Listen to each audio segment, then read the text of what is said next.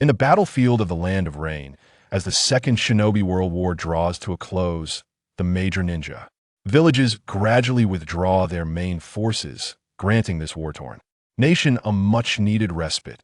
Within a dilapidated wooden hut in the eastern region of the Land of Fire, the 20-year-old Jiraiya sits cross-legged at a table, anxiously gnawing on the cap of his pen, struggling to articulate a single word for a considerable time. Once again, inspiration eludes me, he sighs, propping his hands on the ground and gazing up at the ceiling, seemingly lost in profound contemplation. Moments later, the door swings open, and a boy with orange hair and a girl with blue hair enter, greeting him with cheerful enthusiasm. "Teacher Jiraiya?" "Yahiko, Konan, you're back. Where are Nagato and Hiro?" Jiraiya responds with a hearty laugh, momentarily casting aside his writing woes. "Teacher Jiraiya, Hiro spent the entire day fishing by the river, and Nagato went to find him," Yahiko complains, unable to hide his frustration. "He doesn't return until nightfall every day. It's dangerous out there, and it worries me." "Yahiko, Hiro doesn't fish just for fun." Konan interjects, hands on her hips, diligently defending Hiro. "The money we use for living comes from the fish he catches, and fishing is so monotonous he must be tired." Although by now 2 years prior, she and Yahiko encountered Hiro, another war orphan, and three had lived together for half a year before rescuing Nagato, who was on the brink of starvation. Over these 2 years, Hiro has consistently ventured to the river to fish, becoming a master angler renowned far and wide, with some even jesting that he is the king of fishing. The trio is responsible for selling the fish at the market to procure supplies. Though their existence is not affluent, they manage to maintain a modest livelihood. Until that fateful day when they stumbled upon the battle between Hanzo and Jiraiya.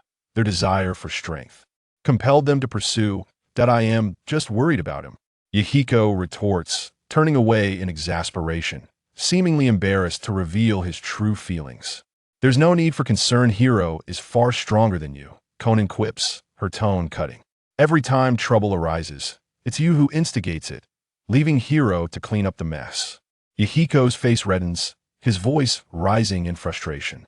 "Damn it, he'll surpass Hiro one day. What's so impressive about his peculiar powers?"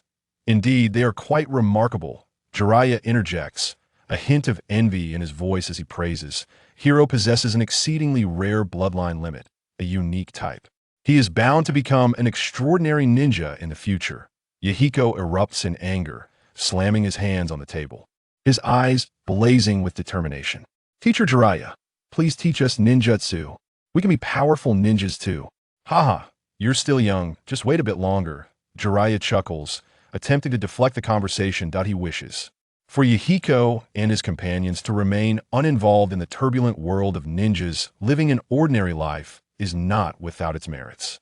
As for Hiro, with his rare bloodline limit, he is unlikely to escape the fate of a ninja. "Teacher Jiraiya," Yahiko exclaims, anxiously tugging at his hair, watching as Hiro continues to grow stronger while he remains stagnant, unable to quell his agitation. After a prolonged period of commotion, Jiraiya shows no signs of relenting. In truth, he is not instructed Hiro either. However, Hiro's bloodline limit allows him to enhance his abilities through chakra manipulation. "Strange, why hasn't he returned yet?" Jiraiya muses, furrowing his brow. "Hiro is always punctual, never late. Yet 10 minutes have passed without a trace of him." "He'll go check the river. You two stay here," he instructs before dashing into the rain, an unsettling feeling swelling within him, an instinct telling him that something is amiss. 3 kilometers away at the riverbank, Hiro stands protectively behind Nagato, his body drenched by the rain, utterly oblivious. Mr. Ninja, we are merely children from an ordinary family. Could you please let us go?" "Let you go?" The ninja snarls, slowly drawing a long blade from his back. "I have returned specifically to avenge my fallen comrades. I will eradicate the scum of the Land of Rain and then move on to slay the bastard from Sunagakure and Konohagakure. How could I possibly let you live?" Though large-scale warfare has concluded, localized conflicts persist, and numerous vengeful ninjas have returned. Gazing at the advancing IWA ninja, Hiro's expression hardens. "The ones who killed your comrades are ninjas. If you seek vengeance, go after them.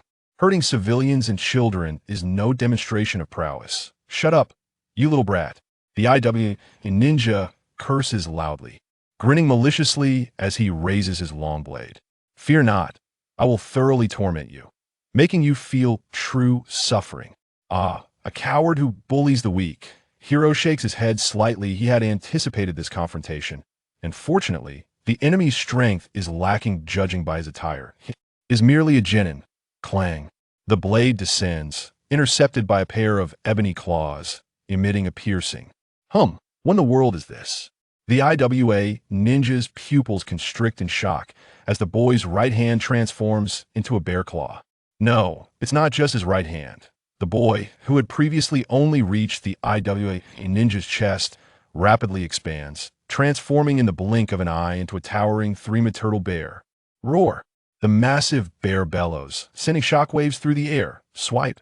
The bear's enormous paw crashes down on the right side of the IWA ninja, accompanied by the sickening crunch of breaking bones, sending him hurtling, a streak of light crashing into the rocks dozens of meters away. A fatal blow. The riverbank returns to a semblance of peace. Nagato, who had been hiding behind, peeks out, trembling in fear. Hiro, is that ninja dead? Dead, the giant bear responds in a low voice, gradually reverting to his human form. He gazes at the distant corpse of the IWA ninja, his emotions swirling in a haze. He has taken another life. Having been reborn into this world for a decade, Hiro has killed a total of 13 individuals. 11 were merciless bandits, while 2 were ninjas. He cannot afford to hold back. If he allows a ninja to react, the adversary would become tenfold more difficult to handle, even if they are merely a genin. He does not expect mercy from them. The rain intensifies, mirroring the turmoil within them. Wait here for me, Hiro instructs softly, before picking up the fallen blade of the IWA ninja and approaching the corpse. Shuriken, kunai, explosive tags, and other valuable supplies are crucial, especially for those without any means of self-defense. They must be collected. As he nears the target, less than 10 meters away, Hiro hurls the long blade with force, piercing it into the ninja's chest with a swift motion. Blood stains the ground. The enemy is undeniably dead. Hiro exhales, knowing that feigning death is a common tactic among ninjas. Even after confirming the opponent's demise, he cannot afford to be careless. Before he can finish scavenging the gear, a white-haired youth rushes in from the distance. Hiro, Nagato. Jiraiya arrives at Hiro's side, glancing at the corpse of the IWA ninja, involuntarily inhaling sharply. That was a close call. What a wretched world this is. Teacher, we're fine, Hiro replies, standing up with a smile, raising the long blade triumphantly. I have ninja tools now. Jiraiya pauses, piecing together the events that transpired, though he is taken aback by Hiro's gentle smile following such a grim act. Let's discuss this later. Just a moment. Hiro retrieves a seed from a vine and tosses it beside the corpse. It quickly sprouts and grows, pulling the IWA ninja's body into the ground. Regardless of the reasons, the body must be disposed of properly to prevent future repercussions. Nagato, let's go home. Hiro lifts the bucket filled with fish, heading in the direction of their home. Nagato hesitates for a moment, then hastily picks up his own bucket, following closely behind Hiro, while Jiraiya walks alongside them, sensing the unspoken words lingering in the air. He could not fathom why Hongye, having just slain an enemy, displayed not a trace of fear, but instead wore a smile, which simultaneously puzzled him and ignited a flicker of dread within his heart, akin to a fear of his own power. Jiraiya furrowed his brow, his emotions equally intricate. Despite having spent over 3 months together, he remained unable to see through Hongye. The young man seemed shrouded in an enigmatic mist. He had already discerned Nagato's Rinnegan and intended to impart certain ninjutsu to a select few, with Hongye being the last of his hesitations. I shall prepare a meal. In the cozy warmth of the room, Hongye recounted his encounter with the rock shinobi before eagerly making his way to the kitchen. It was not out of sheer diligence. Rather, it was due to the fact that his 2 secondary professions were fishing and cooking. After a decade of reincarnation, Hongye felt a pang of nostalgia. Once a leisurely player in the World of Warcraft, he had found a partner in the game, a sweet-voiced elven huntress. It is well known that there exists an indescribable, ambiguous relationship between hunters and druids, and his wife was no exception. Coincidentally, with the version update, druids could indeed mount, causing their value to skyrocket. After much persuasion from his wife, and in an effort to avoid becoming a sad figure, he resolutely set aside his warrior mane and began anew as a druid, intending to soar alongside his beloved. However, his wife abruptly proposed a separation, providing a simple reason: she was to marry in reality, her partner being a lovely female teacher. Hongye met an untimely demise at his computer desk, passing at the tender age of 23. What Hongye did not anticipate was his rebirth in the world of Naruto, specifically during the Second Shinobi World War, and in the perilous land of rain. Fortunately, upon his arrival in this realm, he found himself endowed with druidic abilities, essentially a natural companion capable of absorbing energy from nature, manipulating flora, and transforming into beasts for combat, akin to the powers of Nagato. Yet, he understood this was not a sustainable strategy. In the face of the later Six Paths powers, the druidic abilities appeared to hold little advantage. He must evolve into a ninja, developing comprehensively, lest he succumb to the aftermath of the planetary devastation and tailed beasts. To prolong his existence, Hongye resolved to seek the protection of powerful allies. At the very least, he needed to survive the novice phase. Stealing a glance into the living room, he felt a profound sense of satisfaction. After wandering for nearly 2 years, he had finally located Yahiko and Konan, subsequently finding himself alongside Nagato, thus connecting with the true powerhouse, Jiraiya. In the heart of war-torn land of rain, where could one feel safer than in the company of Nagato and the others? At least, during the 3 years under Jiraiya's care, he could focus on enhancing his abilities. As for Hanzo, he was not currently on Hongye's radar. His only modest goal was to survive until the age of 15. Dinner was served in under 20 minutes. A deliciously prepared braised fish graced the dining table. As Yahiko and the others swallowed in anticipation, even Jiraiya sat upright, saliva pooling. Let us begin. Upon uttering these words, the dining table transformed into a battlefield, the 4 of them with eyes ablaze, their chopsticks clashing like swords. In merely 3 minutes, not a trace of broth remained in the pot. It was so spotless it could reflect light. Jiraiya and the 3 youngsters lay sprawled on the floor, clutching their bellies and burping. So delectable. Each meal brings such happiness. Hongye's culinary skills are unparalleled. Hongye chuckled, shaking his head. His cooking had long reached its zenith, yielding dishes that were not only exquisite in flavor, but also capable of swiftly restoring stamina, invigorating the diners. Should the ingredients be shinobi beasts, the dishes would possess unique effects, such as enhancing physicality or rapidly replenishing chakra. After satisfying their appetites, the trio, under Hongye's urging and with faces full of reluctance, began their nightly obligatory study, reading and writing. Jiraiya quipped from the side, "Hongye is truly a stern taskmaster. I am a year older than them, and naturally, I must shoulder the responsibilities of an elder brother." Hongye cast a sidelong glance at Jiraiya and admonished, "Teacher Jiraiya, you must devote yourself to reading more, otherwise, you will be unable to pen fine articles. Should you find yourself reduced to a lecherous scribe of vulgar literature in the future, it would be a source of great embarrassment for me. Is that so?" Ha ha ha. Jiraiya scratched his head awkwardly, not expecting such a reprimand. Yet he lacked the confidence to retort. He truly wished to write, but found himself at a loss for words. "What are you dawdling for?" Hongye pointed disapprovingly at the 3 young ones beside him. "Sit down and study together." Oh, Jiraiya obediently took a seat, feeling frustrated. Here he was, a distinguished ninja of Konoha, yet he was humiliated by a 10-year-old boy. Tsunade would undoubtedly mock him upon learning of this. The crux of the matter was that this little brat was indeed more adept at reading and writing than he was. The stories he could weave off the top of his head were incredibly captivating, almost unsettlingly so. For instance, the boy who cried wolf, the farmer and the snake, and the clam and the bird, with the fisherman as the beneficiary. They were both amusing and profound, leaving one in admiration. Jiraiya felt a surge of jealousy. This little fellow was undoubtedly a literary prodigy. "Focus," Hongye admonished sharply, the ruler striking Jiraiya's head without mercy, causing him to yelp in pain. Was it merely a lapse in concentration? Today, we will discuss the frog in the well. A brief fable. The 3 young ones found it quite entertaining. Yet Jiraiya couldn't help but ponder deeply, sensing that Hongye was subtly hinting at something. Before long, it was time for bed. Yahiko and Konan snuggled into their blankets, while Nagato, feeling restless, approached Hongye with a dazed expression. "Hongye, can we talk?" After a moment of contemplation, Hongye nodded slightly, picking up the oil lamp and leading the way outside. Let us speak out here. The rain continued relentlessly, showing no signs of abating, and it was unclear how long it would last. On the corridor beneath the eaves, as Nagato settled down, tears streamed down his cheeks, and he curled himself into a tight ball.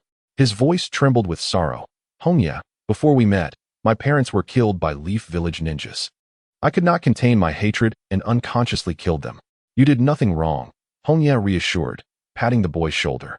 It is only natural to seek vengeance for your parents' death. I seem to possess a special power like yours, Nagato murmured, pulling back his hair to reveal his rinnegan. In that moment when the IWA ninja swung his blade, my mind was in chaos, and I yearned to kill him instantly. That special power nearly erupted within me. But you did not, Hongye gently replied. Were you afraid of harming me? Yes, Nagato nodded slowly, curling his body tighter. Hatred drives me to the brink of losing control. If I were to lose consciousness, I might inadvertently harm you, Yahiko, Konan, and even teacher Jiraiya. I fear my own power. It is indeed terrifying. It could very well lead to our demise, Hongye concurred. Then suddenly shifted the conversation. So why not learn to control it? Control? Nagato blinked in surprise, having never considered that possibility. Yes, control. Hongye smiled and nodded. A sapling sprouting from his palm, a manifestation of nature's power, which in the terminology of the ninja world, can be described as senjutsu. Upon entering the ninja realm, his druidic abilities underwent a significant transformation, resembling not so much a game profession, but rather a bloodline limit. Jiraiya speculated that he hailed from the Tenping clan, the same lineage as Jugo. In certain respects, Hongye's sage transformation bore resemblance to Jugo's, as both could absorb the forces of nature and alter their physical forms. Nagato, I have taught you the method of refining chakra. As long as you possess sufficient chakra, you can certainly control the power within you, just as I do.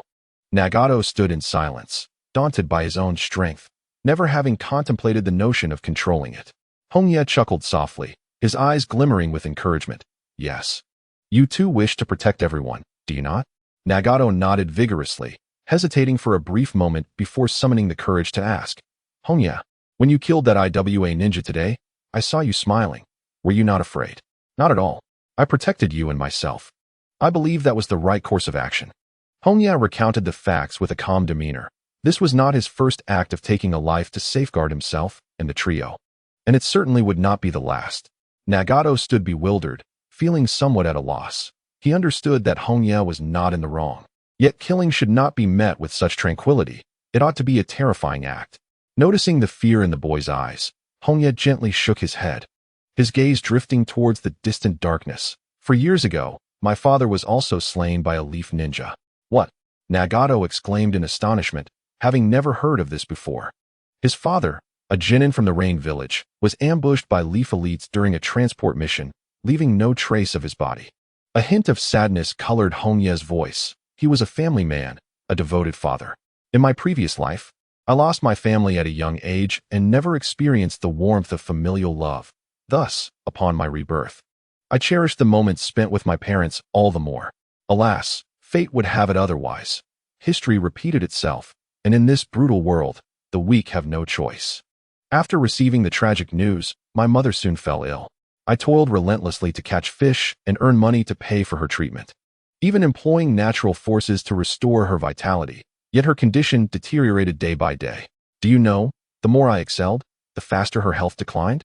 She expressed longing for my father, wishing to reunite with him, assuring me that she had faith in me. Before she departed, she smiled and uttered her final words. Move forward, look ahead. Hongye lowered his head slightly, the tips of his hair obscuring his eyes. How absurd it is. To escape reality, yet urge my 6-year-old son to move forward and look ahead. Nagato, unsure of how to console Hongye, softly murmured, I'm sorry. There is no need for apologies. The past is long gone. Hongye rose, arms outstretched to embrace the sky. Nagato, I shall not dwell in the past, nor shall I regret the lives I have taken, nor fear my own power. Move forward, look ahead. These were my mother's last words to me, and they embody my ninja way as Hongye. Nagato gazed blankly at Hongye, his heartbeat gradually quickening. He was uncertain about the emotions stirring within him, yet he felt an irresistible urge to follow closely behind Hongye. In the room, Jiraiya leaned against the doorframe, draining his drink, a slight smile playing on his lips. Truly, What an admirable path of a ninja. The following morning, in an unexpected turn of events, Jiraiya led Hongye and the others to a broad rock face. From today onward, I shall begin instructing you in ninjutsu, he proclaimed. Really? That's wonderful, Yahiko exclaimed, bouncing with excitement. He had awaited this day for a long time. And both Nagato and Konan were equally thrilled. For commoners, ninjutsu was an enigmatic art. Who wouldn't aspire to become a formidable ninja? Finally, things were returning to normal. A sigh of relief escaped Hongye's lips. A month prior, he had trimmed Nagato's long hair, deliberately exposing the boy's rinnegan to Jiraiya, yet the latter had shown no reaction, leading Hongye to fear he had made a misstep. If he could not learn ninjutsu from Jiraiya, would it not be a waste of time? Just look at Naruto and Sasuke, who became the strongest in the ninja world by the age of 16 or 17. Hongye did not expect to sweep through the ninja world at such an age, but surely he could at least master the basic transformation techniques. Anything less would be a disgrace for someone from another world. Let us begin with the fundamentals, hand seals and chakra refinement. Follow my lead. Jiraiya brought his hands together, demonstrating 12 types of hand seals. A fundamental skill for every ninja. As he diligently practiced, Hongye recalled having attempted these seals before, but without proper guidance, his movements had often faltered. He feared developing bad habits, which deterred him from further practice. Without ninjutsu, mastering hand seals would serve little purpose. Thus, he focused his energy on other areas. Knowing that refining chakra and conditioning his body demanded considerable time, training was a monotonous endeavor, and a month passed in the blink of an eye. Not far from the rock face, in the center of a river, Hongye stood upon the water's surface, fishing effortlessly, his body bobbing with the waves without a hint of sinking. On the shore, Yahiko and the others looked on with envy. Hongye is amazing. We haven't even mastered the transformation techniques, and he can walk on water so skillfully. Jiraiya-sensei had mentioned that Hongye possessed chakra equivalent to that of a chunin, so his prowess was to be expected. I will surpass him one day.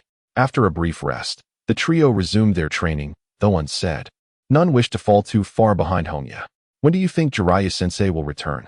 One asked. He has been gone for half a month. He should be back soon. I hope when he returns, he can teach us powerful ninjutsu.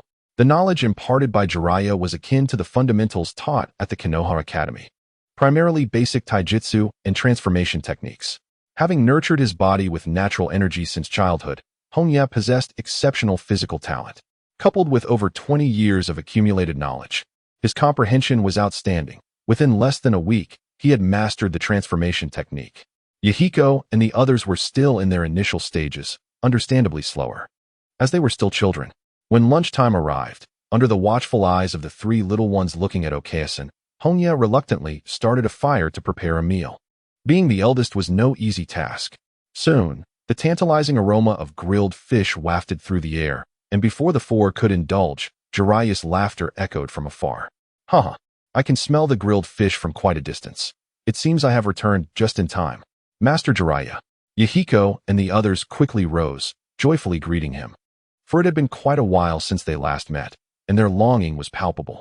To them, Jiraiya resembled a jovial uncle, while Konohamaru was akin to a nurturing mother, perfectly balancing the roles of the household.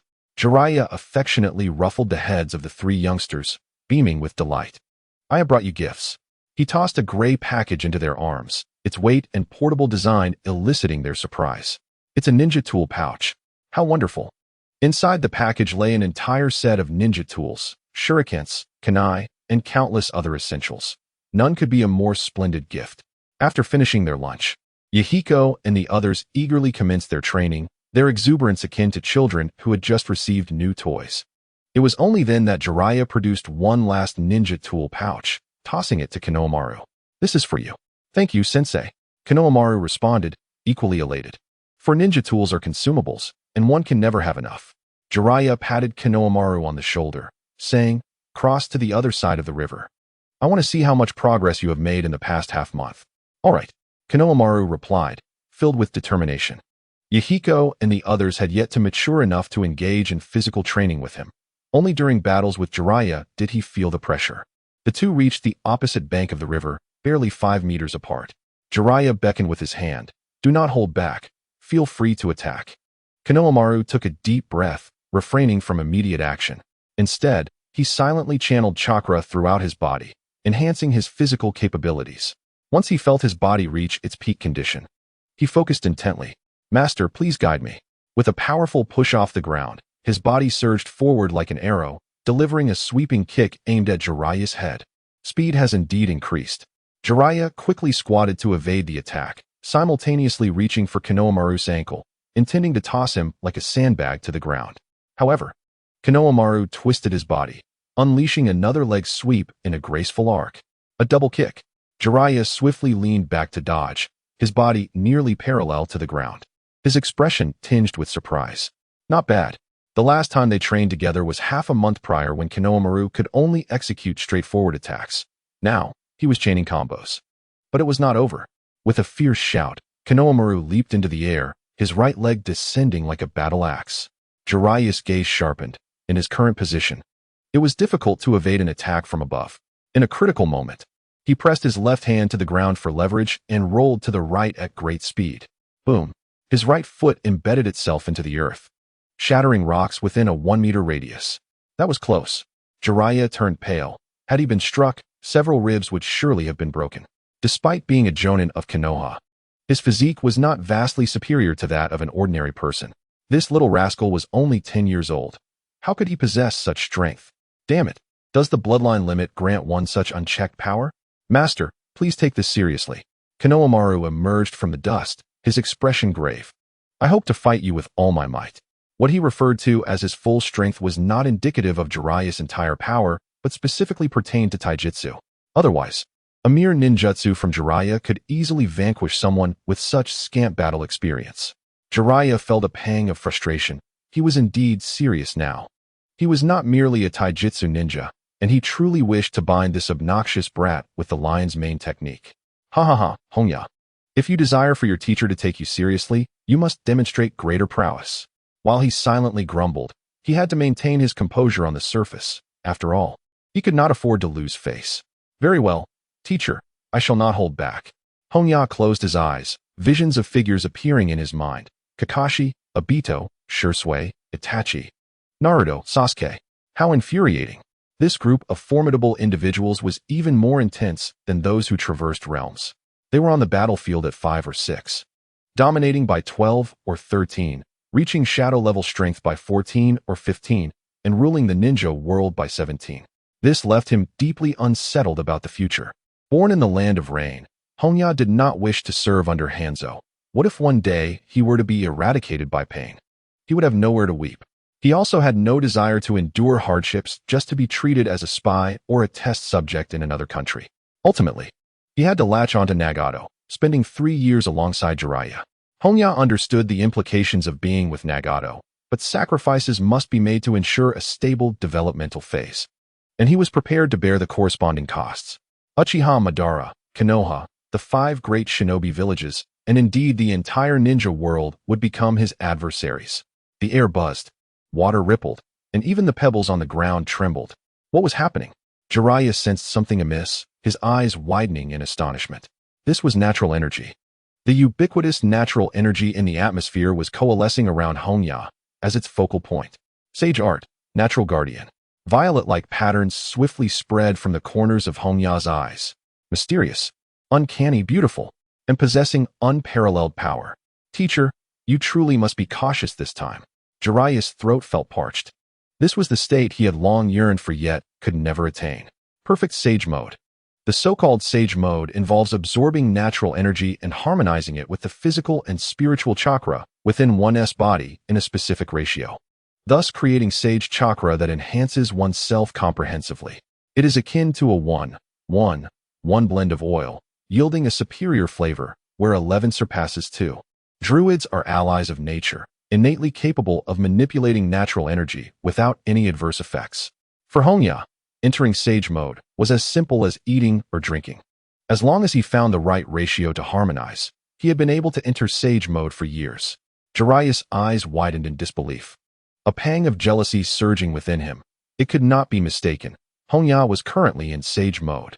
He had trained in Sage Mode at Miyaboka Mountain since he was very young, and even after more than a decade, he still could not achieve perfect Sage transformation. Entering Sage Mode required extensive preparation. Yet, Hongye had instantaneously entered sage mode in its perfect state, without a hint of distortion from natural energy. Why was that? The bloodline abilities seemed so unfair. Why did he have to endure such suffering during his training, only to end up resembling a toad? It was utterly torturous. Jiraiya did not conceal his emotions at this moment, nor could he. Tears of jealousy welled in his eyes, on the verge of cascading down his cheeks. Jiraiya keenly noticed this scene and exclaimed, "Huh? Teacher, why are you crying?" "I am not crying." Jiraiya forcefully wiped away his tears, rolled up his sleeves, and gritted his teeth, declaring, "You little rascal, let me see what extraordinary traits your bloodline possesses. You'd better be careful then." Jiraiya grinned, and with a thunderous crack, the ground beneath him shattered as he instantly appeared before Jiraiya, executing a sweeping kick with his right leg. So fast, Jiraiya was taken aback, quickly crossing his arms to shield his chest, bracing against the incoming strike. The tremendous force propelled him backward by 3 meters, his feet embedding deep into the earth. The same technique as before, but executed with greater speed and strength. "You little brat, you startled me." Jiraiya laughed heartily, unexpectedly feeling the pressure even from what he deemed a routine lesson. Yet, the boy's movements were too immature, riddled with flaws. "Let me teach you what true martial arts entail." When an elite jonin, nearing the rank of Hokage, engages in earnest battle, even if it is solely with taijutsu, it is not something a novice like Jiraiya can contend with. Their fierce clash rapidly evolved into a one-sided affair. No chance for retaliation. Jiraiya shielded his head with his arms, enduring blow after blow, gritting his teeth in pain, yearning to strike back, but finding no opportunity. His vision could barely catch glimpses of Jiraiya, yet his body failed to keep pace, each attack arriving a fraction too late, nearly making him choke on his own blood. "Your punching stance is incorrect. This will cause you to lose your balance. Too many redundant movements are wasting your reaction time. Your body is asleep. Awaken it." While attacking, Jiraiya did not forget to point out the flaws in Jiraiya's movements, secretly astonished. In Sage mode, Jiraiya's physical attributes rivaled those of a taijutsu master, showcasing remarkable strength, speed, and reflexes. However, his youth hindered him from fully harnessing the power of Sage transformation. How could a child who could barely walk run effectively? An hour later, Jiraiya lay on the ground, bruised and battered, gasping for breath, every inch of his body in agony. "Teacher Jiraiya, the rainwater is undrinkable. Could you help me up?" He loathed the incessant downpour. "Wait a moment, let me catch my breath." Jiraiya leaned on his knees, nearly collapsing, feeling more fatigued than during his battle with Hanzo. Damn it, this little brat's stamina and endurance are astonishing, far from that of an average 10-year-old. His innate sage physique is truly unreasonable. Jealously, he helped Jiraiya to his feet, solemnly advising, "Jiraiya, Sage mode is powerful, but it is not suitable for you at this stage. Remember, you must fully master your own strength before attempting to cultivate Sage mode. Progression in training requires a gradual approach. Taking too large a leap can lead to unforeseen consequences." "Yes, Teacher Jiraiya." Jiraiya understood this principle and recognized the treasure that lay within him, though he had previously lacked guidance, relying on trial and error, with less than ideal results. Thus, he resolved to ally himself with Jiraiya, for in this war-torn land, only Jiraiya could truly unlock his potential. After taking a moment to catch their breath, the two found respite beneath the rocky cliff, while Yahiko and the others continued to practice their ninja tools, showing no signs of languor. Watching the trio's diligent efforts, Hongye couldn't help but smile. After 2 years of companionship, he had come to regard them as younger siblings. They were both a source of pressure and a wellspring of motivation for him. It is often said that one's strength multiplies after taking on the responsibility of nurturing others. And Hongye felt this deeply. To protect this bond, he would tread into the depths of hell if need be. "Master Jiraiya, your sudden change of heart to instruct us in ninjutsu is due to Nagato, isn't it?" Jiraiya's gaze shifted slightly at this inquiry. "Among us, Nagato is the most extraordinary. His eyes harbor immense power, surpassing even mine." Hongye spoke candidly, as this was no secret. Yahiko and Konan were well aware of Nagato's Rinnegan, having spent so much time together that it was impossible to overlook. After all, the Rinnegan was undeniably unsightly. A long silence ensued. "Those eyes are the legendary Rinnegan." Containing the power of the Sage of Six Paths, Jiraiya finally began, recounting the history of the ninja world. Long ago, mankind was embroiled in endless conflict.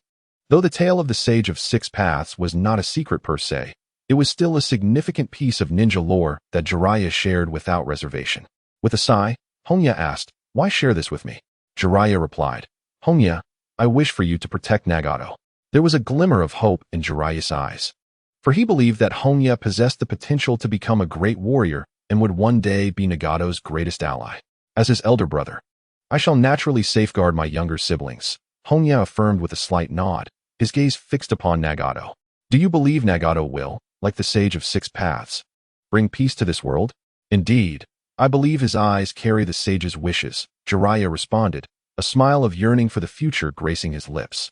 "I once received a revelation from a certain sage. My disciple shall bring about a monumental change in the ninja world, and I will be the one to guide this transformation. I believe that the prophesied child is Nagato." "A prophecy?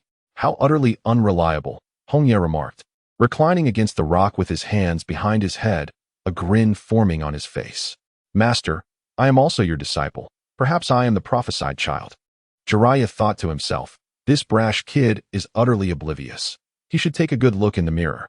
"Master, I intend to take a brief rest." Hongye donned a rain hat over his face, his smile gradually fading, leaving only a sigh in his heart. Nagato is simply too kind. The blissful moments are always fleeting. In the blink of an eye, 3 years had passed. These 3 years were the happiest for Yahiko and his companions, and the most reassuring for Hongye since his arrival in the ninja world. In the wilderness, the four stood in the rain, their bodies washed by the cold droplets after a rigorous sparring session. "Yahiko, Konan, Nagato, you have all grown," Jiraiya said, crossing his arms and wearing a look of satisfaction. "Now I can return to the village with peace of mind. The rest is up to you." "Master Jiraiya." The farewell came too abruptly, leaving Yahiko and the others dazed in the rain, their eyes brimming with tears. "Do not cry. This separation is but temporary. When you grow up, we shall meet again." Jiraiya turned away, his voice infused with hope. "This nation is impoverished and many sorrowful events await, but I believe that with your strength, you can surely change this country." The parting was steeped in sadness, and as Jiraiya's figure faded from view, the tears of the three flowed uncontrollably. By the roadside in the distance, Jiraiya leaned against a banyan tree, quietly awaiting Jiraiya's approach, raising the drink in his hand. "This is the liquor I brewed myself. Care for a taste?" Jiraiya's eyes brightened. His cravings stirred, yet he held back, saying, "Jiraiya, you are not yet of drinking age." Though his body had not matured, his mind had. Jiraiya pointed to the town ahead, walking with a smile. "I've reserved a table. If you don't join, I shall have to savor the fine wine alone." "Wait. How could drinking be complete without the teacher?" Jiraiya hurried to catch up. He had had few opportunities to indulge in spirits over the past 3 years and longed for the carefree revelry of yesteryears. Within the warm tavern, the two clinked glasses in succession, consuming nearly half a jar of the liquor before slowing their pace. Jiraiya, slightly inebriated, praised, "This is undoubtedly the most exquisite liquor I have ever tasted. I have saved some for you to take when you leave, teacher," Jiraiya said, shaking his glass. 3 years had passed, and he was now 13, an age when youths in various ninja villages would be heading to the battlefield. Uncertain whether it was the rapid maturation of ninja or the nurturing power of nature, he appeared more like a 15 or 16-year-old youth. Jiraiya raised an eyebrow. "You knew I was leaving?" "I guessed as much," Jiraiya nodded slightly, having calculated the days, and not long ago, he and his companions had successfully defeated Jiraiya's shadow clone, leading him to believe that parting was imminent. Jiraiya shook his head in resignation. "You remain as astute as ever. Nothing escapes your keen eyes." "It's the teacher who cannot conceal his thoughts," Jiraiya remarked with a sigh, exasperated by his teacher's frequent blunders. "Was it that obvious?" Jiraiya chuckled awkwardly, feeling somewhat embarrassed under his studentess scrutiny. After small talk, Jiraiya straightened his expression, stating earnestly, "Teacher, I will take good care of Nagato and the others." "I know," Jiraiya replied, gazing deeply at Jiraiya with admiration. "Jiraiya, your talent is the most extraordinary I have ever witnessed.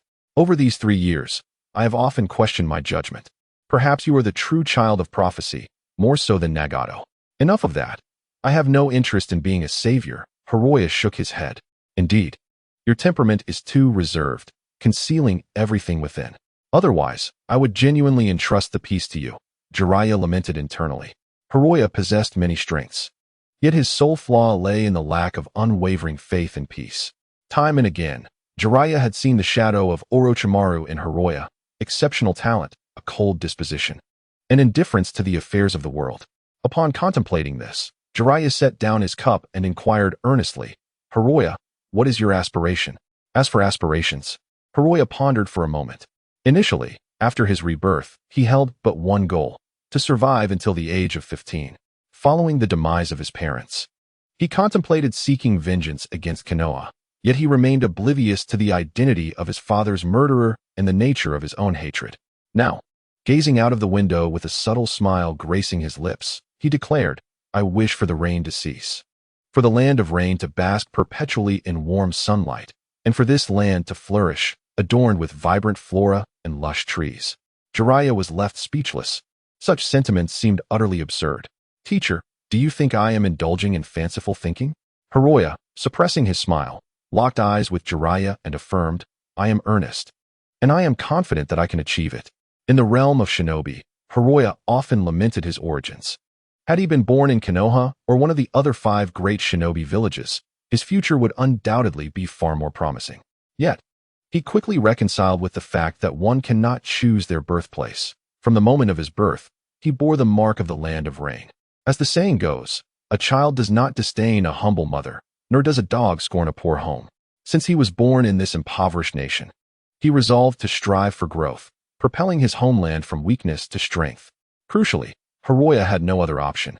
For the past 13 years, the village of Rain had been a focal point of conflict, and he was acutely aware of the grotesque behaviors exhibited by the major shinobi villages. Remaining aloof was virtually impossible. Hiroya's confidence left Jiraiya bewildered. No matter how he pondered, he could not fathom how to make the rain cease. While rain summoning could be accomplished through ninjutsu, resolving the issue of the rain was critical to alleviating the plight of the land of rain. Observing Jiraiya's expression, Hiroya confidently asserted, "Teacher, everything is possible, much like the peace you have always pursued. As long as one finds the right method, achieving it is not out of reach." "Really?" Jiraiya's spirit stirred, his inebriation dissipating significantly. While he might not care about other matters, the prospect of peace invigorated him. "Do you possess a path to peace?" "Indeed. And not just one."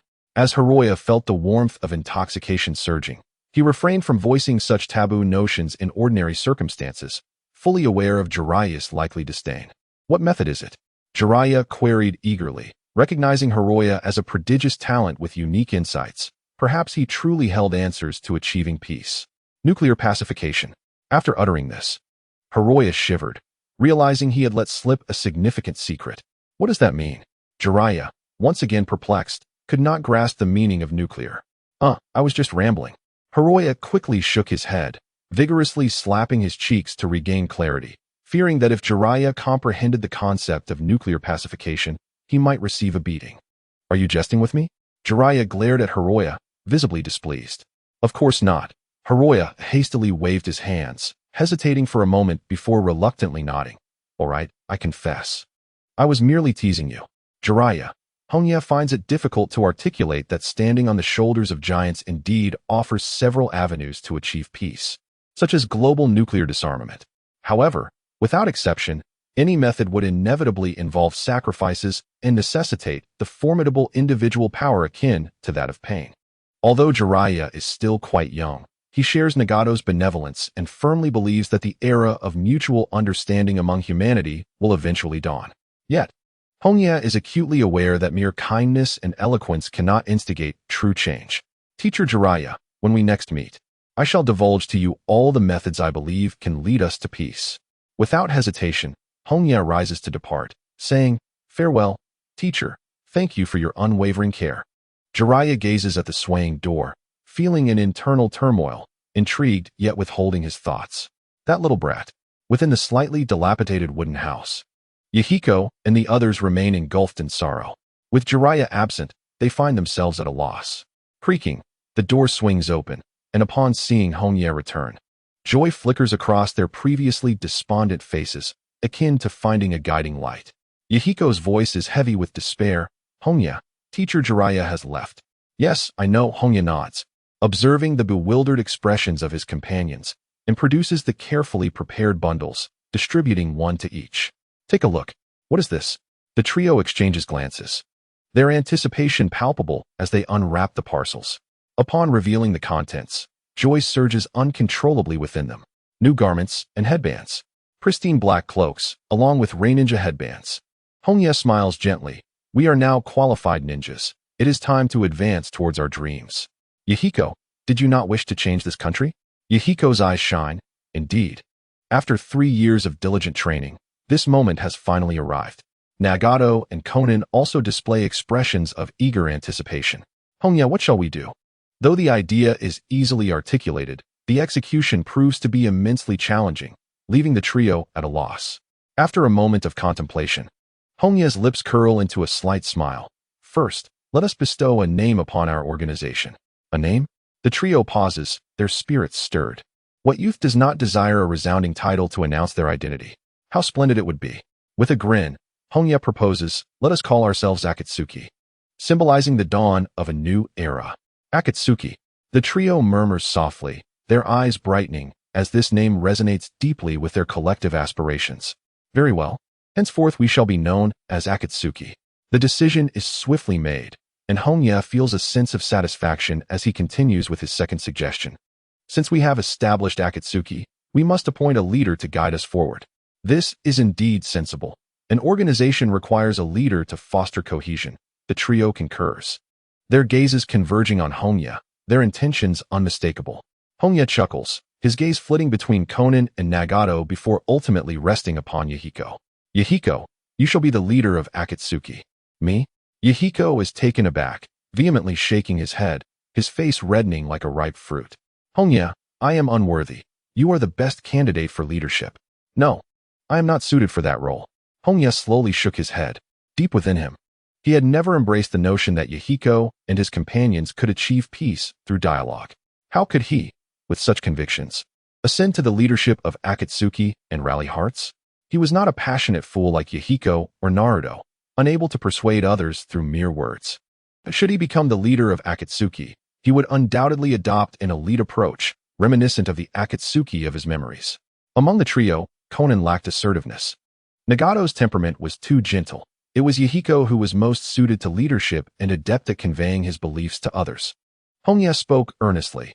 I will take responsibility for logistics, handling the intelligence and funding necessary for the organization's operation. For Akatsuki to flourish, logistics are crucial, especially since it lacks a means of profit. Without financial support, it could easily collapse. Of course, these were merely Hongye's excuses. He sought a pretext for acting independently. Furthermore, children are at an age filled with aspirations for the future. Guidance is far more vital than negation. As they mature and witness the world's true nature, they will inevitably grasp the distinction between reality and ideals. Yahiko stood there, momentarily stunned, still reeling from the conversation. At just 12 years old, he was still quite naive, inevitably feeling a bit overwhelmed. I believe in you, Hongye emphasized, fully aware that this responsibility was a tad premature for Yahiko, yet time was not on their side. In no more than 3 years, the Third Great Ninja War would commence, ushering in a new wave of turmoil for the Land of Rain. Along with the enemies that troubled Hongye the most, Uchiha Obito, the hidden adversary, was the most troublesome. In recent years, Hongye had sensed Zetsu surveilling Nagato on more than one occasion. He was acutely aware of natural energy whenever Zetsu was nearby. That chilling aura was as conspicuous as mouse droppings in a bowl of white rice. Thus, it was imperative to stabilize the situation in the Land of Rain before Obito succumbed to darkness. They must reach a resolution with Hanzo to prevent the haunting memories from resurfacing. Hongye picked up the book left by Jiraiya-sensei on the table, The Will of Fire. In his eyes, the book lacked substance. It was filled with idealistic pursuits of peace, mutual understanding, and the relentless spirit of perseverance, yet devoid of pragmatic solutions. Essentially, it bore no difference from The Will of Fire, merely enchanting people with dreams. However, in this sorrowful world riddled with ceaseless conflict, the message the book sought to convey was precisely what those weary of war and lost in uncertainty most desperately needed. One might even call it a noble cause.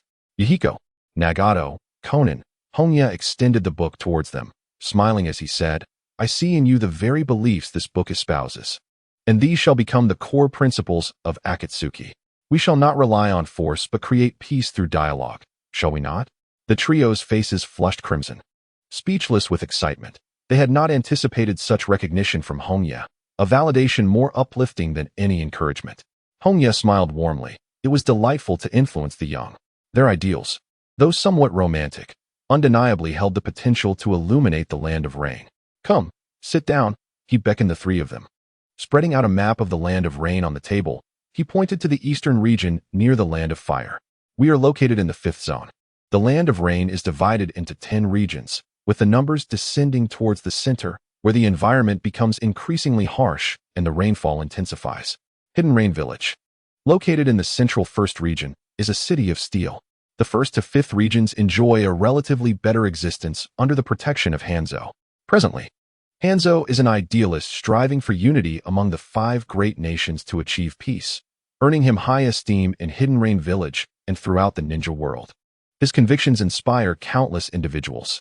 Yet, despite his formidable strength and grand aspirations, he cannot alter the plight of Hidden Rain Village. The 3 major ninja villages, Konoha, Suna, and Iwa, rampantly wage war within the confines of the Land of Rain, displacing countless civilians. The 6th to 10th regions, bordering the 3 great nations, have all succumbed to the chaos of battle, leaving the lives of the inhabitants utterly unprotected, perpetually facing the threat of ninja plundering. Hanzo seeks to alter this dire situation. Thus, he declared war on the 3 great nations during the Second Great Ninja War, yet apart from his own battlefield, all other fronts collapsed. Hidden Rain Village is far too weak. Allowing the legendary Sannin to linger in the Land of Rain reveals Hanzo's helplessness and compromise. Konoha pointed towards the peripheral areas of the Land of Rain and solemnly stated, "The villages from the 6th to 10th regions are still plagued by ninja incursions. We, Akatsuki, shall commence by protecting these villages." Indeed, Yahiko and his companions nodded vigorously, their eyes brimming with aspirations for the future. Oh, by the way, Konoha smiled and reminded them, "I need to amass funds for future preparations, so I cannot accompany you." What? The 3 were left dumbfounded. Konoha shrugged. Earning money is no simple task. My shadow clones are still busy fishing in the river. 3 kilometers away, several shadow clones had transformed into plump seals, comically driving schools of fish underwater. The Land of Rain, with its perennial downpour, is unsuitable for agricultural cultivation. Fortunately, the abundant rainfall leads to a dense network of rivers and lakes. Rich in aquatic resources, this is the only lifeline for this impoverished nation. I must be the first traveler to utilize shadow clones for fishing to support myself. By the lakeside, Konoha gazed at the bamboo basket filled with fish, filled with a desire to vent his frustrations. He possessed various transformation forms, with his aquatic form as a seal being particularly adept at swimming and catching fish. Earning money is indeed a challenge, but this shall be the last time. After years of fishing, I am finally ready to close this chapter of my life. I will henceforth walk this land as a ninja. Leaving the harvest to his shadow clones, Konoha made his way towards the heart of the Land of Rain, and, within merely 2 hours, reached Hidden Rain Village. The Land of Rain is small. It does not take long to traverse. I am Wandering Ninja Konoha, and I wish to join Hidden Rain Village. After conveying his intentions to the guarding ninja, Konoha patiently awaited a response. In the Land of Rain, joining Hidden Rain Village is the optimal choice. He had refrained from doing so earlier out of concern that aligning himself with Hanzo would lead to being hunted by the future darkened Nagato, and also due to the desire to learn from Jiraiya, as Hanzo had no obligation to guide him wholeheartedly. Now that he had become a ninja, he sought to protect the nascent Akatsuki. An official identity would prove immensely beneficial while also utilizing Hidden Rain's intelligence resources to keep a vigilant eye on the state of the war. The most significant point is that Hanzo is now the hero of the Land of Rain, earning the heartfelt respect of even the likes of Yahiko and his companions, who strive to emulate him. Akihiro's objective is clear: to enhance the voice of the Land of Rain, to prevent Hanzo from being exploited by Konoha, and to avert internal strife with Akatsuki. Soon, a middle-aged ninja approached Akihiro with a serious demeanor, introducing himself. "I am Kanzu, Lord Hanzo said. I am Rain's Akihiro, the child of Rain's Ryuhei." Akihiro slightly bowed, adopting a humble posture, as Kanzu, being Hanzo's second-in-command, deserved respect. "I know Ryuhei, a genin from the 4th district." Kanzu acknowledged with a nod, for the Land of Rain is exceedingly small, with barely over 2,000 ninjas, and he was well versed in each ninja's background. His personal visit served to express the importance placed on foreign ninjas and to alleviate concerns about spies infiltrating the village. Upon learning of Akihiro's lineage, he felt significantly reassured. "Follow me." They soon arrived at a training ground, where Kanzu stated solemnly, "Let us spar. I wish to assess your prowess." The skills of wandering ninjas are often inconsistent, with many falling short of even Genin level, and Akihiro's youthful appearance gave Kanzu a cause for concern. Akihiro smiled slightly, drawing the ninja blade from his back. "Lord Kanzu, please be cautious. I am exceedingly strong." Kanzu's pupils contracted, and before he could react, a brilliant flash of the blade appeared above him. The fierce gust of wind severing numerous strands of hair. So swift. What astonished Kanzu further was the sight of Akihiro's legs bending backward like a beast's hind limbs, enabling such terrifying speed. A bloodline limit. Indeed, Akihiro replied with a smile, retracting his long blade. "The loss of my parents profoundly impacted me, unexpectedly awakening a special ability I refer to as Sage Transformation. In future battles, I shall inevitably employ this transformation, and rather than conceal it, I would rather openly display a fragment to elevate your respect." Kanzu's eyes sparkled with surprise. Bloodline users are predominantly found within the 5 great nations, and those from smaller countries are exceedingly rare, each regarded as a treasure. In that moment, he even contemplated pairing the youth to ensure the continuation of such a lineage. Akihiro twirled his blade, inquiring with a smile, "Lord Kanzu, shall we continue?" "Of course." Kanzu responded with admiration, as he sought to confirm Akihiro's identity, thereby gaining a formidable ally for the Land of Rain. The battle resumed, shuriken clashing against blade, creating a shower of sparks, each evenly matched. Kanzu's expression grew increasingly delighted. Taijutsu is a fundamental discipline for every ninja, revealing their true capabilities. The youth's taijutsu was indeed on par with his own, and while the level of his ninjutsu and jinjutsu remained unknown, his current performance was already sufficient to qualify as a jonin of Amigakure. Kanzu's spirits soared, yet disappointment filled Akihiro's heart. The aide's capabilities were merely at this level, which explained their utter inability to contend with the 5 great nations. Aside from Hanzo, the Land of Rain had no other noteworthy ninja, which accounted for their dismal defeats. The sparring session concluded without a clear victor. Kanzo could not help but exclaim, "What a prodigious young talent! Hiroya, who taught you your physical techniques?" "My mentor is Jiraiya from Konohagakure." Hiroya responded with composure, succinctly recounting his experiences. Such matters could not be concealed. The Rain shinobi were well aware of Jiraiya's movements, merely turning a blind eye to them. "I see. I shall relay this information to Lord Hanzo," Kanzo remarked, his brow slightly furrowed.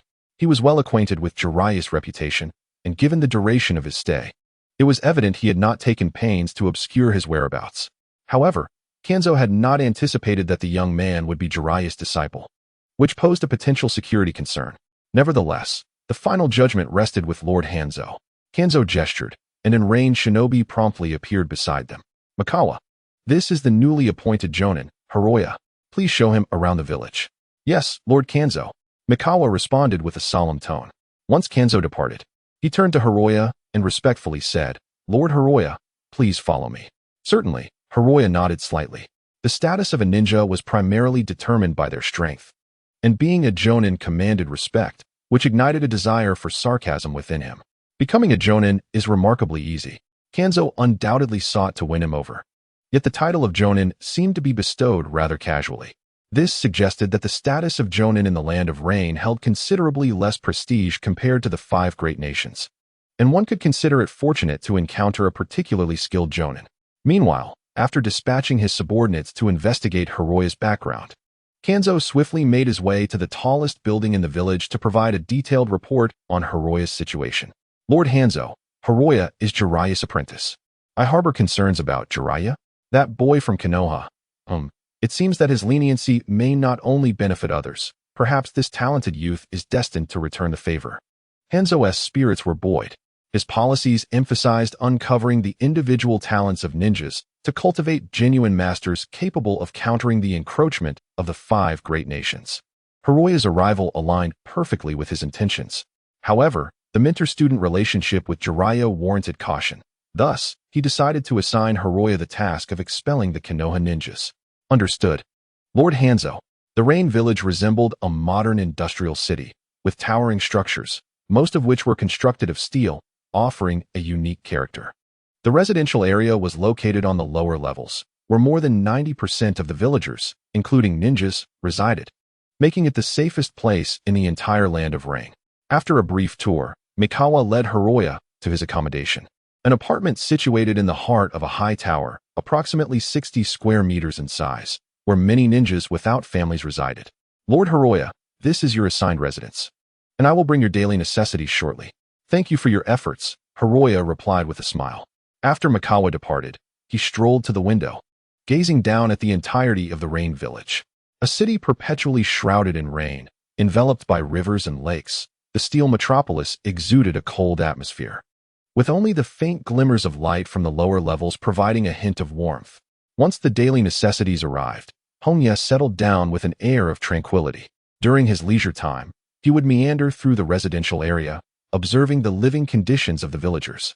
Life was arduous, many families were compelled to work, and it would be quite accurate to describe the common folk as merely scraping by. Before long, a week had elapsed, and Sanha returned, this time to elucidate matters concerning ninjas, including how to undertake missions and the associated rewards and benefits. The process was slightly slower than anticipated. Hongye was keenly aware that during this week, the village was undoubtedly probing into his identity, and now, granting him access to ninja affairs suggested they had found no issues. He was, after all, a legitimate citizen of the Land of Rain, with a completely unblemished background. The ninja office was housed in the tallest building of the village, the Rain Shadow Tower, which also served as Hanzo's residence, functioning similarly to the Hokage Tower. The mission hall was rather desolate, occupied only by guarding ninjas, with tasks categorized by rank and placed in distinct areas. Lord Hongye, this is a confidential mission specifically entrusted by Lord Kanchong. Please ensure its completion, Sana stated, handing a secret scroll to Hongye. You may also peruse all the commissions available in the village. Should any pique your interest, feel free to accept. Yes, I understand, Hongye replied, stowing away the scroll and choosing not to rush into reviewing it. Instead, he browsed through the mission commissions in the hall, his brow furrowing deeper with each passing moment. He turned to Sanha, who awaited behind him, and inquired, "Why are all these tasks assassination missions? My lord, our Rain Hidden Village specializes in assassination techniques, and the number of domestic commissions is exceedingly scarce. Thus, our primary work involves accepting assassination commissions from the 5 great nations to earn our livelihood," Sanha answered calmly, though a shadow of unease flickered across his countenance. Assassination tasks were the most troublesome and perilous type of missions. Failure meant death. The ninjas in the village were essentially wagering their lives for monetary gain, and many Rain ninjas, unable to bear the pressure, chose to leave the village voluntarily. I see, Hongye's voice was tinged with a coldness. The sparse population of the Land of Rain, compounded by the ravages of war, meant that the common people could scarcely afford to hire ninjas. For the Rain ninjas to thrive, they had no choice but to accept commissions from foreign nations, akin to outsourcing work. The 5 great nations shifted the risks onto smaller countries, needing only to pay a portion of the rewards while indirectly weakening the strength of the Rain ninjas, effectively reaping multiple benefits. In truth, the plight of the Rain ninjas was not unique. Many small nations faced similar circumstances, with some unable to establish ninja villages at all, resorting to seeking aid from larger nations in times of peril, much like the Land of Waves. After a moment of contemplation, Hongye's gaze hardened with determination. Sanha, retrieve all assassination missions targeting individuals within the Land of Rain. All of them. Sanha was momentarily taken aback, nearly questioning his own hearing, but quickly regained composure and began to sift through the mission files with haste. Lord Kanchong had advised him to accommodate Hongye's requests as much as possible. As a competent ninja, speaking out of turn was not a commendable trait. Before long, 19 scrolls were laid out on the table, 1 S-rank mission, 5 A-rank missions, and 13 B-rank missions. In the context of assassination commissions, B-rank indicated targets possessing the strength of a chunin, A-rank corresponded to jonin, while S-rank denoted targets comprising more than 1 jonin or a renowned elite jonin. Hongye casually skimmed through the contents, storing away the S-rank and A-rank scrolls. He accepted all the tasks without acknowledging the astonished Sankawa. Without delay, he returned to his dwelling, prepared ample supplies, and departed from the hidden rain village, heading northward. His objective was to approach the 7th region near the Rock Ninja village, where the mission targets were located, coincidentally near where Yahiko and his companions were protecting the injured villages, an imperative task to eliminate the invaders. Calculating the time, within 2 to 3 years, the Third Great Ninja War would commence. Earlier in the Rain Shadow building, Hongye learned of a shocking event that stunned the entire ninja world. The hero of Konoha, the formidable Kakashi Hatake, had taken his own life. This revelation meant that 5 years later, Kakashi would become a jonin at the age of 12, leading to the outbreak of the battle at the Kaminari Bridge, followed by Uchiha Obito appearing under the guidance of Kurizetsu. Hongye's expression turned grave before Obito's arrival. He must resolve the relationship with Akatsuki and Hanzo, as the dark psychology of the latter, now tainted, could resort to any underhanded tactics. The Third Great Ninja War would once again place the Land of Rain at the center of conflict, yet it also represented an opportunity for its rise. Its unfortunate location at the heart of the three great nations had long subjected the Land of Rain to dire circumstances, making it the first victim in every war and turning it into the most brutal battlefield. The Second Great Ninja War had already concluded, 3 years prior. Hanzo had triumphed over the three ninjas of Konoha. Realizing that the true victor would be Konoha, he proactively withdrew his defenses, stepping away from the turmoil of war. Subsequently, the weakest of the three, the Sand Ninja, found no advantage against Konoha and were forced to retreat in a defensive strategy. At this juncture, the Hidden Rock Ninja, under the guidance of the cunning Inoki, began to exert pressure, opening multiple fronts simultaneously, forcing Konoha and the Sand Ninja to divert their forces. Even dispatching the three ninjas of Konoha to the Land of Grass to counter the Rock Ninja's advance.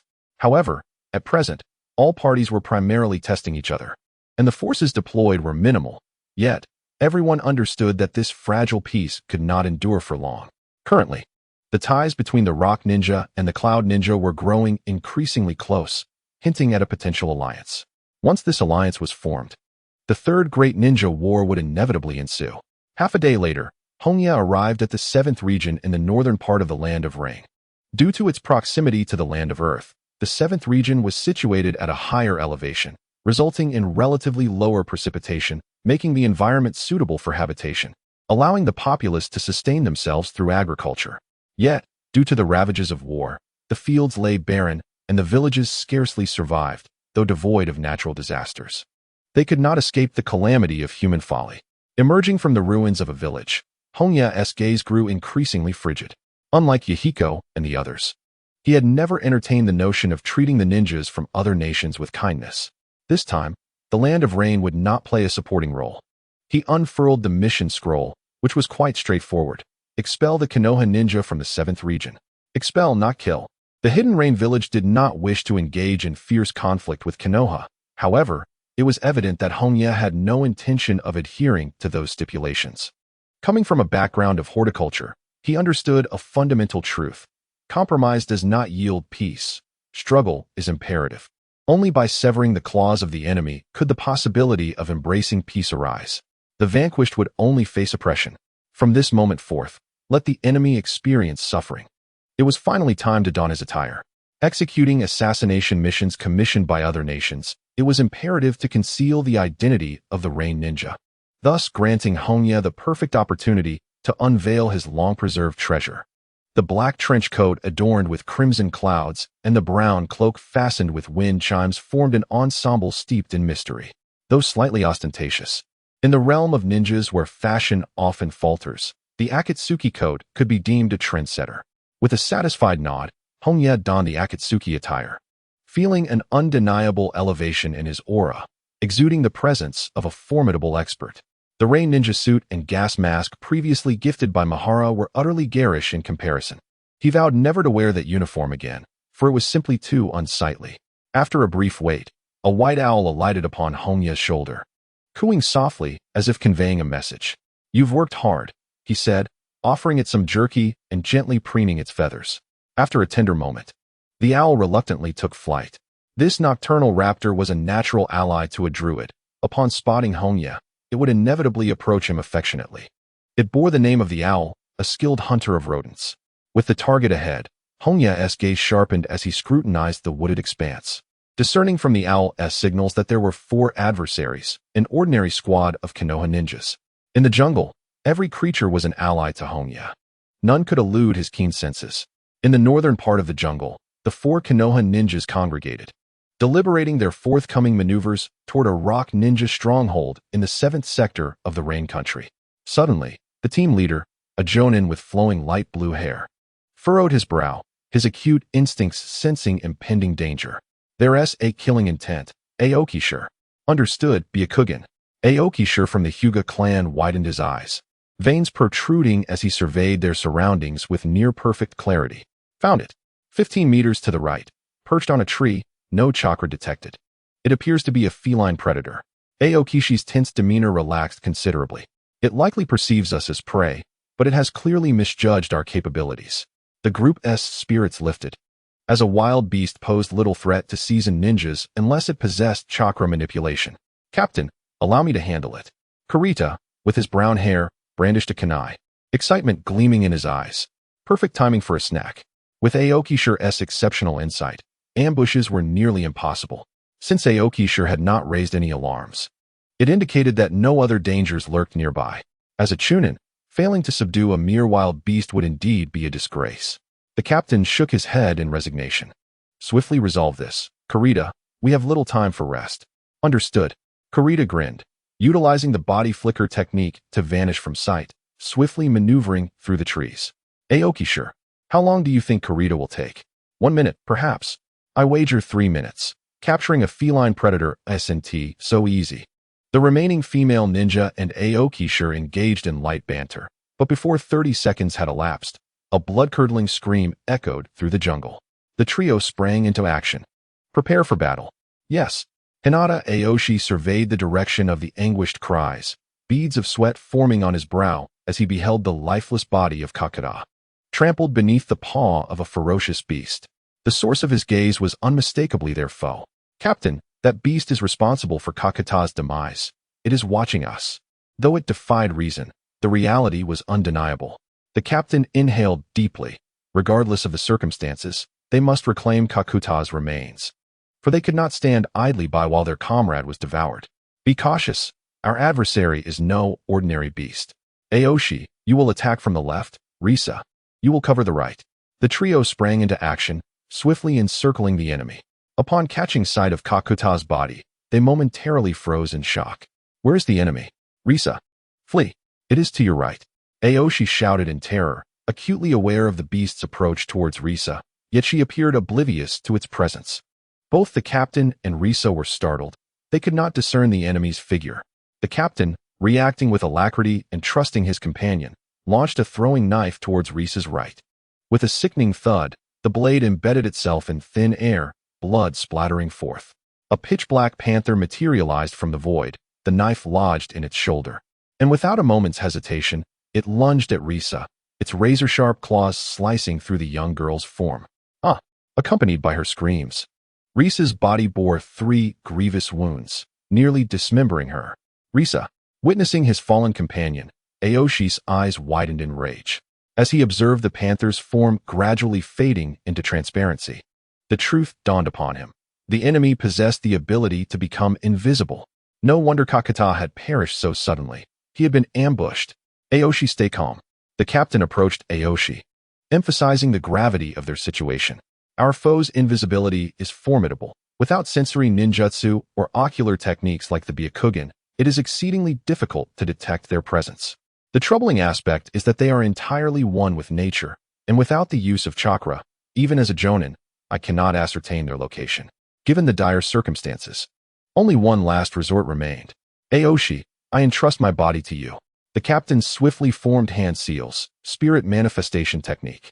This specialized ninjutsu, which separates the soul from the body, is classified as an S-rank technique due to its immense difficulty, with only one adept in the entirety of Konohagakure, Kato Daku. Once the soul was liberated from the corporeal form, the ethereal Kato Daku could distinctly sense the surrounding spirits, swiftly locating the panther's position. You are human. Daku paused momentarily. Then an uncontrollable fury ignited within him. Though the enemy appeared as a panther, The soul he sensed was undoubtedly human. Bloodline limit. This can only mean one thing. The enemy was an assassin. The panther cast a cold glance at Kato Daku before swiftly darting into the jungle, its speed astonishing. In the face of the spirit manifestation technique, distance held no significance. I shall never forgive the one who took my comrade's life. Daku declared coldly as his soul transformed into a streak of light, vanishing into the panther's form in the blink of an eye. Victory. Hinata Aoshi supported Kato Daku's body, exhaling in relief as he witnessed the panther collapse rigidly to the ground. Aside from the ceiling barrier, no ninjutsu can defend against the captain's ethereal transformation technique. To date, countless ninjas have perished under this move. However, a sudden trickle of blood escaped from Kato Dan's lips, and the unusual scene alerted Hinata Aoshi to impending danger. Yet his Byakugan could not perceive the spiritual realm. I've been waiting for you for a long time. Within the spiritual world, Hongye felt his control over his body being usurped, and he couldn't help but marvel at the peculiar nature of the ethereal transformation technique. Who are you? Kato Dan realized that his ninjutsu had succeeded. All he needed to do was control the body to commit suicide, thus triumphing over his adversary. Yet, he found himself unable to do so. 6 colossal beasts, towering over 10 meters, surrounded him, akin to diners awaiting their meal. What are these? A raspy voice tinged with despair inquired. I am a rain ninja, Hongye calmly replied, casting a glance at the ferocious beasts, a faint smile curling at the corners of his mouth. They are the natural spirits residing within me. The leopard spirit, bear spirit, sea spirit, deer spirit, tree spirit, and owl spirit. From the moment of my birth, these natural spirits have dwelled deep within my soul, growing alongside me. Their ability to shapeshift freely is precisely due to their existence. I apologize, but illusions and mental ninjutsu are ineffective against me. Hongye flashed a grin, his fangs glinting with a chilling light. Now let us feast. In the realm of ninjas, intelligence often proves to be the decisive factor in determining victory or defeat.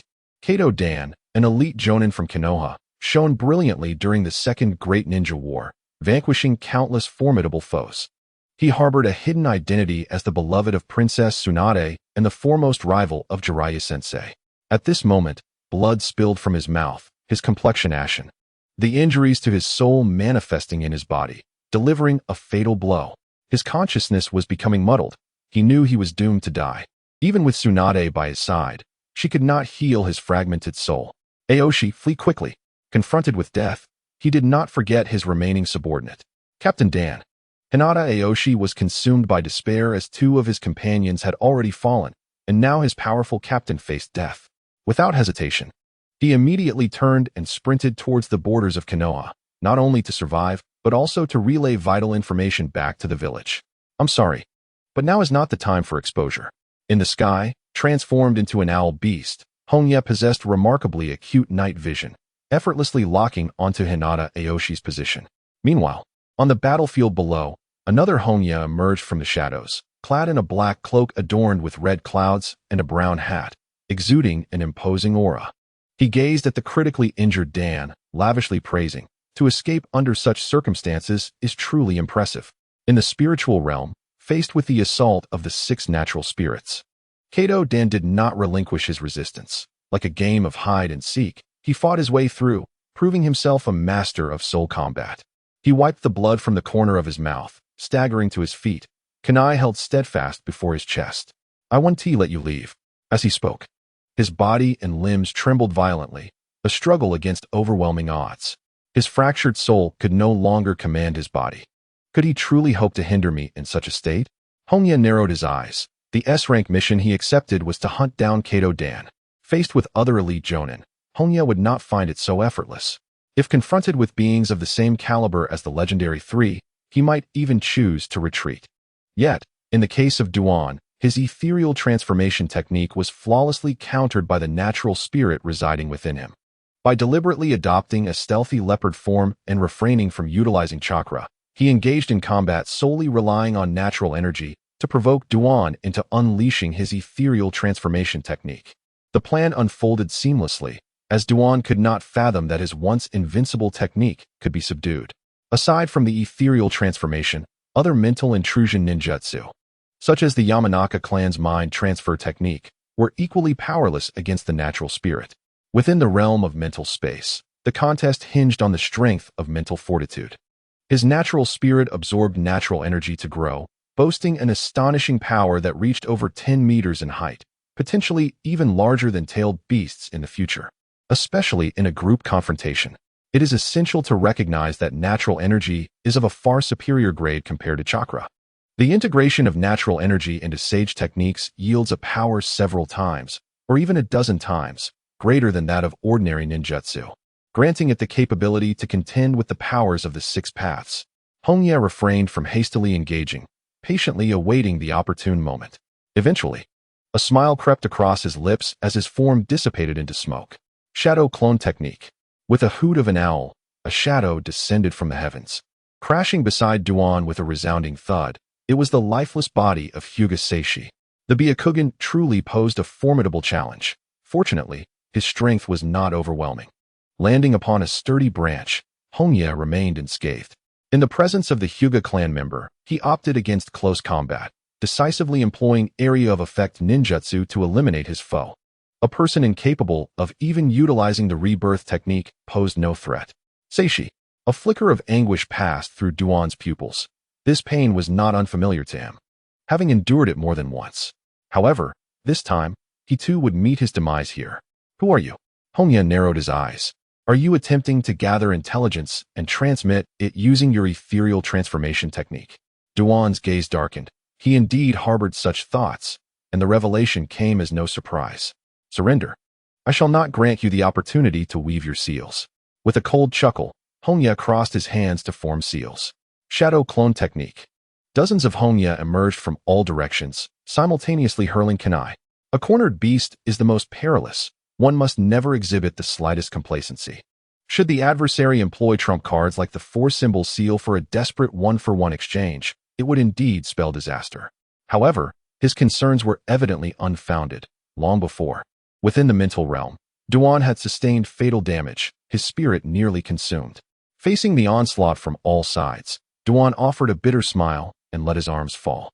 I could not uphold my promise. Forgive me, Tsunade. Crimson petals blossomed as the man was pierced, resembling a hedgehog.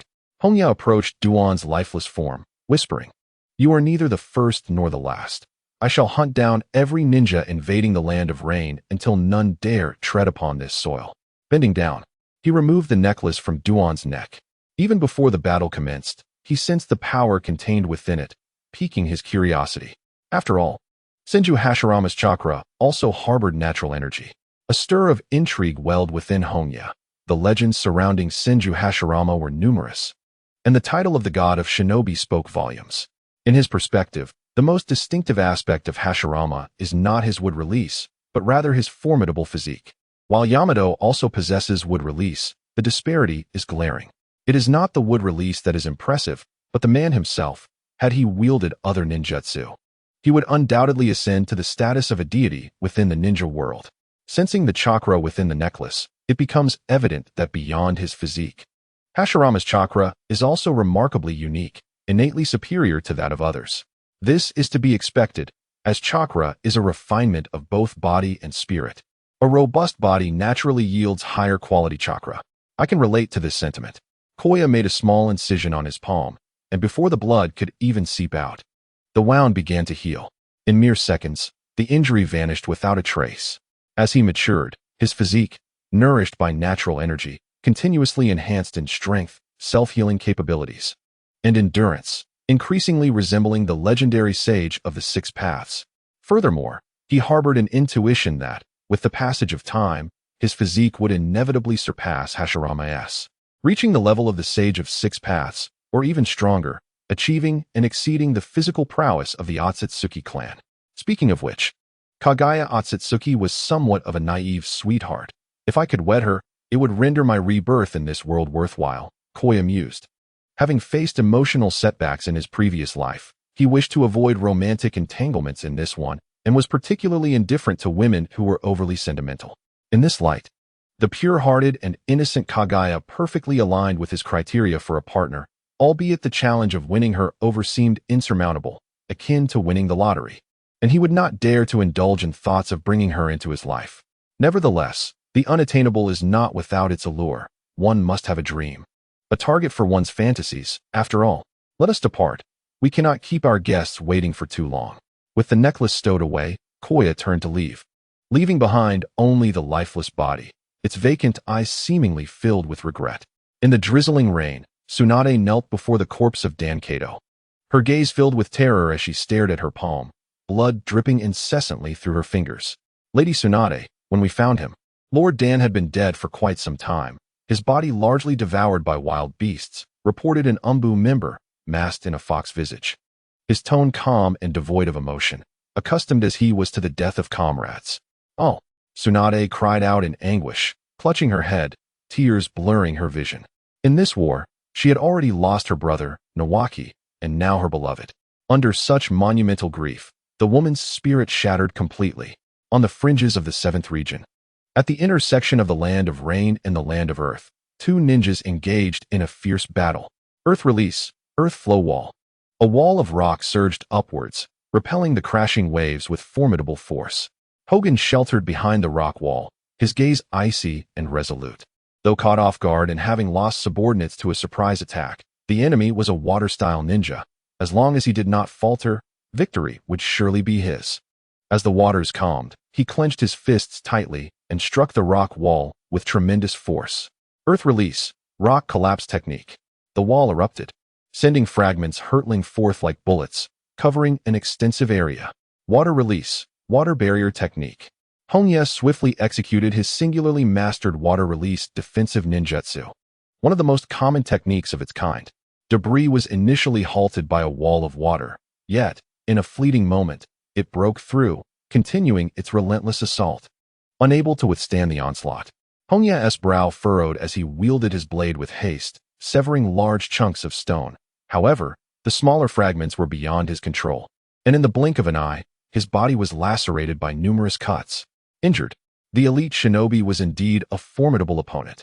Hongye grimaced in pain, confronting the Jonin from a Wagakure, the final adversary in the 7th region. Though not widely renowned, this foe proved far more challenging than Kato Dan, particularly due to the excessive defensive techniques and formidable physical prowess. Enhanced by earth release hardening techniques, he was as resilient as a boulder. The opponent's potential vulnerability lay in Jinjutsu, yet that was exactly Hongye's Achilles heel. Jiraiya's Jinjutsu was notoriously ineffective, having never properly instructed him in that art. There was no time to waste. He had no reinforcements, while the IWA forces were scattered along the border, ready to strike at any moment. Utilize lightning release. Sage art, lightning spirit form. Lightning cascaded from the heavens, and a spectral leopard spirit, infused with sage chakra, appeared behind Hongye, swiftly merging with his being, transforming his physique. As the nature spirit grew, it adapted attributes corresponding to the natural energy absorbed, with Hongye nurturing the leopard spirit's affinity for lightning. Roar! The thunderous leopard howled towards the sky. Witnessing this, Kuroiwa gasped in disbelief. Is that tailed beast transformation? The Wagakure possessed two-tailed beasts, the Four Tails and Five Tails. He had once quelled a Jinchuriki's rampage, and was intimately familiar with the form of his adversary. Aside from the difference in coloration, it bore an uncanny resemblance to the initial tailed beast transformation. Stay calm. This opponent cannot be a Jinchuriki. Kuroiwa fought against the instinct to flee. Though uncertain of what manner of being stood before him, he was certain it was no Jinchuriki. There was only one tail. The one tail belonged to the Sand Shinobi, and the appearance was not that of a leopard. This must be some secret technique. Kuroiwa swiftly analyzed the opponent's ninjutsu, suddenly recalling something that sent a shockwave through his heart. Could it be the lightning armor of Kumobikure? The village had a secret technique that enveloped the body in lightning, significantly enhancing physical defense and speed. The third Reikage was famously known as both the strongest spear and shield. Despite the differing appearance, the state closely resembled the lightning armor. Yet, that was a secret passed down through the Reikage clan. Why would it manifest in the Land of Rain, especially amidst a conspiring alliance between the Cloud and Stone Shinobi? There could be no retreat. It was imperative to uncover the truth about this enemy. Kuroiwa took a deep breath. Should the adversary indeed belong to Kumobikure, it would signify a potential betrayal of a Wagakure that must be verified. Capture him. He slammed his hands onto the ground. Earth release, rock pillar prison. Columns of rock erupted from the earth, confining Hongye within a prison-like structure. An earthen prison, was it? Hongye cast a glance, continuing to sense the transformations within his body. It was his inaugural transformation in Sage mode, and he felt a touch of discomfort. It was reminiscent of the tailed beast cloak, the mystical chakra, coalescing into a formidable lightning armor that enveloped his physique, not only bestowed immense strength, but also significantly augmented his stature, rendering the originally towering rock ninja akin to a mere child in his sight. Regrettably, his repertoire of ninjutsu was woefully limited, compelling him to resort to sage techniques. This sage art represented his trump card. Should it be divulged, it would inevitably render him a target for adversaries. Even the formidable Pain could not escape defeat once his true capabilities were laid bare. However, his knowledge of ninjutsu was scant, as Jiraiya had imparted only a handful of commonplace techniques such as Water Chaos Wave and Earth Barrier, leaving esoteric arts largely unaddressed. The Hidden Leaf Village would never permit the revelation of powerful techniques. Jiraiya found himself ensnared in an exceedingly awkward predicament. The sage body endowed him with remarkable physical prowess and a vast reservoir of chakra, yet his ninjutsu and jinjutsu were severely lacking, while his taijutsu could only be described as mediocre, preventing him from fully harnessing the potential of his sage form. After all, he had only practiced for 3 years.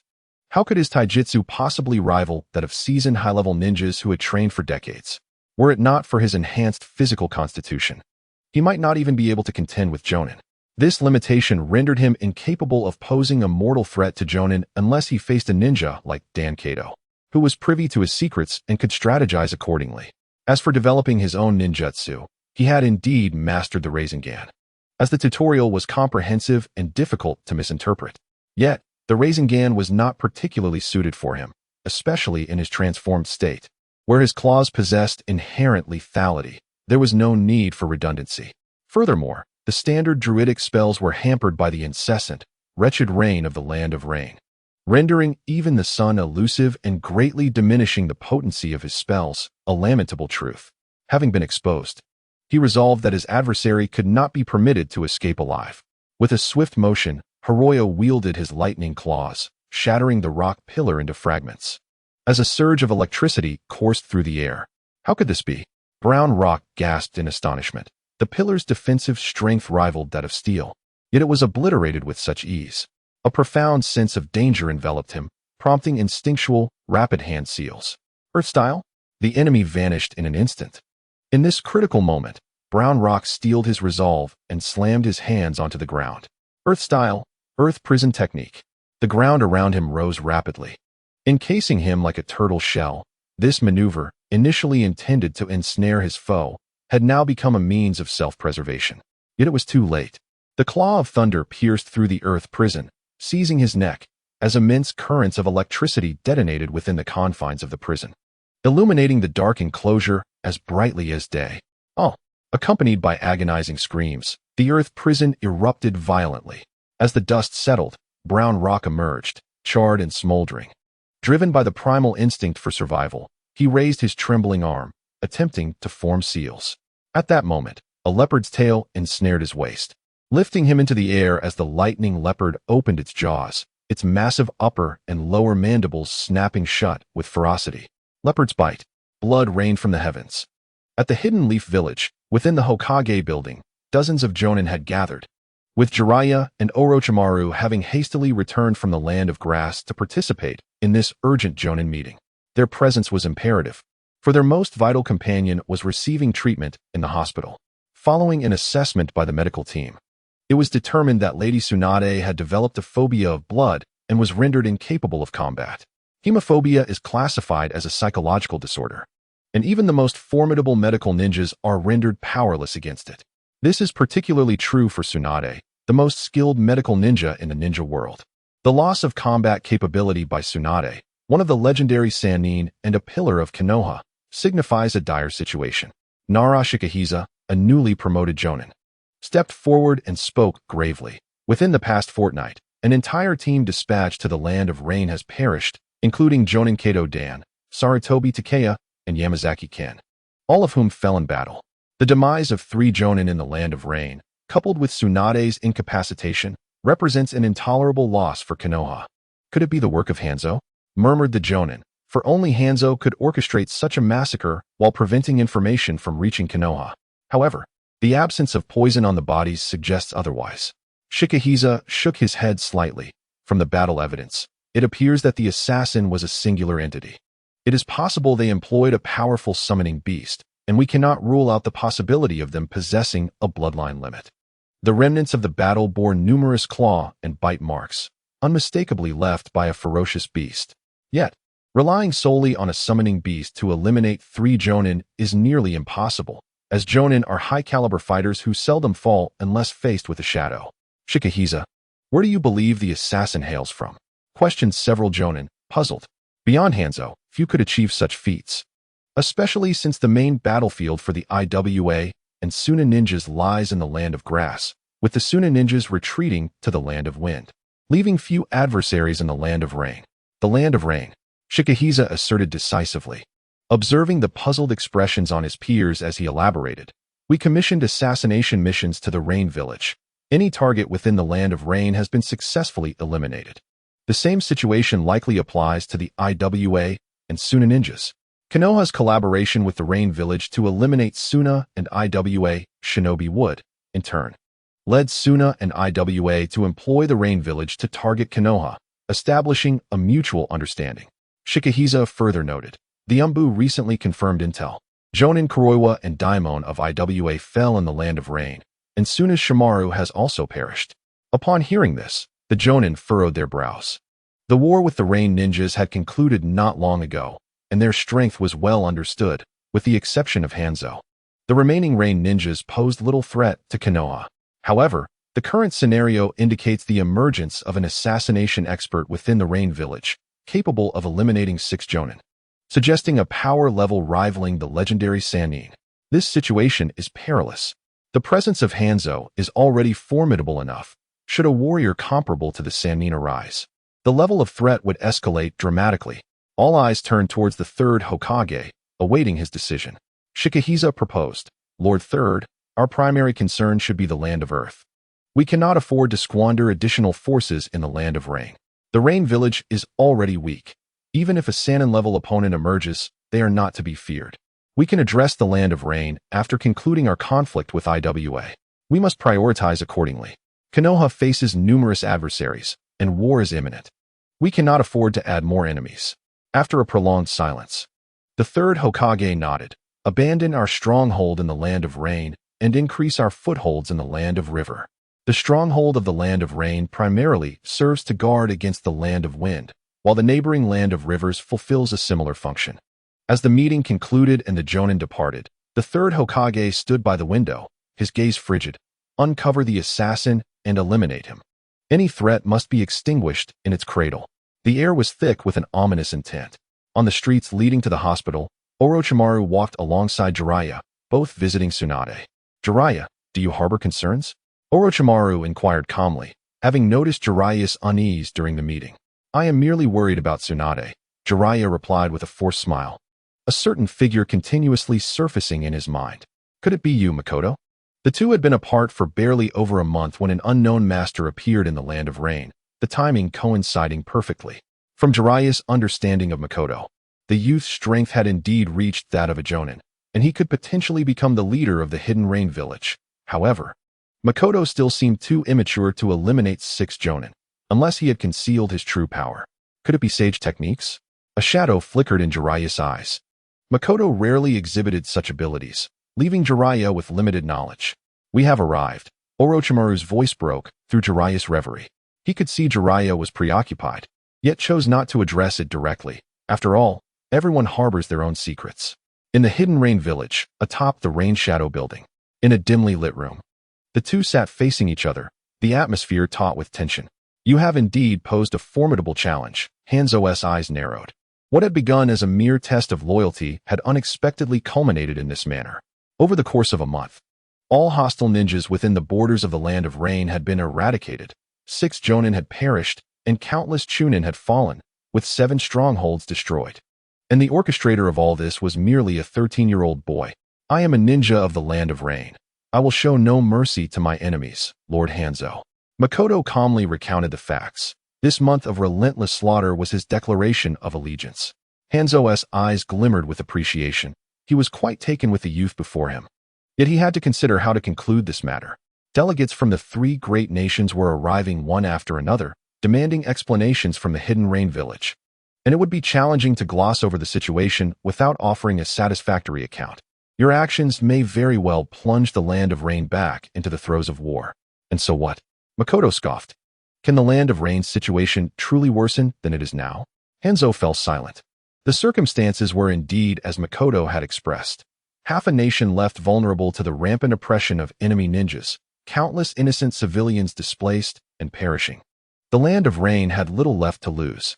Moreover, with the escalating tensions among the three great nations, it would be difficult for them to marshal their energies against the Land of Rain, particularly the sand ninjas who were struggling for survival themselves. Yet, as the leader, he had to anticipate the worst-case scenario. Neglecting to settle accounts now did not preclude future reckoning. The last war had opened his eyes to certain truths. The Land of Rain was far too weak to ever challenge the five great nations. Lord Hanzo. Makoto straightened his posture, having expended tremendous effort and sustained numerous injuries to secure this audience with Hanzo. Do you still harbor hopes for the five great nations? Hanzo paused, his expression darkening considerably. He indeed yearned for the unity of the five great nations to fulfill the dream of world peace. Yet reality struck him hard. The five great nations were utterly indifferent to peace. Their eyes were fixated solely on profit. Time and again, wars had satiated their appetites, while the cost was borne by the smaller nations caught in between. Hanzo's gaze bore into Koya, sharp as a blade. What are your thoughts? Lord Hanzo. The primary condition for dialogue with the five great nations is to attain a corresponding status. Koya replied. Within 3 years, the third great ninja war is bound to erupt, and it will be the final opportunity for the Land of Rain to rise. Koya's lips curled into a smile, his ambition evident. Regardless of the circumstances, we must elevate Amigakure to the status of the 6th great ninja village. Become the 6th great ninja village? Even with Hanzo's composure, he found himself momentarily taken aback, a humorous sensation bubbling within him. Youngster, are you aware of what you are saying?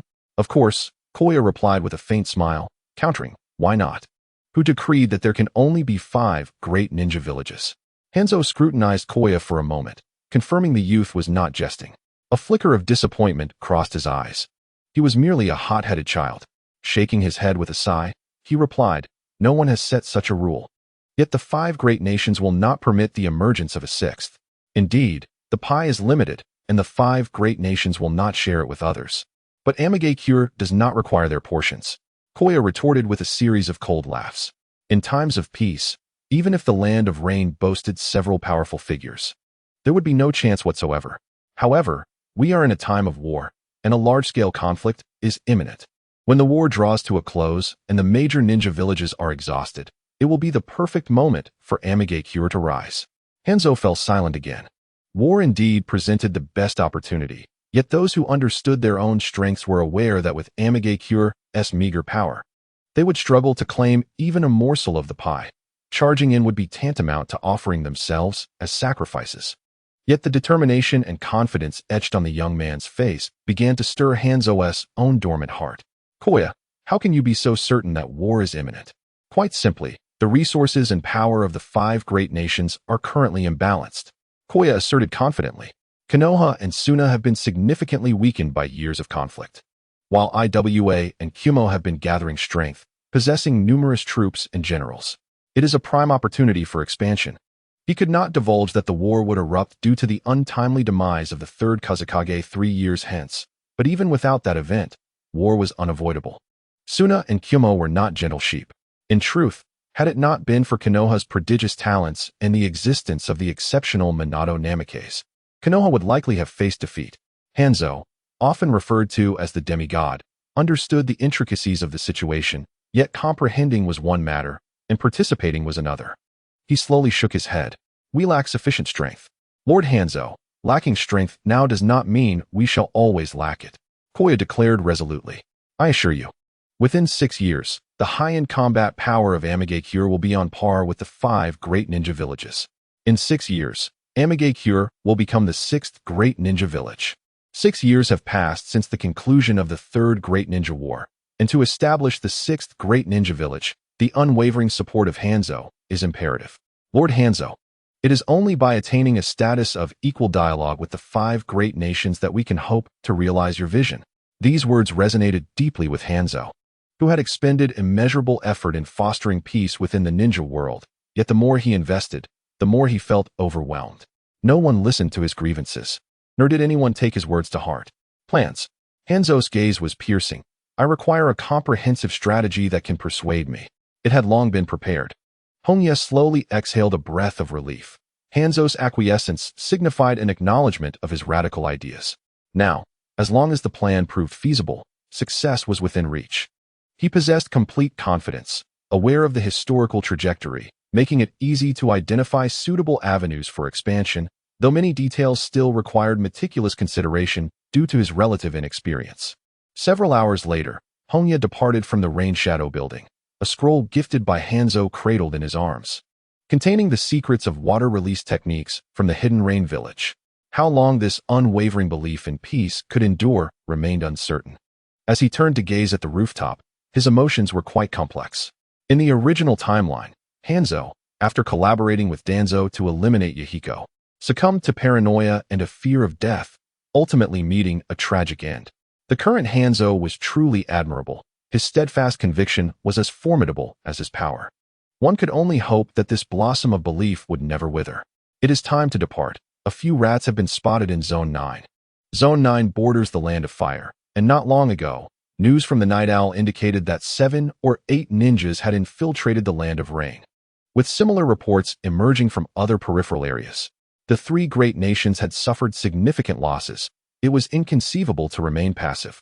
It must be the Umbu, Hongye speculated. The coordinated action of 7 or 8 ninjas did not resemble a typical team configuration, suggesting they were likely members of the Umbu. After all, Konoha had lost 3 Jonin and dozens of Chunin and Jinin, with 3 of their strongholds eliminated, making the deployment of the Umbu quite reasonable. Before departing from the Land of Rain, several more cleanup operations were necessary. Hongye's expression grew cold. The enemy was likely tracking him, and vigilance was paramount. Assassination differed vastly from direct confrontation.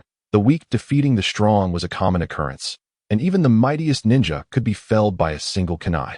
In a state of travel, a deer, comparable in size to a horse, galloped steadily through the rain, exceeding speeds of 50 kilometers per hour. Arriving in the eastern Zone 9 in less than 2 hours, the closer one drew to the Land of Fire, the more the environment transformed into a picturesque paradise, with lush, dense jungles and warm sunlight cascading down. It was both comforting and blinding. Hongye stood atop the treetops, gazing up at the azure sky. Basking in the sunlight was an indulgence for the people of the Land of Rain, a luxury rarely experienced even once a year.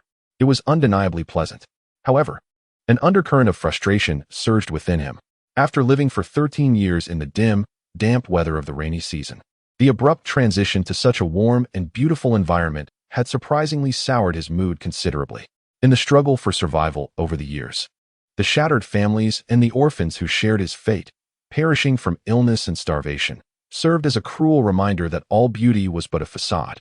He still recalled his first wish, a mere longing to reach the age of 15. Konohagakure, one of the 5 great ninja villages. Hongye yearned not to dwell in hatred. Instead, he resolutely advanced toward his goals, for that was what he ought to do. Yet, the 5 great ninja villages stood as obstacles that must be eliminated. He wished to survive, to wield the power of the 6 paths, to dominate the ninja world, to marry the most beautiful woman, and above all, to attain immortality. His greed compelled him to desire it all. Hongye closed his eyes, emanating a rich aura of natural energy. Before long, a multitude of forest creatures surrounded him, chirping and chattering.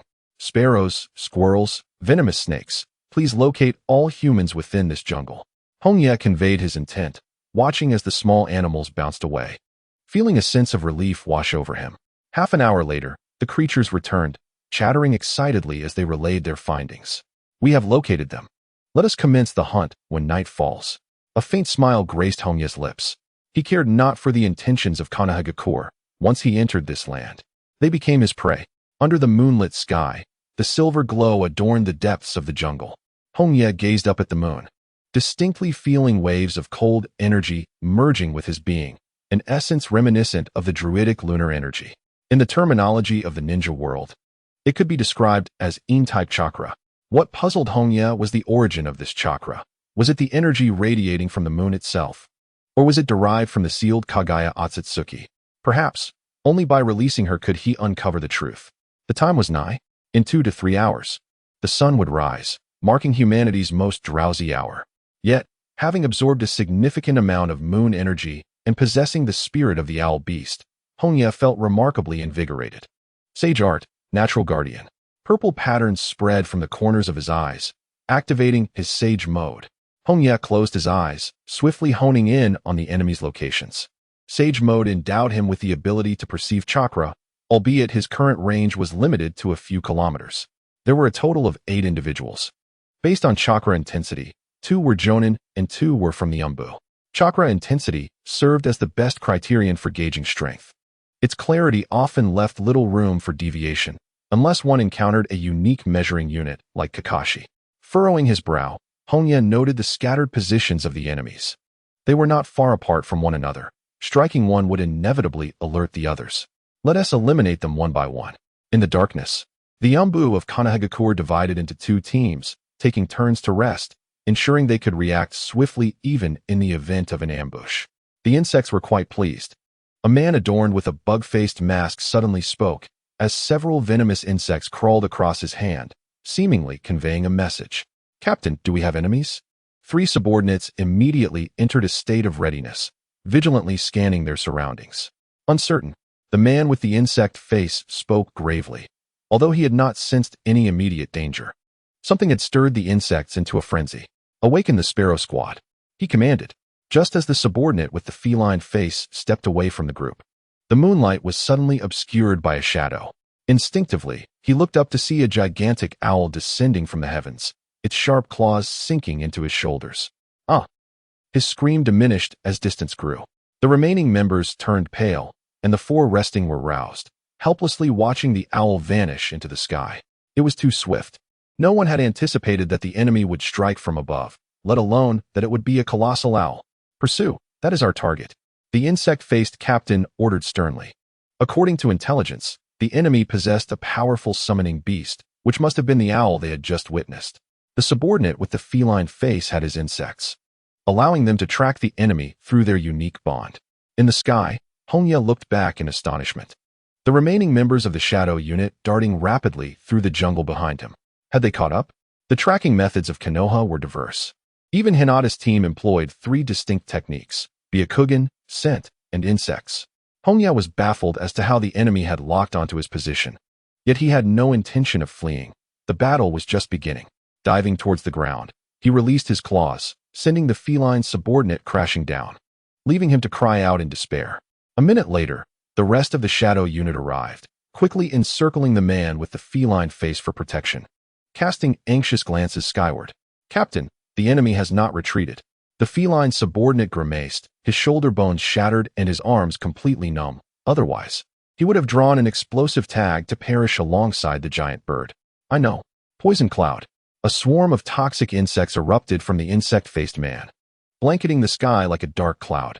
He understood that the enemy had spared his subordinate's life only to make him a liability, preventing their escape. However, their mission was to eliminate the assassin, and they had no intention of retreating.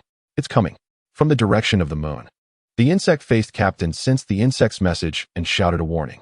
"Caw, caw, caw." The owl's call echoed through the jungle, its massive form reappearing, obscuring the moonlight as it plunged violently towards the ground, akin to a fighter jet. "Insect Jade." The insect-faced captain raised his arms. A multitude of flying insects surging towards the sky, attempting to envelop and annihilate the owl.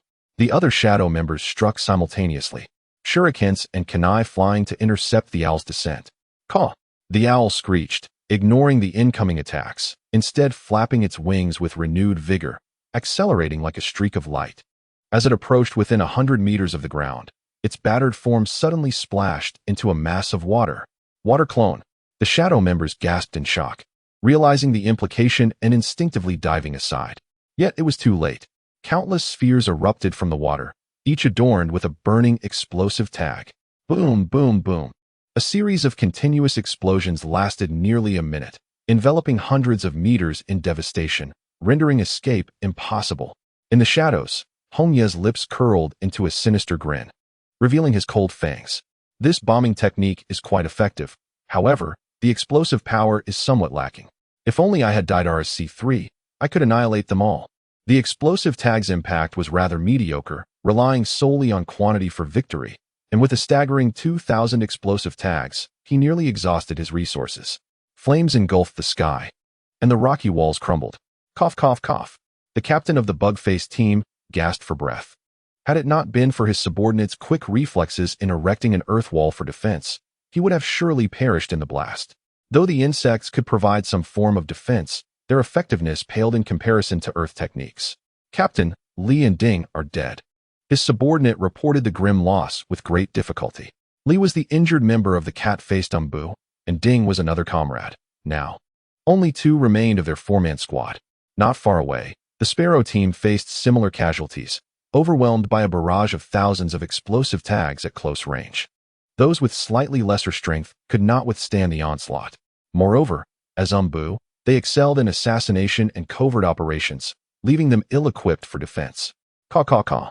The deathly cries echoed once more, sending the Umbu into a frenzied scan of the sky. What on earth was that? If it were merely a beast of the hidden leaf, it would be rather formidable, particularly with its ability to conceal its presence. It was undetectable until it launched its assault. The enemy seemed to meld seamlessly into the jungle. Take cover. Rocks and trees could effectively thwart the attacks of airborne ninja beasts. The bug-faced captain leaned against a tree trunk, his gaze sweeping the heavens. Realizing he could not rely on the insects, not due to distrust, but because they failed to provide accurate recognition of the enemy. Crack. Suddenly, a sound of shattering came from behind. The captain's pupils dilated in shock, instinctively forming seals to cast the substitution technique and escape, but it was too late. Roar. Accompanied by a beastly roar, the tree trunk and his body were torn asunder by razor-sharp claws, and in his final moments, he beheld a colossal black panther. Hongye, having struck true, did not relent in his slaughter, swiftly charging toward another Umbu, claws slashing. The last member of the bug team retreated awkwardly, helplessly watching as the door-like claws descended, reducing him to mere pulp. In their vigilant watch over the skies, they had overlooked the threat from the ground. At this moment, only two Konoha ninjas remained in the jungle. Sparrow gripped the long blade at his back, speaking with resolve. Ing, take the intel back to the village. I will hold him off. Captain. Ing clenched her teeth, casting a resentful glance at the Black Panther before sprinting toward the borders of Konoha. Hongye watched the girl retreat, longing to silence her, yet the pressure exerted by the captain wearing the sparrow mask was immense. A skilled opponent. You are human, are you not? The sparrow captain fixed his gaze on Hongye, his voice cold. Reveal your true self. Let us engage in a duel of ninjas. Being a ninja is hardly a noble profession. Hongye scoffed, his form gradually reverting to that of a human, drawing his ninja blade, his fighting spirit surging forth. Your blade appears impressive. It shall become my trophy. This is my treasure and will not be surrendered to you. Before the deadly confrontation, the sparrow captain smiled, knowing that this day would inevitably come. Immersed in their bloodshed, they were fated to meet a grim end. The blade unsheathed, a cerulean chakra spiraled around its body, while two shadow clones emerged on either side. The Leaf Village's flowing sword technique, Dance of the Crescent Moon, attacking from three directions simultaneously, it was undoubtedly a lethal swordsmanship. The moonlight is my companion. Jiraiya smiled joyfully, the sword's edge creating brilliant ripples as it traced a flawless semicircle. Moonarc slash. The nearly flawless sword light intercepted all three attacks. The blades clashed violently, causing the two shadow clones to vanish in succession. The two opponents exchanged a glance before swiftly retreating to create distance, then clashing once more amidst a flurry of sword techniques. The battle raged until dawn broke. As the sun rose, the man with a sparrow-like face lay on the ground, his mask shattered, revealing a somewhat handsome visage. Cough, aren't you tired? He said, blood trickling from the corner of his mouth, a blade embedded in his chest, teetering on the brink of death. Jiraiya, with his back turned, calmly stated, Chakra and physical stamina are perhaps my greatest assets. What a monster, the sparrow-faced man forced a grim smile. Can you tell me your name? I am Hero, but you may call me Pain. Pain, yes, Pain. This guy is dangerous. In just 6 months, the name Pain had spread throughout the ninja world, with hundreds of ninjas having perished at his hands, including over 20 renowned jonin. The name forged through blood and death instilled fear, as the 3 great ninja villages sought to assassinate Pain to curb the growth of the Rain country. Yet, the state of war rendered them hesitant. The average jonin stood no chance against Pain, and should any elite from the villages enter the Rain country, it would likely provoke that man into action. Hanzo the Salamander, the steadfast pillar of the Rain country, had witnessed countless masters fall before him in the last great battle. It was clear to all that defeating Hanzo required the direct involvement of Akatsuki. The legendary Sannin were simply no match for him. However, Akatsuki could not risk entering the Rain country at such a critical moment, as it would force Hanzo into enmity and reignite the chaos. For the sake of a few frontline strongholds, it was not worth antagonizing Hanzo. The Rain country was merely a small part of the battlefield, with the current war center located between the grass and river countries.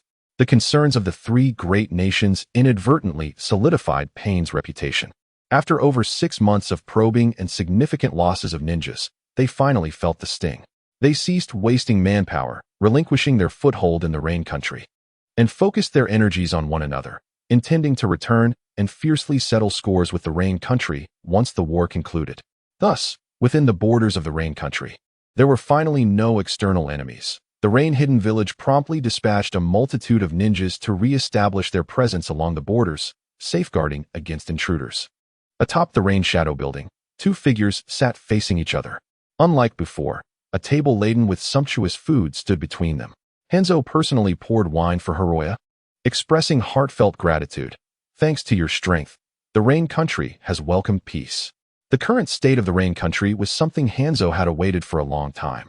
Had he personally joined the battlefield, it would have equated to a renewed declaration of war against the 3 great nations. Thus he refrained from intervening. He once devoted considerable effort in hopes of nurturing exceptional ninjas akin to the legendary Sannin of Konan, capable of shouldering the responsibilities of Pain. Unfortunately, reality proved contrary to his aspirations. The strength of the Rain shinobi was simply inadequate, leaving him to witness the unchecked dominance of the 5 great nations within the land of Rain. Yet, this was but a temporary state of affairs. Hongye shook his head slightly, knowing that once the war concluded and the shackles were lifted, the 3 great nations would swiftly turn their attention to the land of Rain. Unwilling to tolerate the rise of smaller nations, the land of grass, the land of hot water, and the land of rivers, among others, were virtually indistinguishable from vassal states, as they were required to cede a portion of their mission quotas to the 5 great nations. These mission quotas were fundamental to the growth of ninja villages and served as a vital source of funding. Much of the warfare was fought over the control of these quotas. A prime example occurred during the Third Shinobi World War, when Nagato surrendered, one of the conditions being the transfer of 30% of their mission quotas to Konoha. Therefore, in a display of might, the 3 great nations would inevitably seek retribution, intimidating other smaller nations that were poised to act. Having a few years of respite for this nation was already a considerable blessing. Hanzo was also aware that peace was merely a transient state. Nevertheless, it filled him with joy, as such tranquility was hard-won. After a few rounds of drinks, he sighed and remarked, "The upcoming mission is perilous. You must rely solely on yourselves." Indeed, Hongye nodded silently. Within the land of Rain, he had the strong support of Nagato, with military and logistical backing assured. However, the forthcoming mission would take him beyond the confines of the land of Rain, leaving him to depend entirely on his own capabilities. Moreover, the 5 great nations would no longer regard Hanzo with caution, sending forth true elites. It would be a daunting challenge. Yet, to extricate the land of Rain from its plight, such a step was essential. Retreating would merely prolong their suffering. Upon departing from Nagato, Hongye arrived at the 6th district, a region bordering the land of Wind, which too had been ravaged by war. Before the dilapidated village, Yahiko and his companions nearly leapt in surprise. "Hongye, what brings you here?" "I came to see you all," Hongye replied with a smile, surveying the trio and feeling a surge of joy. "You've all grown taller." "Of course. It's been over half a year since we last met," Yahiko exclaimed loudly, pulling Hongye into the village. "It's pouring outside. Let us talk indoors." That night, within the warm stone house, the 4 gathered together, reminiscent of their days of cohabitation. Yahiko, brimming with pride, spoke incessantly, with Nagato and Konan occasionally adding their thoughts, recounting their experiences over the past 6 months. Hongye, the Akatsuki's reputation is soaring. We have new members now. Hongye listened with a smile, nodding in agreement. The impoverished citizens of the Land of Rain struggled to hire Amigakure ninjas. Yet their needs remained unabated, particularly in these uncertain times of war when venturing outside demanded utmost caution. The existence of the Akatsuki perfectly aligned with the citizens' dire needs, and their selfless assistance soon won the hearts of the populace. Currently, the trio's renown in the 6th and 7th districts was on the rise, even attracting ninjas who sought to join them. If they continued to develop in this manner, the Akatsuki would swiftly grow, becoming a beacon of hope for the downtrodden citizens of the Land of Rain.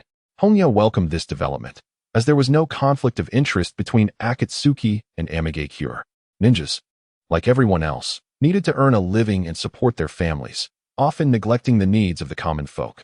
The presence of Akatsuki filled this void, contributing to the stability of the Land of Rain. As long as Hanzo was not incited by Konoha, a mutually beneficial situation would ensue. And Yahiko and his companions yearned for Hanzo's recognition. Hongye, have you heard? Yahiko exclaimed, standing tall with excitement. A new hero has emerged in the Land of Rain, Pain. He has expelled the ninjas of enemy nations and brought peace to our land. Living in the outskirts, they were acutely aware of the changes brought by war. The last encounter with enemy ninjas had been 2 months prior, and now the common people dared to venture out alone. This weeping nation had truly welcomed peace, and the name of the hero Pain was known by all. Yes, I have heard, Hongye nodded with a smile. The rapid spread of Pain's name throughout the Land of Rain was, in fact, a result of Amigakure's deliberate promotion. Hanzo, seeking to stabilize the hearts of the people, would not squander such an opportunity.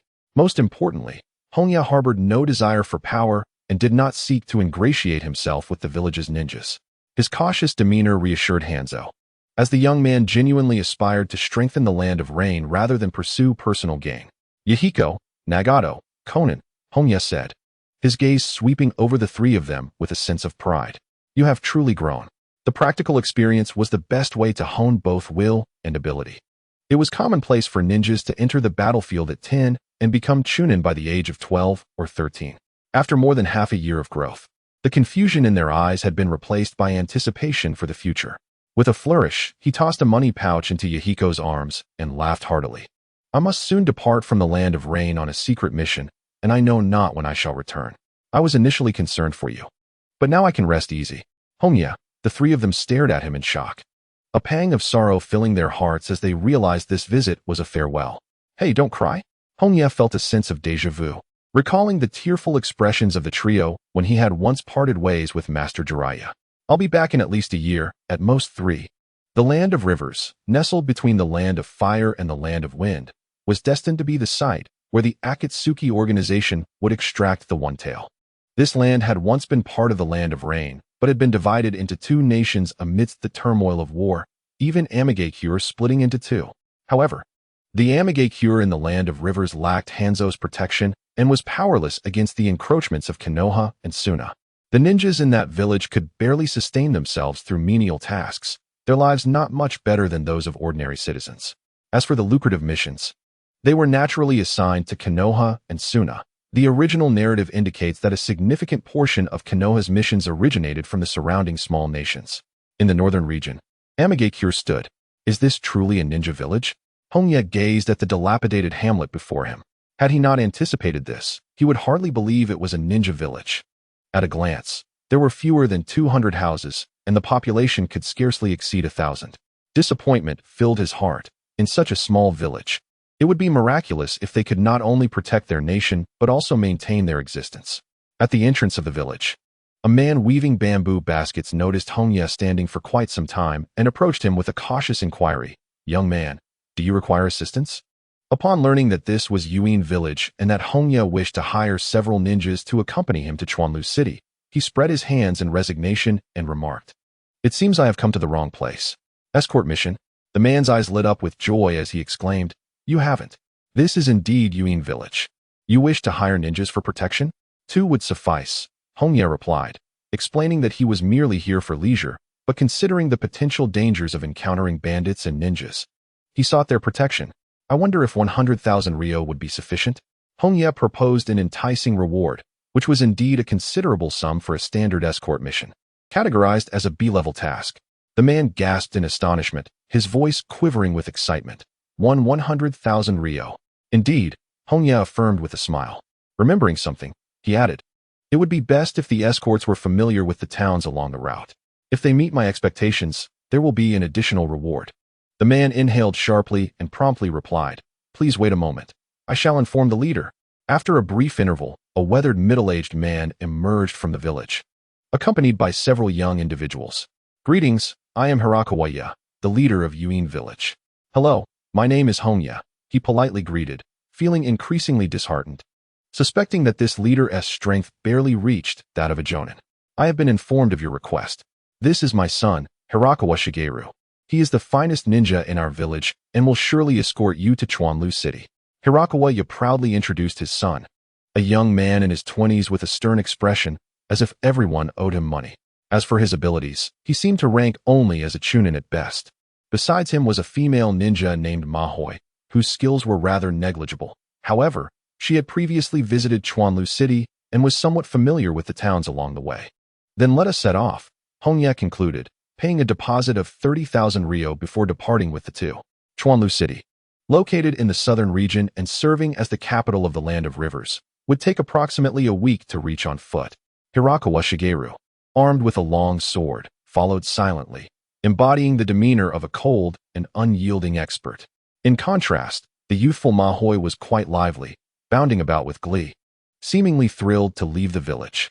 She quickly approached Hongye, cheerfully asking, Mr. Hongye, where are you from? The north, he replied, casting a sidelong glance at the girl. A true ninja would never pose such a sensitive question to an employer. Unperturbed by her faux pas, Mahoi continued to chatter away, while Hirakawa Shigeru maintained his stoic facade. Hongye, however, felt no irritation. Having lived a solitary life as a ninja with little interaction, he found it enjoyable to have someone to converse with. For humans are inherently social beings. It was not until mealtime that the girl finally ceased her prattling, pulling out a coarse grain pancake to stave off her hunger. Noticing Hongye's furrowed brow, she sympathetically tore off half and offered it to him. Here, have some. No thanks, Hongye politely declined, retrieving a fishing rod from his pack. In a short while, he had caught a basket full of plump, fresh fish. The Land of Rivers lies to the south of the Land of Rain, a downstream region abundant with waterways. Due to its relatively mild climate, the aquatic resources here are even more plentiful than those in the Land of Rain. How impressive! Matoi was left utterly astonished as she witnessed a fishing rod cast, and in less than 10 seconds, a fish was caught. If only she possessed such remarkable angling skills. Supporting her family would be a breeze. Not bad at all. Hirakawa humorously prepared the freshly caught fish as he stood by the riverbank. Schools of fish instantly gathered around him, lining up eagerly for bait. The creatures on land were equally drawn to him, particularly the birds, which often mistook his hair for a nest, causing him no small amount of frustration. After half an hour, the rich aroma of grilled fish wafted through the air, instantly captivating the two novice ninjas with his masterful culinary skills. Oh, delicious! Matoi exclaimed, her mouth glistening with oil, astonished by such exquisite flavors. Beside her, Shigeyama Hirakawa was equally engrossed, his aloof demeanor long forgotten. Hurry and eat. We have guests coming, Hirakawa urged the two, casting his gaze toward the end of the road. Just moments ago, the birds had alerted him to the presence of humans in the valley ahead. Though the two were puzzled, they obediently quickened their pace, devouring the grilled fish like squirrels until they were thoroughly satisfied and ready to rise. Let us move. Hirakawa's mind raced, concerned about what lay ahead in the valley and whether ninjas might be present. As the trio entered the valley, hidden figures sprang forth, blocking their path. About a dozen individuals stood in front, with another 7 or 8 sealing off the entrance behind them. Judging by their attire, they were clearly mountain bandits. Halt! A bald man wielding a large sword scrutinized them for a moment before sneering. I've never seen that forehead protector before. If you wish to live, leave your money behind. Along with the girl, Matoi jumped in fright, quickly hiding behind Shigeyama. Although she knew a bit of ninjutsu, she was uncertain if she could match the bandits in a fight. Shigeyama's forehead bulged with veins. How dare these mere bandits look down upon his village? This was unforgivable. Matoi, take Mr. Hirakawa and hide. I will deal with these scoundrels swiftly. Yes. In this critical moment, the girl finally displayed a semblance of a ninja, obediently pulling Jiraiya to a nearby pile of rubble. No one obstructed their retreat. The bandits were too enamored by the girl to harm her, intending only to eliminate the ninja first, leaving them free to deal with the two later. Remember this well? I am Shigeyama Hirakawa of the Hidden Rain Village. Shigeyama unsheathed his long blade, coldly announcing his identity. Hidden Rain Village? The bandits exchanged glances, bursting into uproarious laughter. Ha ha ha, we thought we were facing a wandering ninja. Turns out he's from that worthless village to the north. What a relief. Brothers, let's take him down. If they had known he was from the Hidden Rain Village of the Land of Rain, they might have felt some trepidation. However, the Hidden Rain Village of the Land of Rivers was practically a shell of its former self. You scoundrels! Shigeyama seethed with rage, charging at the bandits. Compared to a ninja, his fighting style resembled that of a samurai. 1 minute later, Shigeyama lay on the ground, drenched in blood, gasping for breath. Jiraiya watched in disbelief. Was this fellow truly a ninja? With chakra at a chunin level, his combat prowess was not even on par with a genin. It was truly humiliating. The scene fell into an eerie silence, leaving even the mountain bandits astonished at how easily their prey succumbed, lacking any semblance of combat experience. Upon witnessing Hirakawa Shigeru sprawled in a pool of blood, Mitsuzui's face turned ashen, her voice trembling with a hint of tears. Mr. Hongye, we must flee. She was acutely aware of the impending onslaught of bandits. Regardless of her protests, she would not abandon the village. Hirakawa Shigeru, a great fool who prided himself as the foremost expert of the younger generation from the rain-hidden village, proved utterly ineffectual. Flee. Where would they escape to? Hongye pointed behind them, where a group of 7 or 8 bandits approached, their tongues flicking hungrily, eyes glinting with malice. Mitsuzui gripped her kunai tightly, her body trembling. Caught in a moment of indecision, whether to charge at them or to inflict harm upon herself seemed equally daunting. Stop dawdling, follow me. Hongye urged as he patted the girl's shoulder and boldly advanced towards the bandits, inwardly sighing. The Land of Rain had its fair share of robbers, comprised mostly of displaced individuals and a few desperate ninjas seeking food. Nagato's parents had fallen victim to the very ninjas from Konoha, who would not politely knock on doors for sustenance. During the past 6 months of purging, Hongye had eliminated numerous marauders. Yet he had also witnessed some return to their homes, redeeming their lives, thanks to the war's decline in the Rain Country. Stop, he called out sharply, attempting to halt the execution, yet the bald-headed bandit disregarded him, grinning as he thrust the blade towards Hirakawa Shigeru's body. The blade, descending vertically, was unexpectedly seized barehanded, resonating with a tremor. Did you not hear my words? Hongye had appeared before the bald bandit in an instant, coldly fixing his gaze upon him. With a resounding crack, he crushed the blade into fragments. Utilizing the earth release, hardening technique, he had rendered his body as unyielding as stone, and with his formidable strength. Shattering the slender blade was a trivial feat. The scene instilled terror among the bandits, who instinctively recoiled a few steps. You wretched fool! What have you done to my blade? The bald leader seethed with rage, clenching his fists and lunging forward. Just as his fist neared Hongye's head, his body suddenly froze, ensnared by a cluster of vines. A ninja! A true ninja! He shouted in alarm. Quickly attack! Do not give the ninja time to perform hand signs. Kill him! The bandits surged forward, clearly having encountered ninjas before, at least aware of their vulnerabilities. Without employing ninjutsu, low-level ninjas were not significantly stronger than ordinary warriors. While chakra could enhance physical capabilities, it could not compensate for a lack of combat experience and martial skill. Hirakawa Shigeru, lying on the ground, was a prime example, his chakra abundant, yet his battle experience pitifully inadequate, resulting in his defeat by a rabble of miscreants. Hongye surveyed the encroaching bandits, puffing out his cheeks as he completed the hand signs in the blink of an eye. Water release, water surge wave. A torrent of water erupted forth, crashing like a flood, instantly sweeping away and submerging all the bandits. The extent of a ninjutsu's range depended on the chakra employed, and water techniques demonstrated this most vividly. The greater the chakra, the more substantial the water. The entire valley was engulfed.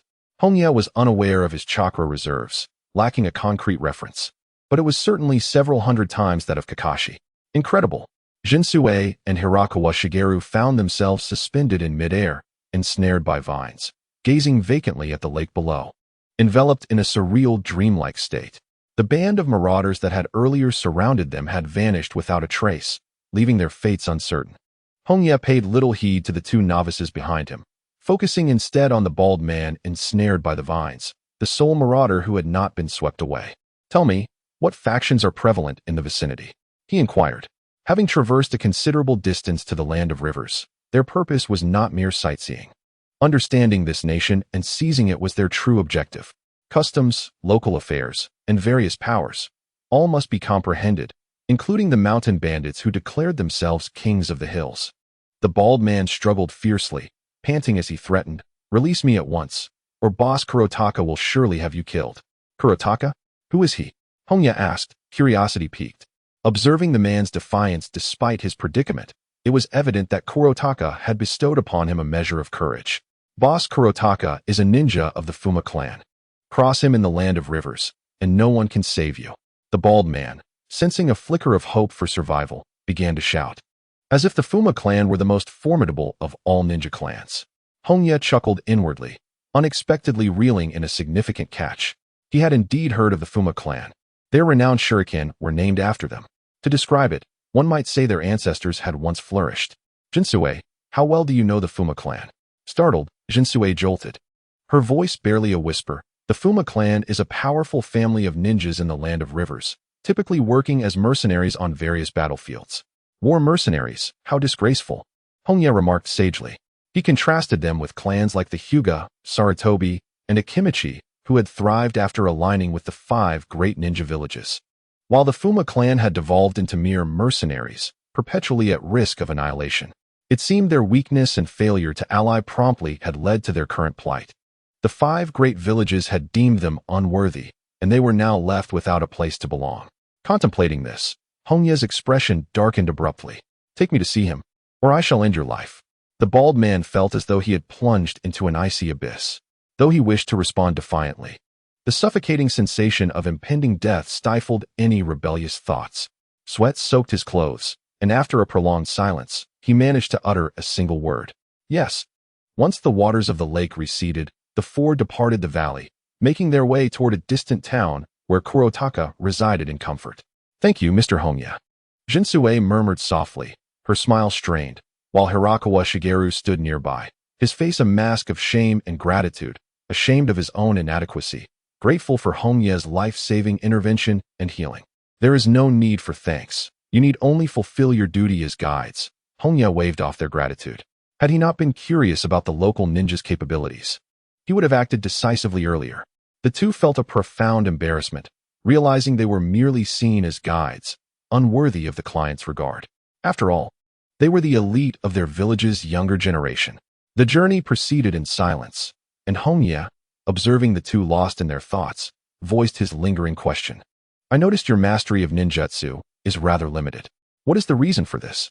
After all, this is a ninja village. Surely you possess more than just rudimentary techniques." Jinsue, invigorated, spoke up. "Lord Hongye, allow me to explain." However, Shigehira Hirakawa interrupted Jinsue, his expression somber. "Lord Hongye, our village of ninjas was once formidable, boasting over 2,000 ninjas dedicated to safeguarding this nation.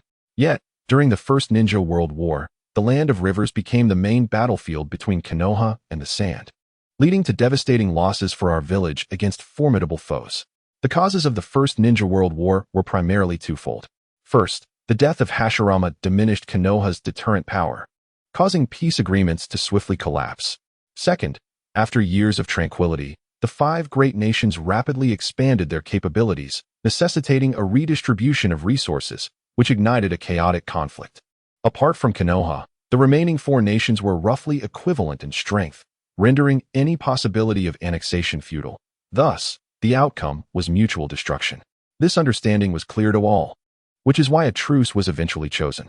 Their true aim was never to consume one another, but rather to prey upon the defenseless smaller nations, a competition among the powerful to divide the spoils. The smaller nations' ninja villages became prime targets for the 5 great nations. Only through crippling or annihilating these villages could they render the smaller nations powerless and make them vassals. The Second War saw Hanzo declare war on the 3 great nations, not out of audacity, but because even if he endured, the three great nations would not spare the Rain village. Shigehira clenched his fists and spoke with anger. Our village has suffered tremendous losses in these repeated wars. The strong have perished, and as Konoha and the Sand have lured away missions with better incentives, our village has gradually lost the trust of its citizens and the daimyo. Devoid of funds, our village has become what it is today. As he spoke, a deep hatred flashed in his eyes. My grandfather, my uncle, and many of our village's esteemed predecessors fell in the line of duty. Though I possess no evidence, I know Konoha and the Sand were responsible for their assassinations. Assassinations? Indeed. Lord Hongye gazed skyward, recalling the entanglement between Akatsuki and Hanzo. Had it not been for Danzo's covert instigation, Hanzo would not have so readily targeted Akatsuki. It seemed that the great nations could not bear the tranquility of the small ones. They were restless without causing turmoil. Wolu Town, one of the significant towns in the Land of Rivers, was situated in the chaotic northern region, largely untouched by the influence of the capital or the daimyo. The streets were teeming with samurai and wandering ninjas, alongside bandits and criminals who strutted about without fear of capture. For the daimyo of the Land of Rivers lacked the power to enforce order. Before a lavish estate, for individuals came to a halt. Lord Kuratori resides here, whispered the bald man, his eyes betraying fear. Any hint of abnormal behavior along the way could have led to torment by lightning. And he had survived thus far purely by fortune. Lord Hongye examined the sprawling estate in astonishment. Your leader possesses considerable wealth. The Wind Demon clan is one of the strongest ninja clans in the Land of Rivers, so they are certainly not lacking in resources. The bald man chuckled awkwardly, unsure how to respond, as he could hardly divulge that their leader was one of the controllers of Wolu Town, exceedingly affluent. The four stood at the entrance, having already attracted the attention of the estate's owner. Who are you? A man with green hair appeared on the tree to the left of the entrance, clad in gray ninja armor and shouldering a colossal shuriken, perfectly embodying the aesthetic of the Fuma clan. My name is Hongye, the newly appointed leader of the Hidden Rain village. Hongye calmly spoke, gesturing towards the two dazed individuals behind him, introducing them. These two are my subordinates. Hidden Rain village? Yahiko furrowed his brow, inquiring tentatively, is it the Hidden Rain village of the Land of Rivers? Indeed, Hongye replied with a slight nod, his composed demeanor lending credibility to his words. Yahiko accepted this, unable to fathom who would be so dull as to impersonate the leader of the Hidden Rain village, a place of little value, merely a struggling small ninja village, possibly even inferior to a band of mountain bandits in combat prowess. His attitude grew noticeably haughty as his gaze shifted to the bald man, hesitating momentarily before stating, You appear somewhat familiar. Lord Yahiko, I am Tamaru of the Jagged Gang, the bald man replied with a forced smile, resembling a clumsy peasant. In the presence of such formidable ninja, the bandits truly paled in significance. Yahiko furrowed his brow in thought, finally recalling the bald man's identity and instinctively displaying a look of disdain. Despite the Fuma clan's decline, they remained a legitimate ninja clan, retaining a few followers, though most were mere brigands, lacking any real standing. These followers exploited their name, yet were required to pay tribute regularly. The bald man was one of them. Did you bring them here? Yahiko exuded a murderous aura, fearing that enemies might have come to threaten his life. The bald man broke into a cold sweat, immediately kneeling and pleading for mercy. Lord Yahiko, I was forced. This man killed all my subordinates and compelled me to guide him. Roots entombing. Suddenly, numerous roots erupted from the stone ground, binding the bald man tightly, and then, amidst his screams, dragged him into the earth.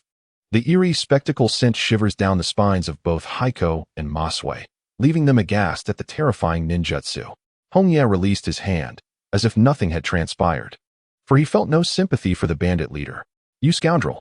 Yahiko's heart raced, swiftly retrieving the Fuma shuriken from his back, entering a combative stance as every fiber of his being screamed danger.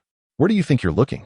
A cold voice suddenly pierced the air, and Yahiko realized the man had vanished from sight. Cold sweat trickled down his forehead as he stiffly turned to glimpse the figure behind him, hoarsely inquiring, Who exactly are you? The newly appointed leader of the Hidden Rain village. I do not wish to repeat myself for a third time. Hongye leapt down from the branch, stepping through the courtyard's gate. Come in, I have questions for you. Within the hall, Hongye occupied the seat of honor, with Masue and Hirakawa Shigeru standing to either side, finally exuding a semblance of protection. The two men's minds were a tumult of confusion, struggling to suppress the urge to question, or perhaps they dared not speak at all. Yahiko stood in the center of the hall, resembling a prisoner awaiting interrogation, his back drenched in cold sweat. He understood that the man in the seat of honor could easily take his life. After a moment of contemplation, Hongye inquired, "How many ninjas does your clan currently have? Among them, how many are jonin?" Yahiko's heart sank. Answering this question would be tantamount to betraying his clan. He shook his head with great difficulty. "I cannot disclose my clan's intelligence. It seems there is a misunderstanding." Hongye's lips curled into a smile. "I harbor no ill intentions towards the Wind Demon clan. Rather, I wish to assist you." "Assist us?" Yahiko was momentarily taken aback, struggling to comprehend the meaning behind the words. Hongye nodded and declared, "I intend to provide you with a sanctuary." Yahiko swiftly grasped the implication, disbelief etched across his face. "You mean Yuin Village?" "Indeed, I plan to rebuild Yuin Village." At that time, not only the Wind Demon clan, but other ninja clans from the Land of Rivers may join as well. A faint smile graced Hongye's face. During their journey, he and Masue had conversed, gaining a rough understanding of the situation in the Land of Rivers. The Land of Rivers possessed ninja, and their numbers were not insignificant. However, they lived in familial units, with some clans comprising over 100 members, while others consisted of but a few. Many of these clans had once been part of Yuin Village but had departed due to the pressures of survival, scattering like leaves in the wind. What Hongye aimed to accomplish was akin to what Hashirama and Madara achieved in establishing Konoha, gathering the fragmented clans back together. Yahiko remained silent for a prolonged moment, his shoulders trembling slightly before erupting into laughter. "Ha ha." His hearty laughter echoed for a full minute as he wiped away tears, seemingly forgetting his fear, and scoffed. "This is the most amusing joke I have ever heard." "I am quite serious," Hongye replied, locking his gaze on Yahiko, his eyes devoid of jest. Yahiko's smile gradually faded. After a long moment of mutual gaze, anger surged within him, and he barked. "Do you even comprehend what you are saying? Do you realize the multitude of obstacles involved?" "I am fully aware," Hongye calmly nodded. "Konoha and Suna Ninja will not stand idly by, and even the daimyo would not consent." The challenges were not merely external. Significant internal barriers existed as well. A ninja village requires ninja to operate, necessitates vast financial resources, a robust task system, and the support of the nation. Each of these components is as challenging as climbing a mountain. As a nation caught in between, even if the daimyo yearns for his own ninja village, he must consider the stances of Konoha and Suna Ninja. The two major ninja villages would never relinquish their share of missions, even if such missions rightfully belonged to the Land of Rivers. The daimyo would also worry about expending substantial effort and resources. What if he fails? Confronting the formidable mountains that are Konoha and Suna Ninja would be akin to a mantis trying to stop a chariot, a lesson proven over the decades. Furthermore, how could he earn the trust of the clans? Rhetoric alone would not persuade them to pledge their loyalty. "I will rebuild Yuin Village, expel the invaders, liberate the Land of Rivers from war, and usher in peace." Hongye extended his hand towards Yahiko, smiling as he spoke. "Move forward. Look ahead. This is my ninja way. Regardless of how slow the journey may be, I shall strive to realize it." Slap. Yahiko showed no mercy, swiftly swatting Hongye's hand away. Gritting his teeth as he spat disdainfully, "You madman. Don't drag our Wind Demon clan down with you." "Ah, it seems this approach is futile," Hongye remarked, glancing at his hand with a sigh. Indeed, verbal persuasion was the most reviled of skills. "In that case, let me be direct." Hongye's smile broadened, revealing a disconcerting grin. "I intend to orchestrate a coup to seize this nation." "Speak. What conditions must be met for your Wind Demon clan to follow me?" "Yahiko, you scoundrel. Return the emotions I just felt." "To seize this nation?" Yahiko's heart raced with anxiety, fully aware that his fate was sealed. If he declined the man's invitation, he would surely find himself unable to leave the confines of the room. The grim fate of the bald man lingered in his memory. Both Masue and Hirakawa Shigeru were even more alarmed. As law-abiding citizens, how could they dare to partake in an armed coup? However, the timid duo refrained from voicing their inner turmoil. Yahiko bitterly spoke, "I cannot represent the Wind Demon clan alone."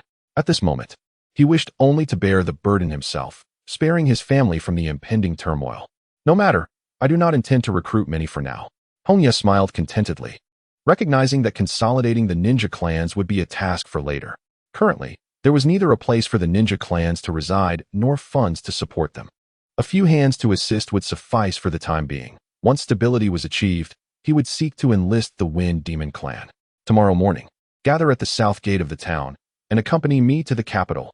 As Hongye rose to depart, he abruptly halted at the threshold, turning away without a glance. His voice cold. Heikon, you may flee, you may betray me, but I hope you contemplate the consequences. Crack. The chakra of the sage erupted around Hongye, causing the ground and walls to fracture, the entire house trembling. Heikon, terrified, fell to his knees, his forehead pressed firmly against the floor, quelling any thoughts of defiance. In a war-torn nation, the strong must be revered. In the street, Hongye, accompanied by 2 followers, sought out a tavern for sustenance and to replenish their supplies. Lord Hongye, Maswei, fidgeting with anxiety, finally mustered the courage to ask, "Do you truly intend to rebuild the Hidden Rain village?" "Indeed," Hongye replied, observing the pallor on their faces, and offered a slight smile. "There is no need for concern. With me present, no one shall harm you." Maswei patted her chest, sighing in relief, feeling a sense of security wash over her. Hirakawa Shigeru forced a smile, his heart not as unburdened as Maswei's. While rebuilding the Hidden Rain village seemed feasible, seizing the Land of Rivers would require countless lives. The trio dined in silence, devoid of any desire for conversation, until a commotion erupted outside. Several patrons in the tavern cursed loudly and began to settle their bills in haste. Hongye furrowed his brow and instructed, "Shigeru, go see what is happening." "Yes, my lord."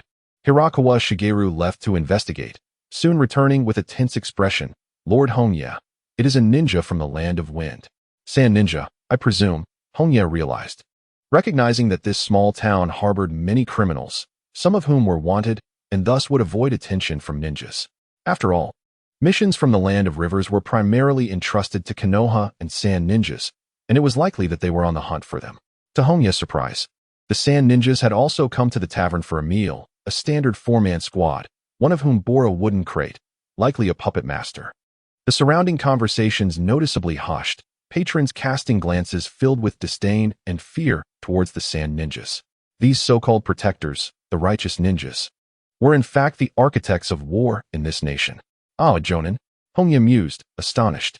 His prolonged absorption of natural energy had sharpened his senses, allowing him to easily discern the chakra intensity of his targets. The chakra of the Sand ninja's captain is formidable, likely at the Jonin level. Due to the cloak he wears, it is impossible to ascertain his rank through his attire. Curiously, the Sand ninja and the Leaf village are still engaged in conflict, making it difficult to focus on their tasks. Their conspicuous presence in Return Town feels decidedly out of place. He turned to his 2 companions, asking with a serious tone, "True Spike, Shige, has there been any significant movement from the Leaf village recently?" "I don't know," both replied, shaking their heads in unison. They rarely left the village, thus had no insight into external affairs. With a sigh, Hongye rubbed his forehead, realizing the 2 novices were of little use. If it weren't for his unfamiliarity with the area, he would have preferred not to bring them along. Setting aside these concerns, Hongye chose not to dwell on the matter. Now was not the time to confront the Sand ninja.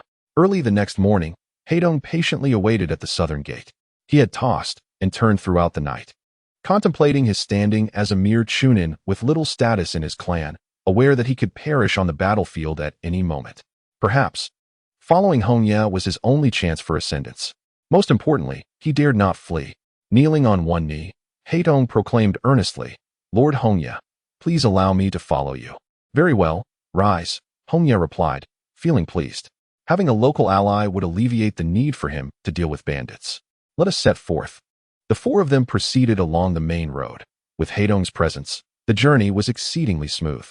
The attire of the Kazakage clan was quite recognizable, deterring any would-be bandits from obstructing their path. The climate of the Land of Rivers was somewhat more favorable than that of the Land of Rain. Yet rainfall dominated much of the year. The morning was sunny, but by afternoon, a torrential downpour ensued. Earth-style, earth flow wall. Earth-style, rock fall cover. Walls of earth rose around them, and rectangular stone slabs settled against these walls, forming a rudimentary shelter from the rain. With a thought, Hongye summoned numerous vines to grow along the rocky walls, adorning the stone structure with a charming touch.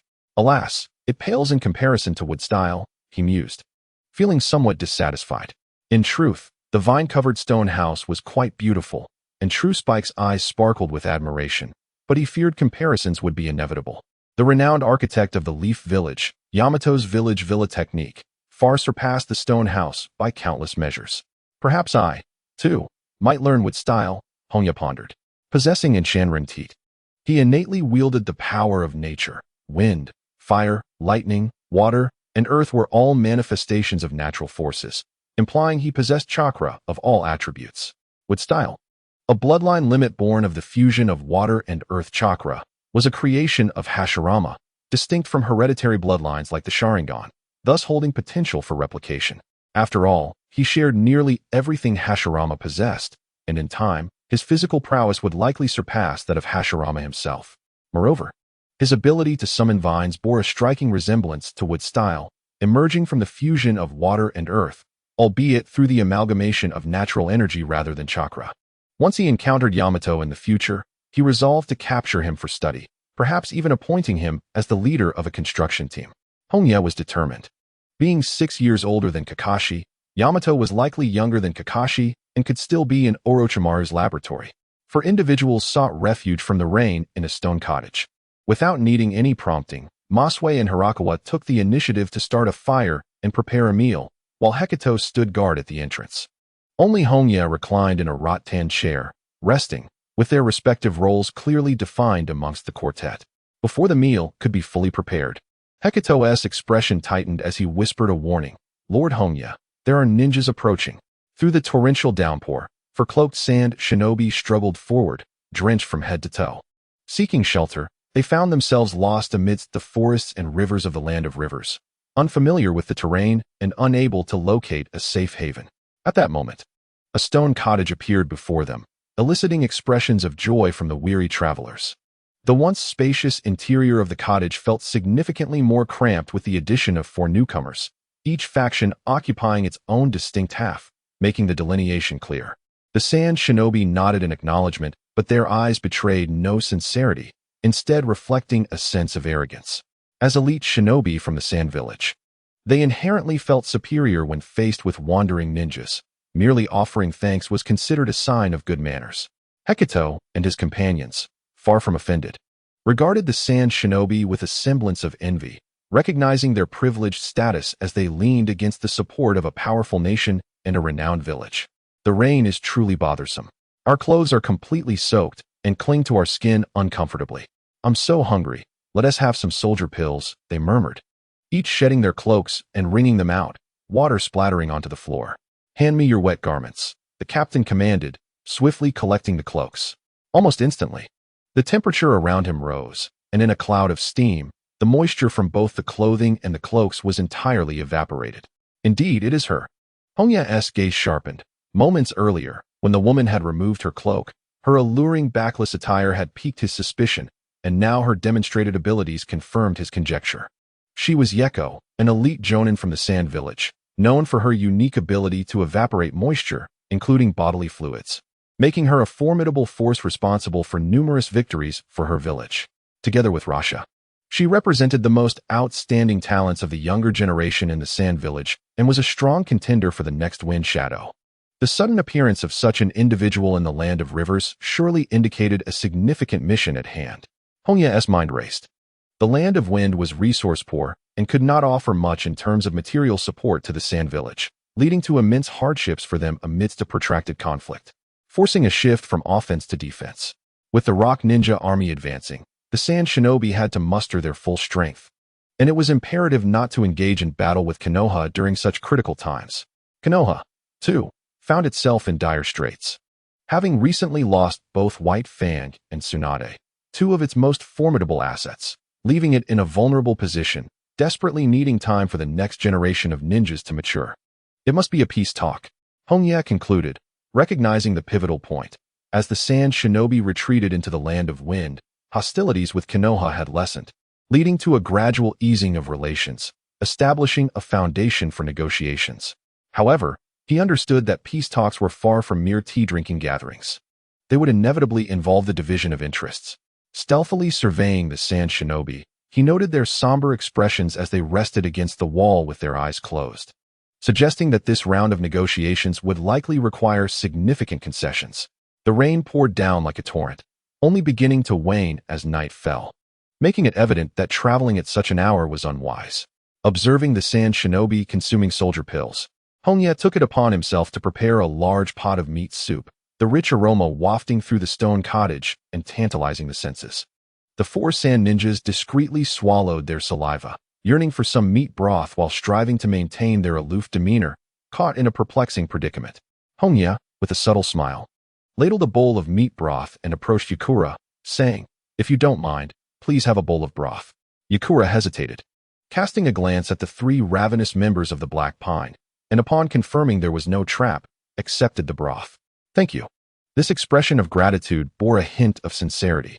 In the cold, damp environment, savoring a steaming bowl of meat broth significantly soothed their weary bodies and minds, and the four of them rarely displayed smiles. "Delicious." Yakura set down her bowl and chopsticks, genuinely amazed. It was undoubtedly the finest meat broth she had ever tasted. Her gaze towards Hongye brimmed with astonishment. At the tender age of 14 or 15, his culinary skills were remarkably refined, truly deserving of the title of a master. She felt a flutter in her heart, thinking how delightful it would be if he could cook for her every day, promising a blissful future. "What is your name?" "Hongye," he replied politely, entirely unaware of the woman's ulterior motives. In his mind, the sand ninjas were potential allies of the rain-hidden village, forming a tentative alliance that necessitated familiarity. "Hongye is a lovely name," Yakura complimented with a smile, surveying the young man with increasing satisfaction. He was quite handsome, albeit a tad youthful and somewhat naive. With a burgeoning thought in her mind, Yakura soon realized a possibility and inquired, "Are you heading to Chuanliacheng?" Such exquisite culinary talent might well be intended for the service of a feudal lord. "Yes," Hongye nodded, his thoughts becoming more agile. If Yakura was asking him, perhaps she too was en route to Chuanliacheng? It was highly likely, as significant matters such as negotiations would undoubtedly require the presence of a feudal lord. Furthermore, their chosen path was the most direct route to Chuanliacheng, which the sand ninjas also traversed, indicating a probable alignment of their destinations. Yakura smiled, her eyes curving elegantly. "What a coincidence. We are also headed to Chuanliacheng." She resolved that once their mission was complete, she would directly request the young man from the feudal lord to take him back to the sand ninja village. However, before that, she needed to further assess his culinary skills. It would be awkward if he could only make meat broth. "Since it's convenient, shall we travel to Chuanliacheng together?" Yakura extended the invitation, helplessly spreading her hands to explain. "We hail from the arid wind country and are quite unaccustomed to the rainy climate of the river country. So I hope to journey with you. Of course, we will ensure your safety." She glanced at the three members of Black Pine. Judging by their attire, they were ninjas, including a member of the Fuma clan, likely serving as the young man's bodyguards. "Is that truly possible?" Hongye's expression brightened with surprise, though he was quite bewildered by the woman's intentions. As a representative of the Sand Ninja village for negotiations, it seemed unnecessary to mingle with ordinary people, even without the need for stealth. Could a ninja truly fear the rain? There must be a hidden agenda. Unable to fathom the underlying motive, and as an ordinary citizen, he could hardly refuse the request of a sand ninja. On the following morning, under the brilliant sunshine, the 8 of them embarked together towards Chuanliacheng. With the assistance of the sand shinobi, the journey became remarkably smoother, allowing them to reach the bustling city of Chuanlu in just 3 days, the capital of the land of rivers. During this time, Hongye finally discerned a subtle pattern. Whenever mealtime approached, Yakura would fixate on him with a gaze that was both eager and oppressive. It wasn't just Yakura. The other sand shinobi and the trio from the Heidong clan also shared this habit. Each time a meal was prepared, they were subjected to the scrutiny of 7 pairs of eyes, which rendered him quite uncomfortable. It turned out they were simply hoping to share a meal. Hongye scoffed internally at the thought of such gluttons, initially suspecting some ulterior motive behind their behavior. At their parting, Yakura reluctantly bid farewell to Hongye at the city gates, expressing, "Hongye, if you ever find yourself in need, feel free to visit me in Sunagakure." "Thank you," Hongye replied, his lips twitching. Yakura was merely 5 or 6 years his senior, belonging to the same generation as the parents of the 12 ninja warriors. So it was indeed appropriate for her to address him as a younger brother. However, being called brother by someone else was distinctly irksome. "Farewell, Chuanlu City." The capital of the Land of Rivers served as the residence of the feudal lord. The streets were lined with shops, bustling with a continuous flow of people. Samurai and itinerant merchants were commonplace, evoking a sense reminiscent of the Edo period, both backward and prosperous, a stark dichotomy. Outside the city, the ravages of war spread chaos and death, while within, the vibrant festivities of culture and dance painted a picture of irony. As the four of them traversed the streets, their expressions varied. Masumi and Hirakawa Shigeru seemed as if it were their first time in the city, chattering excitedly, curious about everything. Meanwhile, Heidong remained silent at the back of the group, his mood seemingly sour, a faint aura of menace emanating from him. Hongye's thoughts lingered on the negotiations, rendering him indifferent to the surroundings, although he soon sensed something amiss. The crowd on the street began to whisper and point, displaying a distinct aversion towards them. Suddenly, 3 samurai approached, lifting their chins in disdain, declaring, "Wandering shinobi, this is no place for your kind." Hongye narrowed his eyes, finally realizing a significant detail. There wasn't a single ninja to be seen on the streets. In the towns they had passed through earlier, there had been at least a few ninjas, yet in such a grand capital, the absence of any was indeed peculiar. Heidong stepped forward, removing a shuriken from his back and retorted coldly, "Are you underestimating the Fuma clan?"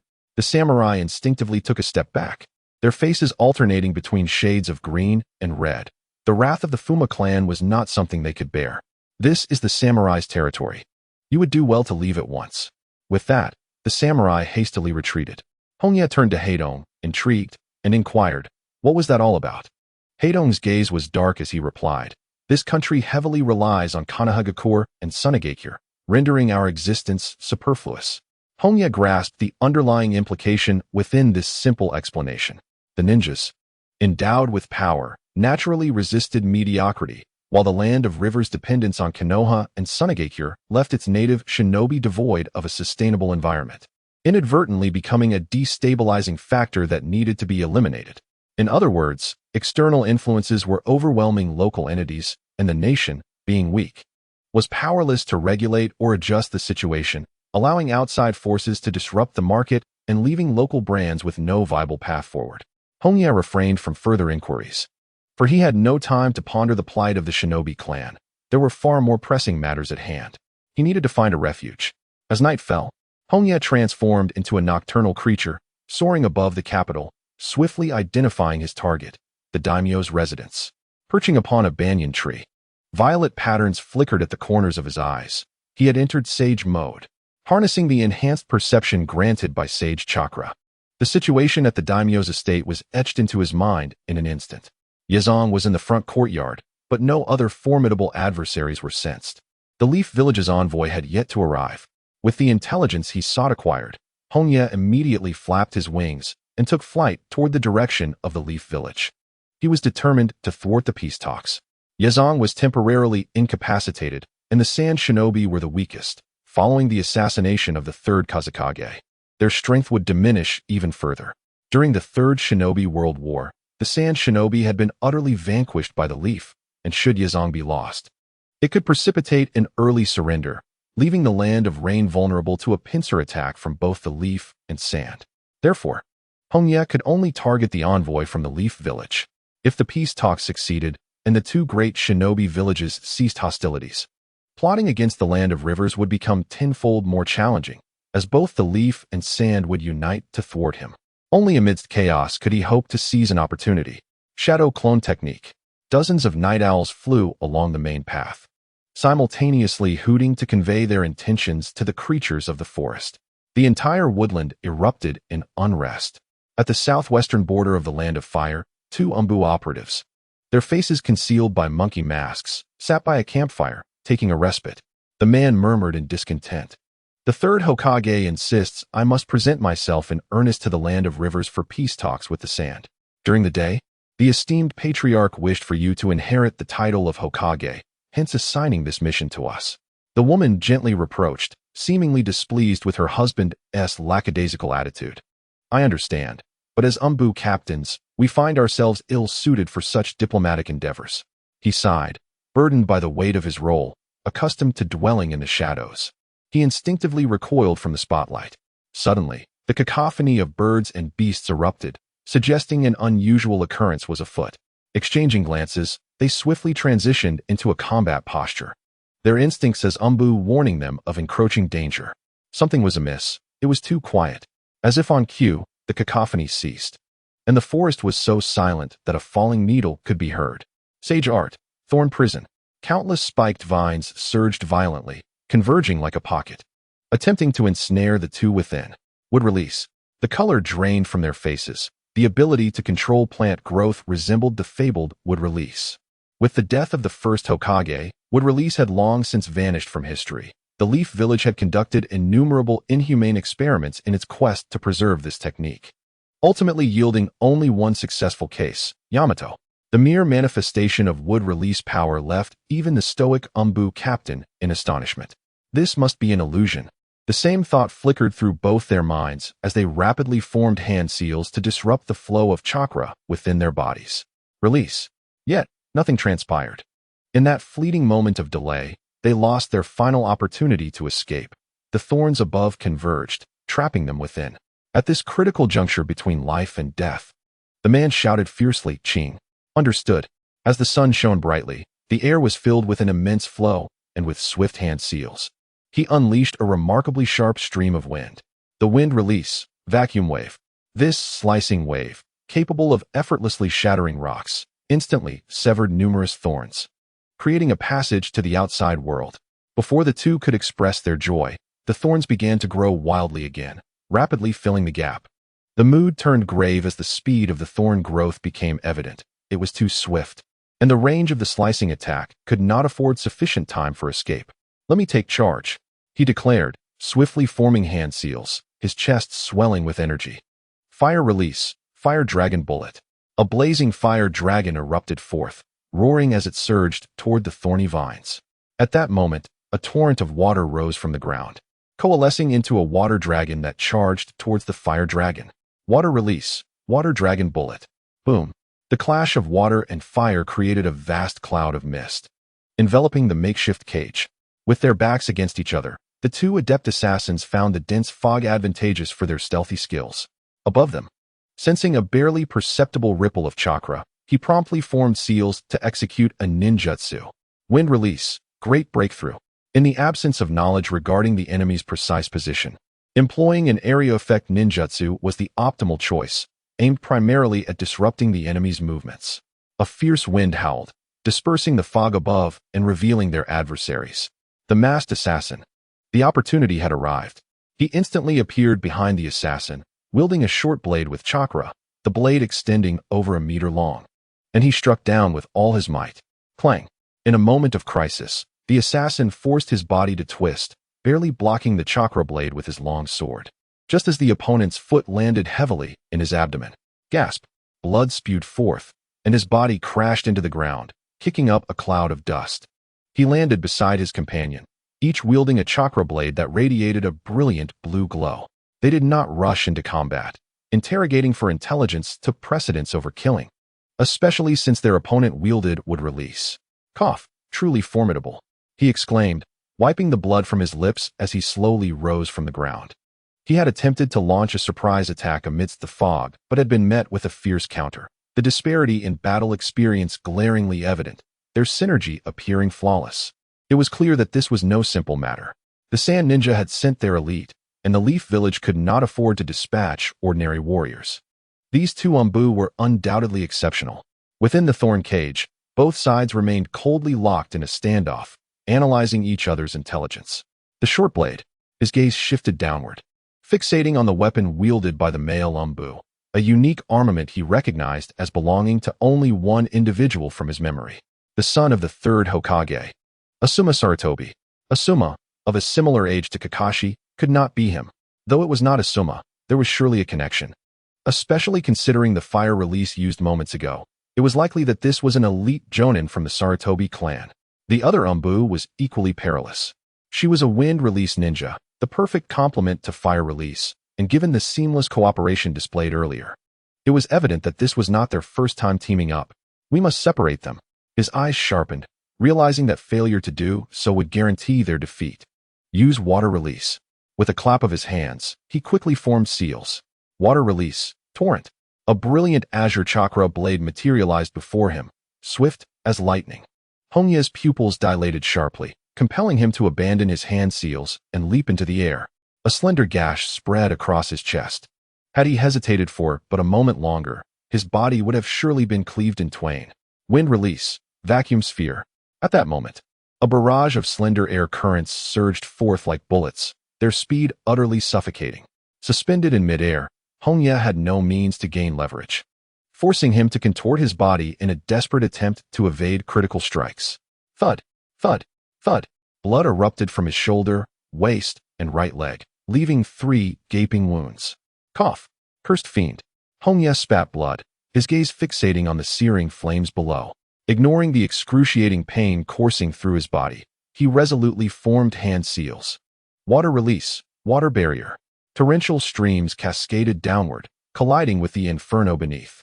Despite the elemental advantage, the water was entirely vaporized. The enemy's mastery over elemental transformations was astounding. Who on earth is this adversary, possessing such formidable strength?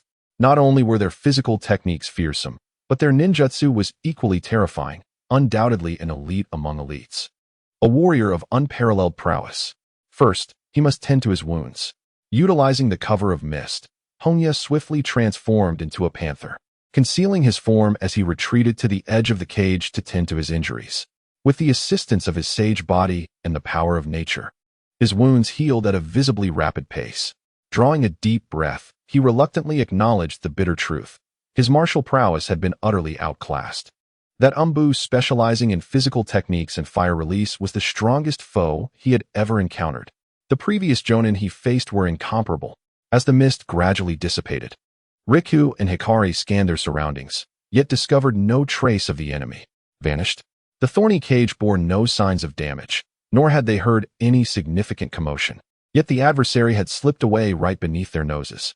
Though neither possessed sensory ninjutsu, the cage's diameter was merely 100 meters, allowing them to employ alternative methods to locate their foe. Wind release, wind swirl.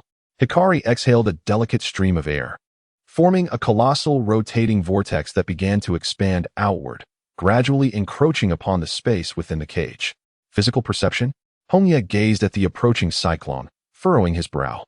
While this method lacked the practicality of sensory ninjutsu, its effectiveness was undeniably tangible. Though his wounds had healed, he still lacked a strategy. Charging recklessly forward would surely result in another brutal beating. If his physical techniques were inadequate, then he would resort to ninjutsu and attrition. Sage art, wild growth. Thorny domain technique. Hongye reverted to his human form, exposing himself as a deluge of sage chakra surged into the thorny cage. As if imbued with life, the vines grew wildly, becoming sturdier and more twisted, their surface spikes transforming into long spears aimed at the two below. Boom, boom, boom. The wooden spikes, enhanced by sage chakra, possessed a hardness rivaling steel, easily piercing the ground.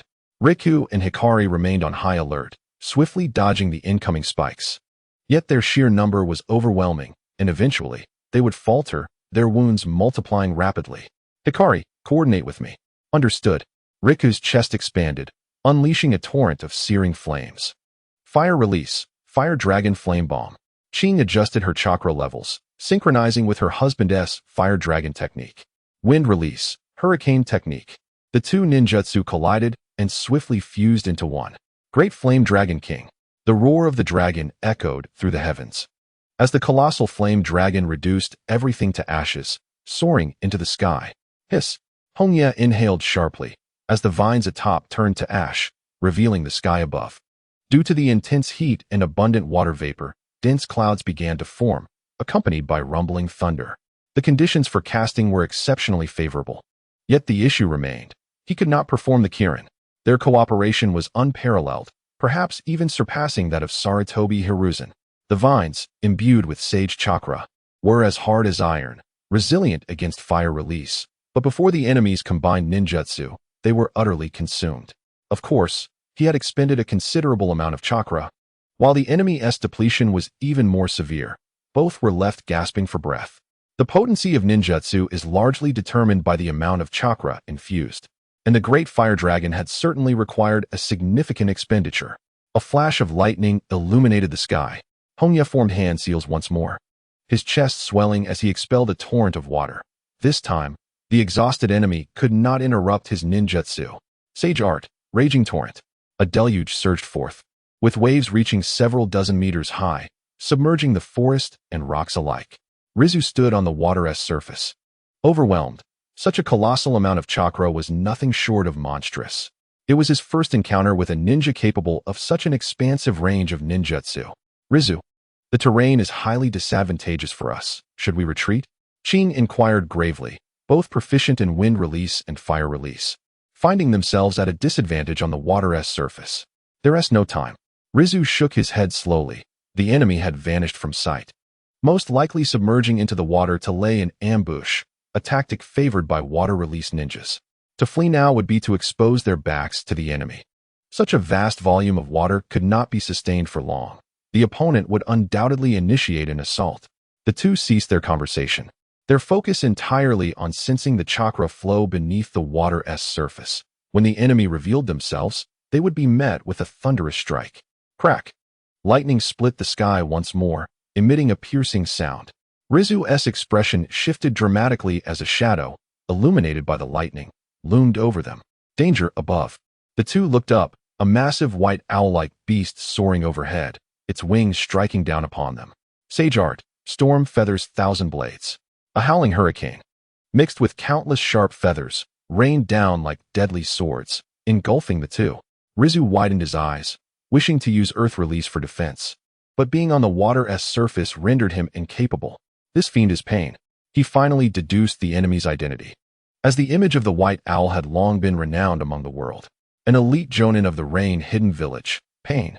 In this life and death moment, Qing suddenly stepped forward, her entire chakra flaring as she channeled it into her next ninjutsu.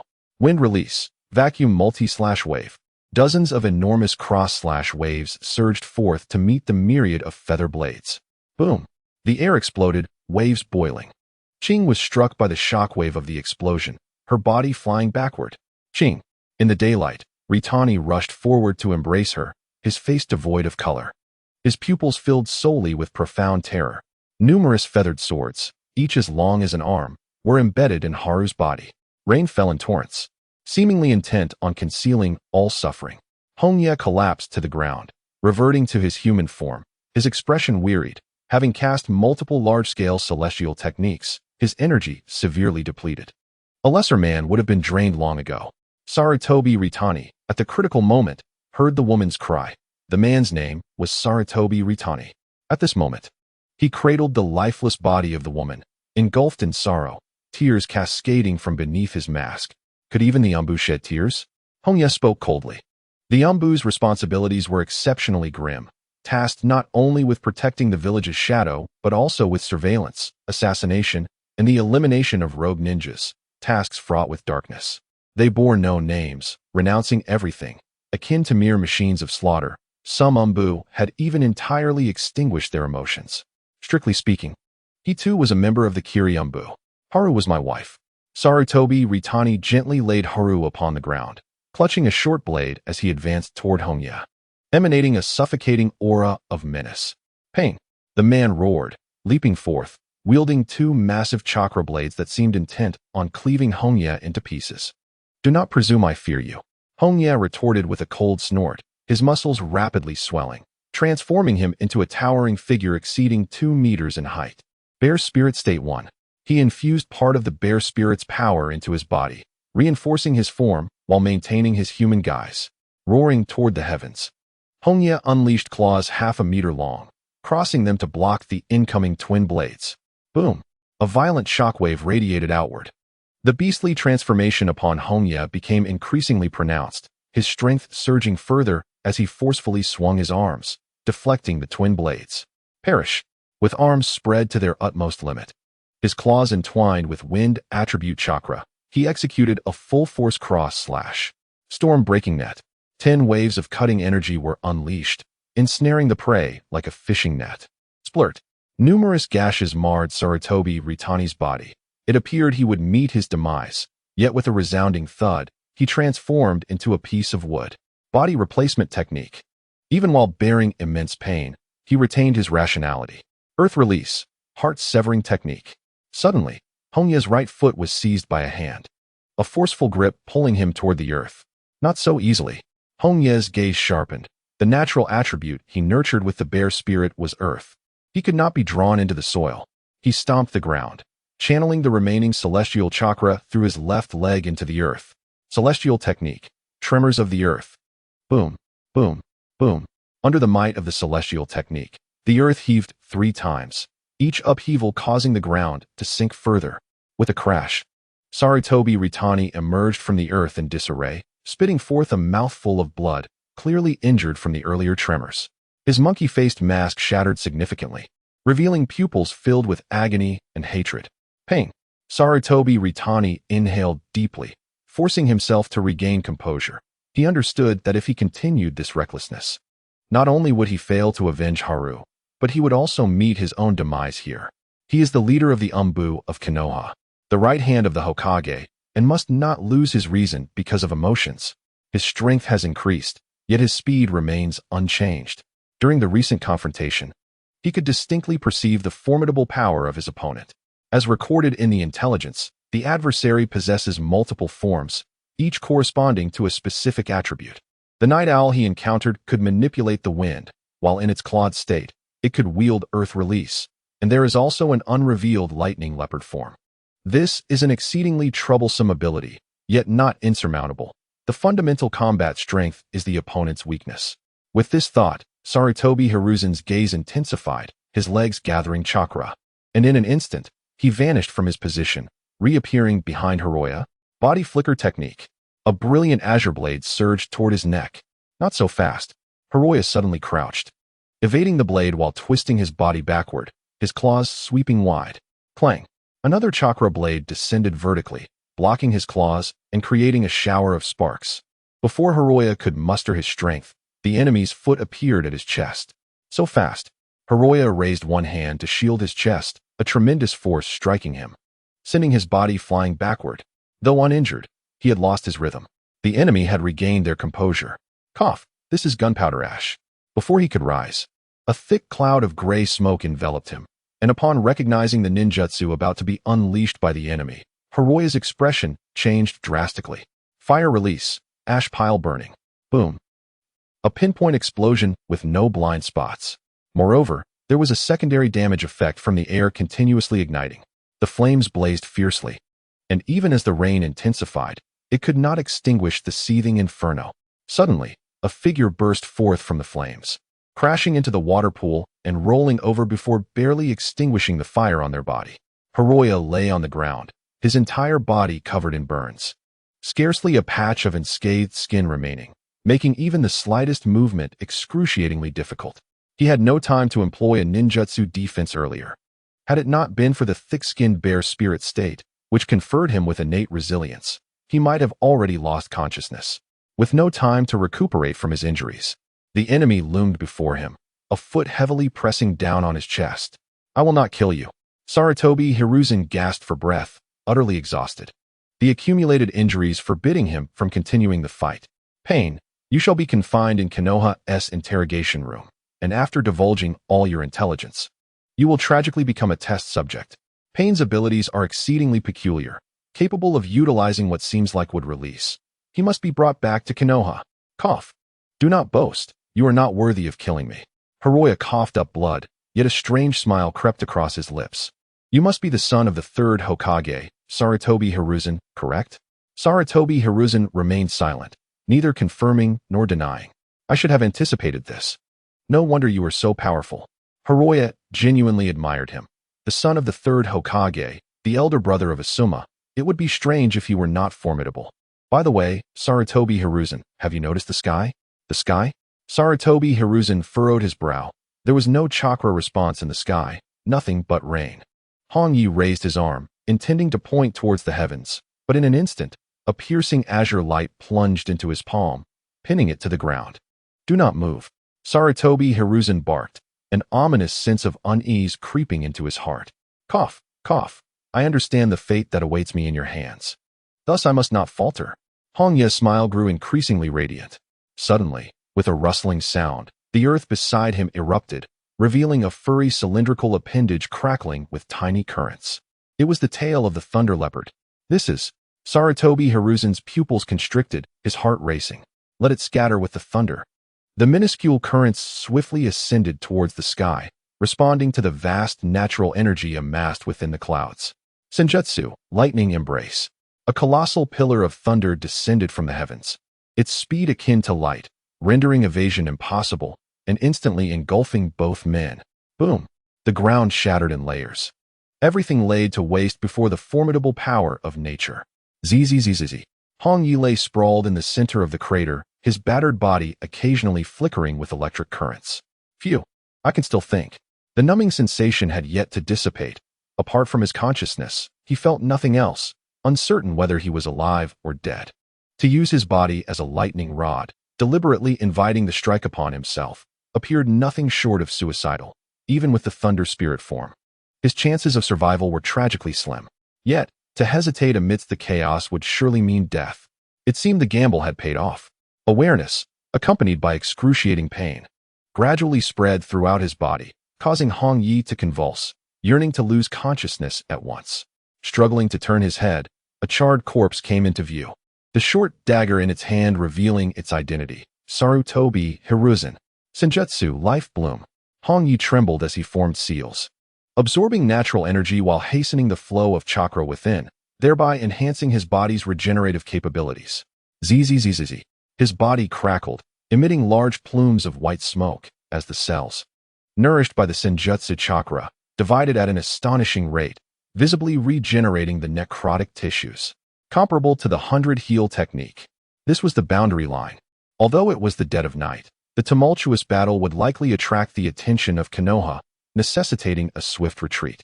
Moments later, Hongye staggered to his feet. His body considerably emaciated, but he had regained the ability to move. Not yet. He spread his palm, revealing a layer of fine fuzz. If magnified 100-fold, it would reveal that these were actually the roots of a tree. Hongye squatted beside Hiruzen's corpse, his gaze sharpening as he pressed his palm against the chest of the lifeless body, and the roots immediately began to take hold. Life absorption. The roots greedily siphoned nutrients, and in less than a minute, the corpse had completely transformed into a desiccated husk, while Hongye's gaunt frame gradually filled out, returning to peak condition. This absorption ability was strikingly similar to that of the Ten-Tails Divine Tree. In this manner, Konoha would likely assume it was the work of the Sand Ninja, the most notorious among them for draining moisture from the human body and converting it into a dry corpse was none other than the Sand Ninja's Scorch Release. Yagura? This is also one of the reasons why Hongye refrained from taking action against Yakura, allowing the Sand Shinobi to bear the blame, further intensifying the conflict with Konoha, even if it meant resorting to the most unscrupulous tactics. After a thorough search, he discovered the body of a female ninja. After executing the same procedure, he swiftly departed, the birds in the jungle warning him of his presence. Half an hour later, several members of the Umbu appeared beside the two corpses. Upon recognizing the identities of the deceased, the Umbu were thrown into a state of panic. How could this be possible? It was the captain and the vice-captain. Quickly relay the news to Lord Hokage. Search the surrounding area. No suspicious figures must be overlooked. A ninja hawk flapped its wings, swiftly flying towards Konoha. The intelligence laid upon the Hokage's desk just as the sun began to rise. Clang. The pipe fell onto the desk, rolling back and forth. After a long pause, Sarutobi Hiruzen appeared to age a decade, his voice hoarse. Summon Danzo to see me. Not only had his son perished, but his daughter-in-law, Sarutobi Asuka, had also fallen. She was the daughter of Shimura Danzo, originally named Shimura Haru. 3 days later, in the city of Kawaguchi, Hongye awaited quietly, sensing that tonight would be a sleepless night. Within the Lord's mansion, the atmosphere was palpably restless. In preparation for the peace talks, the entire city of Kawaguchi had made arrangements for the Konoha emissaries, yet they remained conspicuously absent. Damn fools! The Lord shattered his beloved teacup in frustration, his anger boiling over. The peace talks were not only advantageous for Konoha and the Sand Shinobi, but also beneficial for the Lord's estate. During the war, neither of the two great nations could afford to meddle in the internal affairs of the Land of Rivers, indirectly leading to increasing chaos within. Rebellions were rampant. Northern towns had completely lost control, making tax collection exceedingly difficult. Those cursed rogue ninjas. The Lord's eyes were bloodshot. Ever since the previous generation's Lord ceased support for the Rain Shinobi village, relations between the Lord's estate and the ninja clans had grown increasingly adversarial. In times of peace, the Lord could rely on the power of Konoha and the Sand Shinobi to manage the rebellious rogue ninjas, but during wartime, the two great villages could not spare their strength, leaving him to helplessly witness the escalation of rebellion. If this continued, it would severely undermine his rule. Dispatched samurai to the land of fire. Yes. In the courtyard, Yakura and his companions grew increasingly anxious. The ninjas had been engaged in life and death battles. Their instincts finally attuned to danger. Something must have gone awry. Although unaware of the specifics, Yakura was certain of his intuition. Something terrible must have transpired, causing Konoha's delay of several days. Night had fallen. It was not a suitable time to travel. Taking a deep breath, Yakura resolved, tomorrow morning, we shall return to the land of wind. This night was the final opportunity for Konoha. If the emissaries did not appear, it would be deemed that the other side had abandoned the talks, necessitating an urgent withdrawal. The failure of the peace talks meant that both parties remained enemies, and it signified that their situation was perilously precarious. Bang! A kunai, bound with a message, suddenly pierced the doorframe. Who goes there? Yakura appeared at the door in an instant, but the courtyard held no signs of life. He picked up the kunai and, upon reading the message, was taken aback. Return to the land of wind. Without a moment's hesitation, his earlier unease transformed into urgency as he immediately ordered his subordinates to retreat. As the four exited the building, a multitude of umbus suddenly appeared atop the surrounding rooftops. Dozens of shurikens, bearing explosive tags, rained down from all directions. Boom! The explosions engulfed the courtyard. From afar, atop the treetops, Hongye gazed at the flickering flames with a slight smirk. Given the reconnaissance capabilities of Konoha, they surely must have sensed the shadowy hand at play. Yet it mattered not. The mere involvement of Yakura was sufficient. The death of the Hokage's son demanded retribution, and the third Hokage was among the most formidable of shadows. Do not perish, Yakura. Withdrawing his gaze, Hongye soared towards the rear courtyard of the daimyo's estate, where a throng of samurai gathered to ensure the daimyo's safety. Yakura was desperately fleeing, pursued by Konoha's umbu, and with no shinobi left in the daimyo's residence, only one task remained: slaughter. Ku ku ku. The call of the night owl echoed as shadows manifested atop the rooftops. Lord Pain. Mikawa appeared behind Hongye. Kneeling on one knee, the umbu are in position. Excellent. Hongye nodded slightly, a cold glimmer flashing in his eyes. Secure all exits. Not a soul is to escape. Understood. Mikawa retreated into the shadows, while the other umbu from Amigakure vanished silently into the estate. After a few moments, several figures landed behind Hongye, kneeling once more. Lord Hongye, permit us to follow you. Hakon's gaze was fervent. Days prior, upon Hongye's return, he had been informed of the plan to assassinate the daimyo. He pondered for a day and night, ultimately deciding to stake everything on this venture, even reaching out to kin for assistance. Hongye gestured towards the rear courtyard. Joining me will not be an easy feat. Let me witness your prowess. Yes, the Wind Demon clan will join the fray. In the dead of night, it seemed as if the Grim Reaper was reaping souls, with screams rising and falling outside the window. What on earth was transpiring? The daimyo, terrified, huddled with his family in the innermost part of the room, while dozens of samurai crowded in the hall, their faces ashen. The incessant screams echoed, grinding against their nerves, until silence descended once more. Tap, tap, tap. The sound of footsteps resonated as a shadow appeared before the door, appearing as a ghastly specter in the moonlight. All held their breath, swallowing hard, praying for the apparition to vanish swiftly. 1 second, 2 seconds, 10 seconds. Oh, I will kill you. One of the samurai, unable to withstand the immense pressure, charged towards the door, thrusting his blade fiercely through the door panel. Thud. The blade penetrated deeply, lodged within the door, immovable, as sweat suddenly poured from the samurai's brow. Zzzt. A faint current coursed along the blade, the sound growing louder, the lightning more dazzling. Lightning release. Serpent. The current morphed into venomous snakes, lunging at the samurai.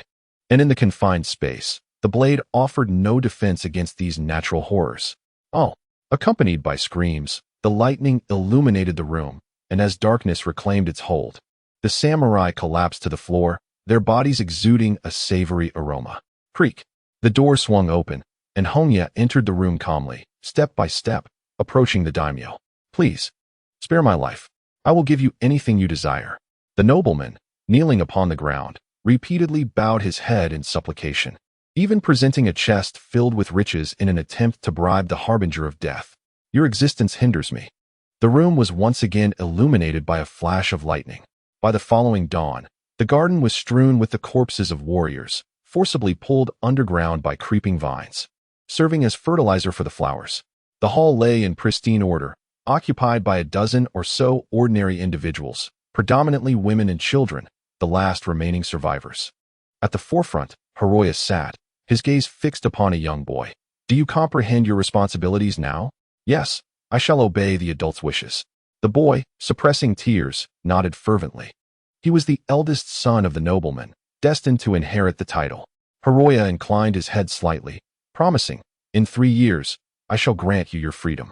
Before declaring war on the nations of fire and wind, a nominal leader was still necessary. Otherwise, the two nations would seize the opportunity to meddle in the affairs of the land of rivers. As for the assassination of the old nobleman, it was pivotal to the reconstruction of the land of rivers. Without dismantling the old order, how could a new one be established? And how could the ninja clans be unified? Dismissing all present, Jiraiya reclined in his chair, his expression weary. At last, we have arrived at this juncture. Utilizing force had spared him from many missteps. Dealing with the ruling class of noblemen required nothing less than direct elimination. However, this was limited to smaller nations. The noblemen of the 5 great nations were shielded by formidable protectors, such as the renowned 12 guardians, each of whom was of the elite Jonin rank. The ensuing challenges were far more complex. The nobleman of the land of rivers was, in fact, a puppet regime supported by the 2 great nations of fire and wind. For them, it mattered little who held the title of nobleman, as long as they remained obedient. Hence, the numerous ninja clans found it impossible to seize control of this nation. The next endeavor was to stealthily develop amidst the exploitation of these 2 nations, a task 10-fold, 100-fold more arduous than merely killing the nobleman. A week passed swiftly, and the consequences of the assassination returned to Koryu City. Yakura, gravely injured, fled back to the land of wind, yet all his comrades had perished. The treachery of Konoha incited the wrath of the Sand Ninja. Nearly 1,000 Sand Ninja infiltrated the land of rivers, systematically dismantling several Konoha strongholds.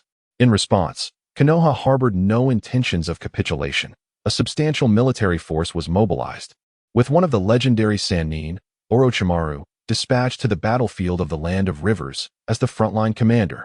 Both sides hurled accusations of betrayal at one another, engaging in successive large-scale battles, resulting in countless casualties. During such times, the truth became trivial. Within the nobleman S estate in Koryu City, the transition of power was silently completed in a mere week, with any dissenting voices vanishing by the following day. The common folk remained oblivious to the occurrences, only hearing rumors of the previous nobleman S' sudden demise, with the young heir ascended to the position. Only the elite class understood that a transformation had befallen the land of rivers, the scythe of death poised at their throats, instilling a pervasive sense of peril. In the courtyard of the nobleman S estate, this place became Jiraiya's residence and the venue for his official duties. Jinsue felt as though she were ensnared in a dream. Her mind a blank slate, mechanically conveying the political requests. Lord Hongye, the emissaries from Konoha are demanding resources from us.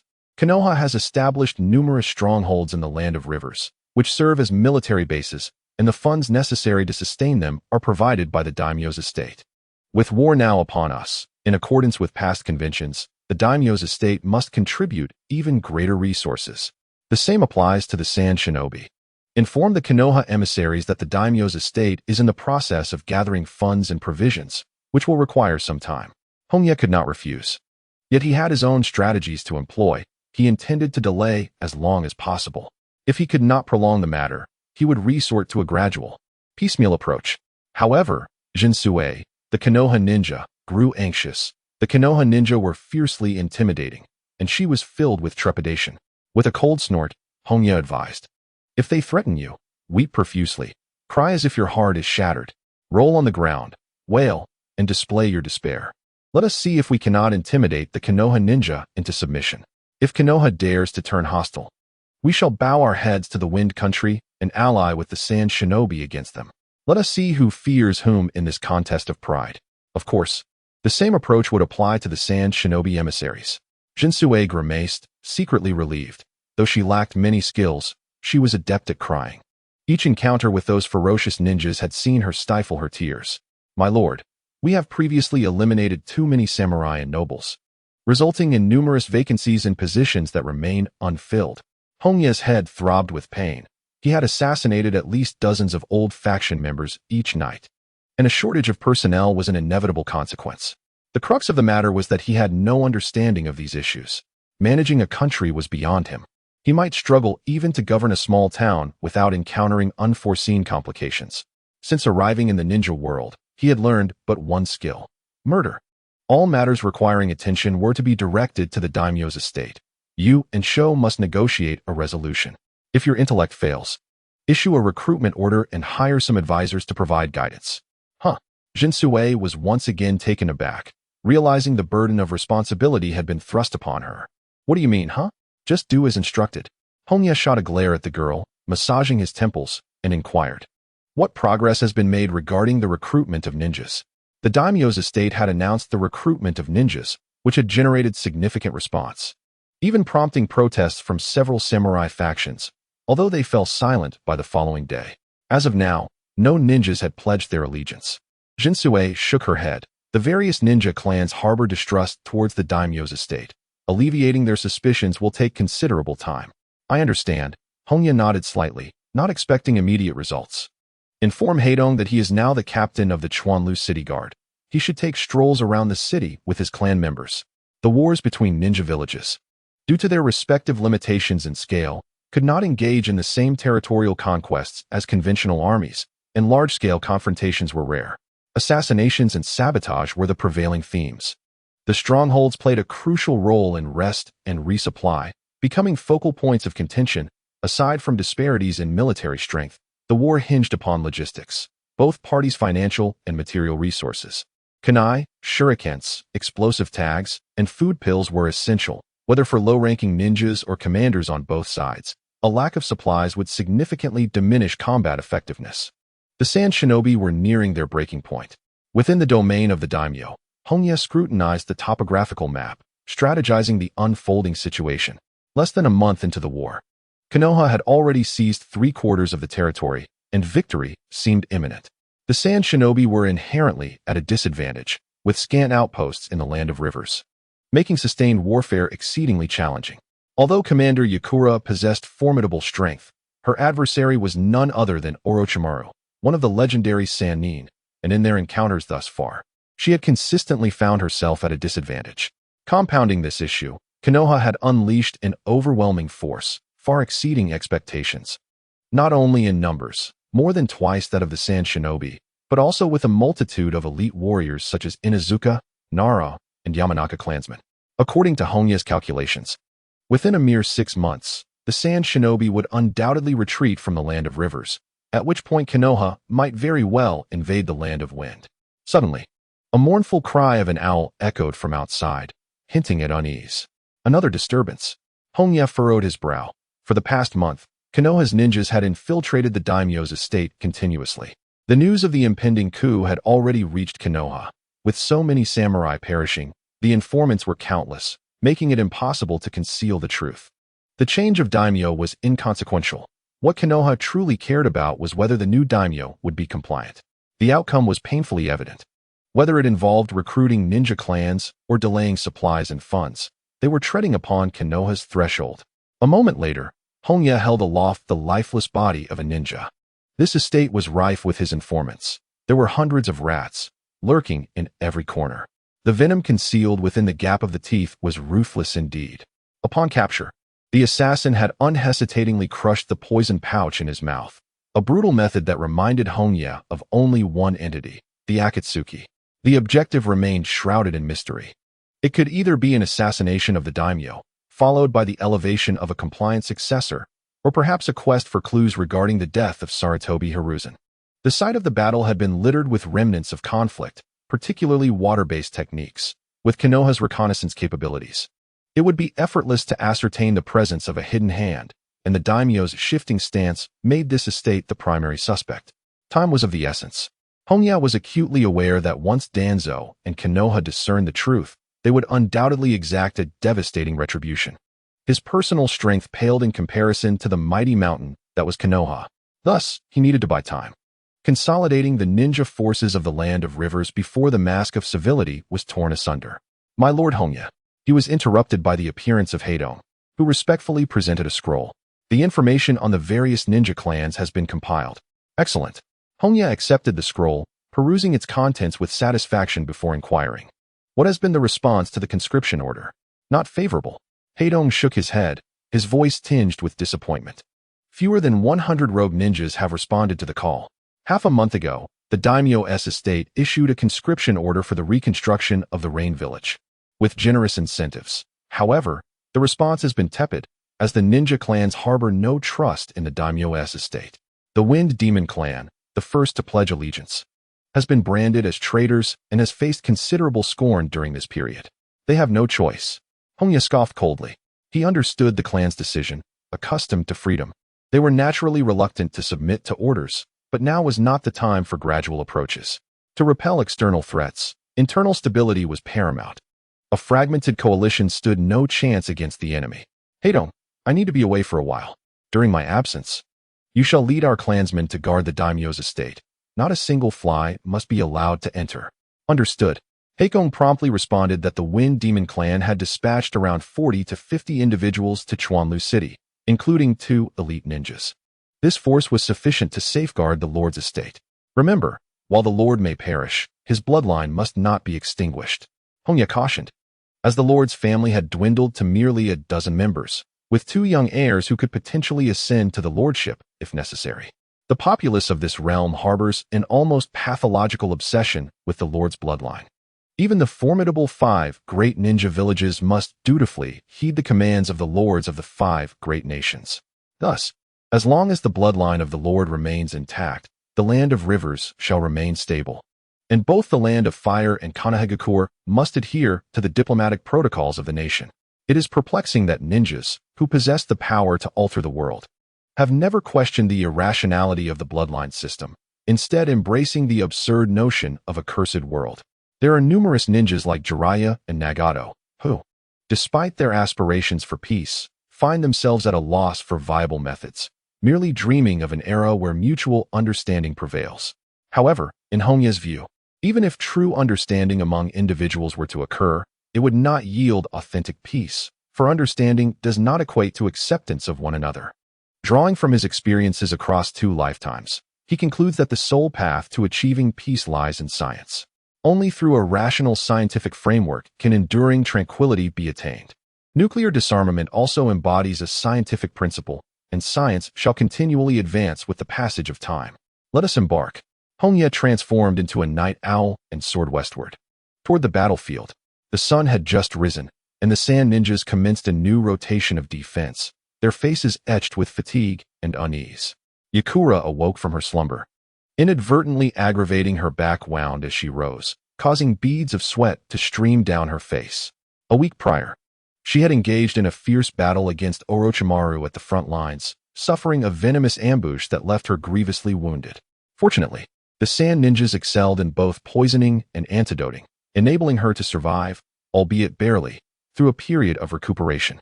Damn that serpent! Yakura gritted her teeth. The power of her scorching release was formidable, yet Orochimaru's myriad techniques and enigmatic jutsu rendered him exceedingly difficult to contend with. As she descended from her bed and began to don her attire, her body suddenly froze, for a tall figure stood nearby. Clad in a black cloak adorned with red clouds and a brown hat jingling with wind chimes, his face obscured by a black mask, he exuded an air of mystery that seemed eerily familiar. Yakura was taken aback. Due to her injuries, she had not fully dressed, her upper body only wrapped in bandages. An oppressive silence enveloped the room.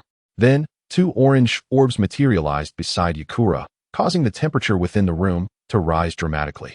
Quickly, she donned her jacket and coldly inquired, "Who are you?" As a ninja, she could not allow herself to lose composure merely due to her exposed state.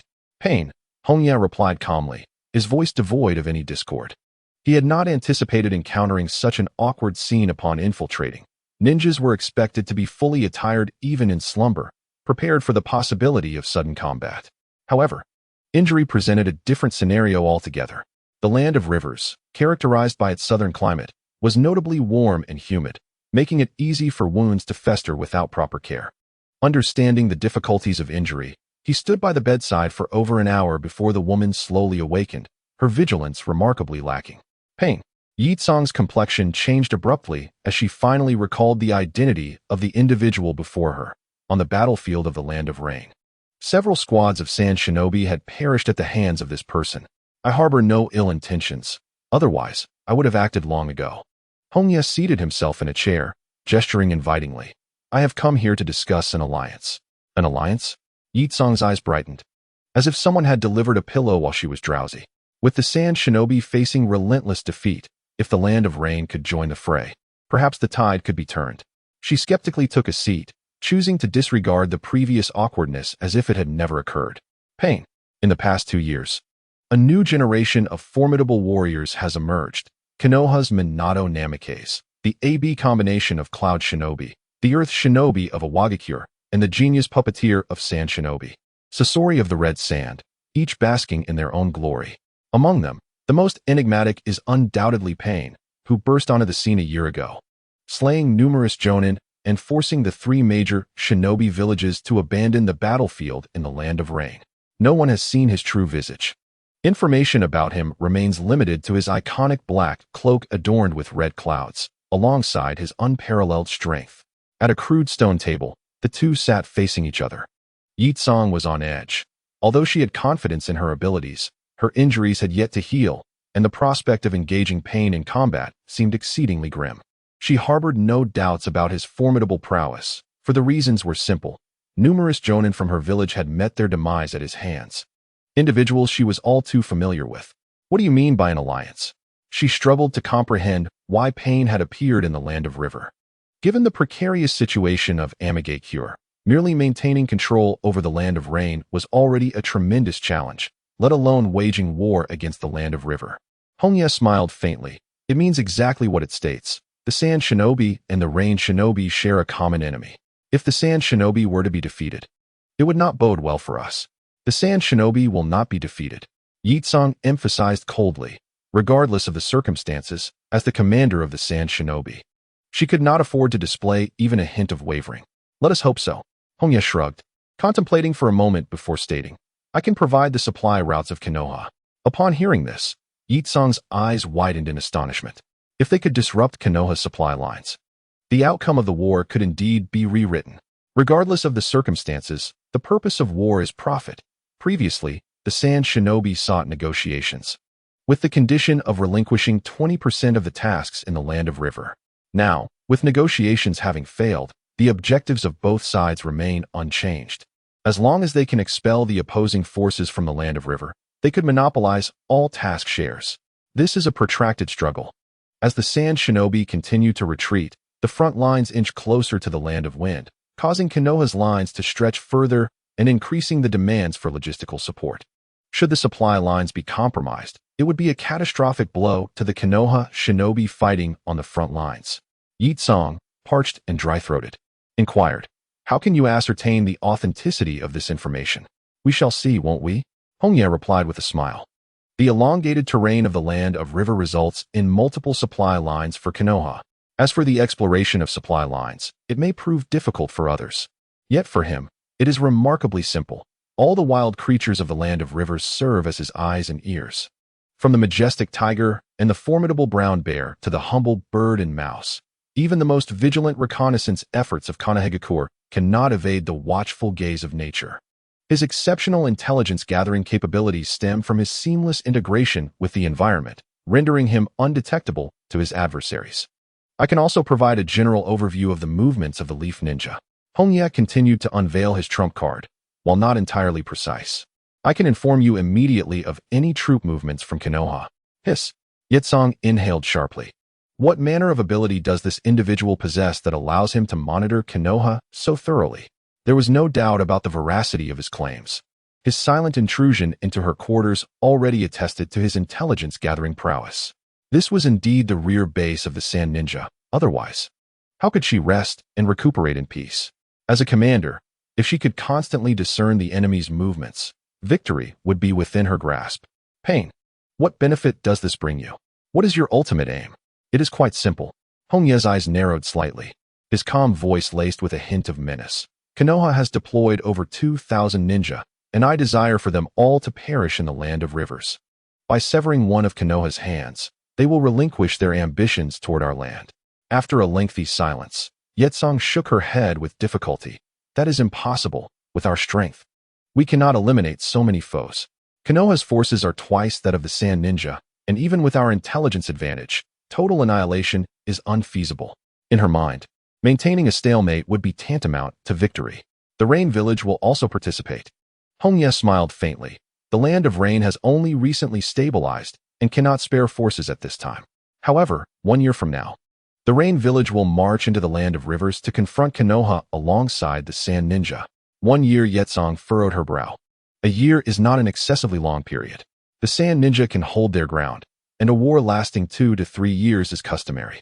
She gazed into Pain's eyes, sensing a familiar feeling that she buried deep within her heart, and questioned, "What do you seek after achieving victory?" She did not believe his earlier words. War has always been waged for gain, and the Rain Village's full mobilization would undoubtedly incur significant losses among its ninja. Was vengeance truly the only motive? Even a child would not believe that. Hongye extended his palm. We demand 50% of the mission shares in the Land of Rivers. 50%. Yetsong exhaled in relief. She feared the audacity of an insatiable demand, but a request for 50% was within the realm of acceptance. Previously, the distribution of mission shares in the Land of Rivers allocated 40% to the Sand Ninja and 60% to Konoha. If the war concluded with the Sand Ninja securing an additional 10%, it would be a gain, especially since they had intended to cede 20% to Konoha. She feigned deep contemplation before stating solemnly, 50% is excessive. The Rain Village may receive a maximum of 30%. No, 50%. Hongye found amusement in her naivety. Engaging in a cooperative negotiation, this foolish girl could not truly believe he was solely after mission shares. After a rather unproductive exchange, the final allocation settled at a 60-40 split, with the Sand Ninja receiving 60 and the Rain Ninja 40. Hongye placed a sealed scroll on the table, declaring, "This contains 3 supply lines of Konoha. You may verify their authenticity, and I shall contact you again thereafter." Having concluded his explanation, vines sprouted from his body, swiftly transforming him into a peculiar treant, which then swayed and burrowed into the ground. He was executing a form of earth escape technique, seamlessly merging with the earth in his tree-like form, exhibiting an exceptional level of concealment that was rather intimidating. Indeed, Leaf Warehouse was momentarily taken aback, and had she not witnessed it with her own eyes, she would never have believed that someone was present, utterly devoid of any chakra fluctuations. This fellow was undeniably adept at reconnaissance. Oh, by the way, just before his head disappeared into the ground, Hiroshi kindly reminded, "The climate in the Land of Rivers is quite different from that of the Land of Wind. The humidity is substantial, and sleeping bear can lead to catching a chill." Boom! The stone house erupted, debris scattering everywhere. In an instant, the base was thrown into chaos. The commander's dwelling had been obliterated. The perpetrator had long since fled, soaring amidst the clouds. It seemed that in just half a month, the new year would arrive, and he would soon turn 14. Was it truly due to his physical condition? Hiroshi, lost in thought, reflected on his earlier indiscretion, attributing it to the tumult of adolescence. With his matrimonial aspirations aimed at Akatsuki Kagaya, within a mere week, 3 supply lines had been successively ambushed by the Sand Shinobi, resulting in the destruction of a vast amount of strategic resources, leaving Konoha in utter disarray. Information had been compromised. The atmosphere in the operations meeting room was stifling, with Orochimaru and numerous elite shinobi casting furtive glances, contemplating countermeasures. The Sand Shinobi have infiltrated us. There are traitors among us. We must conduct a thorough investigation of the logistics unit. Infiltrating with spies was a common tactic employed by the major ninja villages, and Konoha was not without its own espionage presence in other villages. Orochimaru scanned the room, his gaze settling on Nara Shikaku, whose clan was renowned for its strategic prowess, consistently serving as the brain of Konoha. "Shikaku, what's your take?" "Not a spy," Nara Shikaku replied, shaking his head slightly. The war has persisted for nearly 2 months, and the Sand Shinobi have lost nearly half of their strongholds. If they had placed spies in the logistics unit, they would not have waited until now to act. To prevent information leaks, each supply line operates independently. Even if spies exist, it would be impossible for them to acquire intelligence on all 3 supply lines simultaneously. A glint of cold certainty flashed in Narashikaku's eyes as he declared, "There is a third-party force aiding the Sand Shinobi." A chilling realization swept over the assembly. Although unspoken, the elite shinobi present understood precisely whom Shikaku was referring to: the daimyo's estate, within the borders of the Land of Rivers. Only the daimyo's estate possessed such power. Aside from valuable ninja tools, a significant portion of provisions was procured from the Land of Rivers, even employing many local laborers. The number of shinobi was limited, and their responsibilities were confined to protection. The physical labor of loading and transporting fell to ordinary citizens. "Orochimaru-sama, what should we do?" The elite shinobi turned to Orochimaru, awaiting his decision. They were well aware of the anomalies surrounding the daimyo's estate, yet from a ninja standpoint, they could not interfere in diplomatic matters, nor did they possess the evidence to prove that the daimyo's estate had betrayed them.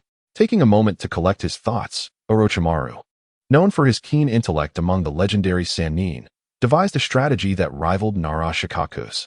Soon, he formulated a plan and commanded in a low voice, "Shikaku, design a new route, separating the transport of living supplies from ninja tools, while simultaneously hiring citizens from the Land of Fire to replace those from the Land of Rivers."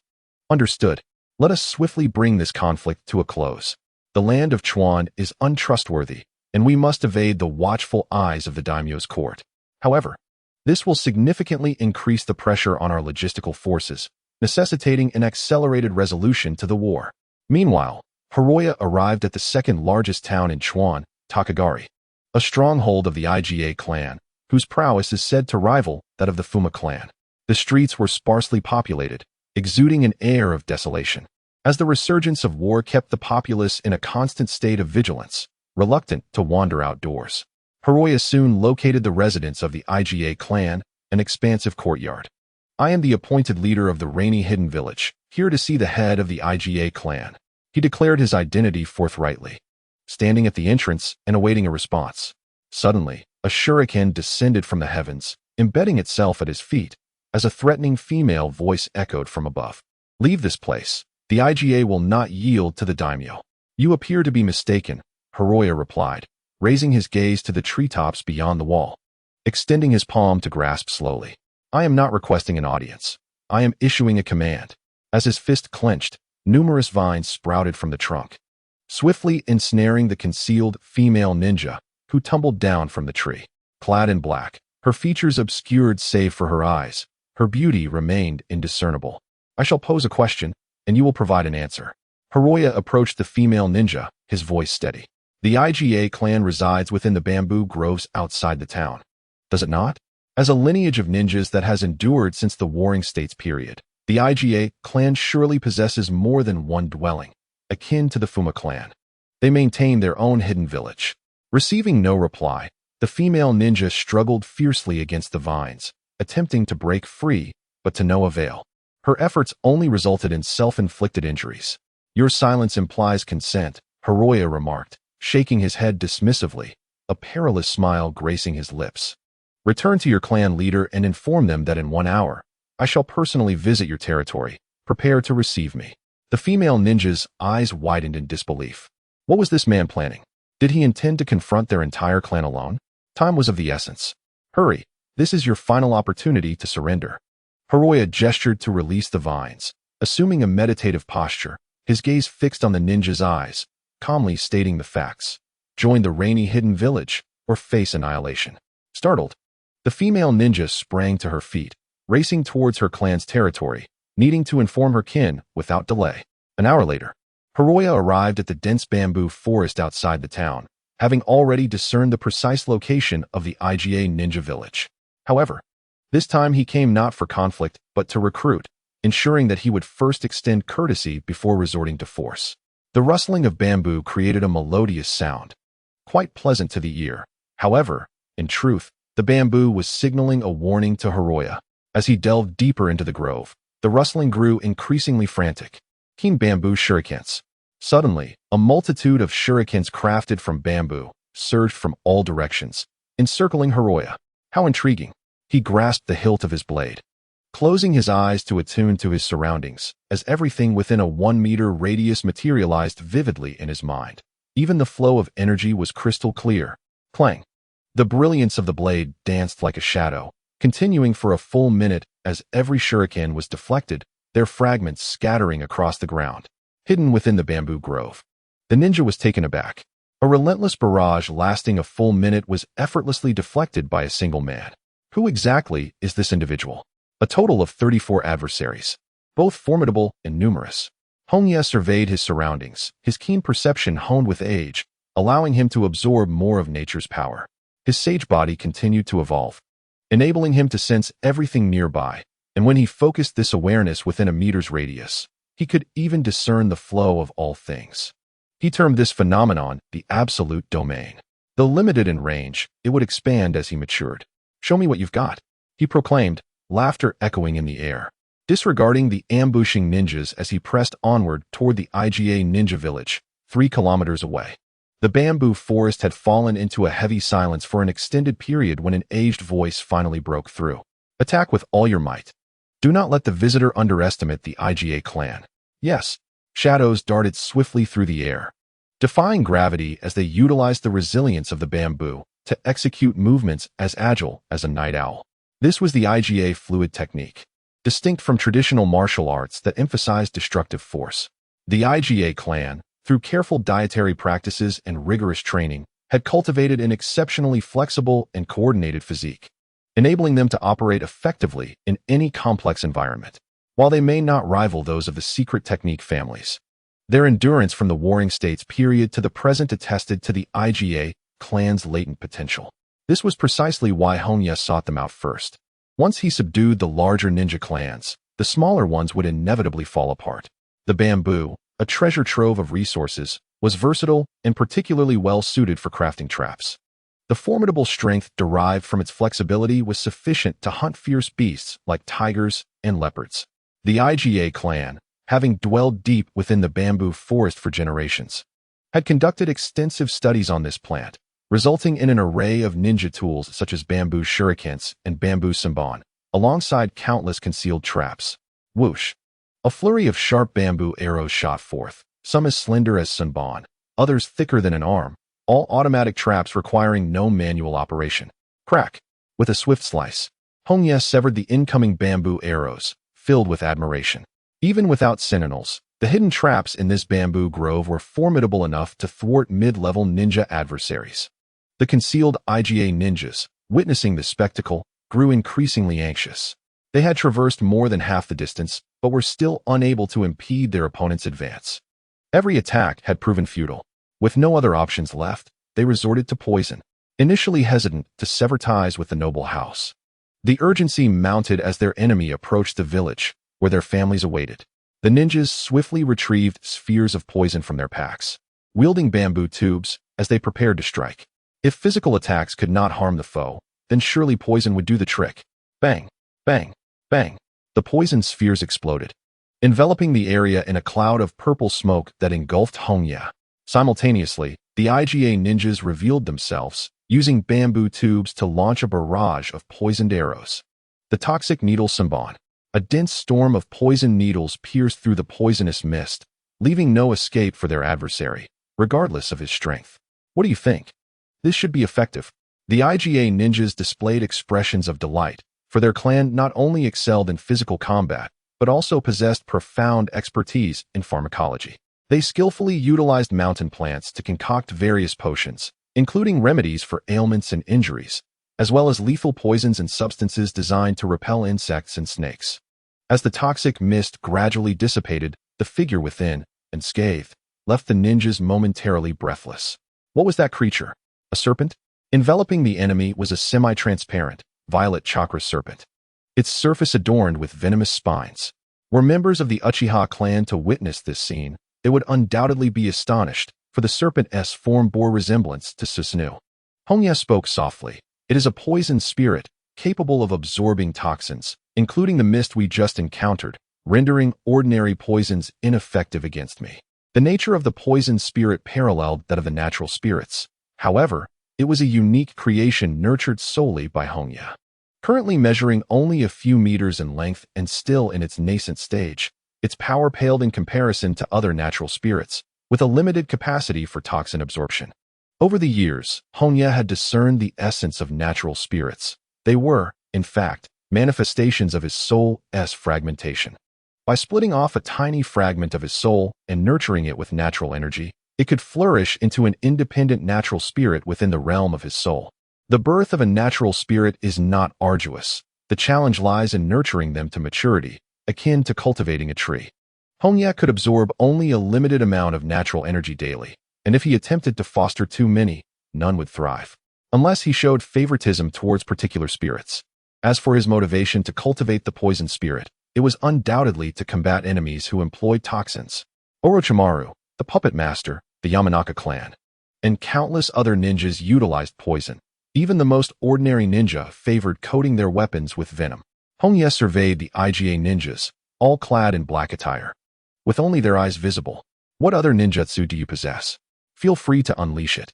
His calm voice resonated with unparalleled confidence, instilling both anger and a profound sense of helplessness in the IGA ninjas.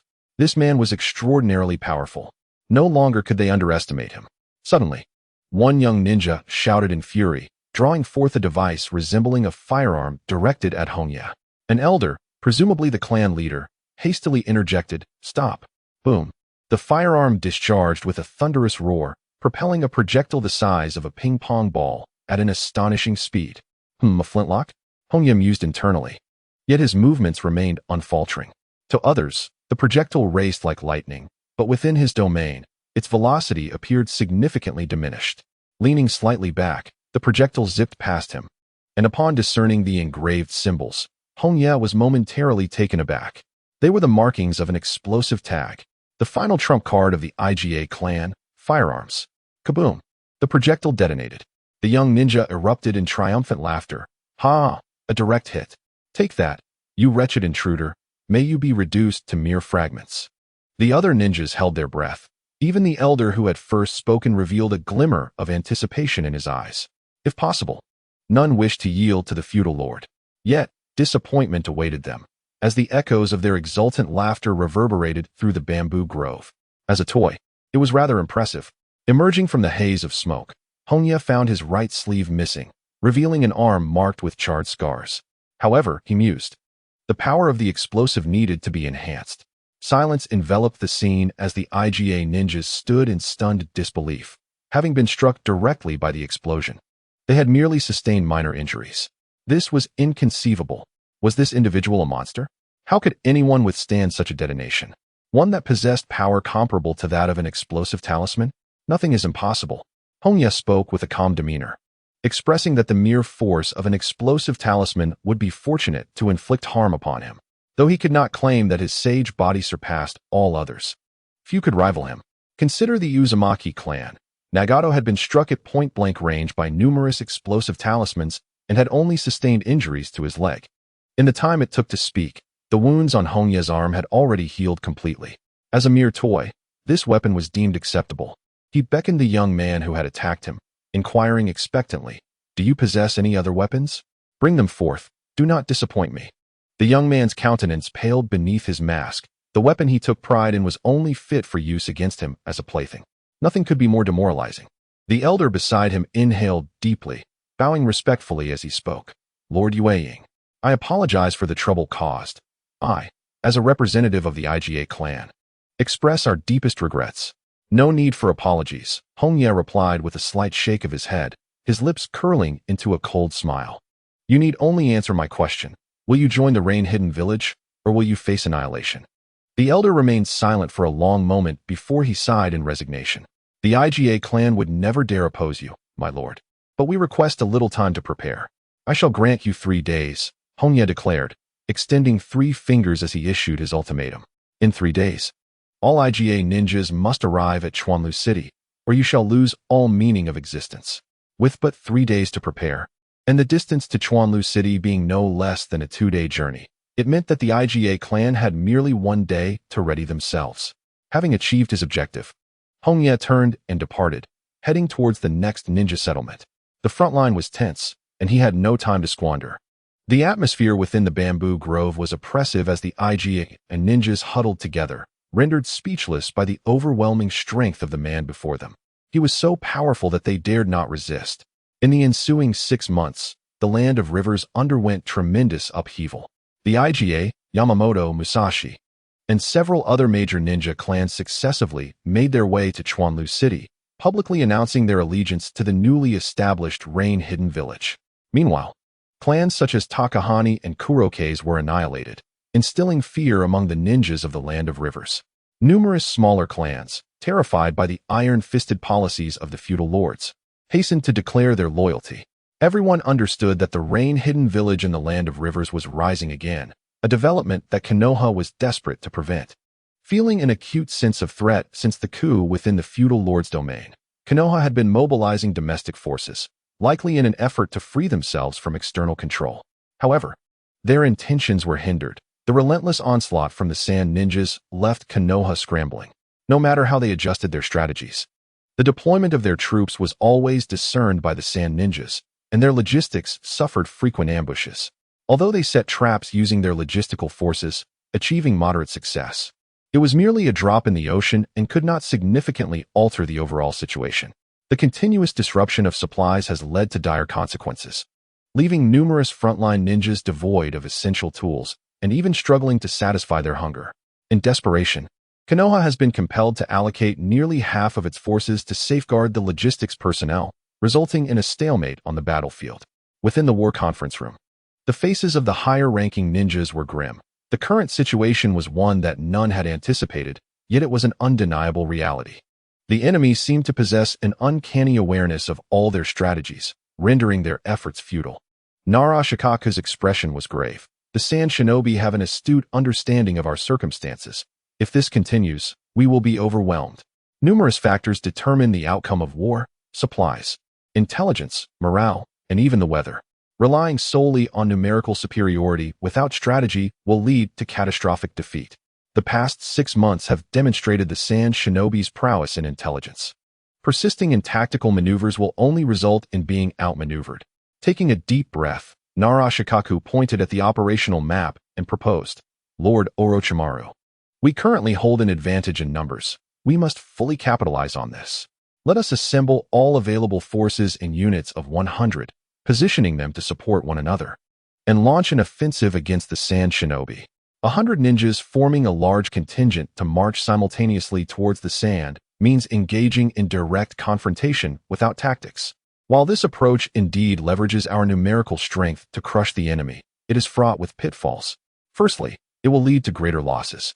As the battle will hinge on attrition, we must see which side falters first.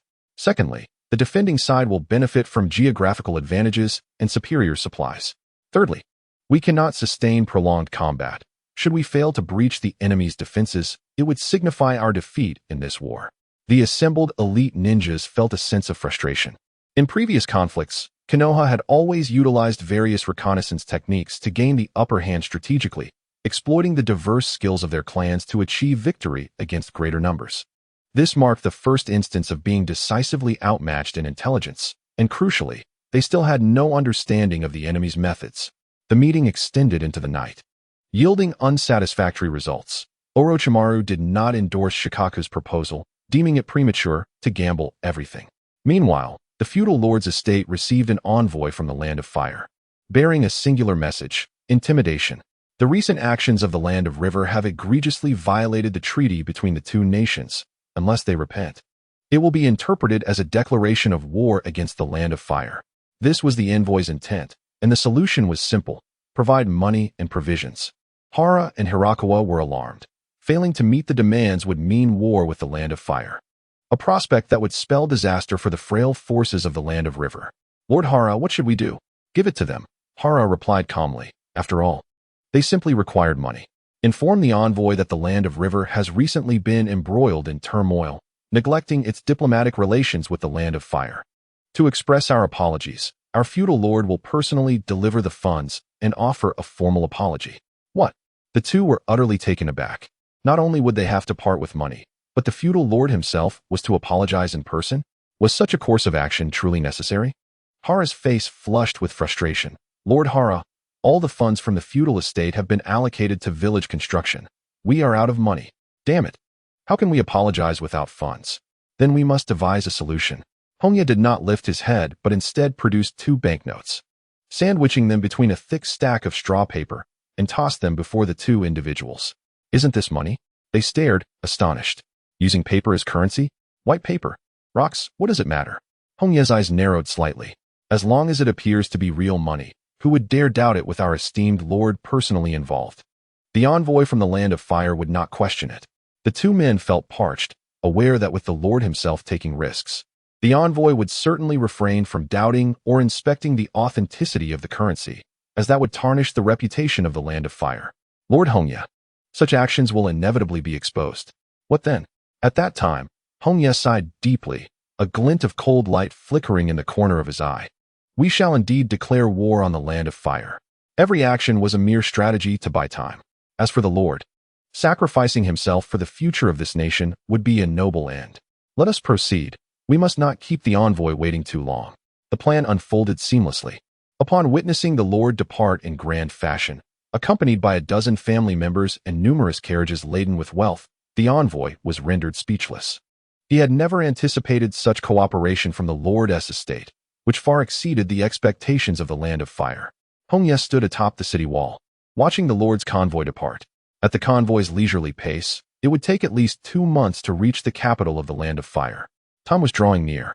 It had been a year and a half since Master Jiraiya's departure, and the countdown to the Third Shinobi World War had begun, in no less than 6 months. And at most a year and a half, the Scorpion of the Red Sand would assassinate the third Kazekage, igniting this conflict. With preliminary work completed, the real challenges lay ahead, in the northern region of the Land of Rivers. Within a valley surrounded on 3 sides by mountains, an easily defensible position, nearly 1,000 laborers were fervently engaged in construction.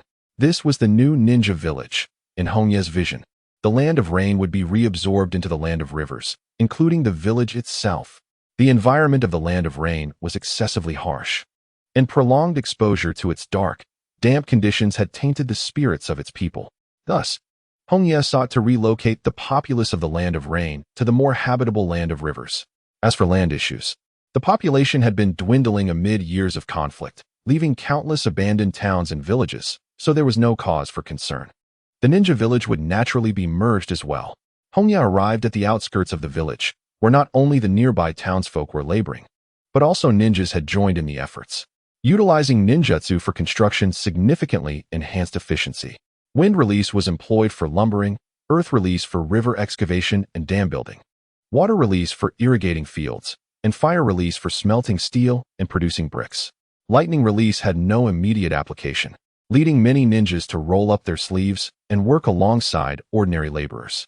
Hongye had expected resistance from these ninja clans, fearing conflicts might arise from past grievances. Given their forced conscription, harboring resentment was only natural. However, the reality was quite the opposite. While these ninjas harbored disdain for one another, they diligently undertook their tasks, occasionally mocking each other for their sluggishness, competing in their labor. In their eyes, a glimmer of hope shone brightly. A month has elapsed, and through the tireless efforts of laborers and ninjas working day and night, the new Rain Ninja Village gradually began to take shape. Due to the frequent rainfall, the houses were predominantly constructed from bricks, stones, and steel, eschewing the mainstream Japanese style of the ninja realm in favor of 3-story Western-style buildings that exuded a touch of modernity. From an aerial perspective, one would observe that the new ninja village is organized in a circular formation reminiscent of a Bagua diagram, with the rain shadow building positioned at the heart of this yin-yang configuration. Moreover, the surrounding 3 peaks were adorned with ninja training bases and watchtowers, providing a protective embrace around the new village. However, the overall aesthetic remained rather rudimentary, with vast expanses of vacant land and the construction progress lagging at less than 1/10 of the planned schedule, barely allowing for basic functionality. The ninja clans gradually relocated to the village, with the number of ninjas nearing 1,000, when including their kin and a few artisans who chose to settle. The population surpassed 10,000. This scale could be considered that of a small town within the ninja world. Above the main entrance of the village, The emblem of the rain-hidden village was retained, engraved with 4 vertical lines. Jiraiya stood beneath the entrance, gazing at all the ninjas adorned with rain ninja headbands, and offered a gentle smile. From this day forth, we shall bear the name of the rain ninja and strive to bring peace and hope to this nation. The ninjas erupted in fervent cheers. Having once lost all hope, the process of rebuilding their village had reignited the flame of optimism within them. They yearned for a homeland to call their own and harbored an even greater desire to rescue the land of rivers. Jiraiya noted that the expressions in their eyes mirrored those of Yahiko and his companions, who longed for peace yet were only able to struggle in vain, willing to sacrifice their very lives upon glimpsing a flicker of hope. Time flowed quietly, and after the Lord of the Land of Rivers entered the Land of Fire bearing apologies, Orochimaru set aside his last vestige of caution and promptly ordered the gathering of troops. His sole prior concern had been the possibility of a betrayal by the Lord's estate, which would have dealt a devastating blow to their cause. Upon learning of Konoha's movements, Yakura immediately commanded a contraction of their defenses, preparing to withstand Konoha's final onslaught. None among the Sand Ninjas dared to voice dissent. Under Yakura's command, they had dealt successive blows to Konoha over the past 6 months, her prestige now unparalleled. In her chamber, Yakura wearily stretched, knowing that with accurate intelligence, it was essential to formulate corresponding strategies, a task that demanded great mental exertion. She had previously been unaware of her own cleverness, feeling akin to a war deity. "You appear to be in fine spirits," Jiraiya remarked, his upper body emerging from the ground while his lower half remained embedded, resembling a bamboo shoot. Yakura smiled in response. "As the war has progressed, the Sand Ninjas have emerged victorious. In the past 6 months, our casualties have only amounted to 1/3 of Konoha's. In addition to severely crippling Konoha's logistical forces, we have also achieved absolute dominance on the front lines. Despite having fewer troops, we have consistently evaded Konoha's main forces, effectively encircling their smaller units and fully capitalizing on our intelligence advantages. All of this is thanks to the man on the ground. To declare victory at this juncture would be premature," Jiraiya replied with a subtle smile. "If we were to activate a full map cheat and still lose strategically to the enemy, it would be wiser to return home and cultivate sweet potatoes instead, to spare ourselves the shame. Konoha finds itself in a position of no retreat. Their supplies fall woefully short of the demands of war, and now presents the opportune moment to decisively vanquish them." Upon hearing this, Yakura's eyes sparkled with intrigue. Is the Rain Village preparing to join the fray? Indeed. However, Hongye's expression turned grave. The Rain Village can only make its appearance at the last moment. Should Konoha catch wind of the Rain Ninjas' movements, they will undoubtedly retreat from the battlefield. Konoha, being the mightiest of the shinobi villages, possesses unparalleled intelligence capabilities. The moment Hanzo leads the Rain Ninja into action, Konoha will be alerted. Only when Konoha's shinobi are thoroughly ensnared in the throes of battle, unable to withdraw in a timely manner, can the Rain Ninja make their entrance. Yakura furrowed her brow. She understood Pain's concerns all too well. Indeed, even with greater odds in their favor now, she dared not underestimate Konoha. Yet, the sacrifices required from the Sand Ninja would be substantial. To ensnare Konoha, the Sand Ninja must exhibit a desperate resolve, facing overwhelming numbers. In such dire circumstances, casualties would be inevitable. Hongye spoke flatly. In comparison to the substantial rewards, incurring some losses is negligible. After this battle, Konoha will not dare to declare war on the Sand Ninja for 5 years. Since the onset of the Second Shinobi World War, Konoha has remained at the epicenter of conflict, suffering tremendous losses among their ranks. 2,000 ninja represent 1/5 of Konoha's strength. Should they be entirely annihilated, the consequences are self-evident. Not to mention, the Cloud and Rock Ninja would surely seize the opportunity to declare war. Yakura felt a stirring within her, yet she remained hesitant. Calculating purely in terms of profit, it was undoubtedly a lucrative deal, but it came at the cost of the Sand Ninjas' lives. Observing the woman still in doubt, Hongye's voice turned sharp. "I have provided you with ample assistance. It is time for you to reciprocate." Yakura's breath hitched, and after a prolonged silence, she nodded with great difficulty. War is no trivial matter. One must maximize the benefits. If negotiations falter and compel Pain to turn against Konoha, the repercussions would be dire.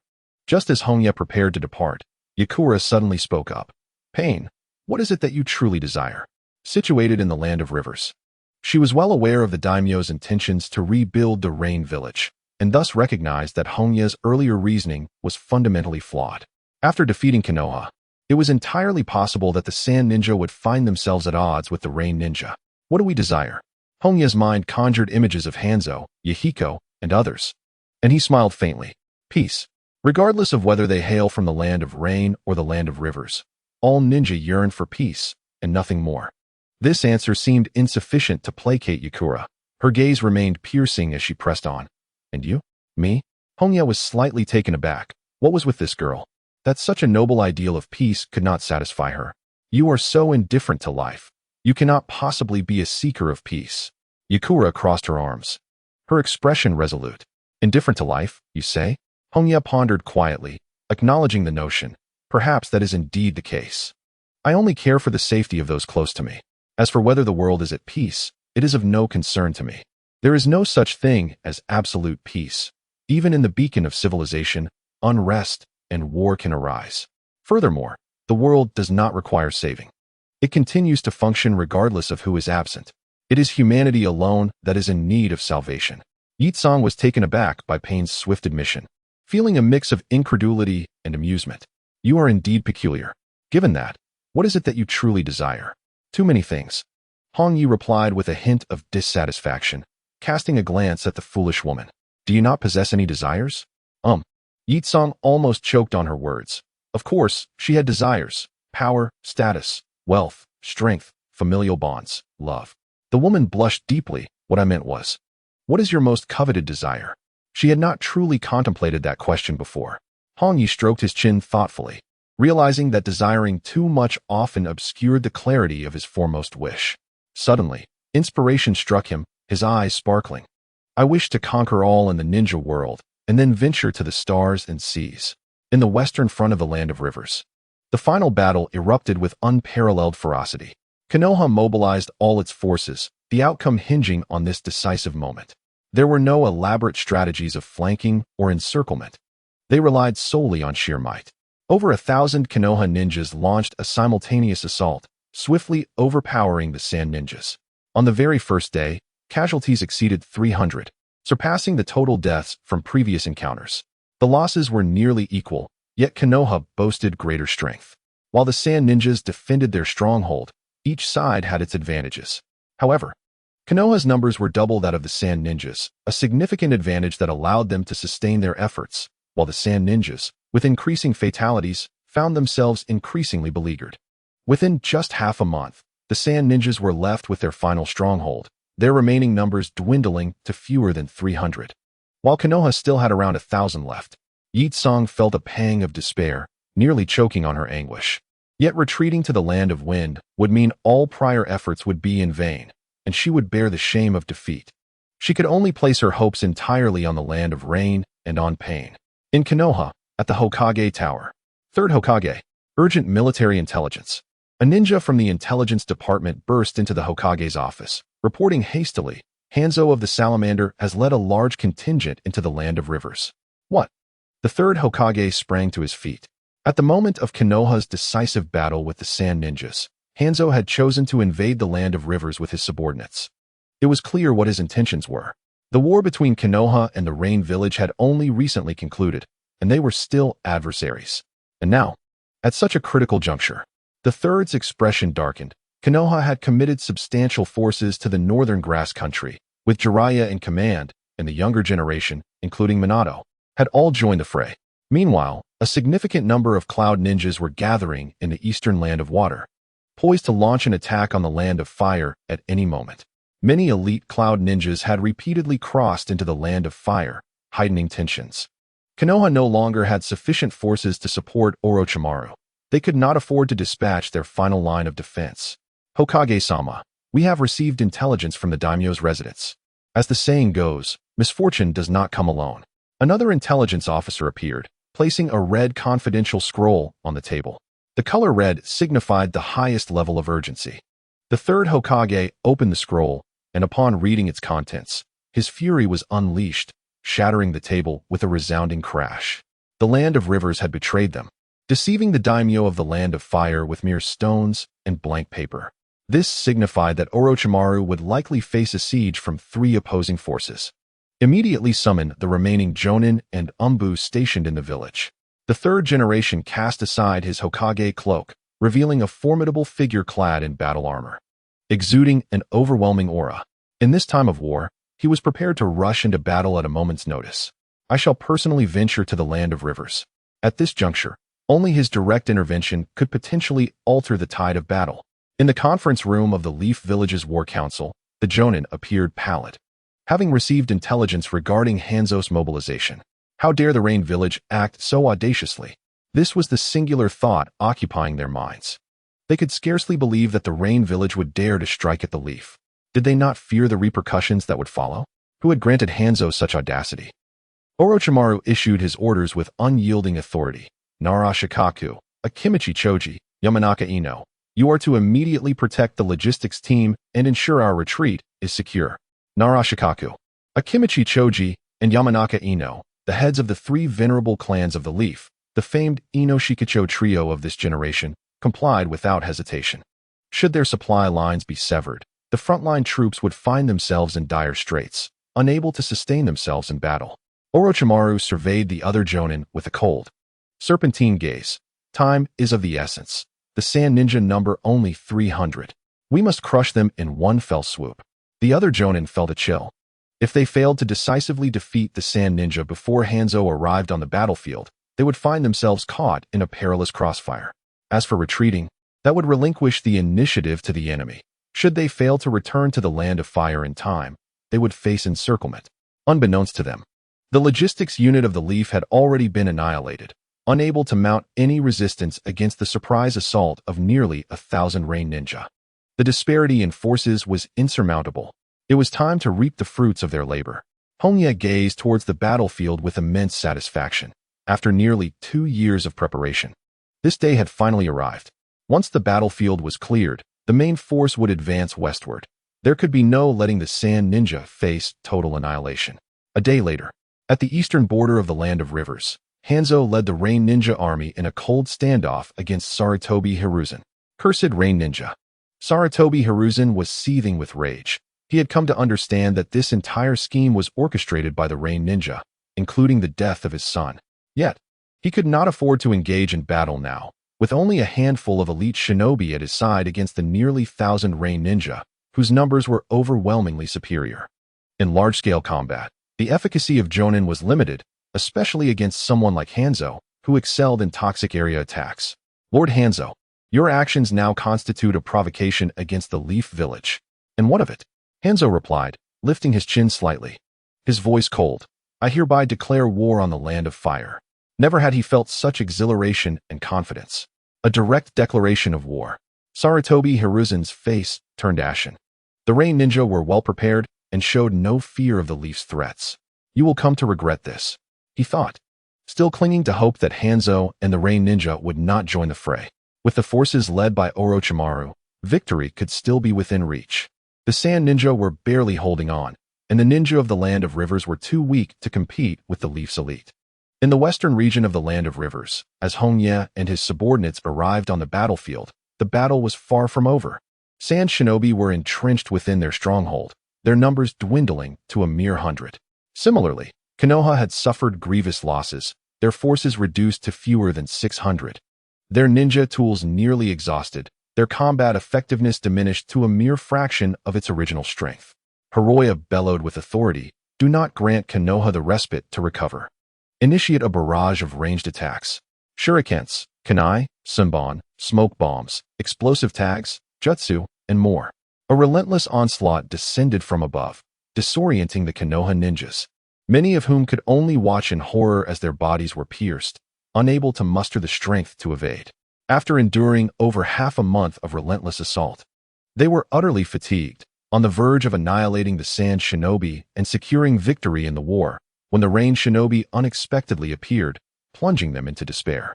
Hiroya's gaze was icy. A ninja's physique, while superior to that of an ordinary person, was not limitless. They too experienced fatigue, hunger, and weariness, making perpetual combat an impossibility. Seize the opportunity to strike at their heart. As the carpet bombing ceased, Fewer than half of the remaining Konoha ninjas could still stand, each one bearing wounds. It was evident to any discerning eye that Konoha was nearing its breaking point. Orochimaru stepped forward, recognizing Hiroya's visage, his serpentine eyes narrowing slightly. "So it is you. Long time no see, Mr. Hiroya." Hiroya nodded coolly. Years prior, during their encounter with the legendary three ninjas, Orochimaru had suggested eliminating them all, not out of hatred, but because he believed the fate of war orphans would be tragically grim, and it would be better for them to perish sooner rather than later. Indeed, had he and Yahiko been ordinary orphans, their fates would have been dire. Orochimaru fell into a long silence, astonished that years later, the child he once knew could now pose a threat to his life. With a gravelly voice, he inquired, "What has become of Kakashi and his team?" "You refer to Inuzuka, Shino, and Choji," Hiroya replied calmly. "They were formidable, managing to hinder us for half a day before succumbing to grievous injuries." The news of their demise cast a shroud of despair over the Konoha ninjas once more. Scatter and flee. Facing an irreversible situation, Orochimaru issued his final command. The Konoha ninjas dispersed in disarray, fleeing in all directions. They were not only physically exhausted but also low on chakra, with many armed with nothing but a single kunai, ill-equipped to confront their well-prepared and vigorous adversaries. Hiroya's gaze remained steely. Once these ninjas escaped the battlefield, they would inevitably infiltrate villages and towns in search of food and supplies, leading to untold tragedies, reminiscent of Nagato's experiences. "Pursue them. Not a single one shall escape." "Understood." His subordinates immediately fanned out to hunt down the Konoha ninjas, anguished cries occasionally echoing from the surroundings, gradually fading as the distance increased. On the battlefield, only Hiroya and Orochimaru remained. Orochimaru licked his lips. "You are the pain of Amigakure, are you not?" After Hanzo the Salamander's involvement, he had pieced together the events. Only that enigmatic pain possessed the power to orchestrate such devastation. Hiroya's expression was calm, neither confirming nor denying the assertion. "You were also responsible for the deaths of Jiraiya and Tsunade, weren't you?" Orochimaru's interest deepened. He was intrigued to learn how Hiroya had managed to defeat the couple, as even he might not have triumphed over them. Suddenly, Hiroya spoke. "Would you care to find out?" Orochimaru was momentarily taken aback, perceiving the underlying implication in Hiroya's words. Astonished, "You do not intend to engage me in battle?" The two individuals are adversaries. Hongye has undoubtedly slain numerous leaf ninjas, so it is implausible that he would allow his departure unchallenged. Hongye slightly shook his head, proclaiming, "I have no desire to kill you, nor do I possess the capability to do so. Currently, Orochimaru, despite lacking mastery over many forbidden techniques, is not a foe that an average jonin can contend with. Unless one is prepared to fight to the death without retreat, it is virtually impossible to slay him. In truth, an elite jonin focused solely on escape proves exceedingly difficult to vanquish, even for those of Hokage caliber. Victory and execution are distinctly separate concepts. Furthermore, Orochimaru is of great significance to my mentor, Jiraiya. Should he be surrounded and slain, it would inflict tremendous anguish upon Jiraiya, potentially leading to a confrontation between master and disciple. Over the course of 3 years, I have developed immense gratitude for Jiraiya's guidance. Without him, I would not be who I am today, and this debt of gratitude shall be etched in my memory for eternity. My objectives have been fulfilled. The victor of this conflict is the Rain Village." Hongye approached Orochimaru and paused at his side, calmly stating, "Mr. Orochimaru, upon your return to the Leaf, please extend my regards to Jiraiya-sensei. Inform him that Hongye has not forgotten his original intentions. While he may not prioritize peace, he too hopes for harmony within the ninja world. No one wishes to dwell in a chaotic realm, as that invites suffering." Orochimaru observed as Hongye departed, the serpents coiled within his sleeves retracting slowly. He had intended to test Hongye, but recognized the familiar energy. Sage art. What a formidable young lad. Within the Sand Ninja encampment, dozens of Sand Ninjas lay strewn across the ground, nearly all bearing injuries. The final offensive from the Leaf was overwhelmingly fierce, leaving them struggling to withstand the onslaught. Yakura, her body wrapped in bandages and her injuries severe, understood that had she not valiantly delayed, the Sand Ninjas would not have endured until the Rain Ninjas arrived. Upon seeing Hongye, she laboriously rose and inquired urgently, "What is the situation outside?"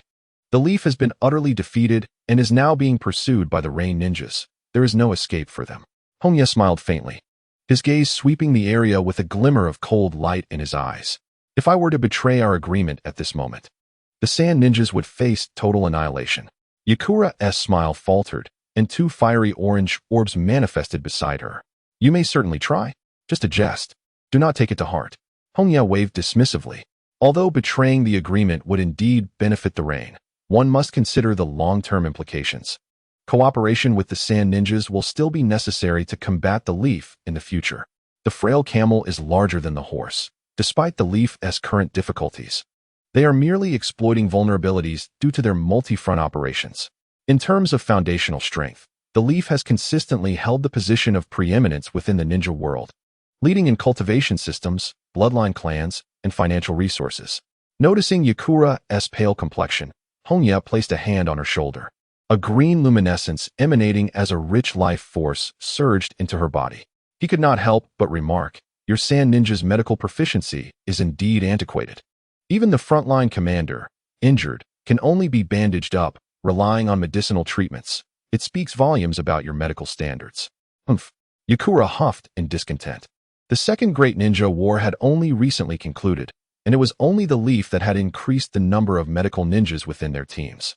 Other ninja villages had yet to prioritize this aspect. As she felt the wounds begin to itch with healing, a comfortable sigh escaped her lips, and a hint of color returned to her face. She feigned composure, asking, "What do you plan to do next?"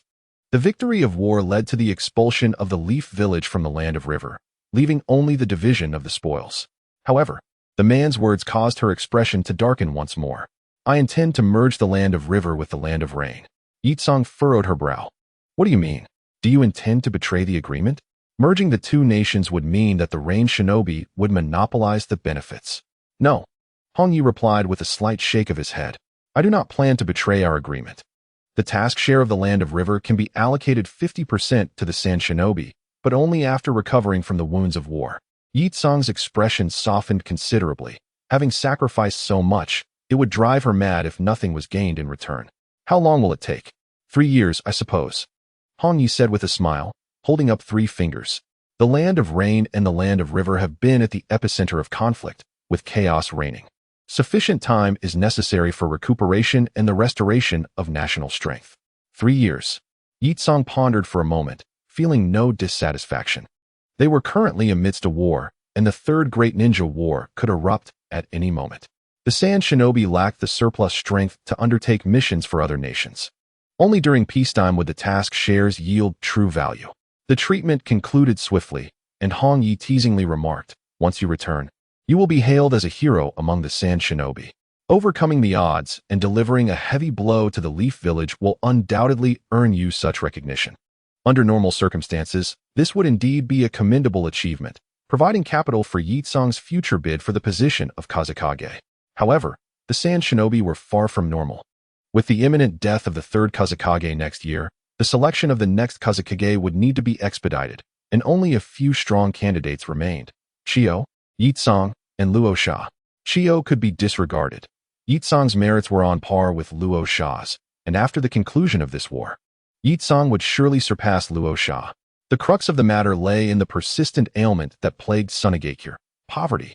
The remedy for this financial malaise resided with Luo Sha, whose talent for collecting gold sand would become a primary source of revenue for the Sand Shinobi. For the higher echelons of the Sand Shinobi, the choice was evident. Yitsong's significant achievements would, paradoxically, become an obstacle for her. In the original narrative, Yitsong was merely treated as a bargaining chip for peace talks, sold to the Mist Shinobi, and met a tragic demise. Far worse than that of the Leaf's White Fang, who at least died with clarity. A hero indeed. Yitsong's eyes sparkled with longing, like many Sand Shinobi. Her dream was to become a hero of the village. I must take my leave, Hongye chuckled, his body beginning to sink into the ground. His words laden with implication. Return and enjoy the treatment of a hero. Perhaps in a few years, we may fight side by side as comrades. The pursuit lasted an entire month, and in the end, dozens of Leaf Shinobi remained unaccounted for, possibly having escaped back to the Land of Fire or still lying in wait. Thus, the war in the Land of River concluded with the victory of the Rain and Sand Shinobi, resulting in the loss of 2,000 Leaf Shinobi, a self-inflicted wound. Once news of this spread throughout the ninja world, it triggered a chain reaction. The Cloud Shinobi and Rock Shinobi seized the opportunity and declared war upon the weakened Leaf Village. The Third Great Ninja War erupted a year ahead of schedule. In the newly established Rain Village, over 2,000 Rain Shinobi gathered to celebrate their victory, half of whom hailed from the Land of Rain.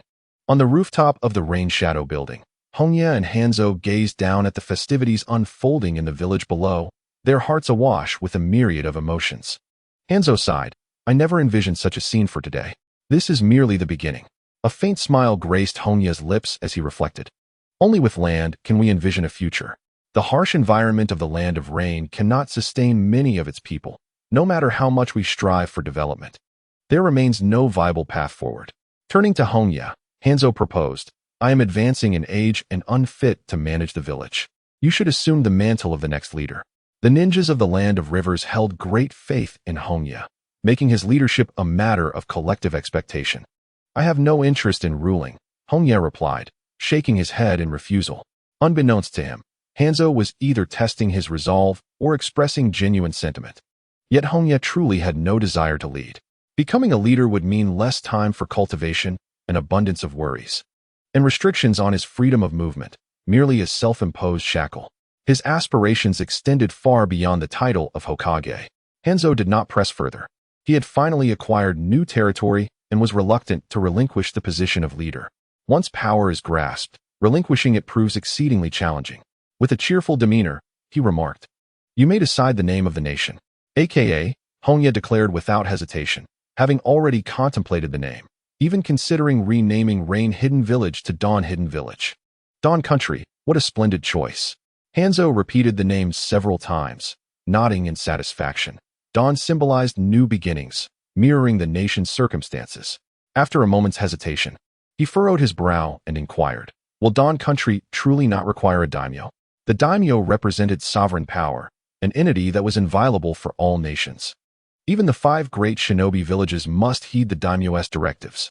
Should Dawn Country lack a daimyo, it could easily incite animosity from other daimyos, potentially serving as a pretext for an assault against Dawn Country. Not necessary, Hongye scoffed dismissively.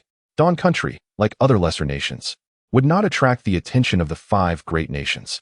When Dawn Country eventually poses a threat to the 5 great nations, they will undoubtedly devise means to obstruct its progress. Even with a daimyo in place, the 5 great nations would find other pretexts. Thus, the sole objective is to amass strength sufficient to rival the 5 great nations before the conclusion of the war.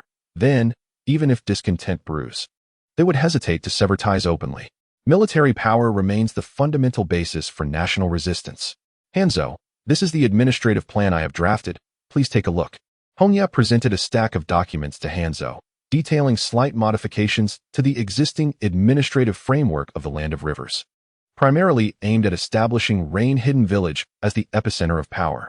Lacking a thorough understanding of politics or the intricacies of communism, he decided to centralize authority first, with gradual improvements to systemic flaws to follow. By the way, Hanzo, I have several younger siblings whom I wish to have join Rain Hidden Village to manage the civil affairs of Dawn Country. Of course, Hanzo replied without hesitation, smiling. I have been observing them. They are kind-hearted children who have consistently aided the people of the Land of Rain. Thank you. Hongye felt reassured. Before departing for Dawn Country, his only concern remained the well-being of Yahiko and the others. The outbreak of the Third Shinobi World War left no one unscathed. The flames of conflict would soon engulf the Land of Dawn. The trio lingered in the northern regions, inevitably facing peril. 3 days later, upon Hanzo's proclamation of the establishment of the Land of Dawn, this territory immediately captured the attention of the 5 great nations, leading numerous spies to infiltrate and gather intelligence. In the northern secret base of the Akatsuki organization, Yahiko and his companions found themselves reeling from this revelation. Big Brother Yahiko. Hanzo has merged the Land of Rain and the Land of River, and he has even appropriated our name. The speaker, named Jusuk, was once a ninja from their village. Discontented with Hanzo's pacifist policies, he had departed from the Hidden Rain village, though he was not a rogue ninja. He later encountered Yahiko and, moved by his ideals, joined the Akatsuki as one of its initial core members, skilled in nurturing small ninja beasts and gathering intelligence. I have already heard. This is a good thing, Yahiko exclaimed, a confident smile illuminating his face. It must be that guy's doing. That guy? Jusuk hesitated, unable to comprehend whom Yahiko was referring to. His name is Konan, one of the original members of our Akatsuki. Konan interjected, the funds necessary for the operation of our organization are all provided by him. So it was him, Jusuk realized, understanding that for the past 2 years, a mysterious benefactor had been supporting them. Otherwise, they would have struggled to afford even their meals. The name Konan was entirely unfamiliar to the group. They pondered deeply, unable to recall any details about him. Yet someone who could persuade Hanzo to rename a nation must possess considerable prowess. At that moment, Nagato entered the room, a hint of pride in his voice. The name he uses outside is Pain. Gasp. At this revelation, Jusuk and the others gasped in shock, nearly doubting their ears. In this country, there was no one unaware of Pain. He was a hero of the Land of Rain. Just then, a playful voice drifted in from the window, capturing everyone's attention. It seems someone is talking about me. Konan leapt into the room, disregarding the wary expressions of Jusuk and the others, and approached Yahiko with a subtle smile. I have returned. Konan.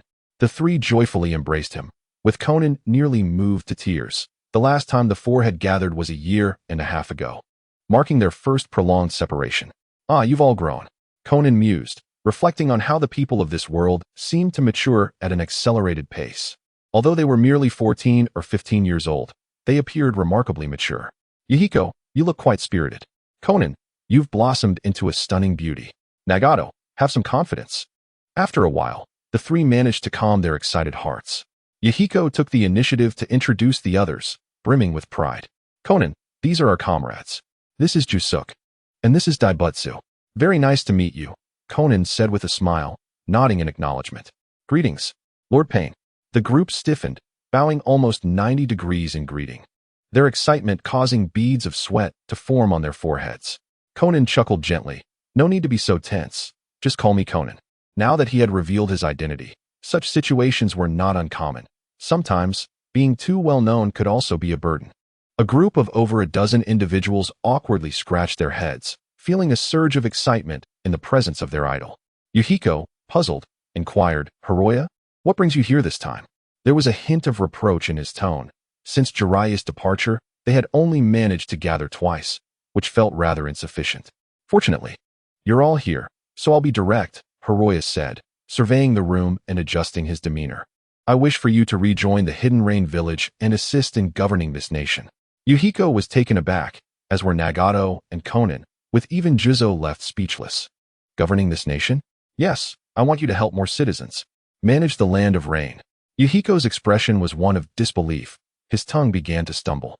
The others shared his astonishment, shocked by the sudden shift from repairing houses in a village to managing a country, as if caught in a dream. Jiraiya chuckled playfully. What's the matter? Are you unwilling? Of course not. We are willing. Yahiko replied emphatically, nodding vigorously. His dream was to transform this country and bring peace to its people. How could he refuse such a perfect opportunity? He had felt genuine joy upon hearing that the two nations had merged and been named Akatsuki, signifying Hanzo's endorsement of their ideals. Yet, amidst his joy, Yahiko wore a wry smile. Given our age, can we truly handle such a responsibility? At only 14, along with his young companions, he questioned whether it was too ambitious to govern a nation. Age is not an obstacle. You can learn gradually, Jiraiya reassured him, patting the young man's shoulder encouragingly. The key lies in your desire to help this country and alleviate the suffering of its people. And no one understands the needs of the citizens better than you.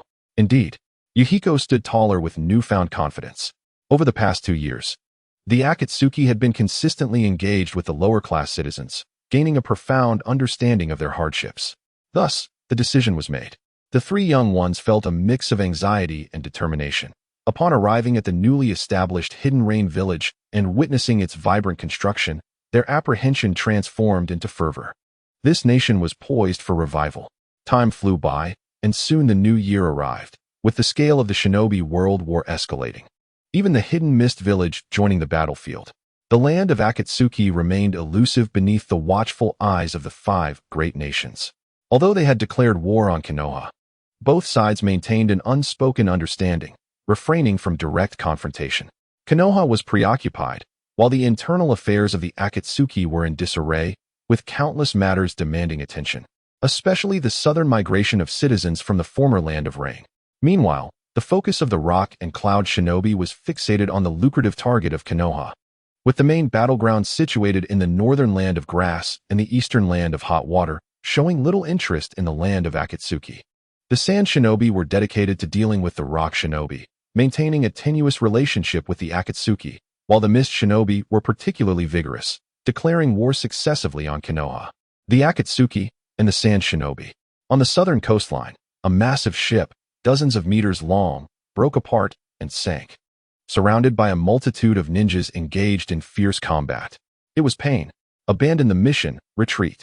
Water style, hidden mist technique. In the blink of an eye, a dense fog enveloped the sea, the mist swiftly vanishing into the ocean's depths, clearly not its first encounter with such a phenomenon. This group of rogues.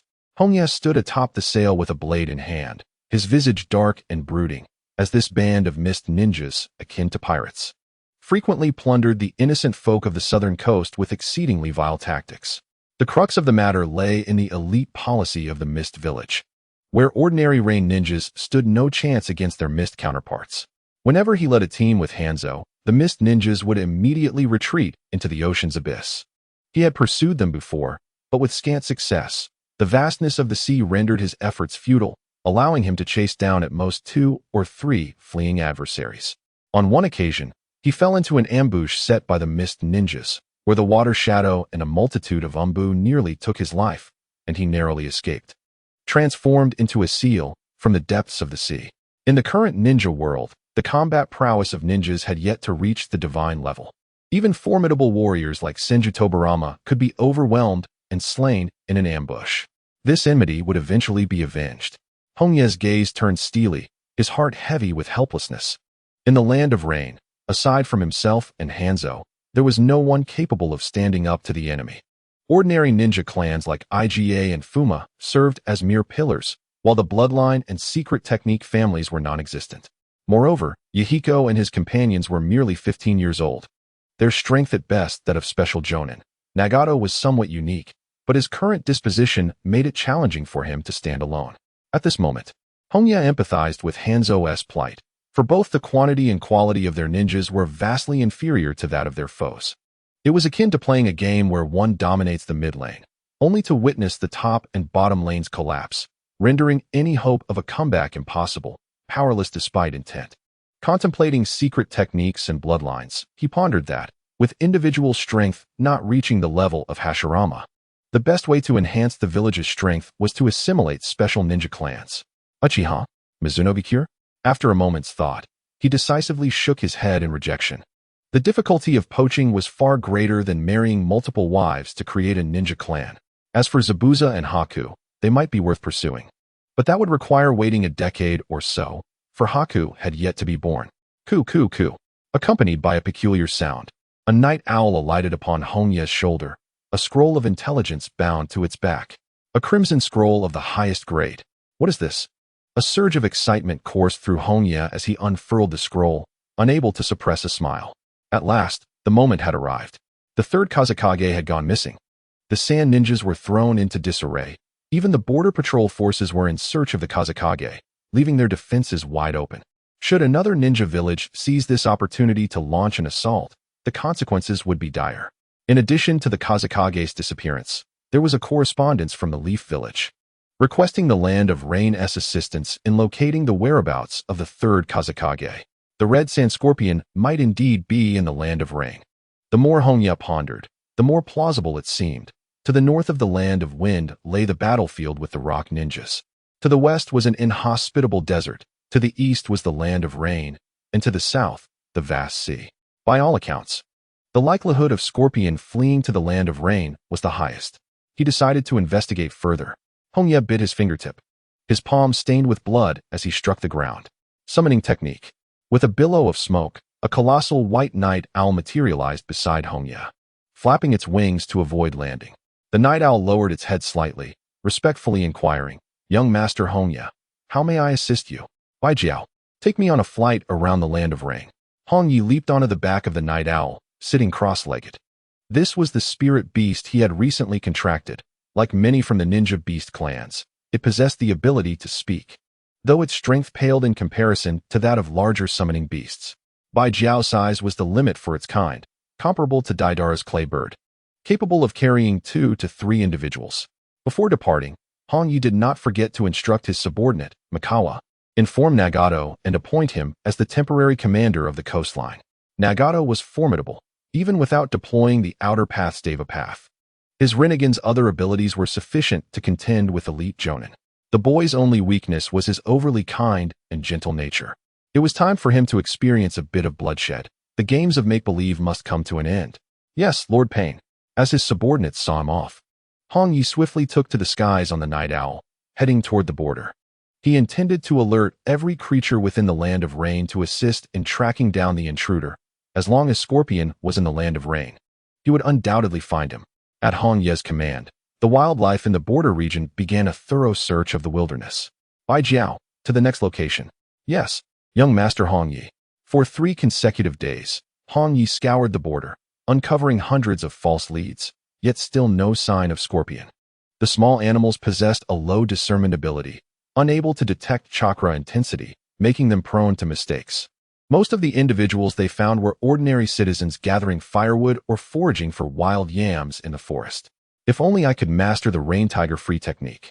The Rain Tiger Free technique was a unique ninjutsu of Nagato, with a vast range capable of sensing all chakra in the rain, one of the finest reconnaissance techniques, regrettably. Its principles were obscure and difficult to replicate. The hidden sand village was frantically searching for the 3rd Kazekage. If Scorpion wished to remain hidden, he would certainly seek a secure location to dispose of the body. Hongye pondered that the sand ninja's frantic search was causing chaos in the Wind Country, and he could not afford to linger. The only safe area remaining was the Land of Rain. Ku, the gray messenger night owl returned from the Wind Country, bearing a letter from Yitsong. Scorpion has vanished.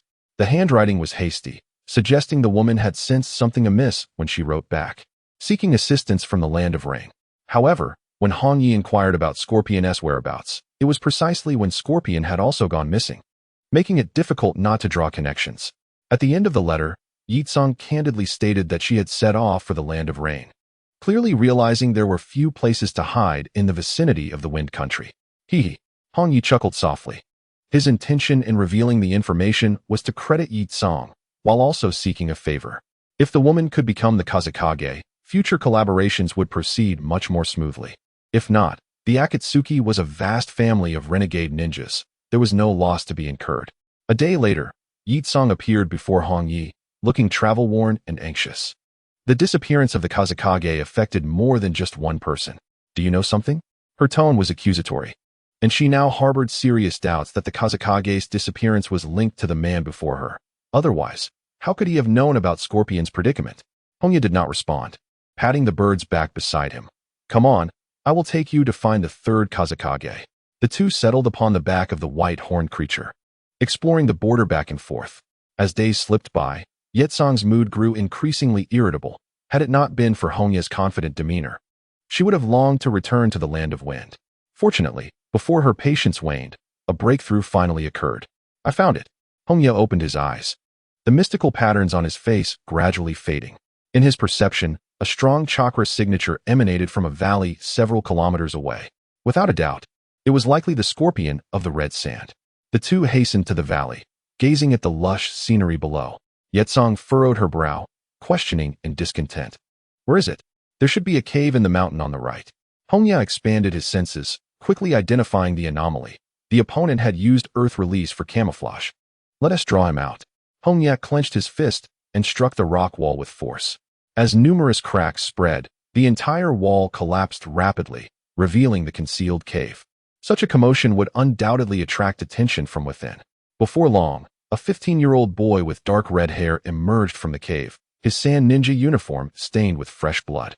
The genius puppet master, Scorpion. The boy flashed a deceptive smile, taunting, Is the village sending just you to hunt me down, Yitsong-senpai? Scorpion, it truly is you. Yitsong's expression darkened. The mere presence of Scorpion here spoke volumes, and clinging to a final glimmer of hope, she demanded loudly, Where's Lord Kazekage? Kazekage? Oh, you must mean this fellow. Scorpion appeared somewhat disdainful of the title, producing a scroll inscribed with the character for 3, his gaze filled with fervor. I just turned him into a puppet. With a resounding thud, the third Kazekage floated beside Scorpion, his body seemingly altered, his skin appeared exceedingly pallid, and his eyes lacked the vitality of life. Lord Kazekage. Yetsong clenched her fists, the veins on the back of her hands visibly bulging. Clearly driven to the brink of fury, the shadow who was to protect the village had been assassinated by one of their own ninjas. This was a humiliation far worse than dying in battle, utterly unforgivable. The air quickly heated up, two spheres of intense heat materializing beside Yetsong, growing larger, resembling two miniature suns. Scorpion, return with me to the village. Her cold voice was laced with murderous intent. Should Scorpion show the slightest hint of defiance, he would undoubtedly face a thunderous assault. Flame release. Scorpion's expression turned serious. Despite being hailed as a genius puppet master, at merely 15 years of age, facing the village's hero was an immense pressure. Yet, beyond the weight of that pressure, Scorpion felt a thrill. He had turned the third Kazekage into a puppet, and now he required a formidable adversary to test its combat effectiveness. You would make a fine specimen as well.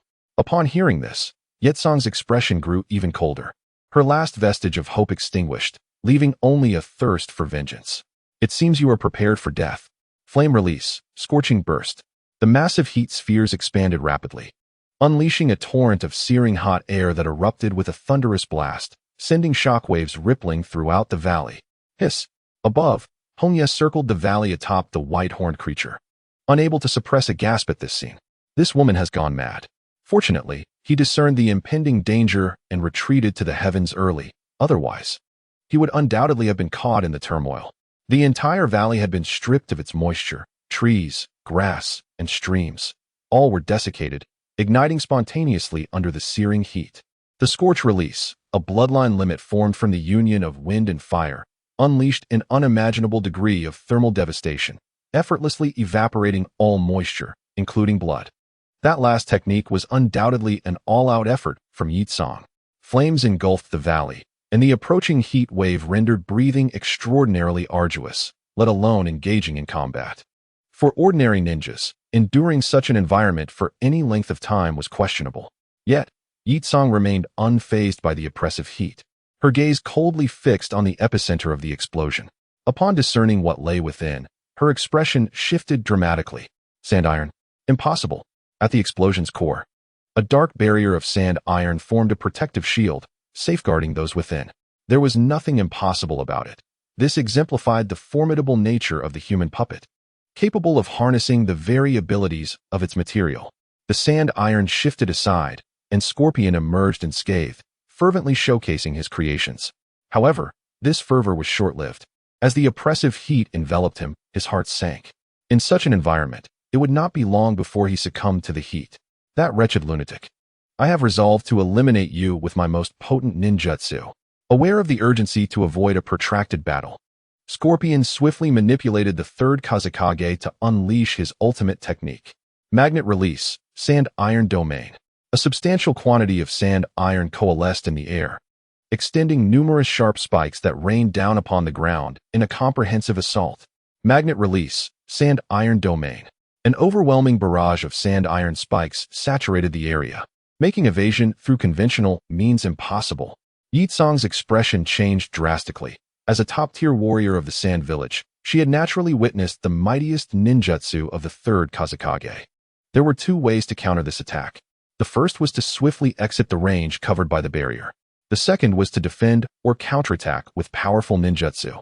However, she possessed neither capability. While the Scorch Release's offensive power was formidable, its effectiveness against sand iron was less than ideal, suggesting her abilities were still underdeveloped. Boom, boom, boom. The sand iron spikes plunged into the ground like sharp lances, effortlessly shattering the earth, and dust enveloped the entire valley. Victory! A broad smile spread across Scorpion's face. No one could survive this assault. Even if they did not perish immediately, the deadly poison soaked into the sand iron would claim their lives. As for evading the attack, that option was non-existent. The spaces between the sand iron spikes were too narrow to accommodate a human. There was yet another adversary. He lifted his gaze, observing the unfamiliar foe circling in the sky. From the attire, it was evident they were not a ninja from the village. With a dark background and crimson clouds, he felt an unsettling familiarity. His time was consumed by his puppets, leaving him with scant knowledge of external matters. And he could not immediately recall who the figure above was. Yet, given that the individual was allied with Yi Tsang, there was no doubt they were an enemy. Just then, a massive orange-red dragon burst forth from the smoke. Scorch release, steam dragon bullet. The orange-red sphere of intense heat morphed, transforming into a dragon that swiftly wove through the thorns of sand iron, charging towards Scorpion. Truly troublesome. The Scorpion's gaze sharpened, truly a hero of the village. Able to endure the mightiest technique of the third generation. The shield of sand iron. Clang. The dragon's head collided heavily with the sand iron shield, scattering intense heat. As the point of impact caused the sand iron to drip to the ground like a fluid, emitting a hissing sound. It melted the sand iron. The Scorpion pressed his lips together, the skin at the corners of his mouth already cracked, the moisture within him rapidly depleting. In no more than 5 minutes, he would lose his fighting capability. As the smoke dissipated, Yi Tsang's body was revealed before him, her abdomen pierced by sharp spikes, gravely injured. The Scorpion's pupils constricted as he demanded, "How can you still move?" Coughing, she replied, "Are you referring to the poison?" Yi Tsang coughed up blood, gripping the iron spike in her abdomen. As the temperature rose, the iron spike quickly melted and fractured, and with a sudden movement, she lunged forward, freeing herself from its grasp.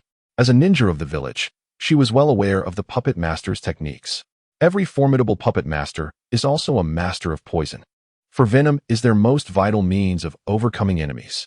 With her palm pressed against her abdomen, she hissed as she staunched the bleeding, glaring fiercely at the Scorpion. Panting heavily, no matter the potency of the poison, it is cleansed in the face of extreme heat. Your sand iron was neutralized before it even pierced me. The Scorpion was momentarily taken aback. His potent venom could endure flames for a time, yet it had been swiftly dispelled by her intense heat. Damn it! Just how high is the temperature of her scorching escape? It all makes sense now. The Scorpion covered his forehead, his smile gradually turning grim. No matter. Even if the poison is ineffective, you cannot contend with magnetic release. The wound at your waist is proof of that. Yi Tsang's expression soured. Not only was it a challenge to counter magnetic release, but escaping the thorns of sand iron was also a dilemma. My next move will shatter you. The Scorpion's fingers twitched, a torrent of iron sand coalesced around the third wind shadow, and then, propelled by magnetic release, it rained down like a storm. Its power magnified several times that of shuriken. Magnetic release, iron sand rain. Yi Tsang watched helplessly as the iron sand projectiles filled the sky. Attempting to evade proved futile, as there was no room to maneuver.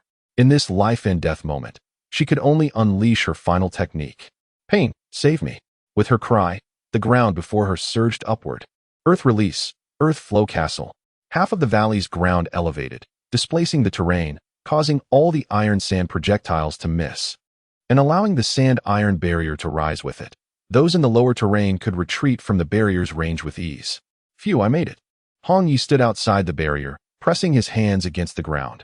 This technique was an upgraded version of Earth Flow Wall, consuming an immense amount of chakra. The penetrating power of sand iron was formidable, and its durability exceptional. Ordinary defensive ninjutsu would surely turn to Swiss cheese beneath its assault. Hongye approached Yi Tsang, extending his hand. Can you still fight? It's difficult. Yi Tsang grasped Hongye's hand to rise. Her complexion increasingly pale. She could still fight, but had no means to contend with the third wind shadow. Her scorching escape could not instantaneously melt sand iron. Very well. Hongye supported the woman, swiftly retreating from the barrier's range, teasingly remarking, I never expected you would call for my help. I do not wish to die. Yi Tsang rolled his eyes. When there was a chance to survive, one must certainly seize it. Moreover, this man had quickly descended upon seeing the sand iron barrier, clearly waiting to assist. Indeed, quite rational. Hongye gave a thumbs up, summoning the white horn, and placing Yi Tsang upon it. Stay up in the sky for now. I shall tend to your wounds shortly. After sending the woman away, Hongye gazed towards the high valley where Scorpion stood, watching him intently. Pain, I have heard of you, Scorpion remarked, his expression darkening, clearly displeased that the prize he sought had been snatched away. With a murderous intent, he declared, since you saved Yi Tsang, you shall replace her and become my collection. The formidable display of the third Kazekage had greatly inflated his confidence. Despite having heard of Pain's reputation, he felt no fear. Confidence is commendable, but I am not the same type of ninja as Yi Tsang. I will not be so easily dealt with. Hongye smiled faintly, his gaze subtly shifting towards the sandiron technique. His own rose technique was a mimicry of this, though it lacked its formidable power. Sandiron was far sturdier than mere vines. What is this? The sandiron technique began to disintegrate, breaking down into fine iron sand that floated in the air, seemingly to guard against his invisibility. It appeared his opponent was well informed about his abilities. Meanwhile, the third Kazakage's arms flashed forth, wielding 2 long blades, preparing for close combat. Running low on chakra? Hongye mused internally. Scorpion, at merely 15 years of age, should not have sufficient chakra to perform the sandiron technique twice. Aside from this technique, other attacks posed little threat to him. Fighting against a high-level puppet master was indeed exhilarating. He had faced puppet masters before, but they were all of a lower tier. Their puppets mere scraps that offered no pressure. Scorpion was different. He had become a genin at 7, a chunin at 8, and excelled in puppet creation. Even developing human puppets, undoubtedly a prodigy among prodigies. He had longed to battle such top-tier geniuses. Minato, Kakashi, Itachi, Shursui, and even Naruto and Sasuke were his imagined rivals. The advantages of puppets were numerous. They were impervious to death, could continue fighting despite shattered bodies, and were armed to the teeth with an array of extraordinary attack maneuvers that left their enemies defenseless. In the center of the valley, Hongye and the third Kazakage clashed fiercely, their speed rendering their arms and blades indistinguishable. The air filled only with the sound of their strikes and a shower of sparks. Is this man truly human? Scorpion felt cold sweat bead upon his forehead as he accelerated the movements of his arms and fingers, further enhancing the attack speed of the third Kazakage. The phantom-like assault had surpassed human limits. Yet, astonishingly, his opponent kept pace. He knew that with a mere flick of his finger, the puppets could execute a slash. And no ordinary ninja could react to such speed, let alone match him. Moreover, he was shocked to discover that his opponent kept his eyes closed throughout. Damn it! Is he underestimating me? Then let us see how he fares against this. Scorpion's expression turned ominously dark as he flicked his pinky. The third Kazakage immediately opened his mouth while swinging his blade, unleashing dozens of sandiron Senbon. With a raise of his eyebrow, Hongye deftly wielded his blade to counter the onslaught of the third Kazakage. Faced with the sudden barrage of 1,000 blades, evasion was nearly impossible. The human body cannot execute 2 entirely opposing motions simultaneously. There was no alternative. Hongye positioned his sword horizontally across his chest, leaning back to evade the incoming attack. Yet in the face of the third Kazakage's cleaving strike, he had no choice but to endure. Clang! The assault was intercepted by the ninja's blade. But the Kazakage's other arm swung forth, aiming for Hongye's left abdomen. With a sickening thud, blood splattered upon the ground. The pain was excruciating. Hongye's eyes widened as he grasped the enemy's blade with his left hand, preventing it from piercing deeper into his abdomen, but the edge sliced through his palm. Deep violet blood oozing onto the earth below. Poisonous. It is no wonder that he is a prodigious puppet master.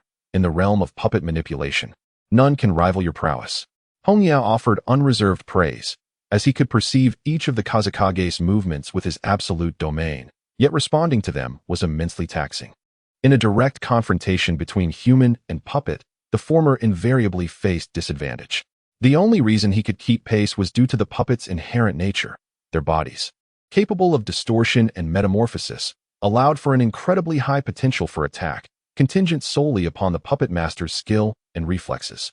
A novice puppet master may execute but 1 or 2 actions per second, while an advanced one could achieve 7 or 8. Yet the puppet itself could potentially perform hundreds of movements in a mere second. Much like a machine, the speed of human cognition and reflexes could never match the rapidity of a programmed system. The same applied to Scorpion. In the face of Hongye's offensive defenses, he required ample reaction time to mount his next assault. You've wounded me, but I shall not let you escape so easily.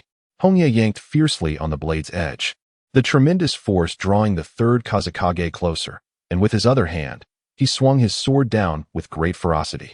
With a crunch, the Kazakage's body was cleaved in 2. Scorpion's smile faltered, disbelief etched across his face as he exclaimed, "Impossible! How can you still move?"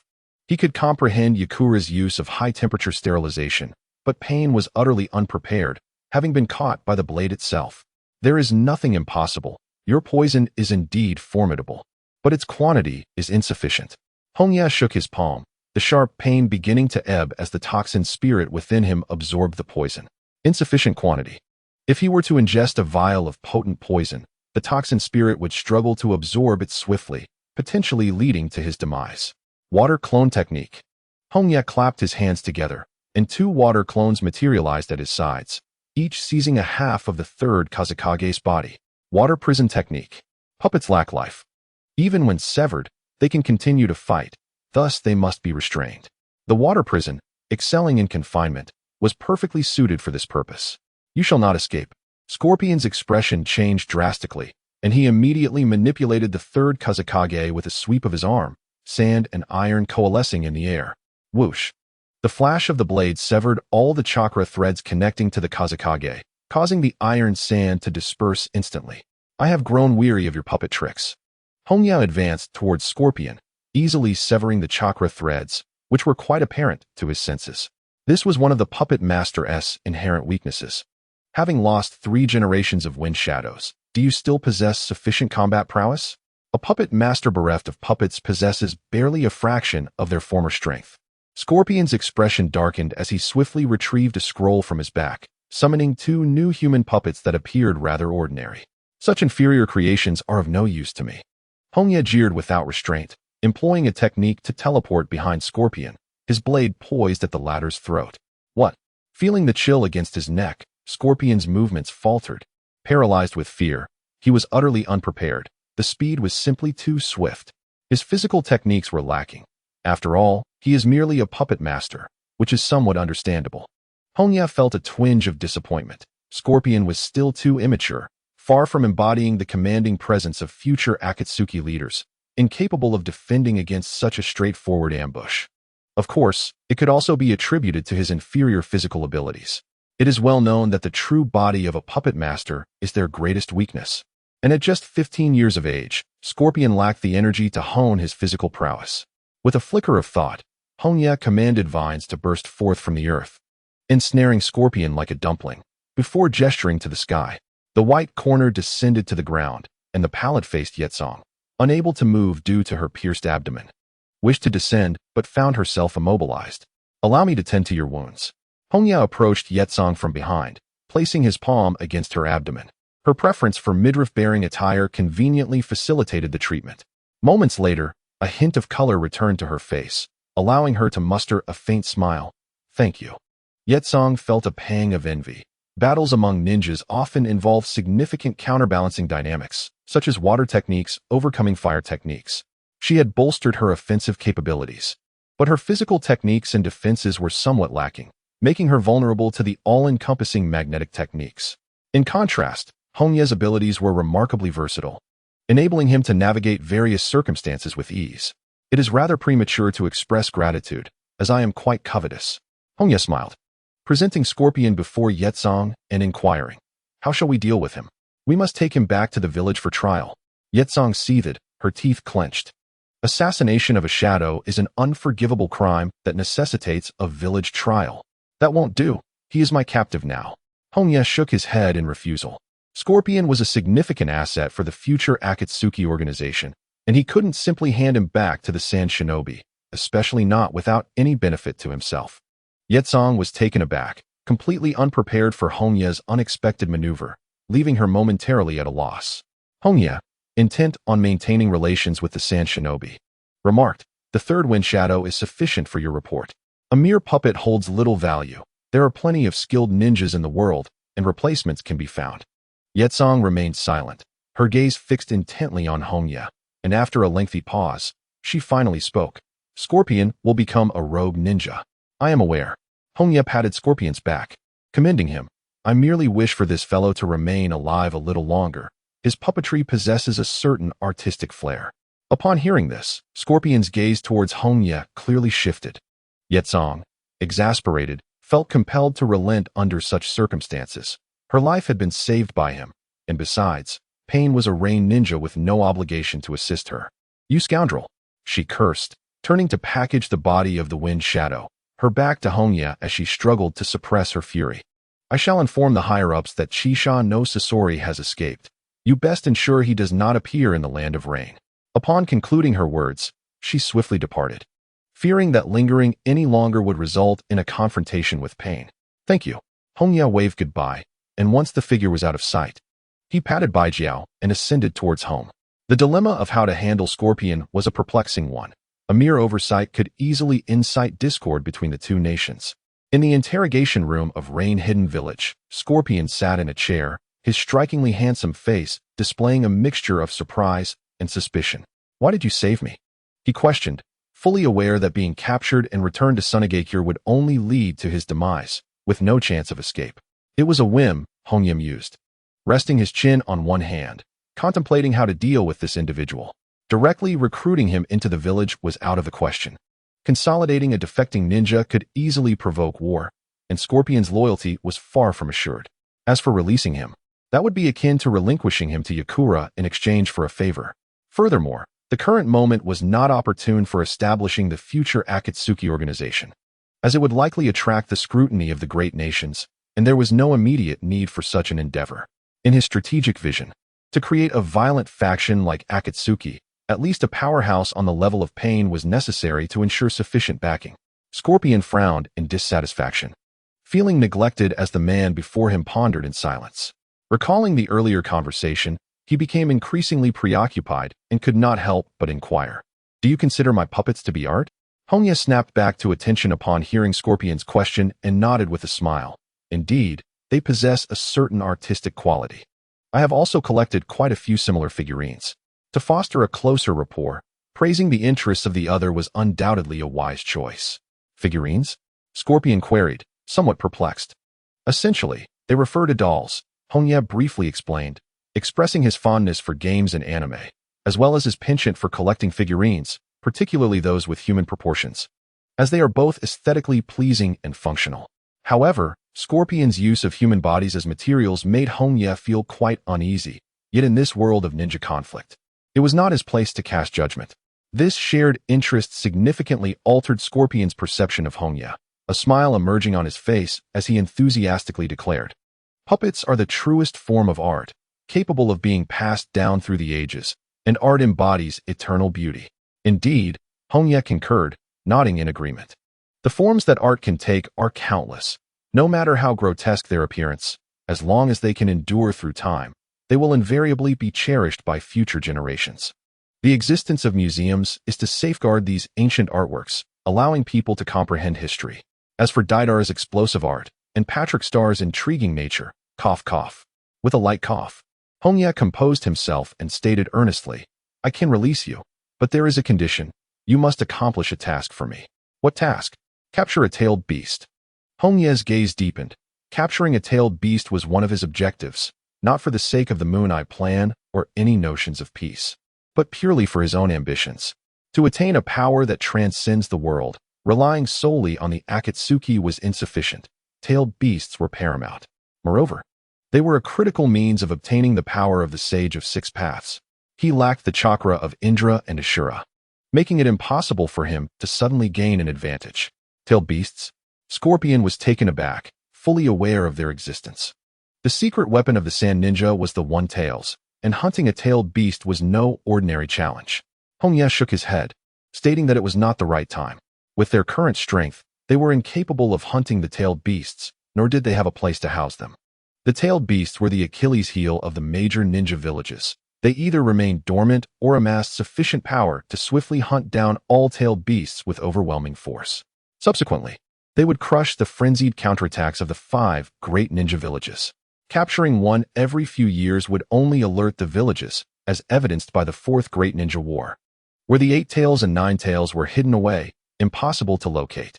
Furthermore, the Akatsuki's strength was indeed insufficient when faced with the united might of the 5 great ninja villages.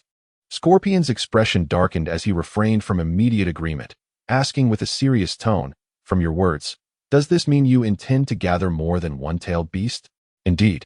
I aim to collect all the tailed beasts," Hongye affirmed. "Why?"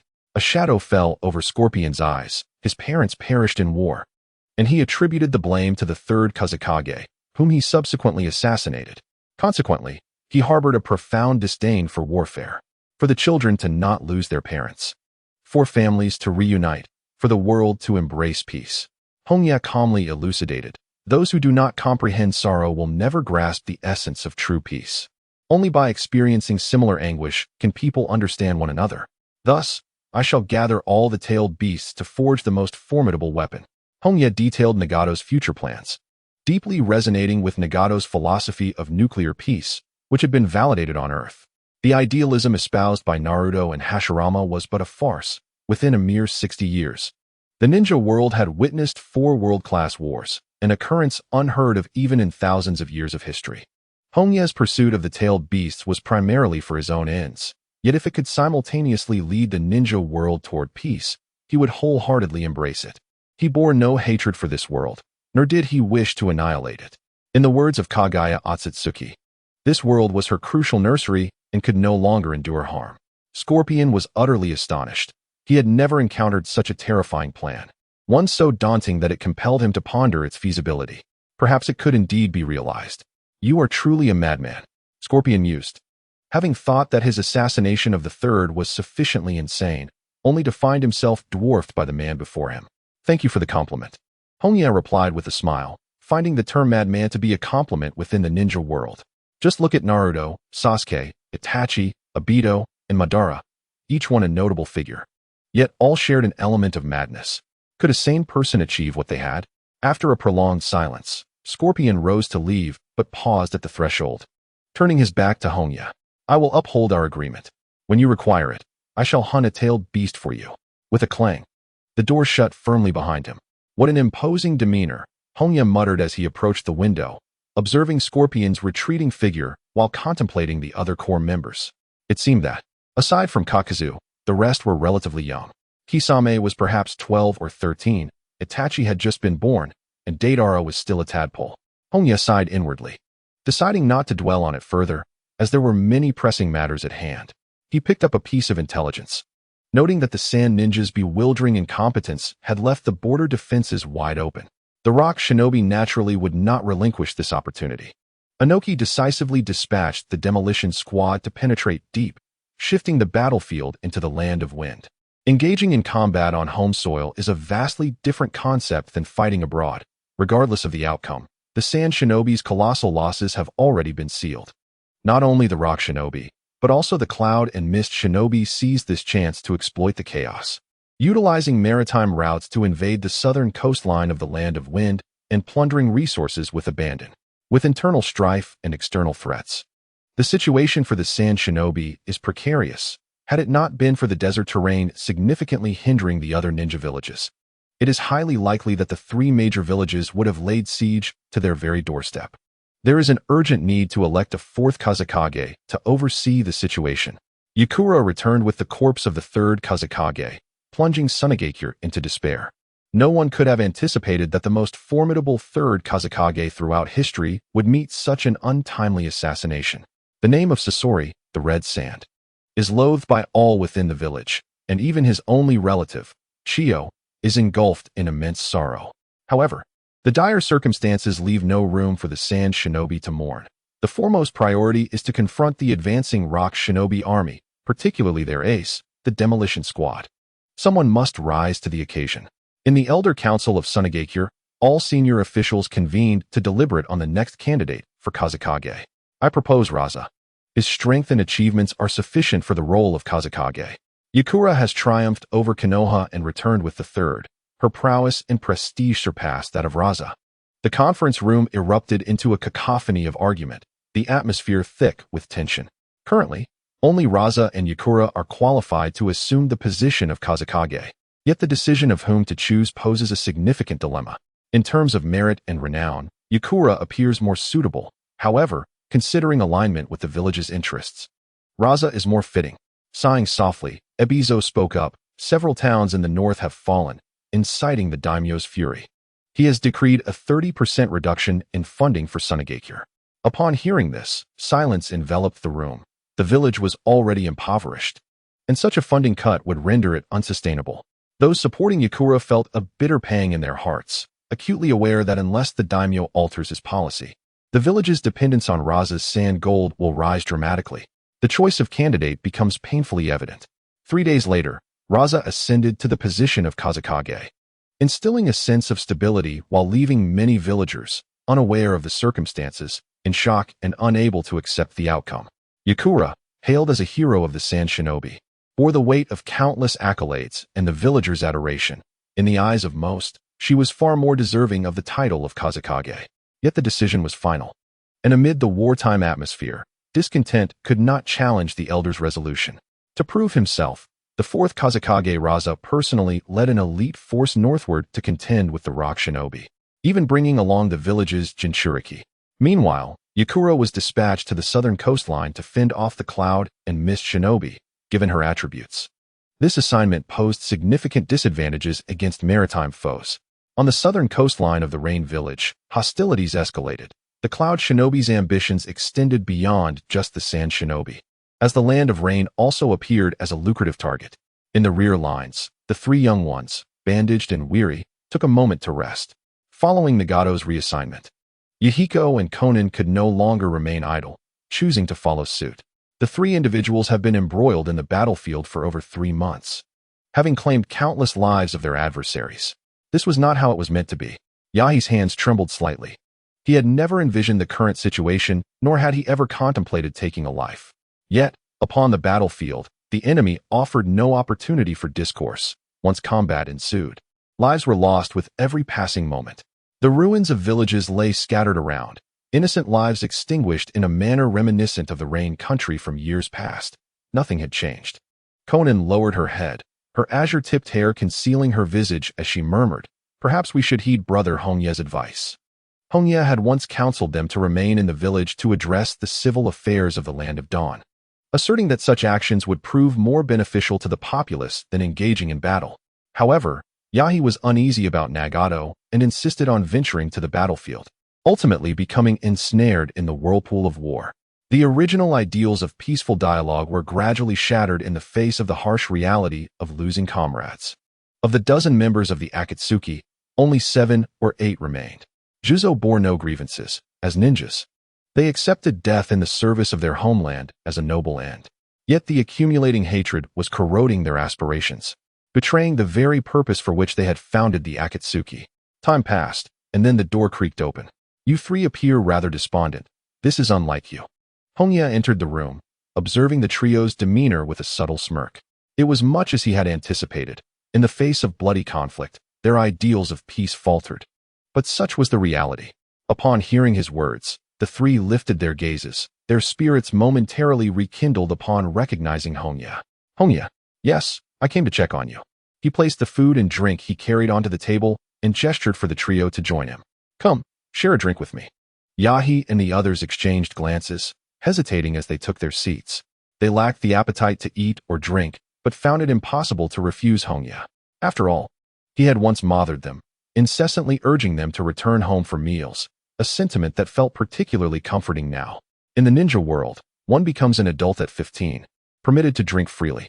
The trio, seemingly in a fit of defiance, soon found their faces flushed. Hongye chuckled softly, aware of the resentment they harbored towards him. Had he not sent Nagato here, they would not have faced their current predicament. Suddenly, he posed an offbeat question. "Nagato, Yahi, do you have feelings for Konan?" Splutter. Cough. Cough, cough. The two choked on their drinks, sputtering as they turned crimson, struggling to find words to explain themselves. Konan's head hung low, her heart sensing the feelings of the two, yet she was at a loss as to how to navigate them. "Ha ha ha, your reactions are quite amusing." Hongye roared with laughter. Recognizing that at 15, they were of an age ripe for infatuation. Even he found himself lost in daydreams, let alone Yahi and his companion. "Hongye." The two glared, their faces ablaze with embarrassment, exchanging glances that sparked with unspoken tension. Within the Akatsuki, Konan was a rare bloom. Who could resist her charm? Just the other day, Juzo had confessed his feelings to her, nearly sending the two into a panic. "All right, I shall say no more." Hongye waved his hand with a smile, playfully winking at Xiaonan, causing the young girl to lower her head even further. "Given your dismal demeanor just now, why not share your troubles with me?" Perhaps emboldened by the effects of alcohol, the timid Nagato finally mustered the courage to speak. "Hongye, did you intentionally bring us to the front lines?" The three of them, astute as they were, had sensed something amiss. Hongye, fully aware that they had been together, had deliberately separated them, allowing the indecisive Nagato to act alone, which was decidedly unusual. Yahi and Xiaonan pondered the situation, feeling that they had been duped into foolishly supporting Nagato alongside members of the Akatsuki organization. Indeed, Hongye admitted candidly, his initial intention was to have the three join the fray, an authentic battlefield. Yahi, now agitated, pressed for an explanation. Why? Let me be frank, Hongye replied, swirling his drink and letting out a sigh. Previously, I remained in the land of dawn to protect you, allowing you the freedom to play as you wished. However, I will soon be departing for a while, and in the face of war, you must rely on yourselves. The game of make-believe must come to an end. Naivety can lead to your demise. The term make-believe left Yahi's face ashen as it struck a nerve within him. Before he could voice his concerns, Nagato slammed his hand on the table first. Brother Hongye, you once embraced the ideals of the Akatsuki. Why have you changed now? That has not altered, Hongye replied coolly. I firmly believe in bringing about peace through dialogue, yet the methods to achieve this ideal differ greatly from yours. Differ? The trio felt their tension ease somewhat, their eyes widening in anticipation of Hongye's elucidation. He did not rush to respond but clenched his fists, posing a question. Do you understand the purpose of power? The three were momentarily taken aback, unsure of the significance of this inquiry. Before they could respond, Hongye continued. It is quite simple. Power serves as the safeguard of dialogue. When the other party is disinclined to engage in conversation, power can compel them to listen. The three contemplated, acknowledging that while understanding one another through dialogue is not inherently flawed, the conditions for such dialogue necessitate sufficient power. The five great nations, the shadows, the daimyos, and the strong dominate the world. Why should they heed the counsel of the weak and relinquish their rights as the powerful? Ignoring the rising anger of Yahi and the others, Hongye continued. Humanity is, in fact, exceedingly foolish. Each individual relies on their own knowledge and perceptions, imprisoned by these constructs which they refer to as reality. You, Master Jiraiya, and I, all are bound by this. Children who want for nothing cannot fathom the hunger of orphans, and those who live in peaceful environments cannot grasp the brutality of war. He who has not endured the suffering of others should not advise them toward virtue. What you deem peace may merely be a jest in the eyes of others. If you wish to establish rules, you must be stronger than anyone else, becoming the sovereign of the world so that your voice can be heard by all, and your ideals of peace might stand a chance of fruition.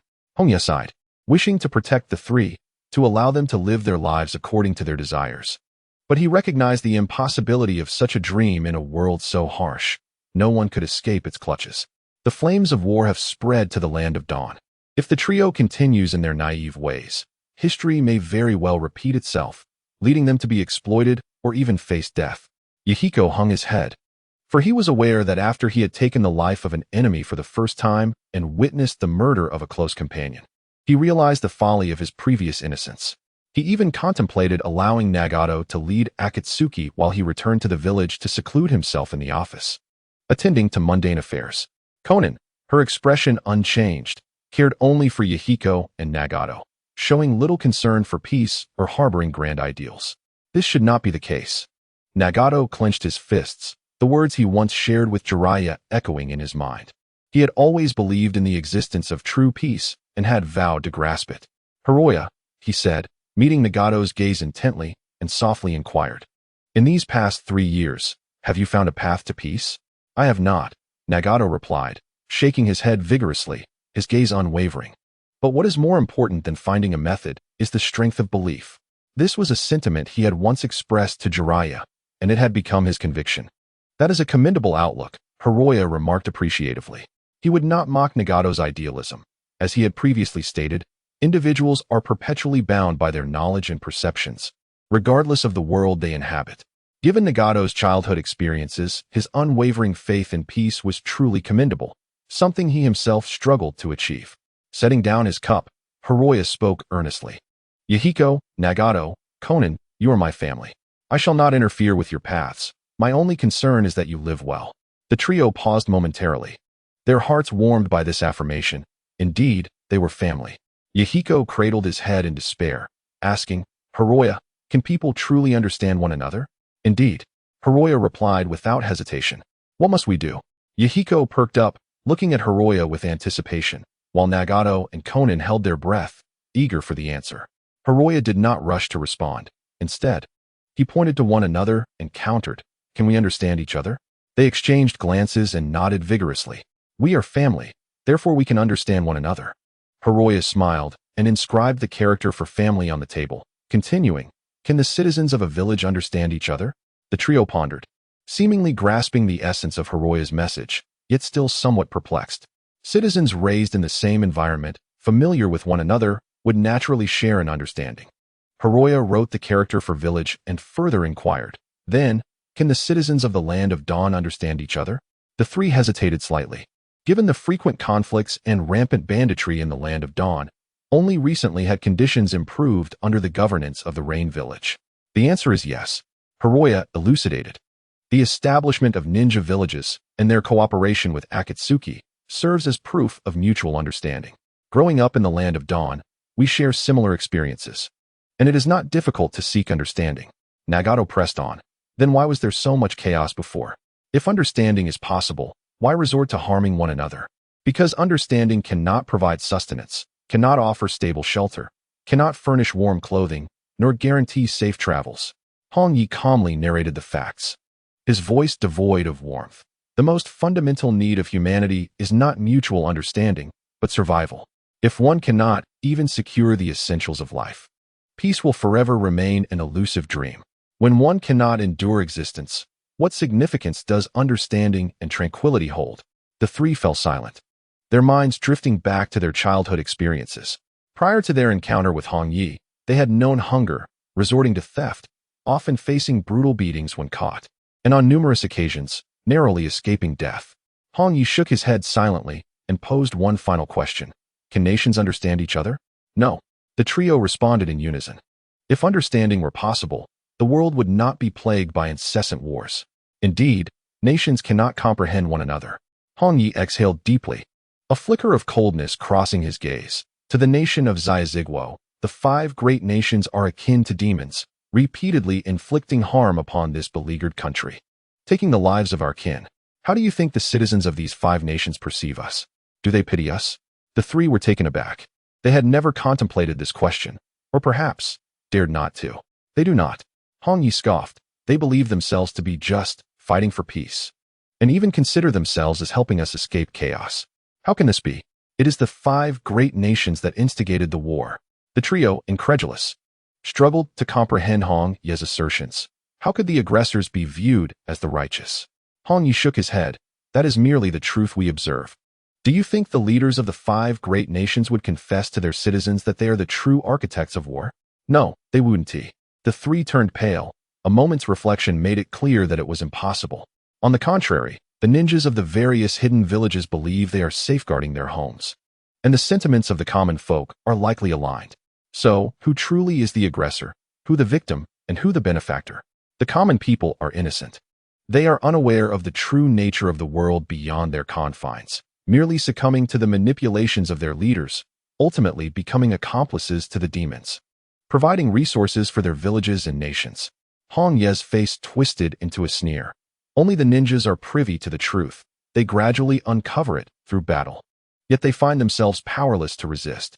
Conditioned to be tools, their minds are filled solely with notions of combat and mission completion, ultimately harboring resentment towards this cursed world, yet unable to identify the true cause. The three's thoughts grew increasingly stagnant. They struggled to accept Hongye's words. Yet the experiences of the past 3 years affirmed his accuracy. Nagato's voice was hoarse. What should we do then? The course of action depends on oneself. Hongye replied coolly. The reasons have been made clear.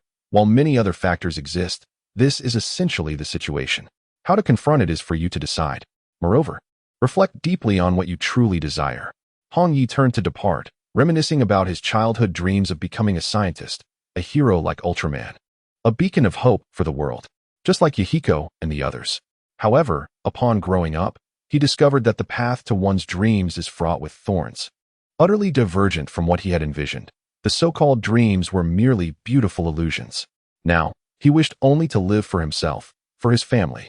How liberating it is to speak one's mind. Amidst the clouds, Hongye sat cross-legged upon the back of Baijiao, advancing northward. He paid no heed to the decisions made by Yahiko and his companions. At merely 15 years of age, they were still in the throes of growth, destined to discover their own paths in due time. Until then, his sole responsibility was to provide them with a sanctuary from the tempest. After half a day, Bai Jiao arrived at the summit of a small hill, its head twisting 180 degrees to face Hongye. "Young Master Hongye, we have reached the border." "Understood. But please refrain from turning your head next time," Hongye replied, a frown creasing his forehead. The Night Owl clan cherished tranquility. Yet they possessed peculiar habits that could be quite disconcerting, such as turning their heads while gazing intently at others, those large eyes appearing quite unsettling. Releasing the summoning technique, Hongye gazed eastward, where lay the Land of Grass, the primary battleground between Konoha and Iwa shinobi, and the most fervent region of the Third Great Ninja War. The current state of stability in the Land of Dawn was but a fleeting moment. Once the war between Konoha and Iwa concluded, the looming threats could not be ignored. The possibility of Suna shinobi, under the leadership of Raza, stabbing them in the back was significant. It was imperative to amass sufficient power to deter Konoha from taking action, and the key to this accumulation resided within the Land of Grass. As a neighbor, the plight of the Land of Grass bore striking similarities to that of the former Land of Rain, ravaged by war, with dilapidated villages scattered throughout and bandits lurking at every corner. "Ronin, hand over your money." On an unnamed bridge, a dozen bandits obstructed both ends, threatening a man clad in a black cloak adorned with red clouds at the center. Hongye lifted his head slightly, a smile gracing his lips. Fortune had smiled upon him, for he was unfamiliar with the terrain of the Land of Grass and had intended to seek directions. Roots entwine. Without further ado, he summoned natural energy, causing an abundance of vines to sprout, instantly ensnaring all the bandits. "Ninja." The leading bandit's expression shifted dramatically. The speed at which the vines grew left him utterly unprepared. "Vines? You think such things can bind me?" The leader scoffed derisively, channeling chakra in an attempt to break free, yet no matter how much strength he exerted, the vines only tightened their grip. Was it merely an illusion? Or did the vines seem to grow thicker? "With your strength, you cannot escape my vines." Hongye approached the leader, scrutinizing him before inquiring. "It seems you are also a ninja. What is your name?" "Why should I tell you?" The leader sneered, his pride unyielding even in the face of a formidable foe. He had once been a ninja himself. "TSK, you have spirit." Hongye chuckled softly, snapping his fingers. The nearby bandits immediately sank into the ground, their terrified screams echoing. "Boss! Save me! Boss!" The leader's eyes turned crimson with rage. "You scoundrel, why not direct that at me?" "At you? Very well, then you shall accompany him." Hongye cast a sidelong glance at the leader, who seemed to take himself rather seriously. With a mere thought, the vines began to pull him downward. As he neared the brink of being buried alive, the leader could no longer suppress his fear and attempted to plead for mercy, yet the vines had silenced his pleas. The forest returned to tranquility, as if nothing had transpired. Hongye surveyed the remaining bandits with a calm demeanor and inquired, "I will ask, and you shall respond. Do you comprehend?" The bandits nodded fervently. Even their former leader, once a ninja, had been buried alive, leaving no room for dissent. Satisfied, Hongye continued, "I require a topographical map of the Land of Grass, particularly the locations of the Tenchi Bridge, the Kamikaze Bridge, and the village hidden in the grass." His recollections of the village were limited to these three sites. The Tenchi Bridge was the battleground between Orochimaru and the Four Tails Naruto. The Kamikaze Bridge marked the place where Obito was entombed, and the hidden grass village was his intended target. Soon, the bandits huddled together, sketching a rudimentary map. The Land of Grass was modest in size, with only a handful of notable locations. Although their knowledge was scant, they had at least heard of these places. As Hongye examined the abstract map, his eyelids twitched. He could only ascertain a general idea of the locations. The Tenchi Bridge lay in the eastern region, near the border of the Land of Waterfalls, while the hidden grass village was also in close proximity. The Kamikaze Bridge was situated to the north, adjacent to the Land of Earth. "I shouldn't expect much from you. Be on your way." He dismissed the bandits. After sending them off, Hongye proceeded along the main road. 3 kilometers ahead was a small town, the sole identifiable location on the map, where these bandits often reveled. The town was not large, with only a few establishments serving meals. Hongye entered a tavern to rest and simultaneously search for his target. To the north, the village of Akatsuki had been annihilated by the Sand Ninjas, purportedly due to the presence of Leaf Ninjas hiding within. "I have heard that the entire population was slaughtered." A voice echoed with bitterness. Damn those rock ninjas. Why did the village choose to collaborate with those brutes? Many lamented, harboring a reservoir of rage directed not only at the rock ninjas, but also at the leaf and even their own grass ninjas, given that their village had been obliterated. Hongye listened intently. While the notion of village extermination seemed absurd, such incidents were not uncommon. It was a frequent tactic for ninjas to exploit the civilian populace to divert the enemy's attention. For great nations, the lives of the citizens of small countries were as expendable as blades of grass. As long as they served a purpose, the loss of lives was a trivial matter. Nevertheless, Hongye gleaned intriguing information. The grass ninjas had entered into an alliance with the rock ninjas, a group of opportunists. The grass ninjas were not particularly weak. Yet their allegiance wavered.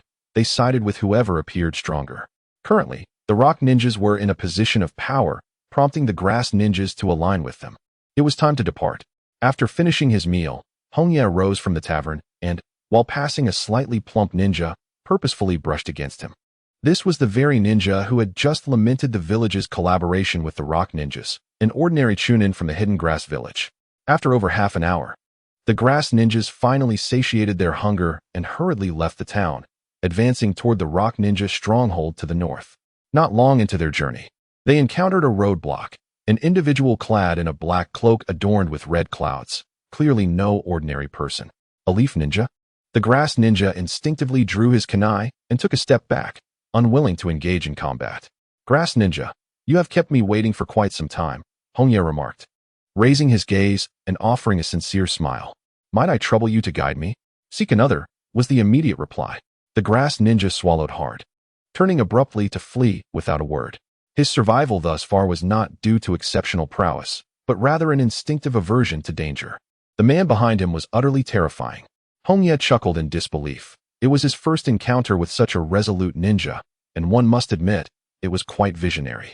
However, the outcome had already been sealed. Vines sprouted from the grass ninja's body, swiftly ensnaring him and causing him to crash to the ground. Dazed, the grass ninja gazed at the looming threat and couldn't help but inquire, "What have you done to me?" "Nothing at all, merely planted a seed upon you," Hongye replied with a cheerful smile, lifting the grass ninja before vanishing into the thicket. The overall strength of the grass-hidden village was rather mediocre, with over 40 jonin. Yet lacking a shadow-level powerhouse, its strength paled in comparison to the former rain-hidden village. Ahead lay the grass-hidden village, perched upon a tree branch. The grass ninja Matsumuru appeared pale, bitterly exclaiming, "I cannot take you inside. If the village discovers me, I will face severe punishment." He had originally intended to execute a mission at the Sand Ninja stronghold. If he returned to the village, he would undoubtedly be branded a deserter. Should he be found out for betraying the village, not even multiple lives would suffice. "Well done, you may return," Hongye waved dismissively, his gaze fixed on the layout of the grass-hidden village. Yes, Matsumuru used the body flicker technique to depart, feeling despondent.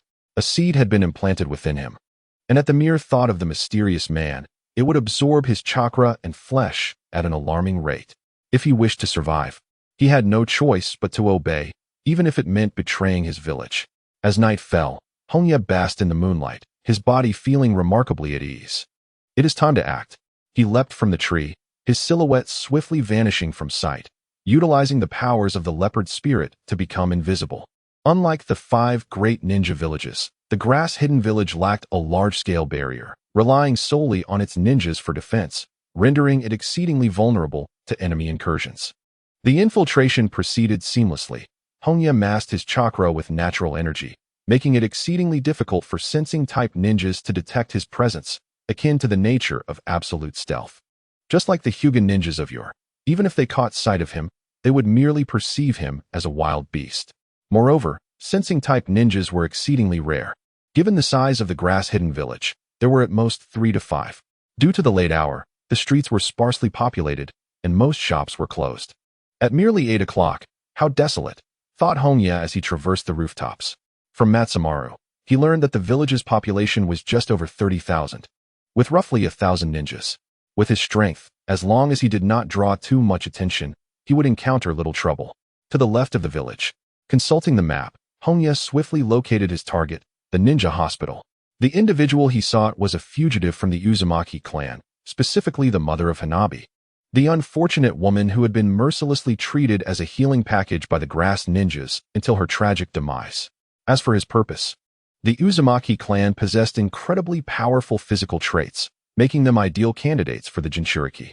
He aimed to procure a Jinchuriki for the Akatsuki, to wield as a deterrent against the 5 great nations, and to instill fear within Konoha.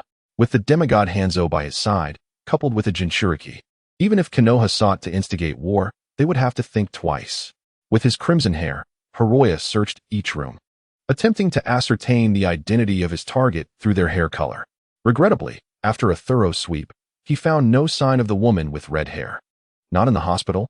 He refrained from inquiring Matsumaru about the whereabouts of Korin's mother. On one hand, he wished to keep a spy in place. On the other, if that fool truly feared nothing, it would be troublesome if the village of Kusagakure decided to hide Korin's mother upon learning of her existence. If only he possessed Genjutsu. With the Sharingan, a mere glare would compel the adversary to divulge their ancestral lineage in full clarity. Hiroya felt a pang of envy. His understanding of Genjutsu and sealing techniques was woefully limited, and the village of Amigakure had no relevant ninjutsu. Even their leader, Hanzo, primarily relied on taijutsu and poison. A pitiful state indeed. Contemplating Konoha, with its plethora of secret techniques and countless forbidden arts, revealed a depth of legacy that was unparalleled. Lacking Genjutsu, he resolved to employ physical coercion instead, stealthily infiltrating a luxurious apartment. Regardless of the identity of the ninja lying on the bed, Hiroya directly initiated his technique. He dubbed it the parasitic technique. This was a minor ninjutsu he had developed, transforming his own flesh into seeds that he then implanted within the target's body. By harnessing the latent natural energy contained within, he could induce the seeds to sprout and grow. It bore some resemblance to Obito's would-release grafting technique. Yet it was fundamentally different. The energy within the seeds was minimal, and their essence was Hiroya's own flesh, allowing for a symbiotic relationship with the host that could endure for decades without issue. Ah, how itchy, what is this? The ninja on the bed slowly awakened, stretching out his hand to scratch his belly, only to feel something soft and cool, akin to leaves. Upon realizing the green sprouts on his abdomen and the figure clad in black by the bedside, dread washed over him. Please, don't kill me. His voice trembled, laced with panic, as he felt his chakra being devoured by the sprouts, understanding that he had fallen victim to the enemy's secret technique, leaving him too terrified to even contemplate resistance. Hiroya discreetly scoffed. No wonder Kusagakure was a village of opportunists. Its ninjas lacked the backbone to stand firm, making it remarkable that any conviction could be sustained. The failure of ideological education was evident. Just look at Konoha's will of fire, be they human or specter. All aspired to become Hokage, lest they feel shame in venturing outside. I seek the woman with red hair. Her body possesses healing abilities. Are you looking for Uzumaki Kanai? The Kusagakure ninja's eyes widened, and without hesitation, he divulged information. She is imprisoned in the westernmost room on the first floor of the Kazekage building, room number 107. Hiroya was taken aback. This individual had no sense of restraint whatsoever. What happened to the commitment to sacrifice for the village? Continue sleeping. Should you dare to reveal my presence, this tender sprout will drain your very flesh and blood. Rest assured, I have seen nothing. The Kusagakure ninja immediately burrowed under the covers, expertly concealing his eyes, as if practiced in the art. Hiroya departed, bemused. Perhaps in a small ninja village, adapting to the winds of fortune was a means of survival, given that the village could not provide them with sufficient security. The name Uzumaki Kanai? Standing atop a utility pole, Hiroya gazed at the Kazekage building. Kanai's healing prowess underscored her significance. Describing her as a treasure would not be an exaggeration, and thus she must be kept in the most secure location. The challenge of infiltrating silently was formidable, regardless of the ninja village. The leader's office was invariably the most fortified locale, housing a multitude of village secrets. One cannot rely on stealthy techniques to forcefully intrude. If discovered, one might find oneself besieged by hundreds of ninjas, leading to inevitable exhaustion. Since infiltration is not a viable option, it is time to escalate the situation. Shadow clone technique. Hongye exchanged a glance with his clones before dispersing to act independently, swiftly returning to the outskirts of the hidden grass village, hands forming seals. Let us give the village a cleansing. Water release, heavy rain technique.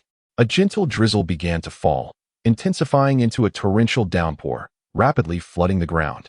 The inexplicable deluge left the grass ninjas bewildered, as the land of grass, being inland, seldom experienced such heavy rain. The gate guards were the first to sense the anomaly and hurried to report to the leader. Leader, this downpour is suspicious. There isn't a hint of rain outside the village, indicating an enemy has infiltrated. Notify all Jonin to search for signs of the intruder. The leader, a slender middle-aged man, gazed into the depths of the rain with an unsettling feeling. Such a brazen display of technique indicates malevolent intent. The torrential rain reduced visibility to near zero, obstructing sight and making communication among the grass ninjas exceedingly difficult. Chaos ensued within the village. The rain not only washed the streets but also seeped into homes, hinting at impending inundation, which sent the villagers into a state of panic. They had never witnessed such a deluge. It's about time. Hongye ceased channeling chakra, causing the rainfall to diminish somewhat, maintaining a heavy downpour. His objective had been accomplished. The grass ninjas were scouring the area for him, and there was no need for further devastation. He had come merely to abduct, not to kill. Over here. Quickly. Surround him. Damn it. Let him witness the might of the grass ninjas. Soon, the grass ninjas located Hongye's position, surrounding him with shouts of anger. Standing atop a utility pole, Hongye surveyed the scene, noting a total of 13 ninjas. Based on chakra intensity, only one was a Jonin, while the rest were elite Chunin and special Jonin, appearing somewhat lackluster. He almost forgot that by the standards of a small ninja village, these individuals were all considered Jonin. With over 40 Jonin in the hidden grass village, less than a third had responded, leaving much to be desired. Attack, eliminate him. In the moment of contemplation, the grass ninjas launched their assault, shurikens and kunai flying from all directions. Water release, water barrier. A circular wall of water enveloped Hongye, deflecting all projectiles. But this was merely the first wave of attack. 3 Jonin approached, blades aimed directly at him. Such enthusiasm. Hongye bent his legs, propelling himself backward to evade the incoming blades, and while still airborne, clapped his hands together. Water release, rain needle technique. The rainwater around him elongated instantly, transforming into countless needles, shooting forth like a dense barrage. This technique, unique to the rain-hidden village, boasts an extensive attack range, virtually guaranteeing hits. Though its power is relatively weak, colloquially known as a mere scratch. Some rain ninjas, dissatisfied with the low power, substituted genuine needles for the rain needles, significantly enhancing their potency, though practicality diminished, as the number of needles one could carry was limited. This jutsu reveals its true might only on rainy days or in conjunction with the rain mist technique. The range of the technique is too extensive. Quickly defend. Earth release, earth cover. Amidst the relentless downpour of rain-like needles, the grass ninjas exhibited their diverse skills. Some unleashed defensive jutsu, others vanished in the blink of an eye, while a few bravely wielded their blades in defiance. Ultimately, only 2 emerged unscathed, while the rest became akin to porcupines, writhing in agony on the ground, especially those who dared to confront the barrage with their swords. Their bodies were dotted with crimson marks, reminiscent of being stung by a swarm of wasps, inflicting not only pain but also unbearable itching. Truly, it was akin to a scraping treatment. Hongye could not help but remark that the rainfall thousand needles jutsu emphasized quantity and area, much like a torrential downpour that one cannot evade. However, the damage inflicted was relatively minimal, akin to mere pricks, serving primarily to control the battlefield as a supportive ninjutsu. As it stands, the effect was remarkable. Half of the grass ninja's combat strength had been compromised, yet the injuries were not severe. The captain, filled with rage, could hardly believe that a single technique had disbanded his team. "Who on earth are you?" he demanded. "I," Hongye mused, stroking his chin. Clad in black and masked, he wished to keep his identity concealed. With a slight lift of his head, he replied nonchalantly, "Since you have inquired so earnestly, I shall graciously reveal myself. I am Shimura Danzo." "What?" The captain's pupils constricted sharply, clearly having heard of the infamous title of the king of Konoha. Instinctively, he staggered back a few steps. Hongye let out a cold laugh as his chakra surged forth, the overwhelming force rendering the grass ninjas incapable of maintaining their stance. The grass village had allied with the rock ninjas, making them enemies of Konoha. There was no longer any need for their existence. Gulp. The grass ninja captain swallowed hard. his mind reluctantly acknowledging the truth. The ability to unleash such potent chakra could not belong to an ordinary ninja. While the opponent might not be Danzo, he was undoubtedly a formidable force from Konoha, the sole enemy of the grass ninjas. Quick, inform the leader. He urged his subordinates, gripping his blade tightly. In the face of such a powerful adversary, they needed the leader's strength. Hongye once more perched himself atop a utility pole, arms crossed, exuding an air of superiority. Fear not, I shan't kill you just yet. Once all the elite from the grass village have assembled, I shall demonstrate what true power is. You are destined to submit beneath the rule of Konoha. The captain seethed with humiliation, furious and itching to charge forward, yet found himself unable to move. A subtle sigh of relief washed over him. Perhaps it was wiser to await the leader's decision. In the leader's tower, Hongye emerged from the shadows of the opposite street, gazing in confusion at the departing figures. What had the clones done to warrant the involvement of the grass village's leader? Unable to fathom the situation, Hongye hastily slipped into the leader's tower, making his way toward the room where Uzumaki Kanai was imprisoned. The defenses within the tower were alarmingly lax, with only a few chunin left, utterly oblivious to his presence. Room 107 to the west. Hongye quickly located his target, incapacitated the guard, and concealed him before entering the room. A pungent, acrid odor assaulted his senses. Has this room not been cleaned in ages? The chamber was shrouded in darkness, devoid of windows, resembling a secretive dungeon. Existing in such an environment could easily foster psychological ailments. In the depths of darkness, Hongye's keen vision pierced through the veil, leading him towards the corner where a red-haired woman cowered. Kneeling before her, he recognized her as Uzumaki Kanai. The woman trembled, instinctively retreating in fear. But the wall behind her offered no escape. Desperately, she clawed at the surface, leaving crimson streaks upon the darkened wall, as if it were narrating a tale of countless sorrows. Taking a deep breath, Hongye observed the woman's demeanor, reminiscent of a stray dog. Howling in terror at the approach of a human, he gently placed his hand on her head, lowering his voice, "You need not fear. I harbor no malice and shall not harm you." Kanai ceased her struggles, absorbing the warmth emanating from above. Although she could not discern the man's identity, she sensed that he bore no ill intentions, for it was the first time since her confinement that someone showed her kindness. "Come with me and escape to a place where you can live normally, a sanctuary where no one will harm you, all right?" Kanai parted her lips, longing to respond. Yet words eluded her. It had been ages since she last spoke normally. After a prolonged moment, she shook her head with difficulty, her words barely coherent. "Husband? Your husband? Where is he?" Hongye inquired patiently. As a member of the Uzumaki clan, Kanai's lineage was pure, which meant her parents also belonged to the same esteemed clan, unlike Naruto, who bore a diluted heritage lacking the distinctive abilities of the Uzumaki. So, Kanai uttered with all her might, gasping for breath. "I will take you to him." Hongye lifted Kanai in his arms, intending to leave, when suddenly, a grass ninja, adorned with red spots, burst into the room, barking orders. "You filthy woman, come here and heal me." Upon switching on the light, the grass ninja was startled to find a man in the room, cradling the very medical pack he sought. Enraged, he bellowed, "Who are you?" "You need not know," Hongye replied coolly. With a light step, he summoned vines that erupted from the crevices of the floor, ensnaring the grass ninja and pulling him down, leaving only a pool of blood in the aftermath of his screams and the crushing force. With an icy glare, Hongye exited the room, believing he could remain calm. However, upon witnessing Kanai's condition, his rage surged uncontrollably. He could tolerate harm, but he would not stand for boundless cruelty and torment. The ninjas here were utterly repugnant. As the rain gradually ceased, the cries of anguish did not abate. Rather, they intensified. "Did you bite her?" "And no." "Ah." Blood splattered across Hongye's face, accentuating his emotionless gaze, rendering him a figure of sheer terror. The phrase 10 steps, one kill aptly described his current actions. Emerging from the leader's building, Hongye chose not to conceal his presence. Advancing step by step along the street towards the prison, where every ninja he encountered fell before him.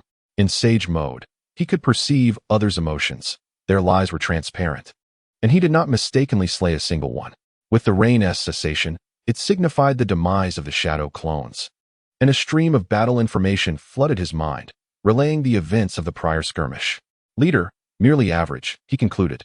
Hongye shook his head gently, halting outside the prison. With a decisive flourish, he swung his blade thrice, shattering the gate into fragments. Go find your husband. I shall await your return here. Thank you, my lord, Xiaonai stammered. Stepping into the prison, tears flowing uncontrollably from the corners of her eyes as she finally glimpsed a sliver of hope. Hongye turned his back to the prison, gazing silently down the street. A gathering of hundreds of grass ninjas loomed just meters away, yet none dared to advance. The bodies of their fallen comrades strewn across the street instilled a deep-seated dread. No one wished to meet their demise before the arrival of the upper ninjas. The leader is here. A voice rang out, and the village's upper ninjas appeared in succession, encircling Hongye. A middle-aged man clad in a straw hat stepped forward, his gaze frigid. You are neither Shimura Danzo nor a leaf ninja. Pray tell, who are you? I am Pain, Hongye replied calmly, shedding his black cloak to reveal his true visage, his iconic black and red cloud cloak strikingly vivid. He drew the ninja blade that was embedded in the ground beside him, his eyes narrowing. I am the deity of your judgment. As the words fell, he vanished from sight. With a sharp clang, his blade met the leader's kunai in a fierce clash.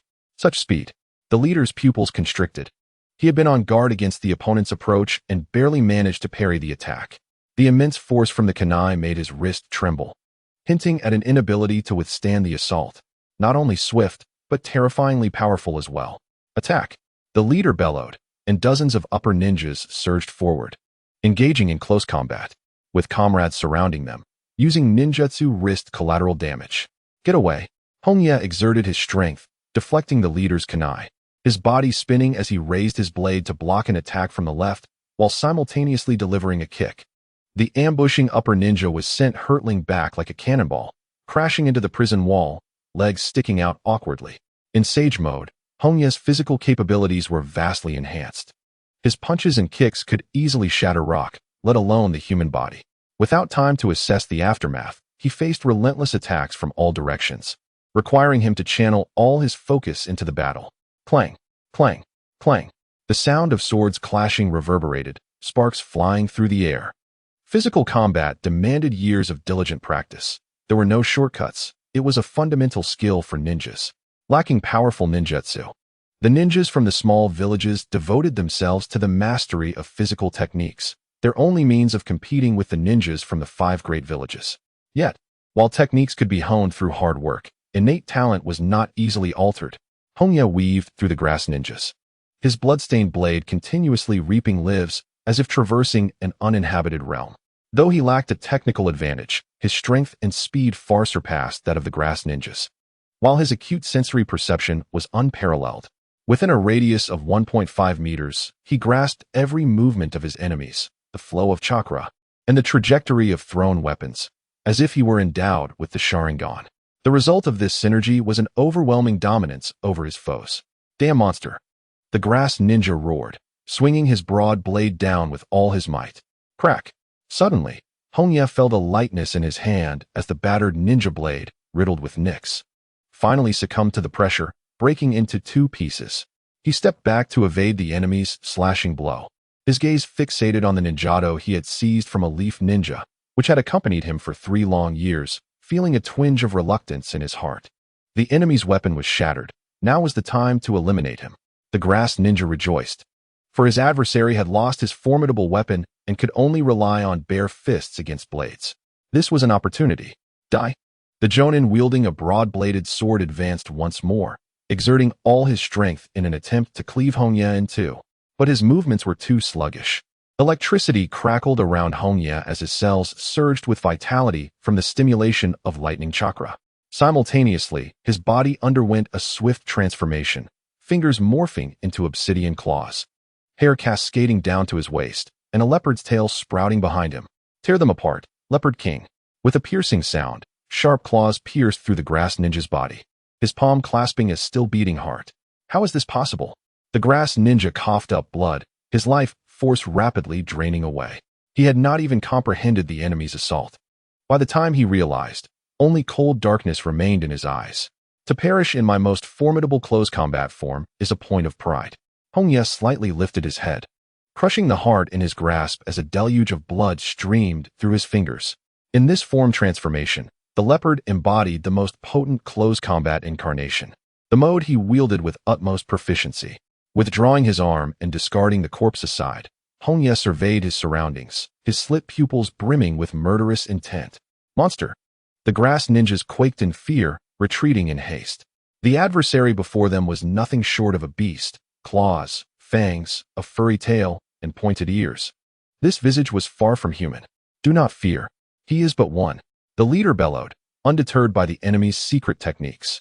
There was only one foe, and chakra would inevitably be exhausted. Even at the cost of their lives, they must ensure the enemy's demise. His eyes burned with fervor.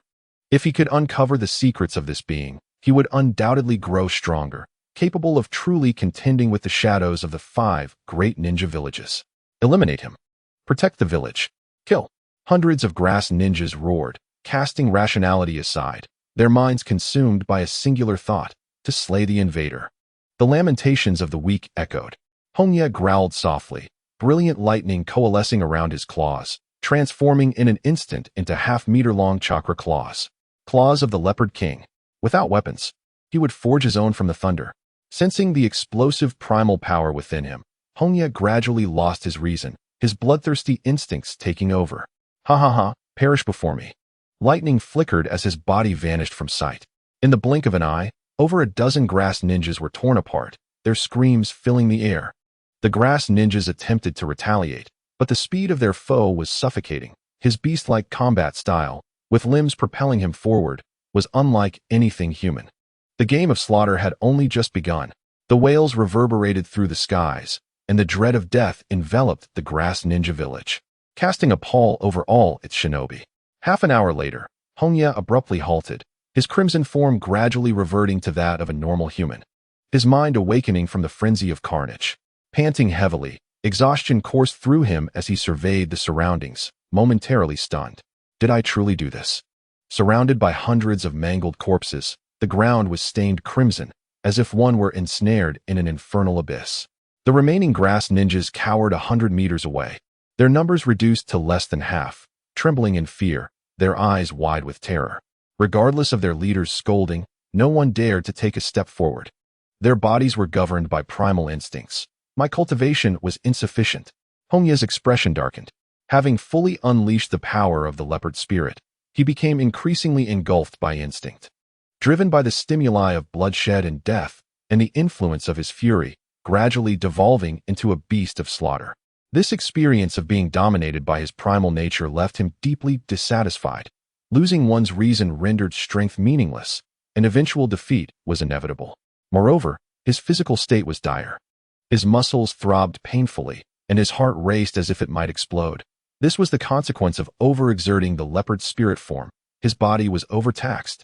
At the moment of transformation, his muscle and skeletal structure morphed into that of a cheetah, granting him tremendous explosive power while also inheriting the cheetah's endurance flaw, rendering him incapable of prolonged combat. In the wild, a cheetah can reach speeds of 115 kilometers per hour, but only for a mere few seconds. Any longer would result in physical collapse. The enhancement of the sage body and chakra improved endurance, yet half an hour was already the limit in regular battles. This posed no issue, but in warfare, it could easily become a fatal weakness. This situation was untenable. Hongye took a deep breath, striving to calm his tumultuous breath. Each form possessed its own corresponding flaws. The bear spirit boasted formidable defense, but was clumsy, while the deer spirit had great endurance, yet lacked offensive capabilities. Weaknesses could easily be exploited. Even the formidable Six Paths Pain fell victim to Naruto after his secrets were revealed, transforming the spirits of nature. A thought sprang to mind, though at this moment, he lacked the energy to ponder it further. Hongye gazed at the bloodthirsty grass ninja leader, his expression grave. Pain, how much fighting capability do you still possess? The leader's face twisted in rage. Unable to command his subordinates, he had no choice but to act himself. He dared not approach Pain and swiftly formed several hand seals. Fire style, the art of earth fire. Flames erupted, spreading like wildfire across the ground, swiftly engulfing the entire area. Fire style, Hongye leapt into action, recalling from the memories of his shadow clone that the grass ninja leader could use both earth and fire techniques. He bit his finger and struck the air. Summoning technique. Hoo hoo hoo. A large, beige owl caught Hongye. Apart from its lackluster sound, He was satisfied with everything else. Hiss. Hongye knelt partially upon the bird's back, agony coursing through him. In his current state, he required at least 3 minutes of rest for the strain on his internal organs to dissipate.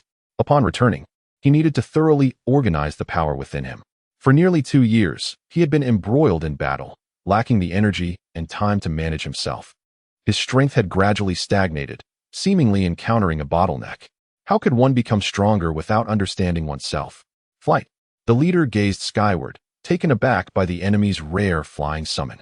Anxiety gripped him. If the enemy managed to escape, he would be powerless to stop them. You shall not escape. He plunged his hands into the earth, seizing massive stones and hurling them skyward. The earth trembled as fragments of rock were unleashed in rapid succession. Countless bricks, accompanied by the sound of slicing air, soared like cannonballs into the heavens. Hooting, the night owl cried out, flitting through the chaos of gunfire at a height of 100 meters, affording it ample time to evade the projectiles. Hongye formed hand seals, subtly manipulating his chakra, and soon, dark rain clouds began to gather above. The water release, rain technique. Water release ninjas often prioritize altering the battlefield to gain an advantageous position, particularly against fire release ninjas. The rain cascaded down, enveloping the vicinity of the prison, striving to suppress the raging flames, while a dense mist began to envelop the area. The leader ceased his barrage of stones, as the rain and mist obscured his vision, rendering him unable to discern the precise location of the owl. He shifted his focus, his cold gaze falling upon the red-haired couple huddled at the prison entrance. His voice laced with malice. It is you two wretches who have brought formidable foes to the village. He drew a kunai, striding towards Uzumaki kunai, believing that if he could seize the woman, the one above would surely be constrained. Kunai and her companion turned pale, desperate to flee, yet the prison loomed behind them, leaving them with no escape. Filthy woman, come here. The leader sneered, extending his hand to grasp Kunai's long hair. Boom! A shadow descended from the sky, water exploding upon impact. As the leader of the grass ninjas, you truly possess no dignity. With the splash of water, Hongye appeared between the two parties, regarding the grass ninja leader as one would regard a corpse. Haha, I have been waiting for you. The leader laughed heartily, slamming his hands against the ground. Earth release, rock spike. 4 stone spikes shot towards Hongye's body. If he dodged, they would surely strike Kunai behind him. A tedious trick. Hongye scoffed, his body not yet fully recovered, but that did not signify his inability to fight, as long as his movements were limited. The impact on his body would diminish. He raised his right arm to shield his chest, utilizing the power of the bear spirit to bolster his defense, bracing himself against all the rock spikes. Thud! The spikes pierced flesh. Ha ha ha ha. To think you would withstand it with your body, how foolish. The leader rejoiced at the sight, as Hongye's right arm was impaled, rendering him unable to form seals or escape. This was the perfect opportunity. Die! He lunged forward, Kunai aimed at the heart, when suddenly a brilliant light illuminated his eyes. You are the one who is foolish. Hongye's lips curled into a slight smirk, his left hand outstretched, a sphere of blue chakra coalescing above his palm. Spiraling sphere. The blue chakra sphere shattered the kunai with devastating force, then violently struck the grass shadow's chest. Impossible. The leader emitted a wretched scream as his body spun backward, crashing through several buildings. A lethal blow. Huff. Hongye took a step back, withdrawing his right arm from the rock spike, for gaping wounds bleeding profusely, revealing glimpses of white bone beneath. He did not halt his movements, casually picking up a long blade, advancing towards the remaining grass ninjas, his eyes filled with murderous intent. The grass ninjas were suddenly roused, startled by an unknown voice that echoed in terror. In a frenzy, they scattered in all directions, desperately seeking to distance themselves from the monstrous presence behind them. Stop! Enough! Kunai cried, her face awash with fear and tears as she grasped the hem of Hongye's garment. They have already paid the price. Let it end. Hongye turned to face her, locking eyes with the woman, and upon recognizing the sincerity of her plea, he remained motionless. After a prolonged moment, the murderous intent that had enveloped him finally dissipated. He pivoted and strode towards the village gate, calmly stating, "Let us go." The slaughter had merely been a means to an end, and his objective had been achieved. The attack on the village of grass had resulted in the death of hundreds of grass ninjas, including their leader, and the news quickly spread throughout the ninja world. The name of Pain reverberated with renewed shock, He was undeniably a top-tier master, rivaling even the Kage. This could not be allowed to continue.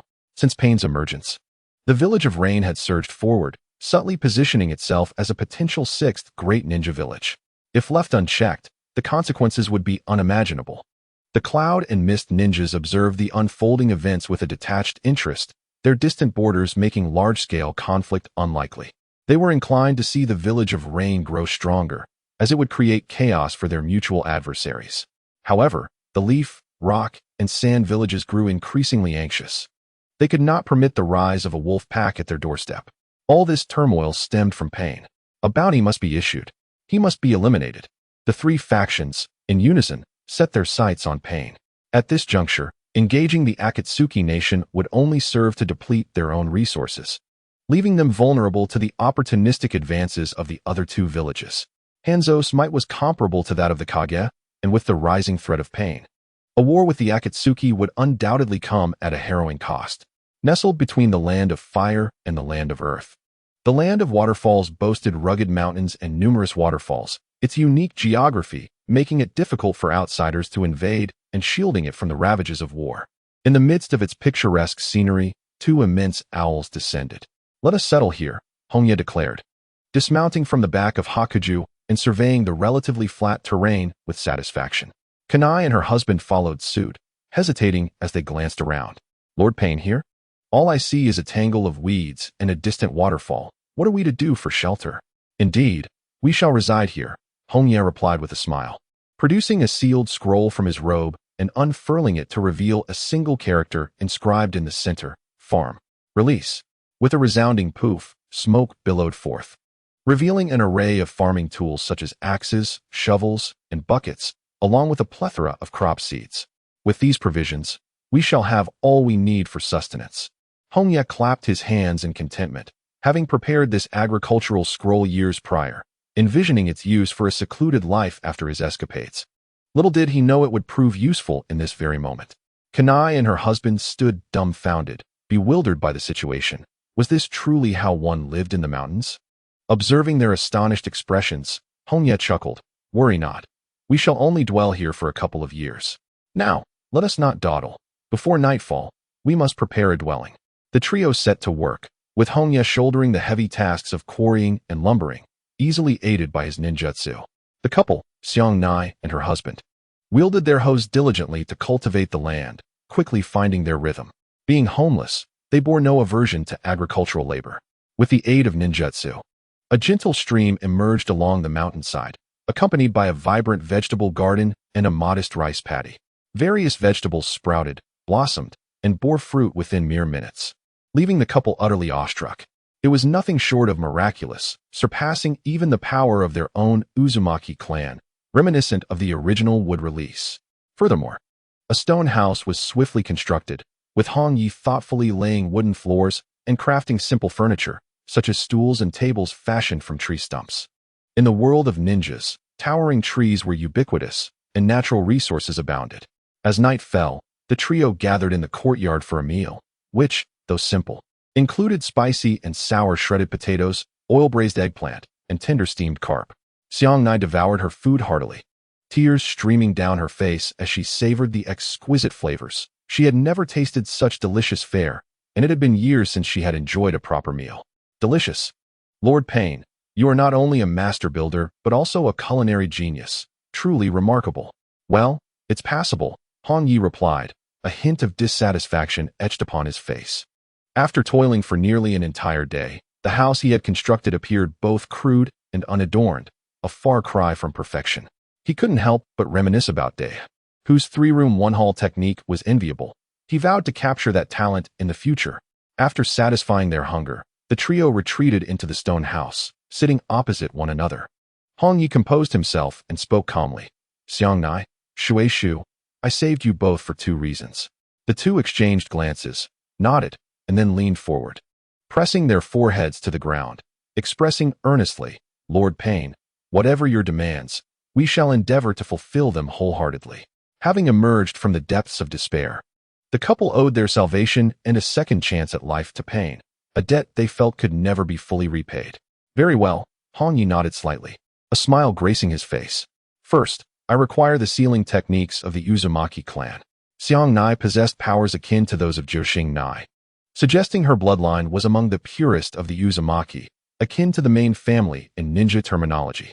Moreover, given that Xiang Nai and Jiuxing Nai were of similar age and both part of the main family, they could very well be sisters or related in some capacity, making it reasonable to expect her to possess sealing techniques.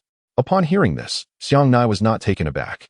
Many had sought the sealing techniques of the Uzumaki clan, yet she had been misused by the hidden grass village, treated merely as a tool. She lifted her head, her expression devoid of reluctance. Lord Pain, I will impart all the sealing techniques I know to you. Years of suffering had allowed her to come to terms with everything. The very techniques she had fought to protect were, in truth, the root of her clan's demise. Hongye nodded in satisfaction, his demeanor growing more serious. Secondly, I intend to seal a tailed beast, and I require one of you to become a Jinchuriki. This is something you may refuse. The sealing techniques represented his primary motive for rescuing Xiang Nai. Otherwise, even if he captured a tailed beast, he would remain uncertain of how to seal it.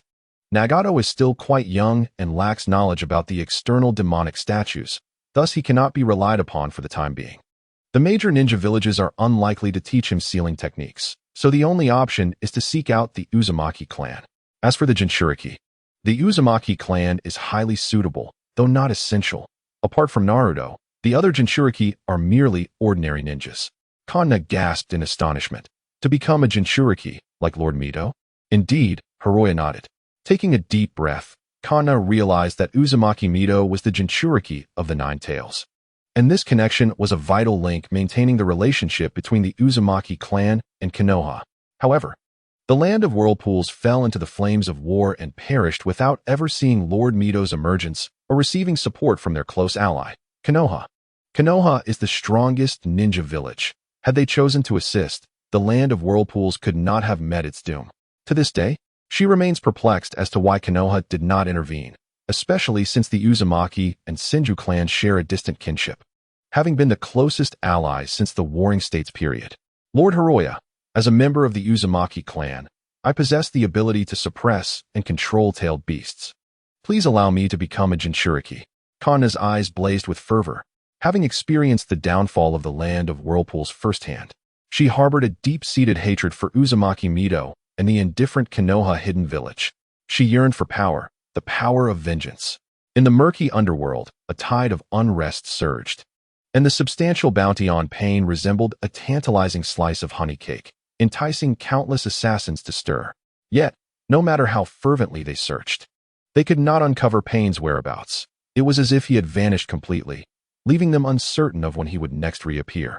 On the mountainside of an unnamed peak, Hiroya and his companions distanced themselves from the clamor of the world and settled into tranquility. Kanna and her partner busied themselves with tending to flowers and vegetables, relishing their hard-won stable life, while their resentment gradually diminished. Each day, Hiroya sat by the waterfall, diligently studying the sealing techniques of the Uzumaki clan. The four-symbol seal stands as the core technique, capable of sealing the myriad phenomena of the world, giving rise to a series of sealing arts such as the inner four symbols and the 8 trigrams. Additionally, he made some unexpected discoveries, such as the corpse demon seal and the Yin sealing technique, both of which also originated from the Uzumaki clan. By harnessing the power of Yin and Yang, these techniques suppress all energy flows, achieving the desired sealing effect. Hiroya pondered deeply. Sealing employs the power of Yin and Yang, its effect being suppression. Whether it be physical bodies, chakra, or even the tailed beasts, including the Akatsuki Kagaya, all can be sealed. By repressing all energy flows, the target can be rendered paralyzed or motionless, thus losing the ability to resist. The Hyuga's gentle fist operates similarly, disrupting the flow of chakra at points of pressure to seal the opponent's chakra. However, sealing techniques are more domineering, capable of directly suppressing all chakra operations. Moreover, sealing techniques possess numerous other functionalities, the most common being sealing scrolls, which can contain inanimate objects that cannot resist. Of course, sealing techniques also have their respective drawbacks. Firstly, the learning curve is steep, involving concepts of Yin, Yang, and the 5 elements. Without understanding these, mastering the techniques becomes nearly impossible. Secondly, akin to ninjutsu, The power of a sealing technique is fixed once released. The greater the resistance from the target, the shorter the sealing duration. Furthermore, when sealing a tailed beast, a Jinchuriki must be present at all times to supply energy for the seal, thereby suppressing the beast's rampage. It bears resemblance to the pursuit of immortality. In his heart, Hongye scoffed, recognizing that many sealing techniques, based solely on their names, undoubtedly stemmed from Taoist principles. Their foundational theory echoes the concept of Tai Chi giving rise to yin and yang, which in turn generates the four symbols, ultimately leading to the 8 trigrams that give birth to all things. The distinction between odd and even seals aligns perfectly with the Taoist interpretation, symbolizing yin and yang, represented by the 3 horizontal lines at the edges of the 8 trigrams, one denoting yang and the other yin. Could it be that fellow Okamoto is a transcendent cultivator?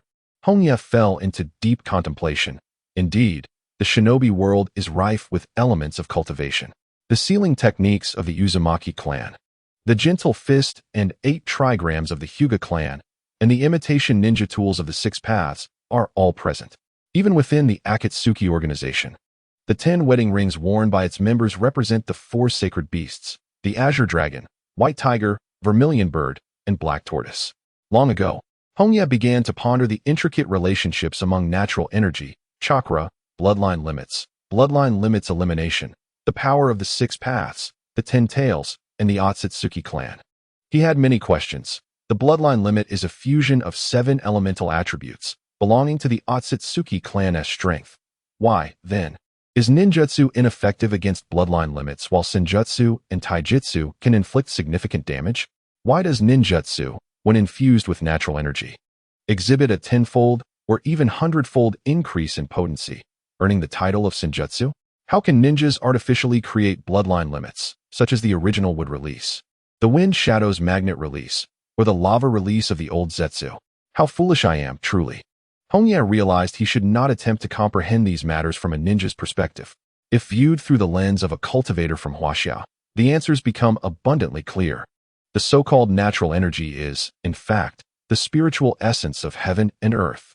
Those capable of practicing senjutsu possess exceedingly rare spiritual roots. Figures like Hashirama, Jiraiya, and Naruto exemplify this, albeit with varying qualities. Jiraiya's spiritual root aptitude is evidently of a lower grade. As for Hongye, he possesses an extraordinarily rare celestial spiritual root, allowing him to effortlessly absorb the spiritual essence of heaven and earth, though regrettably without a mentor to guide him. Chakra, on the other hand, is a refinement of the body and spirit, akin to the mundane's magical power or internal energy in the language of cultivation. Significantly inferior in quality to the spiritual essence of heaven and earth. Unable to absorb this essence, one must seek a path from within. Humanity is, after all, part of the cosmos, inherently possessing latent power. The bloodline limits, bloodline eliminations, and bloodline limits are intertwined, enhancing the intensity of chakra to rival or even surpass that of the spiritual essence. It is akin to mathematics. If several numbers combined do not yield a sufficient magnitude, multiplication must be employed. Ninjutsu relies on chakra, and when faced with the multiplicative potency of bloodline limits, both in quality and quantity, it cannot compete. So how can it yield results? Senjutsu, however, is different. The quality of the spiritual essence is superior. Even if its intensity does not match that of bloodline limits, it can still inflict genuine damage. Moreover, the Akatsuki clan, hailing from another world, is terrifyingly powerful and can be likened to beings from the celestial realm. The divine tree is a treasure of heaven and earth, thriving by absorbing the spiritual essence, and consuming its fruit grants unparalleled strength. So it is. Hongye stroked his chin, thinking that even he was convinced by his own reasoning. People invariably define everything through the prism of their own knowledge and understanding. He is no exception. In this light, confronting the Akatsuki clan with senjutsu appears to be a feasible approach. Hongye has been troubled, pondering how to confront the formidable bosses during the climactic battles ahead. According to the original narrative, the only method to combat the likes of 6 Paths Abido and Kagaya is through the 6 Paths Planetary Devastation Seal. There exists no alternative. This notion defies logic. Who is the sage of 6 paths to dictate such limitations? It is inconceivable that he would impart his powers to Hongye. His sole focus lies on Ashura and Indra, Yet, Hongye harbors no desire for such legacies. He has always detested sycophants, and should he encounter the Sage of Six Paths, the likelihood of vanquishing him is rather substantial. Moreover, confronting the might of the Six Paths with mere techniques is no trivial task. His cultivation has reached a plateau, with his capacity to absorb chakra and natural energy severely constrained. During the recent skirmishes in the Hidden Grass Village, his chakra reserves were nearly depleted. To enhance his strength further, he must diligently accumulate natural energy over time, thereby augmenting his physical resilience to accommodate greater power. It is uncertain how formidable Hashirama's physique truly is, presenting a lack of reference. Hongye sighed, fully aware that his abilities surpassed those of elite jonin. Yet without a comparative measure, he remains oblivious to the full extent of his strength, particularly regarding his physical constitution. Based on his conjectures, his physique may not rival that of Hashirama, though the disparity is likely minimal. Obtaining Hashirama's cells would simplify matters immensely. It is a matter of time before he acquires some. Furrowing his brow, Hongye realized that relying solely on his own training would only grant him the power equivalent to the merged might of Hashirama and Obito against the six-path strength. He would still be at a disadvantage. To resist the Akatsuki, to shatter the void, external aid is imperative, namely, the tailed beasts. These entities are of utmost importance. Formed from the god tree's absorption of copious natural energy, embodying pure energy itself. Only by consuming them can one hope to surpass the power of the Six Paths and seize control of this world. However, scheming to capture the tailed beasts is no simple endeavor. There are a total of 9, with 8 residing in the 5 great ninja villages, and given Hongye's current prowess, he finds himself at an impasse. Dismissing these thoughts, he devoted himself to the practice of sealing techniques, while also attempting to organize the chaotic energies within him. As time drifted by, he seemed to entirely forget the turmoil of the world outside. Roar! A tiger, larger than a house, lounged before Hongye, affectionately exposing its belly, yearning for a scratch. Alongside it, a myriad of animals gathered on the nameless hill, a black bear, a pack of wolves, monkeys, pandas, and flocks of birds. Every creature inhabiting the vicinity treated this hill as their home, frequently coming to frolic, even coexisting peacefully with their natural adversaries. Their sole intent was to seek affection. Hongye felt a wave of frustration. He was tempted to kick the massive feline away. Were it an ordinary tiger, he would not mind playing with it for a while. But this creature appeared as if it had been nurtured with hormones, its size making it exhausting to engage with. Not only the tiger, but the other animals in the mountain were also notably large, each brimming with vitality, persistently intruding upon his secluded existence. Before long, Konan approached, her belly round with child. Laboriously placing a lunchbox upon a stone table by the waterfall, then wiping the beads of sweat from her brow. Lord Payne, the meal is ready. Please enjoy it while it's hot. Hongye's expression revealed a hint of helplessness. Konan, you are with child. There is no need for you to be so industrious. Unbeknownst to them, they had resided on the mountain for over a year. Konan and her husband, Mizuki, had established a stable life, and soon they would welcome a child. With merely 2 months remaining until the due date. It's no bother, Konan replied, her face radiant with joy. To serve tea and water to adults is the greatest delight for me. Hongye remained speechless. Dear sister, it is splendid that you find joy. Yet your husband may not share the same sentiment. How could he not feel a sense of frustration when his wife lavishes such care upon another man? Recently, the glances Mizuki cast had grown increasingly peculiar. Once Konan returned, Hongye let out a gentle sigh. He had no desire to play the role of Chow Chow, nor did he harbor romantic feelings for Konan. Thus, he had relocated early to reside by the waterfall, spending his days in the company of cats and dogs. Were it not for the impending birth of Konan's child, he would have departed long ago. The chaotic battles outside were becoming maddening. The 3 great ninja villages, Rock, Cloud, and Mist, were embroiled in fierce conflict with Konoha, while Sand and Rock also clashed. Moreover, Sand had withstood Rock's onslaught, and, emboldened by their success, declared war on Konoha, allying with Rain to invade the Land of Fire. Additionally, due to the dire events in Grass-Hidden Village, Rock declared war on Rain in an effort to consolidate the remaining grass ninjas.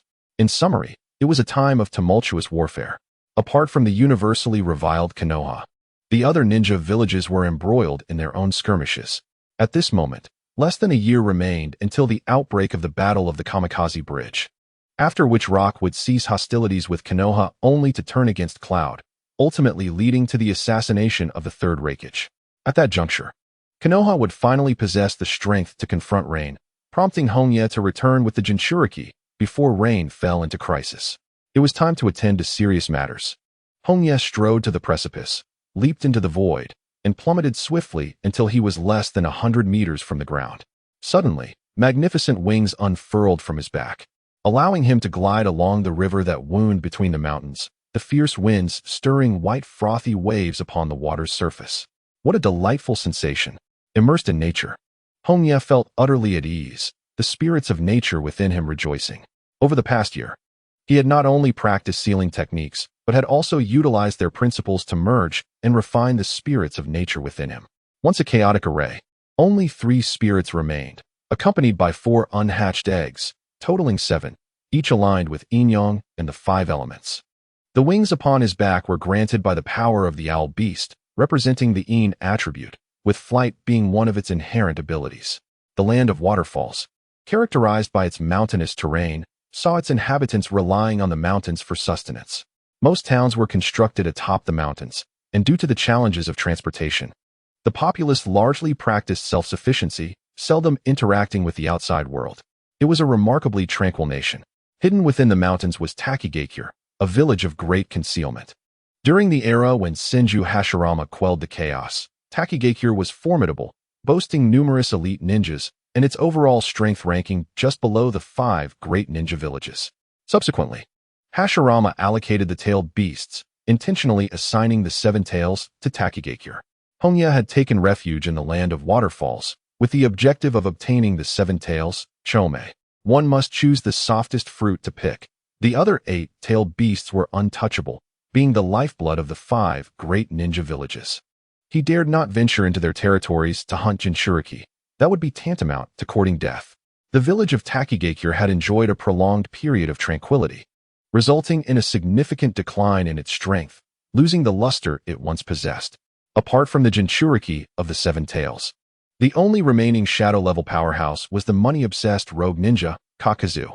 It could be said that Kakuzu's ruthlessness in eliminating the village's higher-ups had precipitated its gradual decline. After more than half an hour, Hongye soared through the clouds, his gaze fixed upon the Takigakure village below, a subtle smile gracing his lips. Encircled by mountains, the village had but a single road leading to the outside world, its exit concealed by a waterfall, rendering it nearly impossible to discover through conventional means. However, Hongye was different. With the assistance of countless birds, he could conduct a thorough search. Over the course of a year, he had explored every corner of the land of waterfalls, making the discovery of Takigakure a trivial matter. His attention was drawn to the shrine outside the village, the residence of the 7 tails. In any ninja village, Jinchuriki often faced exclusion and subtle hostility, and the 7 tails was no exception. Patience was still required. Kane, being pregnant, had unstable chakra within her, rendering her unable to seal the tailed beast. It would only be after the birth of Shorin that she would possess the strength necessary to utilize the adamantine sealing. Hongye had once contemplated making Shorin the Jinchuriki, but considering the precarious situation of Amigakure, he set aside that thought for the time being. It was imperative to demonstrate the power of the tailed beast swiftly to instill fear in the 5 great nations. Inside the shrine, an elderly man with graying hair clasped his hands together, releasing a deep sigh. His time was nearing its end, and he had not anticipated facing such a formidable enemy at this juncture. The 7 tails sealed within him granted the old man numerous abilities related to insects, including the perception of danger and control over them. 6 months prior, an influx of foreign birds had invaded the village, leading to a rapid decline in the insect population, a phenomenon that piqued his interest. It was only 2 months ago that he sensed a profoundly dangerous presence, one that appeared frequently, constantly watching him, its greedy malevolence sending chills down his spine. The old man felt that his life was of little consequence. Nevertheless, he had spent decades in solitude within the shrine, having long seen through the facades of existence. The village was in the process of selecting the next Jinchuriki, and should a suitable candidate emerge, the 7 tails could be extracted from him at any moment. Rising from his seat, he ventured out of the shrine, his murky gaze scanning the sky, where he faintly discerned a shadow drifting among the clouds. He understood all too well that the presence was attempting to entice him away, and his only attachment remained the village that had nurtured him. Even at the cost of his life, he could not allow the flames of war to engulf Takigakure. Identifying the enemy's weaknesses often proved to be the key to victory, and most ninjas shared a common vulnerability: their village, including the Jinchuriki of the Seven Tails. Engaging in battle within Takigakure, given the destructive power of a tailed beast, could result in devastation that might obliterate the village, particularly in its complete tailed beast form, where the potential for destruction was incalculable. The time for confrontation had arrived. Beneath the waterfall, Hongye slowly opened his eyes, his gaze sharp as a blade. Each day he approached Takigakure, aiming to lure the Jinchuriki away. It was far more advantageous to face them in a secluded setting devoid of interference. Otherwise, the combined might of the tailed beast and the ninja village would yield a staggering 90% chance of his defeat. Hongye glanced at the flying insects sporadically appearing in the sky, a faint smile curling at the corners of his mouth. Concealing insects upon the body of a bird is indeed a clever reconnaissance technique. This serves as a signal of impending confrontation. The host of the Seven Tails is not foolish enough to reveal themselves directly, opting instead to utilize insects for scouting, suggesting that everything in this locale has fallen under the scrutiny of their adversary. The scales of victory and defeat are gradually leveling, and the true strength of the tailed beasts will soon be revealed. As time progresses, the date of Kanai's childbirth draws ever closer, casting a shadow over Hiroshi's ambitions. The insects along the mountainside multiply, perpetually monitoring their movements, akin to how Hiroshi dispatches birds to surveil the enemy. Both parties remain under each other's watchful gaze. The host of the Seven Tails is undoubtedly biding their time for the moment of Kanai's delivery. Hiroshi seeks to lure the Seven Tails away from the hidden waterfall village, while the Seven Tails simultaneously searches for Hiroshi's vulnerabilities. This is a contest of patience and resolve. Whether the battle transpires in the hidden waterfall village or in the vicinity of an unnamed hill, one of the two will inevitably be affected. Such a treacherous opponent. Hiroshi chuckles coldly, a reflection on both the adversary and himself. After a long period of waiting, the fateful day finally arrives. The night is starless, and the moonlight bathes the earth, invigorating the insects further. I have lost. The elder at the hidden waterfall village shrine awakens from meditation, sighing deeply as he grapples with his attachment to the village. Tonight, that young woman will give birth to her child, marking the finest opportunity for him. Yet it also signifies that the safety of the young woman poses no threat to that cold-hearted man. To delay further would be futile, placing himself at a disadvantage. Reimei, we have known each other for over 40 years. We are indeed old friends. Please lend me your strength. At the unnamed peak, within the stone abode, light illuminates the space where Kanai lies on her bed, beads of sweat dotting her forehead as she grits her teeth, stifling her cries of pain. Outside, Hiroshi gazes towards the distant sky, his expression grave. The enemy approaches. I entrust Kanai to you. Please rest assured, my lord, I will protect Kanai, even at the cost of my own life. Mizuki clenches his fists. As a member of the Uzumaki branch family, his status within the clan pales in comparison to Kanai's. Due to the branch family's allowance for external marriage, resulting in a dilution of their bloodline compared to the main family. Regardless of the disparities in familial standing or marital ties, he must safeguard Kanai. I have complete faith in you. Please enter, for Kanai requires your care. Hiroshi nods slightly. Mizuki is a ninja, albeit one skilled only in sealing techniques, lacking in basic combat prowess, a common ailment among ninjas of the Whirlpool country, who devote excessive energy to the study of sealing arts at the expense of their own protective capabilities. It is time to depart. Hiroshi unfurls his wings, soaring swiftly into the sky. Intercepting the opponent is an integral part of the battle, and it is imperative to steer the conflict away from the unnamed hill. The distance between the two locations is minimal, merely 5 minutes, and soon they meet in the air. The elder, adorned with 3 pairs of cicada wings at his waist, flaps them rapidly to sustain flight, gazing at Hiroshi with a countenance as tranquil as water. I am known as Sannin, the host of the Seven Tails from the hidden waterfall village. Pain, the rain ninja. Hiroshi assesses his opponent, hair streaked with gray, skin aged and sagging, a face adorned with age spots. After only a brief flight, he finds himself slightly breathless. Even with the chakra of the tailed beast, maintaining combat effectiveness in such a state is impossible. My body is akin to decaying wood, making it arduous for me to engage in battle. The cicada's voice is acutely aware of its own condition.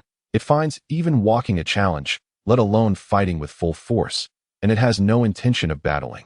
However, I shall not tolerate your destruction of the village.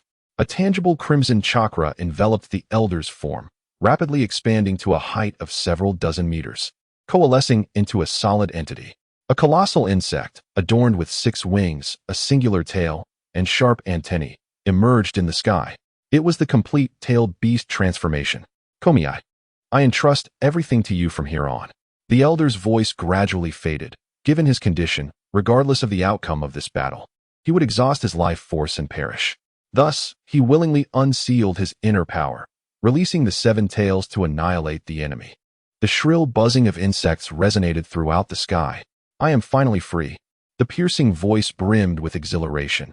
Having been sealed for decades, confined in a cold, dark mental space, it was a miracle not to have succumbed to madness.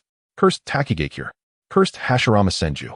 Komi raged, cursing the very man who had captured it and delivered it to the village of the waterfall, an unforgivable act. After a fervent display of excitement in the air, Komi eventually regained its composure, focusing its gaze on Hiroya. Human, I promised that old man I would kill you. Perfect, for I too am poised to reseal you. Hiroya looked up at the towering insect creature, a feeling of suffocation washing over him. The greater the number of tails a tailed beast possesses, the more chakra it harbors. While this does not inherently denote strength, the volume of chakra is indeed a guarantee of power. The 7 tails ranks 3rd, initially in the form of a larva. It later evolved into a massive beetle with dragonfly wings, its body incredibly resilient. Seal me. Komi roared in fury, just as the elder had warned. This human was indeed here for it, an act that could not be forgiven. I will slay you. Phosphorescent dust technique. Komi flapped its wings, releasing a vast cloud of shimmering phosphorescent dust that spread extensively. As Hiroya's right arm came into contact with the dust, it sizzled and emitted smoke, an overwhelming sense of paralysis enveloping him. What a potent poison! Hiroya dared not let his guard down, even with the detoxifying abilities of the natural spirit. One slip could spell disaster. The phosphorescent dust was not only remarkably toxic, but its vast coverage was also deeply intimidating. There was no escaping it. Vision was stripped away. All around was a blinding white, rendering everything indistinct, and moreover, the chakra carried within the dust severely disrupted his sensory abilities. This was the power of the 7 tails. Ordinary ninjas would stand no chance against such an assault.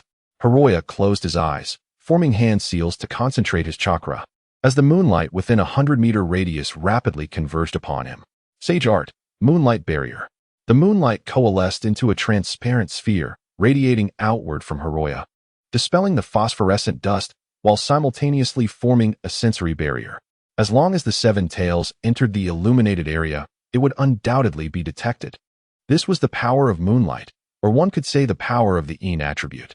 And wielding the forces of the sun and moon was the strongest talent of the Druids. Come forth, 7 tails. Dangerous human.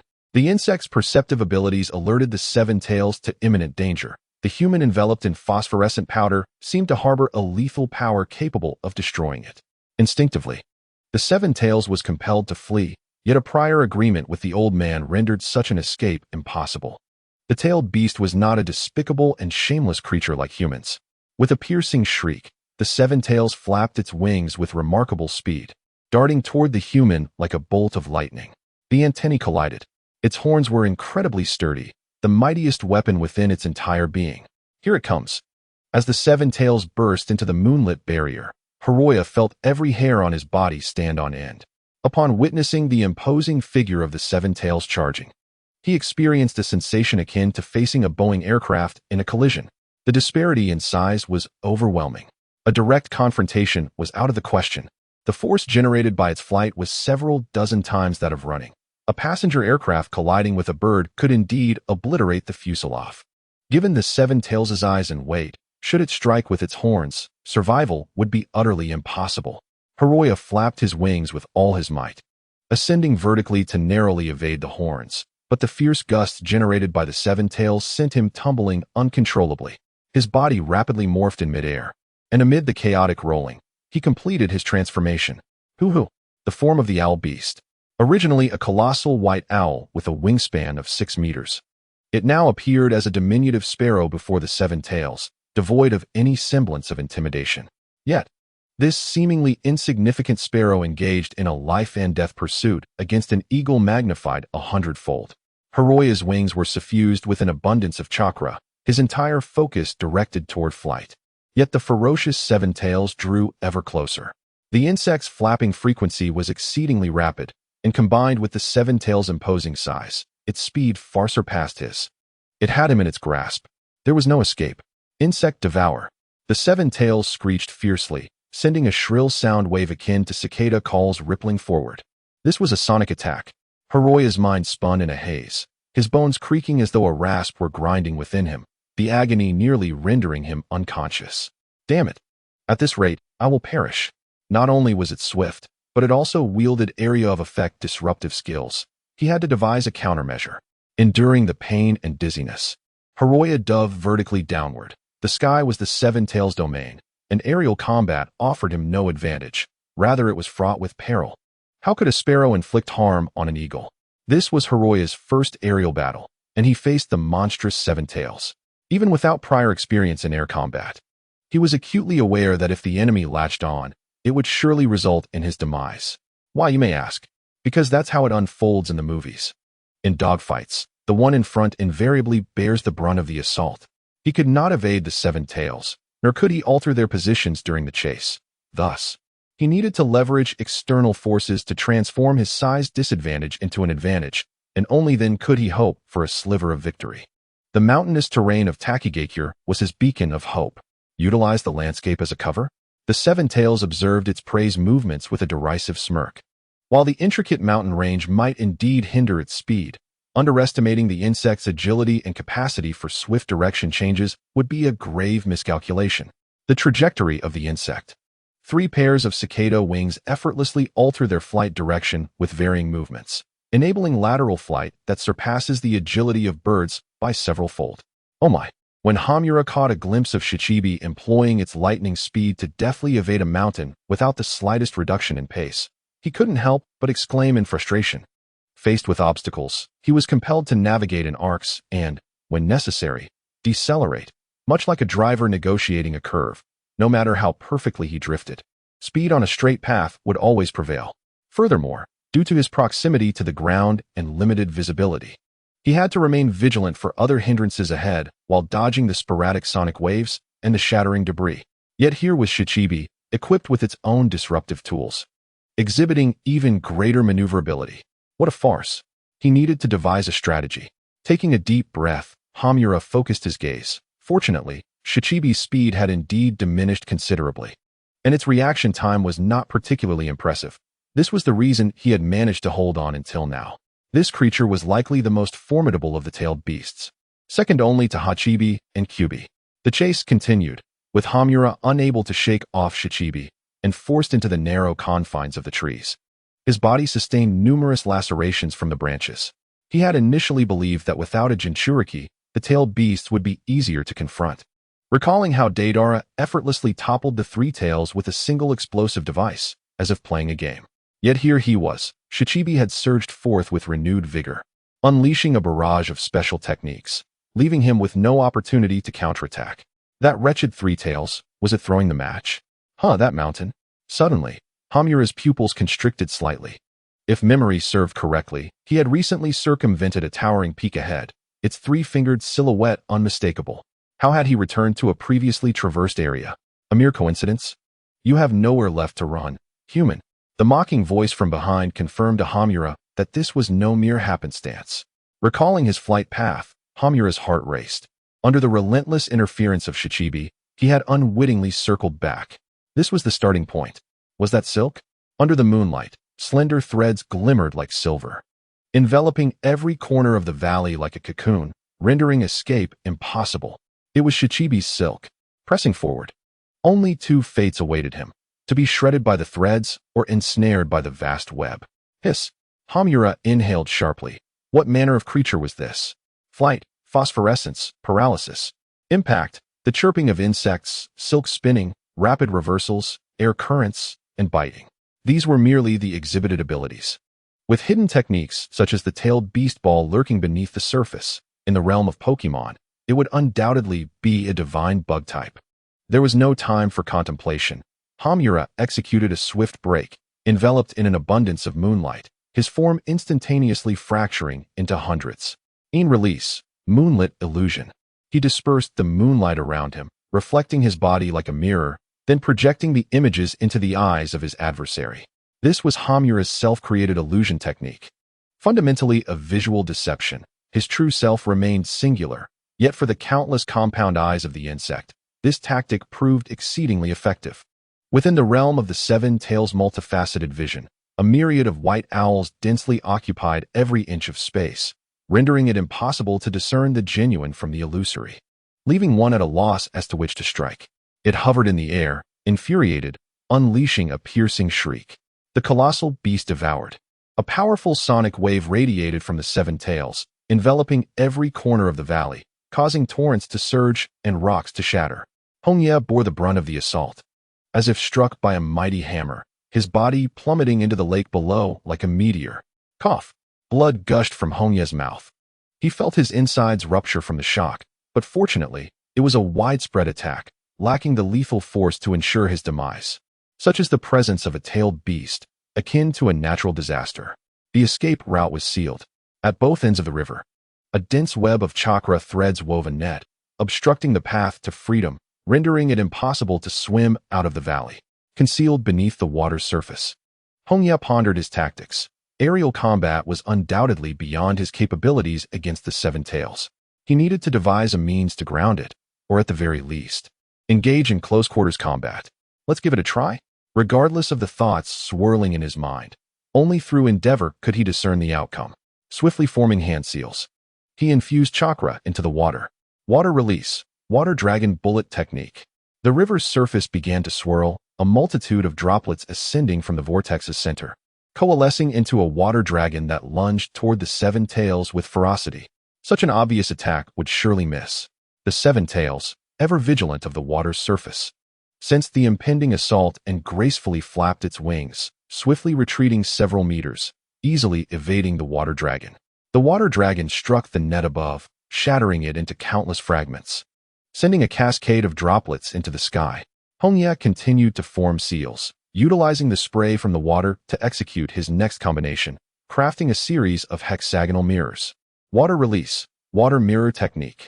The unusual circumstances heightened the Seven Tails' vigilance. It detected the mirrors contained minimal chakra, unlikely to pose a threat. Yet the opponent's technique undoubtedly harbored an ulterior motive. Now was the moment. Seizing the opportunity as the mirrors captivated the Seven Tails' attention, Hongye's lips curled into a smile as beams of moonlight descended from above. Shadow release, moonlight radiance. In an instant, the valley illuminated as brightly as day. A multitude of moonbeams reflecting off the mirrors simultaneously cast upon the Seven Tails' multifaceted eyes, blinding its vision. The Seven Tails was taken aback, its sight obscured by a blinding white expanse, rendering everything indistinct. The effect mirrored that of its own blinding powder, the expansive field of vision now becoming its Achilles heel. Almost simultaneously, a slender, sharp jet of high-pressure water burst through the surface, shooting directly toward the airborne Seven Tails. Water release, raging stream technique. Hongye expelled a fine, high-pressure stream. This type of attack possessed the greatest destructive power within the realm of water release. The greater the pressure borne by the water, the higher the attack's potency, capable of effortlessly slicing through anything. Deprived of sight, the Seven Tails, alerted by the danger of the insect, sensed the incoming assault and rapidly flapped its wings, retreating just in time to narrowly evade the water's lethal edge. Bang! The high-pressure stream struck the mountain behind the Seven Tails, instantly shattering a multitude of rocks. Do not even think of fleeing. Hongye lowered his head, forcibly redirecting the water's course, slicing through the Seven Tails with the precision of a blade. Sizzle! The sound of intense friction echoed through the valley, akin to metal being cut, mingled with the pained cries of the Seven Tails. A direct hit. Huh! As Hongye emerged from the water, a profound ache gripped his jaws. Unleashing ninjutsu was not merely a matter of hand seals. It exacted a significant toll on his body. The sky was shrouded in mist, obscuring the situation until a powerful gust swept away the vapor, revealing the formidable Seven Tails. Cursed humans. The Seven Tails bore a bloodstain over a meter long on its left chest, and among its 6 insect-like appendages, only 5 remained. It roared in fury. My shell is second only to that of the 3 tails. How dare you inflict harm upon me? This is unforgivable. Hongye's countenance darkened. It was only with his sharpest water blade that he managed to breach the creature's shell, while other ninjutsu proved far less effective. Contemplating the use of lightning release, he quickly dismissed the thought. None were feasible. The titanic form of the beast rendered even the mightiest lightning release unable to guarantee a swift victory. Without a decisive strike, he would fall into a greater disadvantage. Moreover, his proficiency in wind and fire release was lacking. His most potent wind technique could not surpass the efficacy of the water blade. Boom! As smoke billowed, 2 shadow clones appeared beside Hongye, each wielding a wind shuriken. Prepare to receive my attack. With a twist of his waist, he hurled the wind shuriken with all his might. Buzz! The shuriken spun at breakneck speed, emitting a piercing hum as it flew towards the 7 tails, while Hongye and his clones launched simultaneous assaults from the left, center, and right. The 7 tails, regaining its sight, effortlessly dodged the wind shuriken, observing the ensuing movements with clarity. A feigned attack with the shuriken, allowing the true self to approach. It need not decipher the clones. Annihilating them would suffice. Devour. Sonic waves struck the enemy on the left, while the tip of its tail unleashed a silver thread, piercing through the chest of the enemy on the right in an instant. Boom, boom. The 2 shadow clones dissipated into smoke. Indeed, you are the true body. The 7 tails laughed heartily, charging forward against the enemy, its 5 appendages dancing like blades. But it was not over yet. Hongye's arm, entwined with steel wire, yanked forcefully, sending the wind shuriken arcing towards the 7 tails. Foolish human, my speed surpasses yours. The 7 tails screeched, moving like a phantom, appearing before Hongye in an instant. All 5 appendages thrusting into his body. Moreover, my compound eyes grant me a full 360-degree vision. I have long seen through your little ruse. The 7 tails laughed in triumph, having detected the steel wire and the shuriken behind it, merely needing to sidestep to evade its path. However, there was still one task to complete. Die. With a synchronized force, the 5 appendages tore into the prey, intending to rend it into pieces. Yet, the anticipated scene of gushing blood did not unfold. Instead, the enemy transformed into a cloud of smoke. Another clone? The 7 tails was taken aback, an unsettling feeling surging within. If all 3 were clones, then where was the true body? Behind. With a resounding boom, the wind shuriken morphed into a colossal white tiger, roaring as it lunged at the 7 tails. The distance between them was too narrow for evasion. The white tiger collided forcefully with the 7 tails. Power of the 4 symbols, white tiger. Hongye's sharp claws sank into the 7-tail shell as he let out a thunderous roar. This is his new transformation. Previously, on the Nameless Hill, he coexisted with the great felines to observe the anatomy and movements of these formidable beasts, aiming to reconstruct the spirit of nature. Measuring 5 meters in length and towering 2 meters high, he is a true giant of the jungle, yet appears somewhat diminutive upon the back of the 7 tails. At last, he has succeeded. Employing the classic shuriken technique of Naruto and Sasuke, he has successfully deceived the senses of the 7 tails. With the power of sage art, wind, and thunder, golden sage patterns spread from the king symbol on his forehead, quickly enveloping every strand of fur. The fusion of wind and thunder attributes is a capability that Hongye acquired through extensive research and practice with the 8 trigram seal. He bestows this new attribute upon the 4 symbols white tiger, naming it Golden Escape. It is not gold in the conventional sense, but rather the sharpness of the wind combined with the penetrating force of thunder, a fierce energy that obliterates all. Its effect is utterly devastating, rendering all defenses futile. Hongye opened his massive jaws, fangs glimmering with a sharp, pale golden light, and fiercely sank them into the back of the 7 tails, shattering the remarkably hard shell with his razor-sharp teeth. Impossible! The 7 tails cried out in agony. Unable to comprehend the unfolding events, its proud shell had been crushed by a mere tiger, reducing it to the status of prey. Hongye devoured the flesh, an indescribable delicacy causing his mind to tremble. It was not merely the taste of food, but the exquisite flavor of energy, the supreme essence that facilitates evolution. Become my sustenance, seven tails. His fangs tore down once more, ravenously consuming. The flesh was ripped apart, sending the seven tails into a frenzy of pain. Its body desperately twisting and rolling in the air, attempting to shake off the terrifying creature on its back. But it was futile. Roar! Hongye's claws pierced the shell, embedding themselves deep within the seven tails, and then his nails transformed into plant roots, wildly growing within the flesh. In mere moments, their bodies became intertwined. Unless he severed its limbs, separation was impossible. Eat! Hongye voraciously tore at the fresh flesh, and as it entered his belly, it transformed into pure chakra, rapidly absorbed by his body. Hunger. Every cell within him conveyed a fervent desire for the flesh of the seven tails. The tailed beasts. They are not mere creatures of the natural world.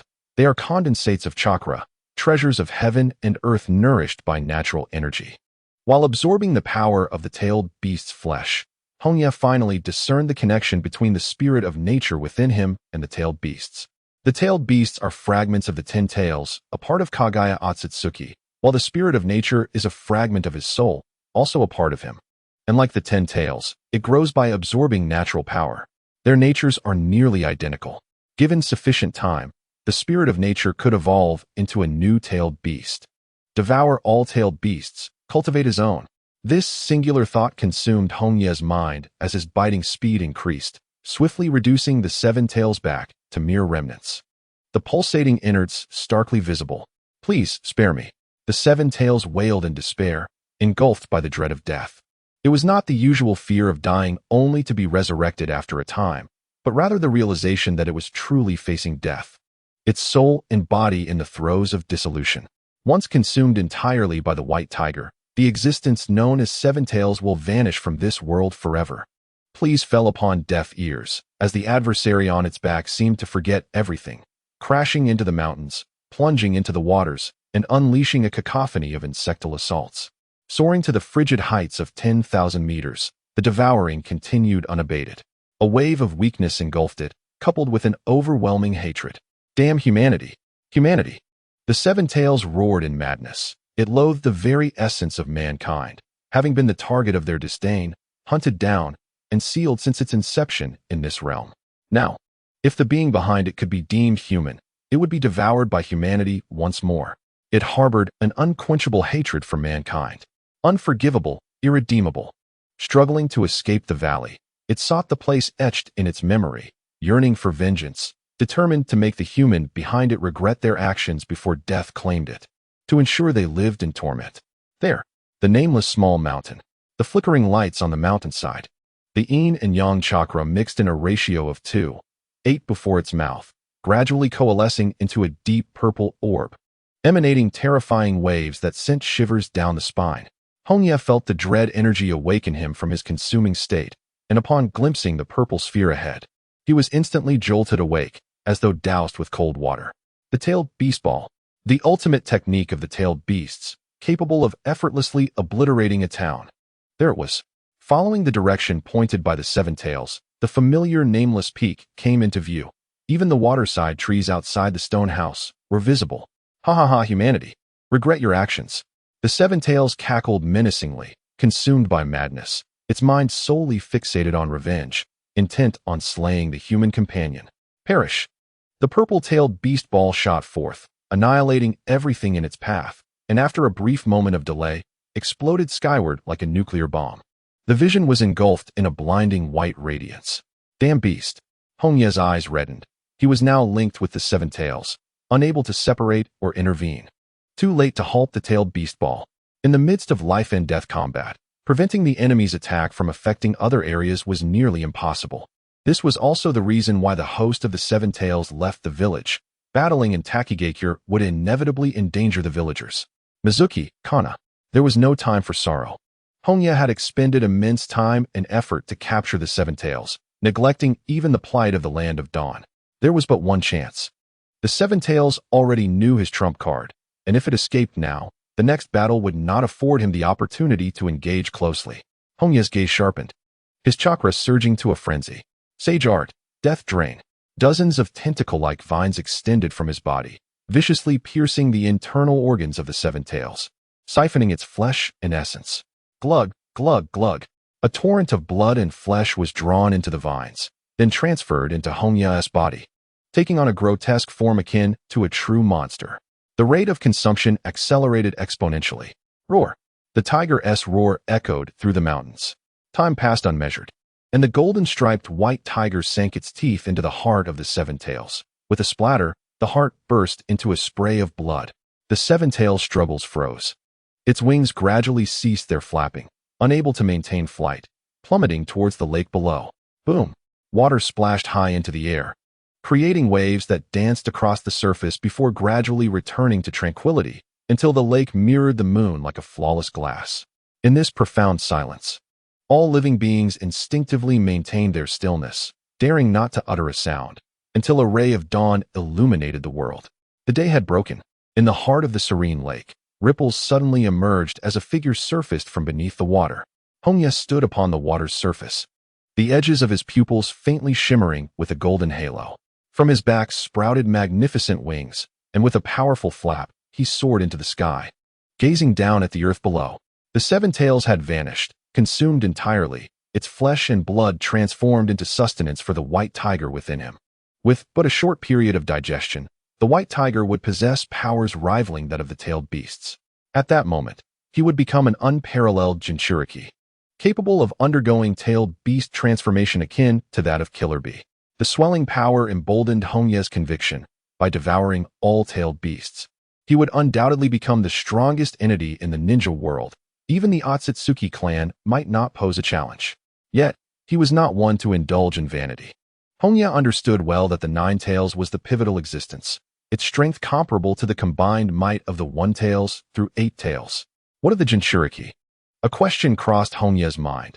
In his earlier fury, he had directly consumed the Seven Tails. What of the Jinchuriki? Even with the strength of a perfect Jinchuriki, he was still inadequate to declare war on the 5 great shinobi villages. Not to mention the overall strength, aside from the wind shadow of the Land of Water. The others were formidable opponents, particularly Inoki and Sarutobi Hiruzen. Thus, until he amassed sufficient power, he must remain discreet. With the development of the Rain Village as the optimal choice, for it was not only his home, but also the residence of Yahiko and others. Lost in thought, Hongye suddenly froze, a familiar sight capturing his gaze. The nameless peak still stood. How could this be? He had witnessed the tailed beast bomb explode. Its sheer force was enough to obliterate mountains, and it was inconceivable that the nameless hill could have survived. Unless the Seven Tails had veered off course. Swiftly, Hongye flew to the mountainside. Inside the stone hut, Kanai cradled a child, tears streaming down her face, while Mizuki lay on the bed, her dull gaze fixed on the ceiling. A vague apprehension stirred within Hongye, prompting him to inquire, "What has transpired?" "Lord Hongye," Kanai replied, wiping her swollen eyes as she sobbed. "Mizuki used the 4-symbol seal, but her chakra has been exhausted." Chakra, the essence distilled from both mind and body, could be equated to life force. Its depletion signified death, as was the fate of Kakashi when he faced pain. The Vortex clan's formidable vitality had prolonged Mizuki's life. She turned her head towards Hongye, her lips moving faintly. "My lord, I redirected the attack's trajectory. The 4-symbol seal could bind all." Minato Namikaze had repeatedly employed sealing techniques alongside the Flying Thunder God to shift the tailed beast bomb's course. Though Mizuki could not utilize the Flying Thunder God for instantaneous relocation, being of the Vortex clan granted her ample chakra to seal the tailed beast bomb for an extended duration, subsequently altering the sealing barrier to change the trajectory of the attack. However, this had already reached her limits. Mizuki murmured to herself, "I truly feel useless. Apart from sealing techniques, I possess no other skills. I am powerless to protect Kanai, merely an observer as she endures torment from the grass ninjas." Last night, confronted with that energy sphere, an unexpected joy surged within me. I realized that my purpose in living thus far must be to seal it. Summoning his remaining strength, he raised his hand, eyes filled with hope. "Master, have I protected Kanai well?" "Indeed." Hiroya grasped Mizuki's hand firmly, his voice steady as he declared, "You have done splendidly. Kanai has safely given birth to a child." A smile graced Mizuki's lips as she contentedly closed her eyes. "That is a relief. I am truly exhausted and wish to rest for a while." After a lengthy pause, Hiroya released Mizuki's hand and stepped outside the stone dwelling. standing at the edge of the cliff for a full day and night. I shall become the strongest. In an ordinary world, a leisurely life would suffice. But here, in the chaotic realm of ninjas, failing to grow stronger could lead to demise amidst the fallout of battles. He was acutely aware that on this arduous journey, many would perish around him. Yet only by ascending to the pinnacle could he redefine the rules and attain all that he desired. Forward, always forward, he resolutely believed. Even if a trail of corpses lay behind him, there could be no turning back. He prepared to leave the land of waterfalls. After laying Mizuki to rest, Hiroya departed with Kanai and her child. Perhaps due to the inertia of history, the child was a daughter, whom they named Corinne. The battle with the Seven Tails had wrought extensive destruction, particularly the explosion of the tailed beast ball, which shook the entire land of waterfalls. The ninjas of Takigakure were scouring the vicinity of the explosion, and it would not be long before they located the nameless peak. To avoid unnecessary complications, it would be wise to depart swiftly. Where to next? Hiroya furrowed his brow. As the saying goes, one should return home in glory. After 2 years of wandering, he had not captured a tailed beast, but instead brought back a mother and daughter. How could he possibly return to the land of dawn with such a situation? He could not bear the thought of others' gossip. He valued his reputation greatly. Returning was not an option. Tailed beasts served as a low-tier nuclear deterrent. Their power was not the issue. What mattered was possession. If he masqueraded a white tiger as a tailed beast, what if the 5 great ninja villages refused to acknowledge it? His quest for a tailed beast was not to confront the 5 great villages head-on, but to bring stability and a chance for development to the land of dawn. It was far better to avoid war, allowing for peaceful agricultural growth to strengthen the nation. Various tailed beasts flashed through his mind, and after much contemplation, he concluded that only the 4 tails had a feasible chance of capture. The Jinchuriki, Old Purple, had a poor relationship with the Tsuchikage, Anoki, and often wandered. Should he head to the land of Earth? Hiroya pondered its feasibility.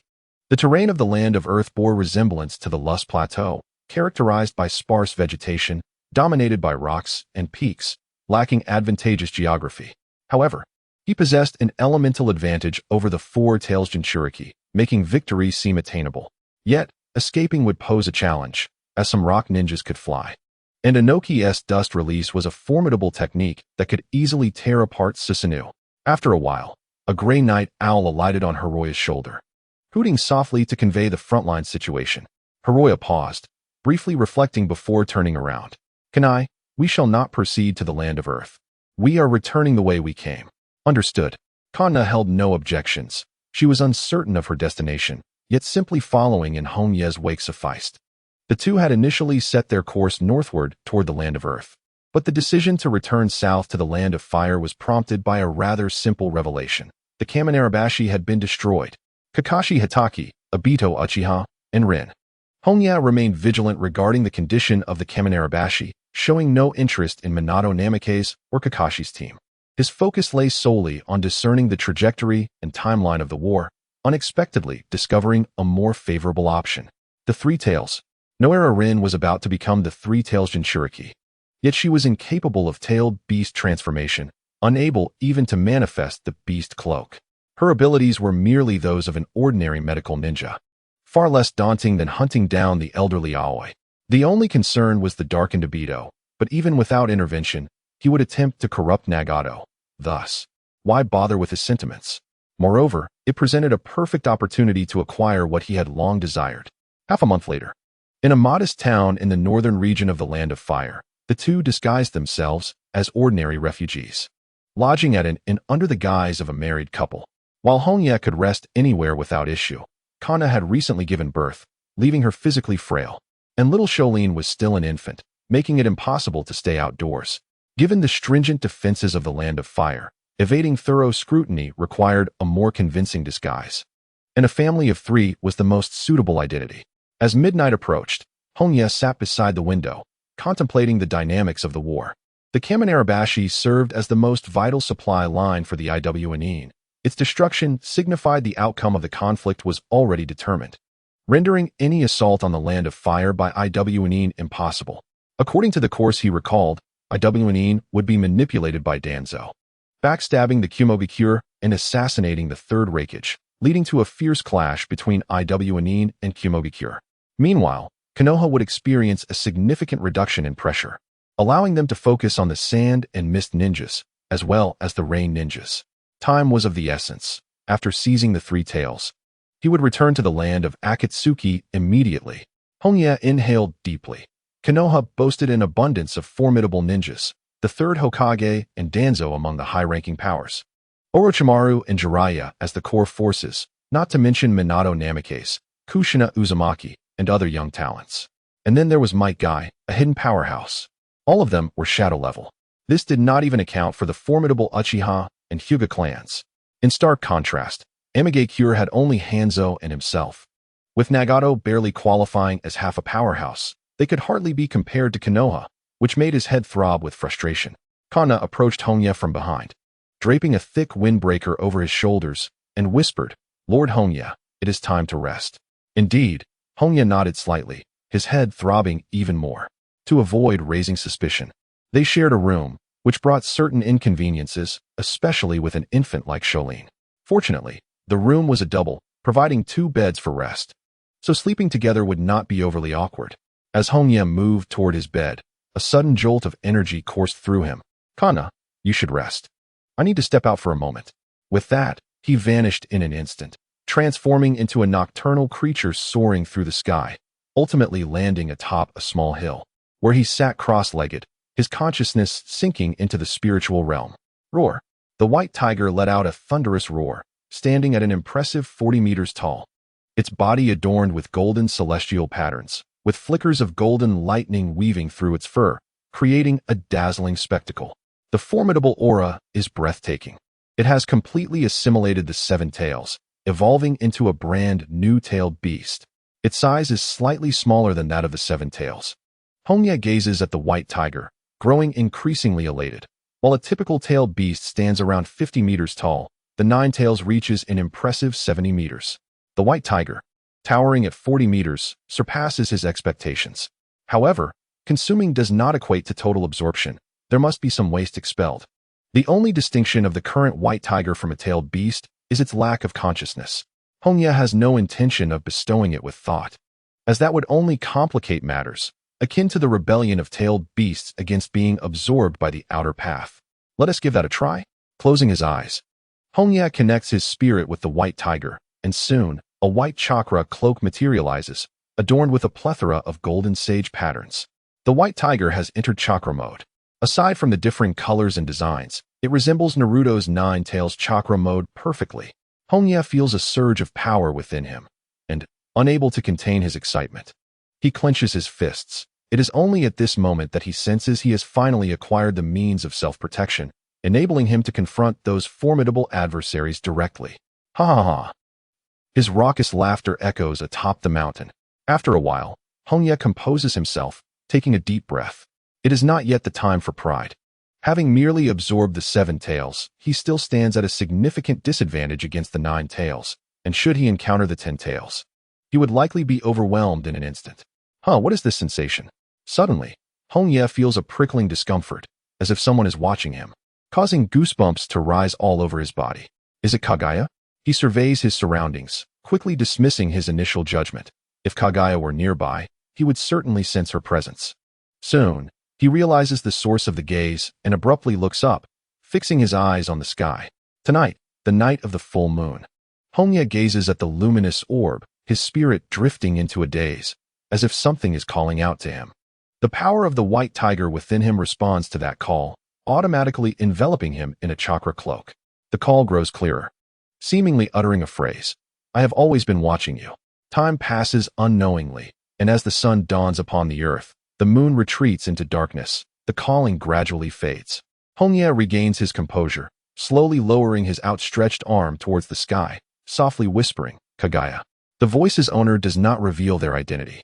Yet Hongye knows in his heart that it must be Kaguya Otsutsuki, who, through the moonlight, confides in him all her solitude and loneliness. Regrettably, the voice is too indistinct, rendering him unable to discern the message she conveys. The chakra of the 7 tails. He has never experienced anything like this before. The only change is the absorption of the 7 tails, which has also integrated a part of Kaguya. Hongye senses that the woman sealed within the moon has infused her chakra into the moonlight, and through the connection with the seven tails, she has finally conveyed her longing to the earth, reaching out to him, the one capable of absorbing the power of moonlight and possessing tailed beast chakra. Could it be that Kaguya has been keeping an eye on me for some time? Hongye ponders silently, having just digested the seven tails. Hearing Kaguya's call seems far too coincidental. Perhaps she noticed his unique existence the very first time he absorbed the moonlight. In this light, as long as one continues to absorb the tailed beasts, it is only a matter of time before one can engage in a proper conversation with Kaguya. Hiss. Hongye inhaled sharply, having indeed contemplated marrying the most noble of women. Yet, with Kaguya fixated on him daily, would that not be akin to infatuation? The mere thought evokes a certain charm. Oddly, there is a flicker of delight within him. Ahem, just a fleeting illusion. Hongye suppressed his mischievous thoughts. Now was not the time to reveal his true nature. It is possible that Kaguya harbored disdain for him. After all, the tailed beast is a part of her. Upon returning to the inn, he found Konan still lost in slumber. Choosing not to disturb her, he left a shadow clone to guard her and set off with a bamboo basket, ready to continue his daily toil, ascending the mountain to gather herbs. However, this was merely a facade. The location he occupied was in close proximity to the land of grass, particularly the Kanabi Bridge. He would not forget that Uchiha Obito lay buried near the Kanabi Bridge, while Obito himself was currently recuperating in his cave. When Obito eventually departed the cave to rescue Rin, he would inevitably traverse this area. Furthermore, additional preparations were necessary. As time passed, the war between Konoha and IWA Shinobi neared its conclusion. Following a somewhat tumultuous negotiation, hostilities came to an end. In the northern region of the Land of Fire, Rin and Kakashi leapt swiftly among the tree branches, heading towards the Hidden Leaf Village. They had just received word of the ceasefire and were soon to be dispatched to the battlefield against the Mist Shinobi. Kakashi's gaze was somber. The loss of Obito weighed heavily upon him, and he had yet to emerge from the depths of his sorrow. He turned to Rin, furrowing his brow as he inquired, "Rin, what is the story behind the owl perched upon your head?" "You mean little Gio?" Rin's eyes rose in an attempt to catch a glimpse of the creature above her, though unfortunately, her efforts were in vain. "I encountered it 2 days ago, and for some reason, this little fellow has been clinging to me. It's utterly adorable. No woman could resist the allure of something charming. And Yawahara Rin was no exception. She adored the little creature on her head, for it was not only obedient, but also endearing." Kakashi's brow furrowed deeper. He hesitated to voice his concerns, but ultimately decided to remain silent. As long as it did not hinder their mission, he had no grounds to interfere with Rin's affections. Moments earlier, he had used his Sharingan to take a glance. The owl was merely the size of a fist, devoid of any chakra flow, confirming it was indeed a wild bird. "Rest assured, Kakashi," Yawahara Rin encouraged herself with a clenched fist, "Obito is watching over us, so we will surely survive this war." Having graduated from the Ninja Academy at 9 and becoming a Chunin at 11, she had honed her skills on the battlefield for several years, no longer a novice. "Indeed," Kakashi responded earnestly, his gaze resolute. He had promised Obito that he would protect Rin, even at the cost of his own life. Hey, Ninja-sama." Suddenly, a shout rang out from behind, prompting both to halt and assess the situation. "Rin, conceal yourself and cover me." "Understood." Rin slipped into the thicket as Kakashi cautiously withdrew a shuriken, concealing it within his sleeve. Were they not within the borders of the Land of Fire, he would not have paused at all. Ninja-sama, a young man, perhaps 17 or 18, came rushing up, breathless and burdened with a bamboo basket, seemingly a villager gathering herbs. He leaned on his knees for a while before lifting his head to inquire, "You are ninjas from the Hidden Leaf, aren't you?" "Indeed," Kakashi replied with a subtle nod. Remaining perched upon the branch, his gaze scrutinizing the man below, a sigh of relief gradually escaped him. The man did not appear to be a ninja. "That's good." The young man, visibly relieved, patted his chest and hurriedly asked, "Ninja-sama, I heard the war in the north has ended in victory. Is that true?" "It is indeed true," Kakashi replied calmly. The news of victory in the war was immensely significant, and it would undoubtedly be communicated to the citizens promptly to soothe their anxieties. "Oh, that's wonderful," the young man exclaimed, leaping up with joy. He immediately set down the bamboo basket on his back and retrieved a bounty of medicinal herbs from within. "Ninja-sama, these are the wild yams I just gathered. Please accept them. They will surely be of use." These are far too precious. I cannot accept them, Kakashi declined awkwardly. He rarely interacted with others in the village and was not adept at social niceties. No way. The young man shot Kakashi an indignant glare. Hands on his hips as he proclaimed, "You have protected the land of fire, safeguarded us. Naturally, we wish to contribute in return. Ninja-sama, I tell you. Though I may be a mere civilian, my desire to protect this nation is as fervent as yours. These herbs are truly beneficial. You must accept them." Huh. That Kakashi's expression became dazed. He had heard of coercive sales, but had never encountered the phenomenon of forced gifting. The young man's temperament was indeed fiery. Yet it warmed Kakashi's heart in an unexpected way. Suddenly, Rin emerged from the shadows, unable to contain her laughter at the exchange between the two. With a beaming smile, she approached Kakashi and whispered, "I'll go take a look." With that, she leaped to the young man's side and asked, "Excuse me, can I see these herbs?" As a medical ninja, she was well versed in medicinal plants. The role of a medical ninja was not merely about healing with chakra, but often involved the use of medicinal aids and the creation of antidotes and other specialized concoctions. Feel free to look. After all, they are gifts for you. The young man shrugged, slightly exasperated. "I'm only a few years older than you. Calling me uncle is a bit much. You can call me big brother or just my name. It's Koyuki." "All right. My apologies, Koyuki and I'm Rin." She cheerfully corrected herself, devoid of any pretension typical of a ninja. "Rin? What a lovely name." Koyuki laughed joyously. After a month of waiting, he had finally encountered them. Koyuki was uncertain whether Kakashi and Rin would venture to the battlefield of the Mist Ninjas. But since Uchiha Obito had been chosen by Madara, it was only a matter of time before Rin would be captured by the Mist Ninjas. Before that happened, it was wise to prepare thoroughly, with the most critical aspect being to ascertain Rin's movements. Death could occur in an instant. If he failed to act swiftly, all the time spent waiting would be in vain. Koyuki could not monitor Rin indefinitely, as her teacher was the fourth Hokage, Minato Namikaze, which posed a risk of exposure. He lacked the confidence to defeat Minato. Should a Reaper Death Seal be employed, he would have no place to lament his fate. Thus, it was imperative to devise a dual strategy to mitigate risks. Hongye cast a discreet glance at Lin's head, where the spy owl was comfortably dozing, seemingly oblivious to his presence. Yet, beneath this facade, it yearned for affection and a gentle pat on the head, though it had been cruelly warned that any display of intimacy would result in the plucking of its feathers. Lin perused the contents of the bamboo basket and exclaimed, "Brother Hongye, these are all exceptionally high-quality medicinal herbs." The quality of the herbs was so astonishing that she could hardly believe it. However, the soil clinging to the roots and the myriad of varieties confirmed that they had indeed been freshly harvested. With a smug expression, Hongye crossed his arms, exuding confidence. "Although I am young and handsome, I have yet to encounter a rival in the art of foraging." Incredible, Lin marveled genuinely. On the battlefield, supplies often ran low, necessitating her to seek out herbs during her missions. Thus she understood, well, that foraging required substantial experience. The environment in which herbs thrived, their common locations, and their needs for sunlight and moisture. Only seasoned foragers could consistently reap a bountiful harvest. The young man before her was evidently an exceptionally skilled gatherer. "Thank you, Brother Hongye. I shall remember your assistance," Lin said, offering a slight bow of gratitude before shouldering the bamboo basket in preparation to leave. Hongye reached out to stop her, surprised. "Are you still on your way? The sun has already set. People need to rest, and ninjas are no exception." He had deliberately chosen this moment to appear, hoping to prevent their departure. Lin hesitated for a moment, glancing at Kakashi. After a day of travel, both felt quite fatigued. Kakashi remained silent for a while before nodding. "Let us find a place to rest nearby.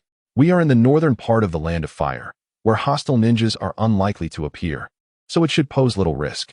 I have a place to rest." Hongye interjected enthusiastically, raising his hand. "I've built several wooden huts in the trees.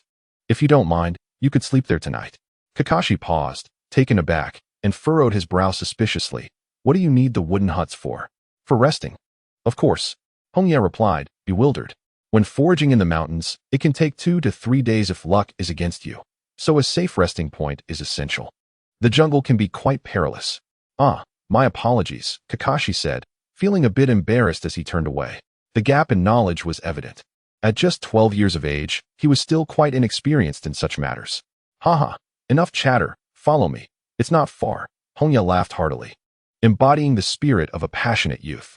He had long yearned for such a life, finding a simple-minded existence to be a form of happiness, free from the burdens of worry.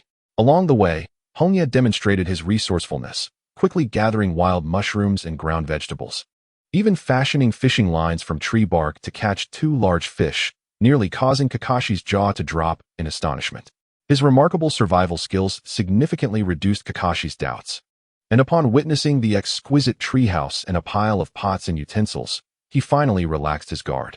This was indeed a seasoned herbalist living harmoniously in the mountains, and he was remarkably skilled. Let me treat you to my culinary skills. Hongye skillfully kindled a fire and prepared a meal, the rich aroma soon enveloping the air, causing Kakashi and Rin to involuntarily swallow, for the scent was simply irresistible. Observing their eager expressions, Hongye could not help but smile inwardly. He was not merely masquerading as a herbalist, but genuinely approached the task as his vocation, ascending the mountains daily to gather herbs and returning to the town at dusk to sell them, occasionally residing in the mountains for a few days. He found no monotony in the pursuit of herbal gathering. On the contrary, immersing oneself in a task can be immensely enjoyable, bestowing a sense of life as pleasures while ensuring no discrepancies in his guise. Over a month of foraging had sufficiently erased any incongruities and garnered Kakashi's trust. Time to eat. Upon witnessing Rin and Kakashi's eager gazes, Hongye chuckled as he served them their meals. However, as he turned his back to them, his smile gradually faded, for he had discreetly mixed 2 disguised plant seeds into their rice. If blame were to be assigned, let it be for the fact that we are adversaries. The plan to poison Rin was aimed at seizing the 3 tails, while the strategy concerning Kakashi was intended for future preparations. Watching the pair consume the parasitic seeds while wearing expressions of bliss, Hongye's concealed gaze grew increasingly cold. After satisfying their hunger, the 3 gathered around the fire, exchanging pleasantries, primarily with Hongye and Rin engaging in light conversation, while Kakashi remained aloof. Hongye expressed admiration, complimenting, "Lady Rin, have you met the illustrious 4th Hokage, Minato Namikaze? I've heard he is extraordinarily formidable, having single-handedly defeated 500 rock ninja. Indeed, if one were to name the most prominent figure in Konoha at present, it would undoubtedly be Minato Namikaze. During this conflict, he had shone brightly, overshadowing even the legendary Sannin." Rin chuckled, hastily waving her hand and softly interjecting, "It's not that exaggerated, but he is indeed remarkable. Indeed, everyone says Lord Minato is incredibly kind. He is destined to become the next Hokage." Hongye remained unfazed, his heart steady as he flattered a stranger, praising someone dear to her. However, his flattery inadvertently struck a nerve. Upon hearing the title of Hokage, Rin's expression dimmed considerably. For Obito's dream had always been to become Hokage. Realizing the cause of her despondence, Hongye quickly sought to remedy his misstep. "Did I say something wrong?" "Not at all." Rin regained her composure, forcing a smile as she replied, "You're right. Sensei Minato will surely become Hokage." "Sensei Minato?" Hongye's eyes widened in astonishment, his mouth agape. "You are disciples of Lord Minato Namikaze?" "Well, yes," Rin acknowledged, realizing she had let slip a secret, and she sheepishly stuck out her tongue, grateful that Mr. Akihane was not a villain. In disbelief, Hongye remained astonished for a while before leaning closer to Rin, and, with a conspiratorial tone, inquired about Kakashi. "Is he also a disciple of Lord Minato?" "He certainly doesn't seem like it. Everyone says Lord Minato radiates warmth and sunshine. Yet his pupil appears to be a stoic with dead fish eyes." "Dead fish eyes?" Rin tilted her head, instinctively glancing at Kakashi. Upon closer inspection, she found it amusing yet struggled to suppress her laughter. "Hey, I can hear you." Kakashi's forehead twitched with irritation. This insufferable herbalist was truly vexing.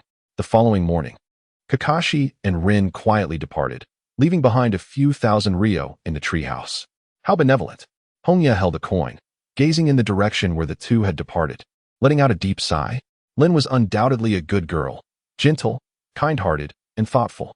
Yet, this blossoming maiden of merely 12 or 13 had fought on the battlefield for several years, claiming the lives of countless adversaries. This was not her fault, which rendered her plight all the more tragic. As the days passed, Hongye patiently awaited, utilizing the parasitic seeds to sense Lin's approximate location while keeping a vigilant eye on the tides of war. In the absence of external interference, what was destined to occur would inevitably unfold. The rock shinobi executed a surprise attack on the cloud shinobi, and the third Reikage battled against 10,000 rock shinobi for 3 days and nights, ultimately succumbing to exhaustion, shocking the entire shinobi world. Though it appeared that the rock shinobi had emerged victorious, the cloud shinobi preserved their surviving forces. The fourth Reikage, AI, ascended to power with urgency, abandoning the battlefield of the Land of Fire in pursuit of vengeance against the rock shinobi. In this conflict, Konoha emerged as the hidden victor. Meanwhile, the Sand Shinobi, under the leadership of the fourth Kazekage, Raza, engaged Konoha in a protracted struggle near Kikyo Mountain, deploying their entire strength. Failure would yield dire consequences. The battlefield between the Rain Shinobi and Konoha intensified as well. Faced with the formidable demigod, Hanzo, Konoha did not send forth the legendary 3 ninjas this time. Instead, the Hokage, Sarutobi Hiruzen, personally ventured to the battlefield.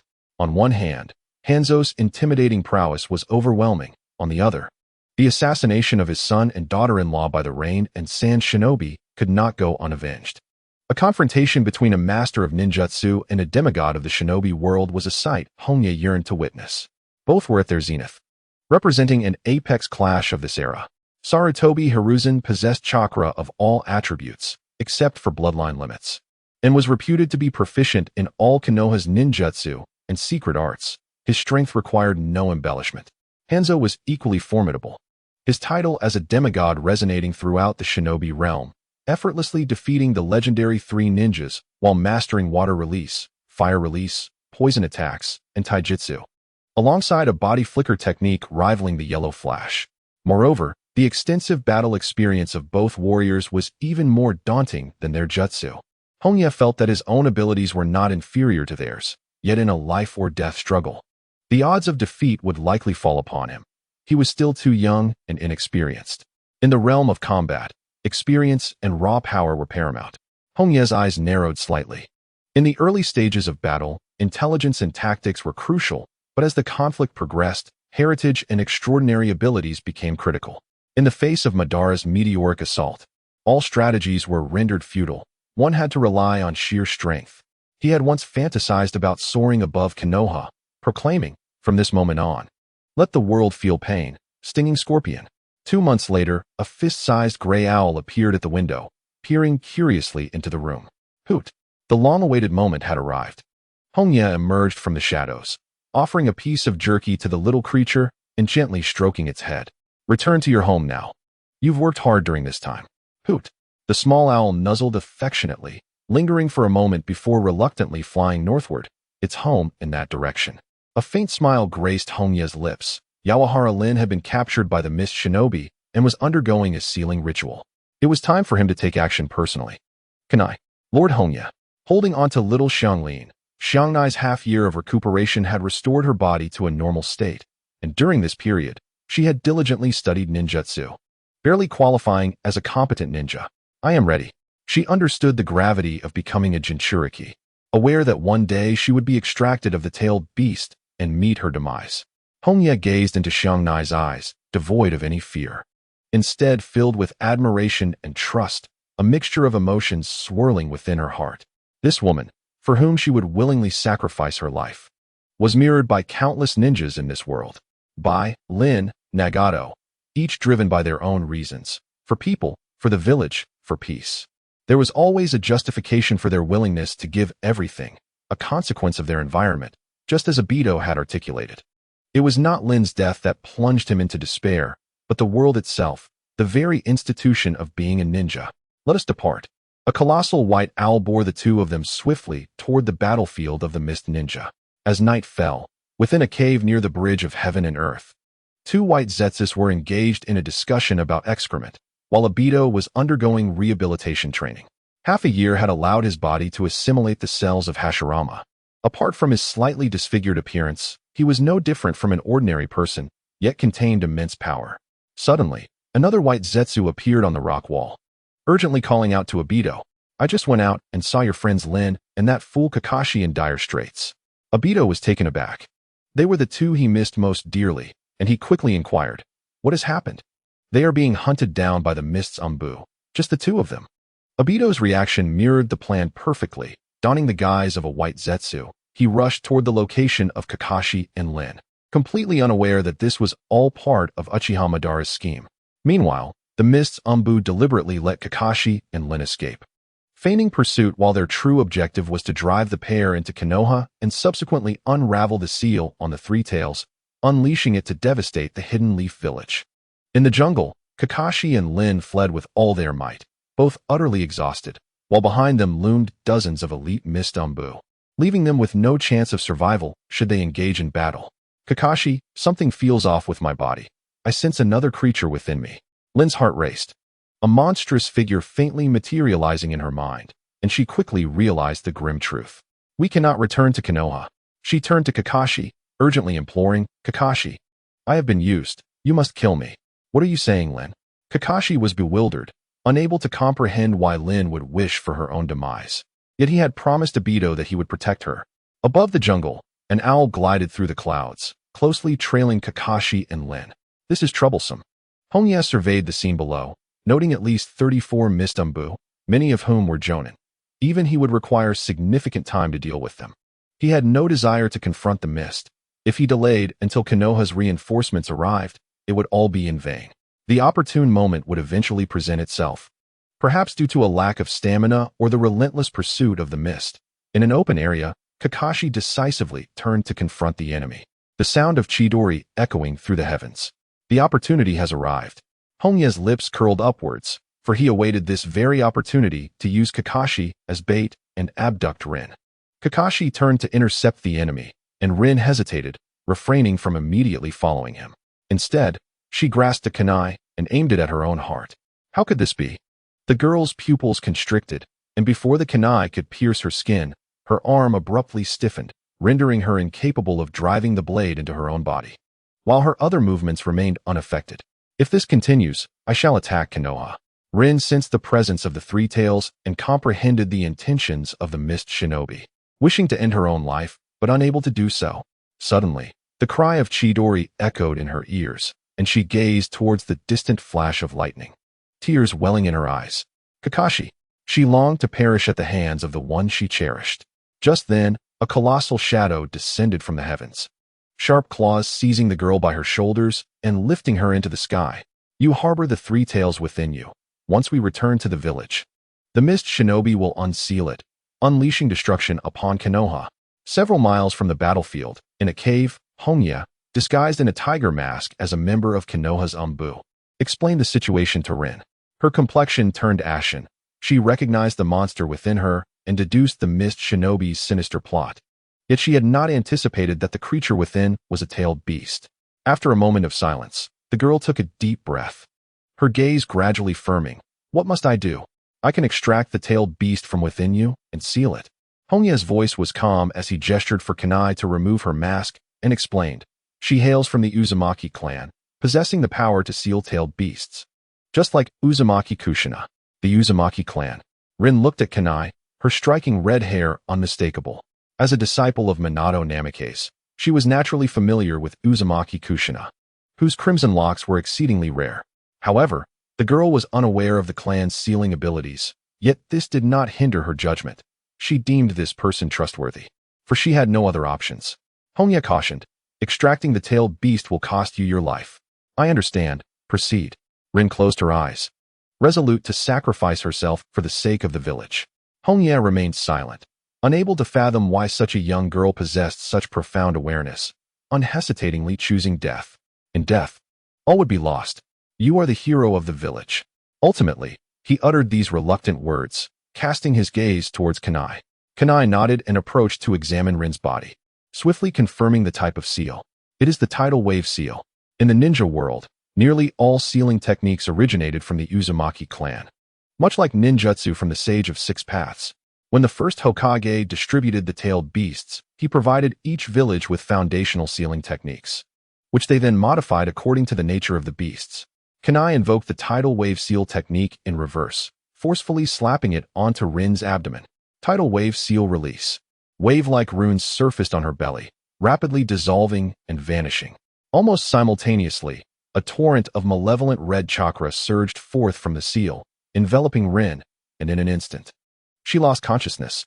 Before the crimson chakra could materialize, four golden chains erupted from Kanna's abdomen, ensnaring the red chakra and gradually drawing it into herself. This was the Vajra seal, a unique sealing technique of the Uzumaki clan, capable of subduing even the Nine Tails. Sweat beaded on Kanna's forehead as she gritted her teeth and said, "Lord Hongye, I require some time. Rest assured, you will not be disturbed." Hongye gazed intently at the vast chakra of the three tails, suppressing his overwhelming desire to consume it before turning away from the cave, aware that enemies would soon be upon them.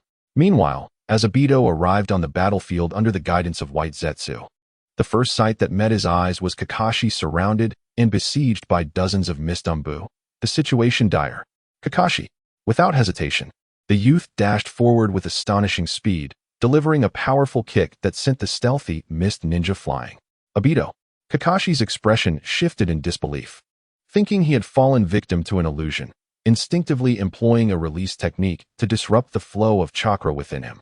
Yet, Obito did not vanish. Instead, he appeared urgent and inquired, "Where's Rin?" "It truly is you, Obito." Kakashi's eyes glistened with tears, nearly spilling over, the joy of regaining a lost companion overwhelming him. "It's me. I'm alive. I'll explain everything later." Obito was frantic, his concern for Rin eclipsing all else. "You fool, Kakashi. What has happened to Rin?" "Rin." Kakashi suddenly snapped back to reality. Now was not the time for tears. Wiping away the traces of his emotion, he spoke earnestly. "Rin is fleeing toward the village. Many mist ninja are pursuing her. You must go and support her." "What nonsense are you spouting? How could I possibly abandon you?" "You fool, Kakashi," Obito exclaimed vehemently. Despite his worry for Rin, he recognized the formidable presence of at least 30 mist umbu surrounding them. Abandoning Kakashi would surely lead to his demise. Rin was important, but so was Kakashi. Abandoning a comrade was not something Uchiha Obito would ever do. A warmth filled Kakashi's heart. He was certain of it. This was the Obito he knew, the man he respected. The Chidori cried out once more. "Obito, do not hold us back this time." "You imbecile, Kakashi, it is you who holds us back. I am immensely strong now. Enough chatter. Let us end this swiftly. Rin is waiting for us." Even when surrounded by a multitude of enemies, the two continued to bicker, growing more emboldened and their coordination becoming increasingly seamless. In contrast, the mist ninjas grew increasingly unsettled, and the reason was simple. Yahiko Rin had vanished right beneath their noses. "Damn it. Leave a few to deal with those two brats. The rest scatter to find that girl." The disappearance of the Jinchuriki was not merely a failed mission. It signified that the mist would lose the three tails, a loss they could not endure. In comparison, the lives of two leaf ninjas were utterly inconsequential. Even if all the umbu were to perish, losing the three tails was unacceptable. With a significant portion of the mist ninjas hastily departing, the pressure on Kakashi and Obito lessened. Yet their hearts surged with anxiety. Rin was in danger. However, given their abilities, breaking through the encirclement would not be an easy feat. Their double Tomo Sharingan had yet to reach a godlike level. However, Obito gradually acclimated to his new body, effortlessly wielding would release, his power surging exponentially as he began to seize control of the battlefield. At this moment, Zetsu, who had merged with Obito, remained in a state of bewilderment. For Rin had been abducted by a mysterious figure, and their plans had been thoroughly disrupted. What was he to do? Find Rin. This singular thought consumed Zetsu, and he immediately shared it with his nearby clone, commencing an urgent search for Rin. The recent display of wood release shocked him. He realized the true reason Madara had chosen Obito. This boy was undeniably a genius. Such a rare piece with such formidable talent was invaluable. If he could not twist Obito's will, it might take years to find another suitable target. Meanwhile, outside the cavern, Hongye effortlessly snapped the neck of a mist ninja, his cold gaze sweeping over the remaining members of the mist's umbu. "I am not waiting for you. If you wish to survive, it would be wise to leave." The chakra of the three tails was too conspicuous. Any sensory ninja among the mist would undoubtedly detect the commotion within the cave. Do not underestimate the village of Blood Mist. A dozen enraged mist ninjas charged forth, brandishing their weapons in a collective assault against Hongye. He merely shook his head slightly. A white cloak of chakra adorned with golden patterns manifesting around him, exuding an overwhelming aura that rendered the air suffocating. Foolishness. The sounds of their screams echoed across the hillside, quickly fading into silence. A mere handful of mist umbu posed no threat to him. Time elapsed, and eventually, two figures emerged, supporting each other as they ascended the slope, their bodies marred with blood and wounds. They have finally arrived. Hongye perched atop a mound of fallen mist ninjas, gazing down at the two with a dangerous smile curling at the edges of his lips.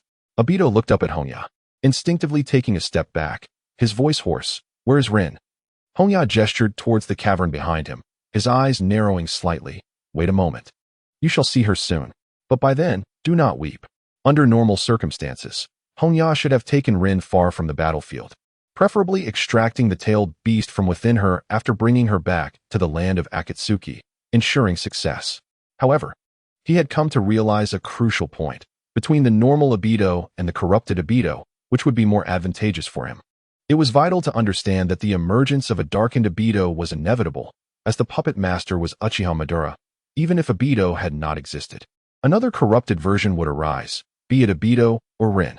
The Uchiha clan was never short of brilliant yet mentally unstable geniuses. Shursui, Itachi, and Sasuke were all promising candidates, perfectly suited to become the second Obito. Therefore, there was no need to impede Obito's corruption.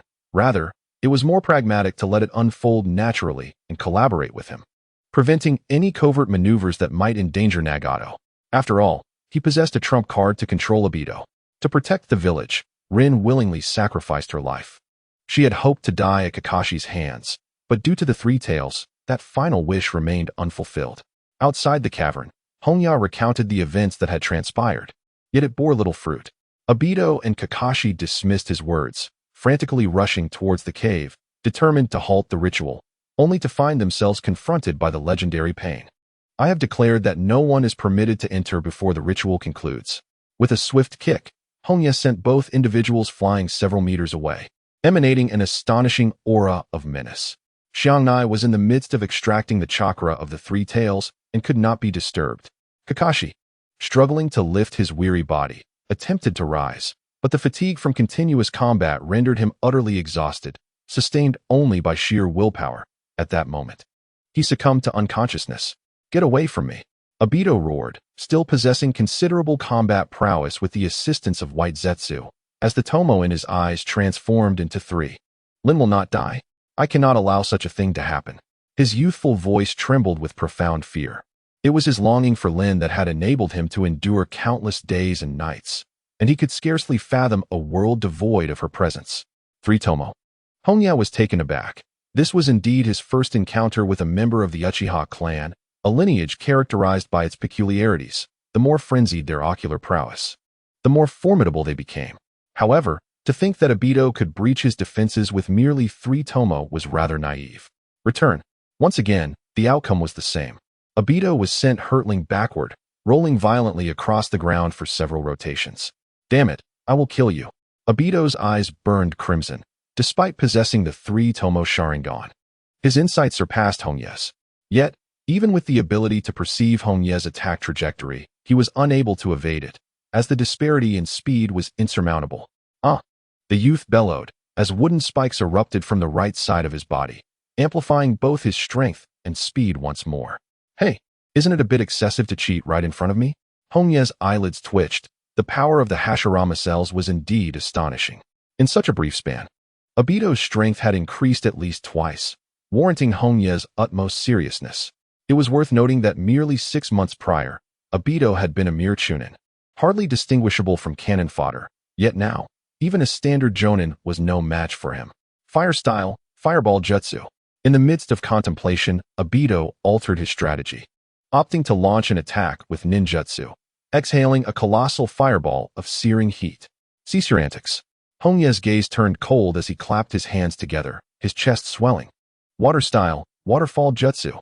The immense volume of water effortlessly engulfed the fireball, crashing into Obito, and, with a cacophony of bone-cracking sounds, sent him hurtling 1,000 meters away. This blow would undoubtedly cause severe injury. However, Obito was different. Half of his body was composed of Hashirama cells, granting him formidable self-healing capabilities, and with White Zetsu's assistance, he rose from the ground in merely 3 minutes. "Obito, stand down. You are no match for him. He is pain of the Akatsuki." White Zetsu attempted to dissuade him. Well acquainted with Hongye's chakra from his surveillance of Nagato in the past. He is a formidable opponent skilled in sage techniques. Moreover, according to the plan, Lin must perish. Enough chatter. Obito coughed blood, his resolve unwavering. He would do everything in his power to protect Lin. The battle raged on until dawn. And only when Xiangnai's voice echoed in his mind did Hongye drag the barely conscious Obito into the cave. As for Kakashi, had he not been concerned about the rift with Obito, he might have considered extracting Kakashi's Sharingan. Boom. As Obito was cast to the ground, Hongye swiftly approached and helped the exhausted Kanai to a nearby stone bench to rest. You have worked hard. The sealing ritual had concluded, and on Kanai's abdomen, the intricate 8-trigram sealing technique was clearly etched.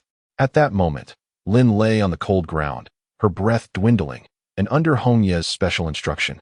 Kanai had deliberately retained a small portion of the Three Tails chakra within Lin to delay her demise. Lin. Obito's gaze was vacant as he trembled and gathered Lin into his arms, softly calling her name. Awakened by his voice, Lin stared at him blankly.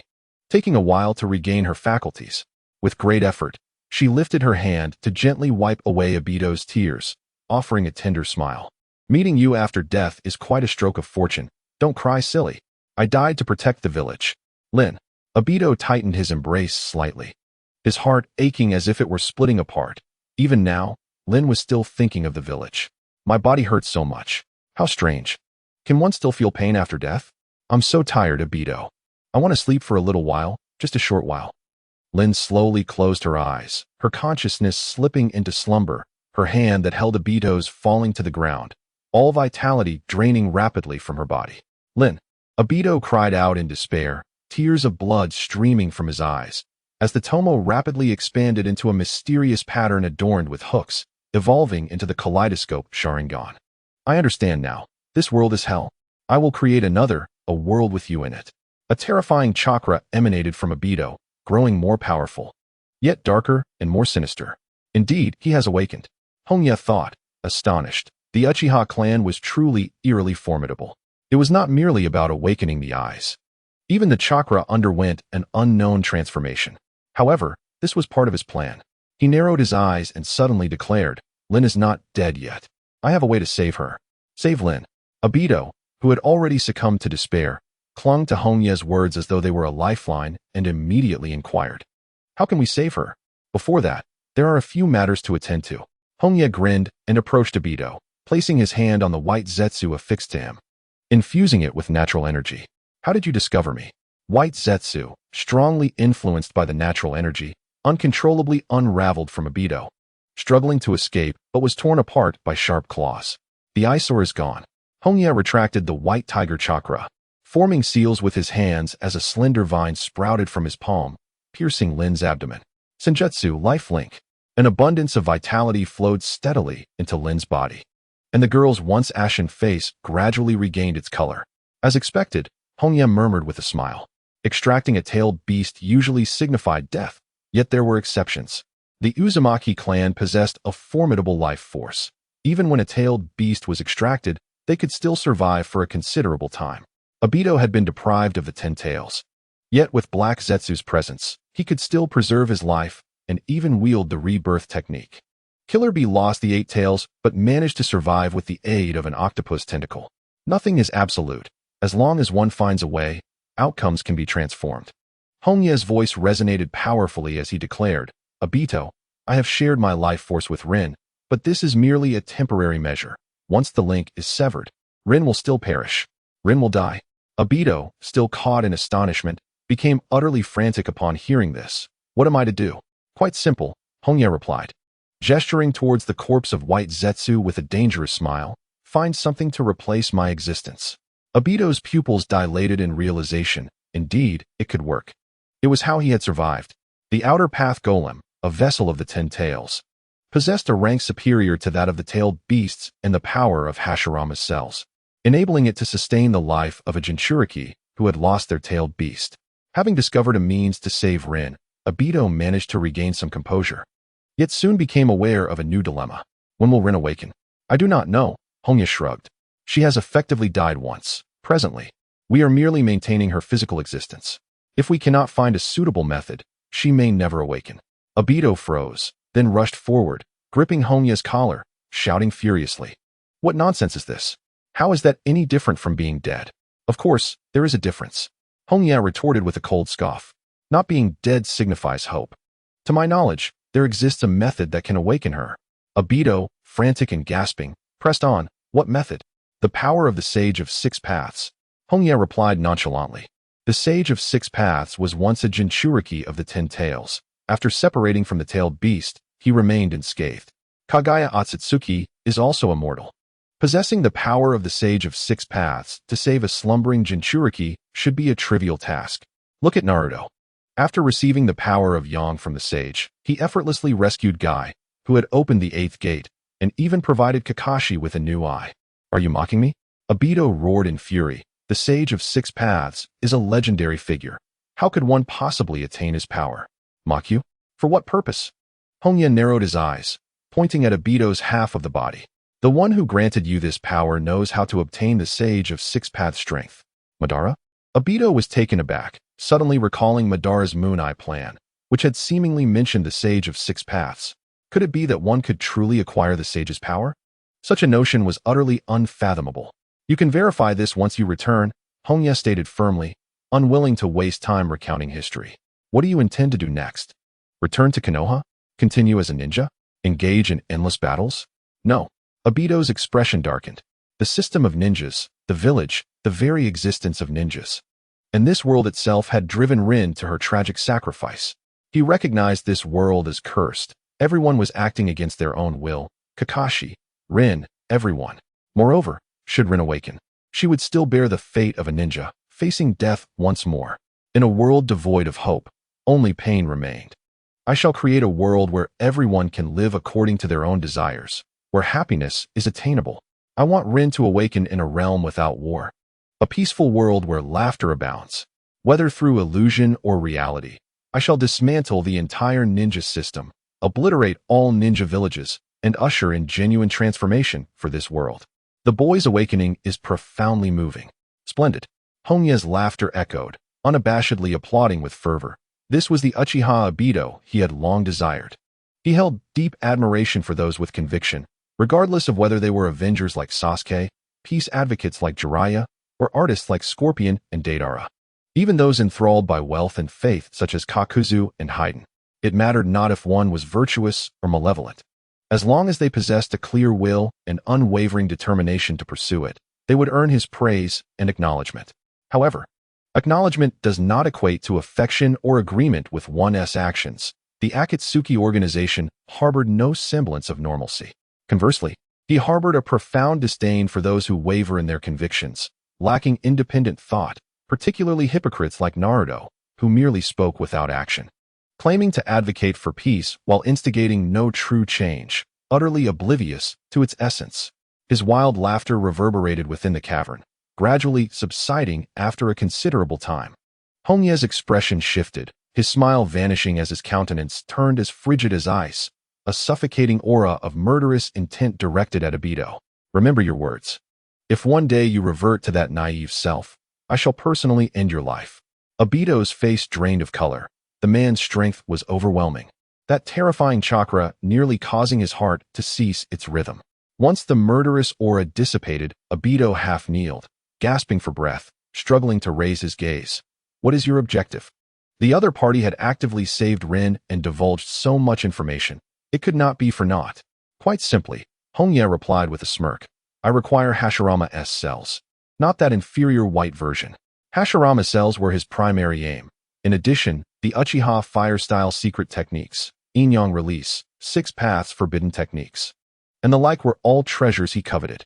He was linked with Rin, undoubtedly intending to venture to Madara's cave, once Madara perished. The power of white Zetsu alone would be insufficient to impede him. As for black Zetsu, he possessed the perfect countermeasure against it. Hongye produced a seed, extending it towards Obito with an order, consume it, and I shall locate you based on its position. Obito's eyes narrowed. He recognized that the seed was undoubtedly suspicious. Yet Rin's fate lay in the other's hands, leaving him with no alternative. Gulp. The youth swallowed the seed whole. Excellent. A satisfied expression graced Hongye's face. You may return now. Remember, do not disclose my existence. Once that old man is thoroughly dead, I will deliver Rin to you. I understand. Obito nodded, uncertain why the other was so confident in Madara's demise, but it mattered not. He gently caressed Rin's face, whispering softly, Rin, wait for me. I will surely rescue you. After the youth departed, Hongye cradled Rin as he exited the cave, where Kakashi still lay unconscious upon the rubble. Shall we eliminate him? Konan inquired, noting the boy was a leaf ninja and an enemy of the rain ninjas. Hongye shook his head slightly. For now, let him live. Should we kill him now? Obito would fight me to the death. To him, the value of Obito far surpasses that of Kakashi by 100-fold, 1,000-fold. The two are poised to become long-term collaborators, and it is not yet time for betrayal. Moreover, Kakashi harbors a parasitic seed within him, capable of claiming his life at any moment, which may prove pivotal in the future. Let us depart. The colossal owl ascended into the sky, heading toward the land of grass. At this moment, within the subterranean caverns near the Kanabi Bridge, the embodiment of White Zetsu displayed a visage of profound sorrow. Akatsuki had perished. Akatsuki, the vortex-like White Zetsu inhabiting Obito, had recently met its end at the hands of Hongye. As one of the original White Zetsu, their playful antics had forged a bond, making the loss all the more painful. However, White Zetsu swiftly regained composure, as if nothing had transpired. Truth be told, he held a certain disdain for those simpletons who were only ever preoccupied with discussions of excrement. According to reports from other clones, a formidable adversary had abducted Rin, and it was this same powerful being that had claimed Akatsuki's life. An unforeseen complication. Upon hearing this, Uchiha Madara furrowed his brow. The plan was meticulously crafted, and the strong from Konohagakure had been lured away, leaving no room for interference. To contend with so many Umbu from the mist was no trivial matter. We shall await Obito's return. Regardless of the circumstances, a decision must be made only after his return. Within the dim cavern, blood trickled from the corners of Obito's eyes, and the chakra emanating from him grew increasingly chilling. Images of Rin sacrificing herself for the village flooded his mind, causing his fists to clench tightly. Tell me how I can create the world of my dreams, Madara? Excellent. Madara was pleased with Obito's state, despite the unforeseen events. The nature of chakra did not deceive, and the youth before him was indeed engulfed in despair. From this day forth, you shall be the savior. The Sharingan glimmered with a crimson light, drawing Obito into the realm of illusion, where Madara elaborated on the origins of the 10 Tails and the Moon Eye Plan, whilst imparting the arts of yin-yang release and the 6 paths forbidden techniques. A quarter of an hour later, Madara severed the chakra roots connecting him to the golem. Stepping into death, go forth. During this period of my resurrection, you shall be Uchiha Madara. As Madara's life slipped away, Zetsu inquired, the Rinnegan is in the land of rain. Shall we proceed to subjugate him? The first step of the plan is to capture Nagato, the wielder of the Rinnegan, and quietly amass strength. No, there are still matters to attend to before that. Obito gently shook his head, channeling chakra into the seed nestled within his heart. Shortly thereafter, Hongye appeared alone in the cave, leisurely as if on a picnic in the wilderness. He cheerfully greeted the yin-yang man. Ah, you must be Zetsu. Black and White Zetsu remained silent, directing their gaze toward Obito, questioning, what does this mean? Do not worry. Obito replied calmly, pain is now my ally. The Moon Eye Plan requires his assistance. Indeed, we are now comrades. Hongye, smiling broadly, produced 2 Akatsuki cloaks, handing them to the duo. This is the uniform of our organization. Remember not to remove it during fights. Black and White Zetsu accepted the garments, somewhat bewildered. This man appeared too familiar, raising questions about the extent of his knowledge. Is this what Mr. Madara cultivated, the Hashirama cells? Quite a terrifying prospect. Hongye arrived beneath the golem, gazing at the body of Hashirama intertwined within it, feeling a slight chill. Obito approached his side and coldly inquired, where's Rin? She is outside. I must conduct an inspection before bringing her in. Hongye narrowed his eyes, donning the White Tiger chakra coat and activating Sage Mode. Moments later, he deactivated Sage Mode and glanced at a corner of the golem, helplessly shrugging. As expected, I cannot conceal anything from Mr. Madara. It is a pleasure to meet you. I am Pain, and I hope to rely on your guidance. As his words fell, a figure split from the golem. Who else but Madara Uchiha? Madara's gaze darkened. A sage user. No wonder you sense my presence. He was aware that a mysterious expert would undoubtedly enter this cavern, hence his preparations. However, The individual before him was remarkably cautious, revealing that this pain was merely a shadow clone. Madara spoke calmly. It is indeed surprising that a child from the land of rain could locate this place. What is your purpose? I require Hashirama's cells. Hongye pointed toward the half-figure of Hashirama on the golem, then opened his palm to sprout a vine, fabricating a story. I possess the bloodline of the Senju clan, but can only utilize a degraded form of wood release. Thus, I must acquire Hashirama's cells to enhance the purity of my bloodline. Madara furrowed his brow, believing some part of Hongye's explanation. Wood release was no ordinary bloodline limit, and aside from the Senju, it would not manifest in the outside world. As the descendants of the Sage of Six Paths, only those of the Sage's lineage could potentially wield the power of wood release. He pondered for a moment, his eyes gleaming with an unsettling light. I can provide you with Hashirama's cells, but what will you offer in return? The infinite Tsukuyami plan. Hongye grinned. I am immensely intrigued by the Eye of the Moon plan and must take part in it. This world is rife with hypocrisy and deceit. Annihilating it all would indeed be fascinating. His words were sincere, devoid of any pretense, for in Hongye's eyes, the ninja world was precisely as he described. From a young age, ninjas were educated in the art of combat. Even the most rudimentary substitution technique existed solely for the purpose of killing enemies. The essence of a ninja was that of a tool of slaughter. The ninja villages were equally detestable. Self-proclaiming as champions of justice, while being nothing more than true violent factions, propagating the so-called will of fire and will of stone. Was this not the pot calling the kettle black? The most absurd part was that Madara, Nagato, and Obito had uncovered part of the truth, recognizing the irrationality of the ninja and feudal lord governing system, realizing that oppression inevitably breeds resistance. Although they had not discovered a genuine solution and their actions were fraught with problems, they were indeed taking action, pushing for reform within the ninja world. A stagnant world would only decay over time. If the roots were thoroughly rotten, how could society advance without seeking a means to excise the decay? It would be better to obliterate it all and establish a new order. Hongye passionately expressed his grievances against the ninja world, sentiments that had long dwelled within him. Unable to be shared with others for fear of being deemed mad, rarely finding a confidant. Even if that confidant happened to be Madara Uchiha, it mattered little. In the entire ninja world, it was likely only Madara would genuinely listen to his ramblings. Uchiha Madara was taken aback, gazing into Hongye's eyes. With nearly a century of experience, he could easily discern falsehoods and thus recognize the sincerity of his companion. Ha ha! Madara unleashed the Uchiha's wild laughter. His aged visage could not conceal the arrogance of a formidable leader. To think that in his final moments, he would encounter such an intriguing individual. Had they been born in the same era, they surely would have become steadfast friends. Madara laughed heartily, reflecting on his brother's demise, his family's betrayal, and how even his closest ally, Hashirama, had altered his original intentions for the sake of the village. Ultimately, he was left utterly alone, abandoned by all. Surprisingly, it was a mere child of the Senju clan who shared a similar ideology with him. Excellent. You may take everything here. This time, he truly severed his connection with the golem, trembling as he sat upon the stone chair, closing his eyes. Pain. I look forward to our next encounter. Madara death. Is this truly the end? Hongye blinked, realizing he had merely transformed into an indignant youth, spewing vitriol, and yet Madara had placed his trust in him? How pitiful he seemed. Upon reflecting on Madara's experiences, it appeared that throughout it all, he was the only one who acknowledged the other's ideals.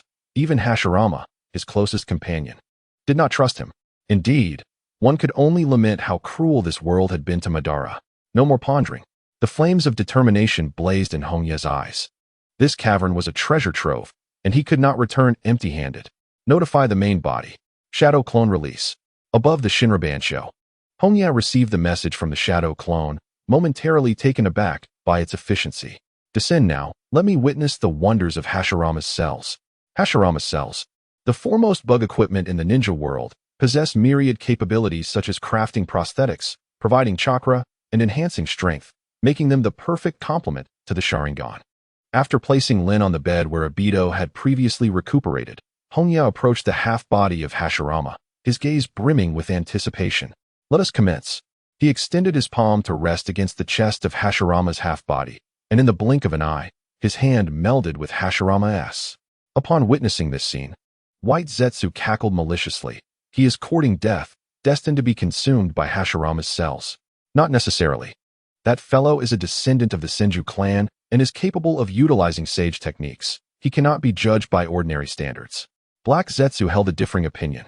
Long ago, while monitoring Nagato, he had secretly observed Hongye and knew that Hongye possessed knowledge of sage techniques and the degradation of wood release, characteristics undoubtedly tied to the Senju clan. Moreover, he was exceptionally powerful. As time passed, half a day later, Hongye opened his eyes, a smile gracing his lips. With a slight exertion of his right arm, the previously fused area cracked open, revealing an intact palm.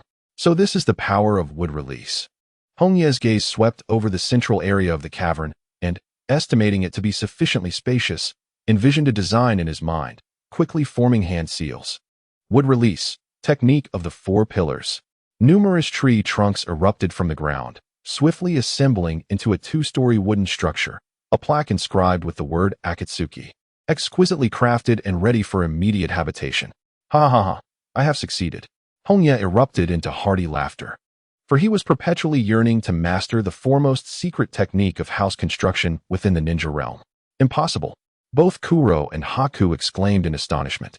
For he not only harnessed the power of Hashirama's cells, but could also instantaneously wield wood release.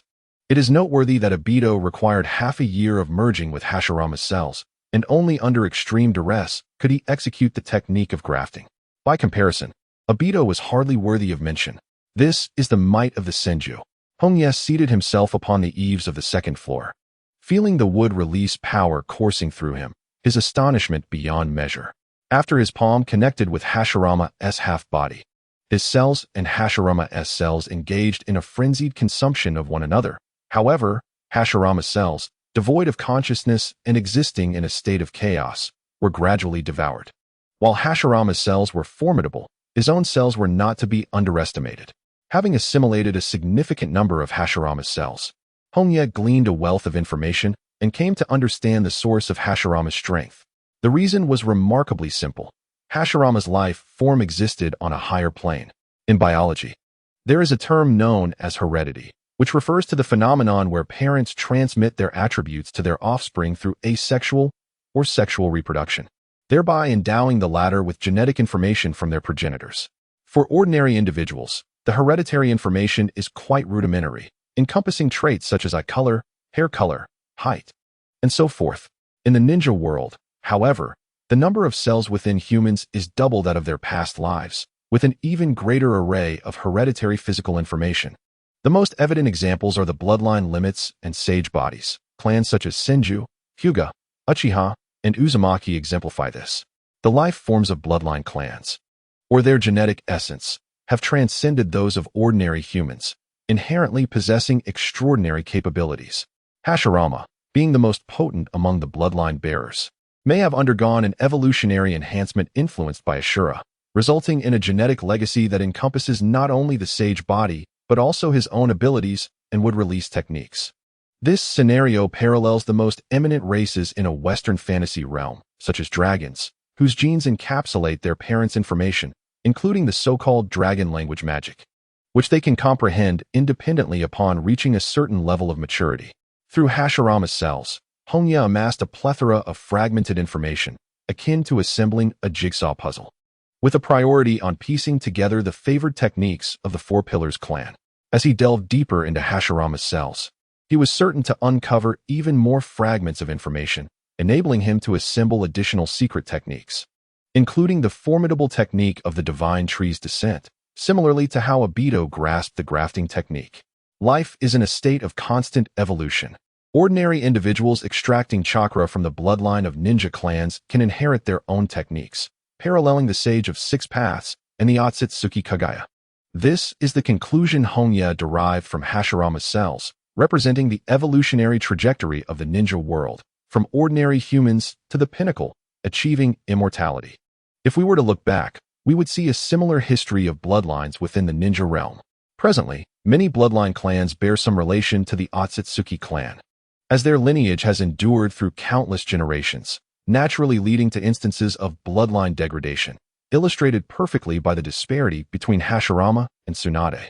Only a handful of families, such as the Mizunoto and the Kirigakure clans, have achieved self-evolution under the prolonged influence of chakra. Hongye does not possess a bloodline limit, nor is he a member of the Senju clan. His evolutionary path bears resemblance to that of Akatsuki and Mizuki, continuously achieving self-evolution through the absorption of natural energy. The life level of Hashirama and Ashura should be comparable, though I find myself slightly inferior to them. According to his estimations, only by absorbing another tailed beast could he possibly catch up to Hashirama's life level. Relying solely on his own gradual accumulation would take over a decade. The spirit of nature has hatched, as Hongye delved into his consciousness space, simultaneously consuming Hashirama's cells. The natural egg within him was voraciously feeding, resulting in the emergence of an egg. The spirit of the four symbols, the Azure Dragon. A mini Azure Dragon, about 1 meter in length, spiraled gracefully. Exquisite as an emerald carving, symbolizing wood attribute power. Unlike Obito, who utilizes Hashirama's cells to perform wood release, Hongye relies on his own strength. He has always been capable of manipulating natural forces. The nature of vines and wood release is fundamentally similar. Thus, he possesses the foundational ability to wield wood release. Besides the newly hatched Azure Dragon, 3 more eggs remain unhatched in the space, not due to an inability to hatch, but rather a lack of suitable hatching energy. Their innate attributes may significantly influence their future growth, necessitating caution. Contentedly returning to the cave, Kuro and Shiro were still in shock, while Obito sat beside Rin, embodying the spirit of a love-struck fool. Hongye paid them no mind, instead surveying his surroundings. Apart from Hashirama's cells, the cave contained numerous treasures. Is this an Uchiha fan? A sacred artifact of the Uchiha clan, crafted from a part of the god tree, capable of amplifying fire release techniques and reflecting ninjutsu. A valuable item, yet its distinctiveness is too high. Hongye set down the fan, as it bore little utility for him, and he had no inclination to wield peculiar weapons. In addition to the fan, there were many exquisite weapons. Hongye picked up a long katana, with the word authentic inscribed on the hilt. Upon infusing it with metallic chakra, a faint golden glow immediately enveloped the blade. A weapon capable of conducting chakra. Authentic? This seems to be one of the Kusanagi swords. Hongye recalled the texts he had studied. Authentic, fully known as Kanzmasamyun, is one of the strongest weapons among the Kusanagi swords. Of course, its quality does not match that of the Uchiha fan, which is likely the finest tool in the shinobi world, possibly even on par with the Sage of Six Paths artifacts. Truly worthy of Mr. Madara, I shall accept this blade. Hongye beamed with delight, feeling somewhat embarrassed. He was, in fact, quite impoverished, unable to afford even a standard chakra sword. Approaching Madara's corpse with the blade in hand, he bowed slightly in apology before swiftly severing Madara's arm. White Zetsu gazed in shock. Lord Madara was already dead. You scoundrel! What do you intend to do to Lord Madara? Nothing of consequence, merely a keepsake. Hongye chuckled, quickly sealing Madara's severed arm into a scroll. In the future, should he master the Edo Tensei technique, he could summon a formidable ally against the Ninja Alliance. As for the Eye of the Moon plan, he chuckled softly. With the 7 tails gone, where could the Eye of the Moon plan possibly emerge? The 10 tails are destined never to appear. Having acquired what he desired, Hongye felt content. The only thing left to collect in the cave was the Outer Path's golem. But that could be summoned by Nagato, making its acquisition unnecessary. Almost forgot, there's also fire release. The Uchiha clan's mastery of fire techniques is unparalleled, exhibiting a potency far superior to that of ordinary fire techniques. Yet he himself is not adept in this art. Previously, Jiraiya's fire techniques were largely influenced by the oils of Miyaboku Mountain, which he did not pursue. At this moment, Obito remained by Rin's side, indifferent to the unfolding events around him, showing no resistance to Kono's demands.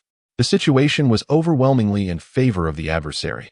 Although he had activated his Mangekyo Sharingan, he did not consider himself a match for Pain at this juncture. Kamui remained his trump card, one he could not afford to reveal lightly. Moreover, he bore a seed within him, and it was highly plausible that Rin harbored one as well. Until a solution was found, resistance against Pain was not an option. Having effortlessly acquired a plethora of fire techniques, Kono's spirits soared as he proactively checked Rin's vital signs. Her vitality appeared stable, with no significant issues. He suggested that perhaps speaking with her more frequently could awaken her from her state. Rin's condition resembled that of a vegetative state. At the moment the tailed beast was extracted, her consciousness had accepted the grim reality of death, yet she was not truly deceased. Thus her awareness lingered in a state akin to suspended animation. While awakening her through external means was challenging, it was not entirely impossible. Miracles do occur. And there have been instances of individuals in vegetative states regaining consciousness. I understand, Obito rasped, recognizing that such injuries often lead to a state of unresponsiveness, strikingly similar to Rin's condition. Then let it be. I shall handle the user of the Rinnegan. Kono waved farewell, having acquired all he desired, deeming it unnecessary to linger and waste time as the Akatsuki awaited him. The cave fell into a profound silence until, after a considerable pause, White Zetsu inquired, Obito, what shall we do next? Gather our strength. Obito responded, lifting his gaze, the crimson tomo transforming into a kaleidoscope of patterns. And then, vengeance. The village that forced Rin to take her own life serves no purpose in existence. 3 days later, the land of Rain's Amigakure welcomed a long-awaited visitor. I have finally returned. Kono strode down the middle of the street, surveying his surroundings. After a 2-year absence, the most noticeable change in the village was the increased population, creating a vibrant atmosphere. Kanai's eyes sparkled with anticipation as she eagerly asked, My lord, is this to be our future home? Indeed, Kono affirmed with a subtle nod, his gaze flickering. Once this war concluded, he feared he would depart from Amigakure to commence the formation of the future Akatsuki. The village represented a pivotal achievement, a sanctuary for his comrades. Once the ninja alliance was vanquished, he envisioned establishing a new order from the foundation of Amigakure. Yet, the interim period of peace could become a constraint. He could not afford to instigate conflict under the guise of the village, for that would invite overwhelming opposition. The future Akatsuki aligned seamlessly with Kono's ambitions, powerful, discreet, and efficient, operating without excessive burdens. Amidst the wartime chaos, Amigakure faced threats from Iwa, Kiri, and Konoha, leaving the number of ninjas stationed in the village sparse. Even Hanzo was on the front lines, engaging in multiple confrontations with Sarutobi Hiruzen, with victories and losses on both sides. Unless they fought to the death, claiming the life of a Kage was no simple feat, with the exception of the Wind Shadow. Lord Pain, you have returned, Sumuji exclaimed upon receiving notification from the guards, hastily emerging to greet Kono, a bundle of documents cradled in her arms. Ah, Sumuji, you have certainly grown. Hiroya greeted with a cheerful smile, his gaze instinctively drifting to the young woman's chest. After 2 years apart, he was taken aback by her transformation. The once flat-chested girl had blossomed into a remarkably captivating young lady. How time changes us. Upon sensing Hiroya's scrutiny, Matoi's cheeks flushed crimson, prompting her to clutch the documents tightly, inadvertently accentuating her figure. In a flustered manner, she turned to lead the way, saying, Please follow me. Lord Yahiko is unaware of your return. Ah, Yahiko is in the village? Hiroya asked in surprise, quickening his pace to keep up with Matoi. Are Nagato and Konan also here? Matoi shook her head. No, they remain on the southern battlefield, combating the Mist Ninja. Hiroya paused, taken aback by the news that the 3 young ones had ventured out separately. It was indeed unexpected. The Rain Shadow Building, where village administration took place, housed Yahiko's office adjacent to the Shadow's office, responsible for managing the civil affairs of the entire land of Rain, wielding power comparable to that of a feudal lord. Hiroya pushed the door open, smiling as he remarked, It appears you have taken quite a liking to your work, Yahiko. Hiroya, you've returned, Yahiko exclaimed, rising in delight and enveloping Hiroya in a warm embrace. Having grown up together through thick and thin, their bond was profoundly deep. You've grown taller as well, Hiroya observed, a playful urge to tease surging within him. Each of his absences spanned 2 to 3 years, leaving him with a sense of disconnection upon his return. In his memory, Yahiko was merely a child. The last time they interacted, he was still a gangly teenager, yet now he stood as a mature young man. Such growth was remarkable. Haha, I'm no longer the crybaby I once was, Yahiko declared proudly, then called out to Matoi, Matoi, please handle the documents on the table. Hiroya and I have much to discuss. Matoi blinked, staring at the towering stack of papers that seemed to rival her height, her mind nearly short-circuiting. Just as she contemplated protesting, Yahiko had already whisked Hiroya away. Honestly, I knew you were just being lazy, she huffed, stamping her foot in frustration, as the administrative secretary. She often found herself in such exasperating situations, with no choice but to forego dining out. Jiraiya, at Yahiko's insistence, resignedly purchased a plethora of ingredients and prepared a meal at home. His residence, located at the village's edge, was a relatively spacious courtyard that had previously employed a cleaner, allowing for immediate occupancy. Ding! The two clinked their glasses repeatedly, and soon Yahiko's face was flushed from the drink. He shot a glance at the serving maid, Konan, a mischievous grin spreading across his face. Jiraiya, it's only been 2 years, and you've changed so quickly. Don't be ridiculous, Jiraiya replied, his forehead creased with confusion. I was going to ask you, didn't you have feelings for Konan? How did you end up with Matoi? Coughing violently, Yahiko sputtered, wine spewing forth. He waved his hands in an attempt to clarify, but words eluded him. Ultimately, he lowered his head in resignation, unwilling to mask his true self in front of his elder brother.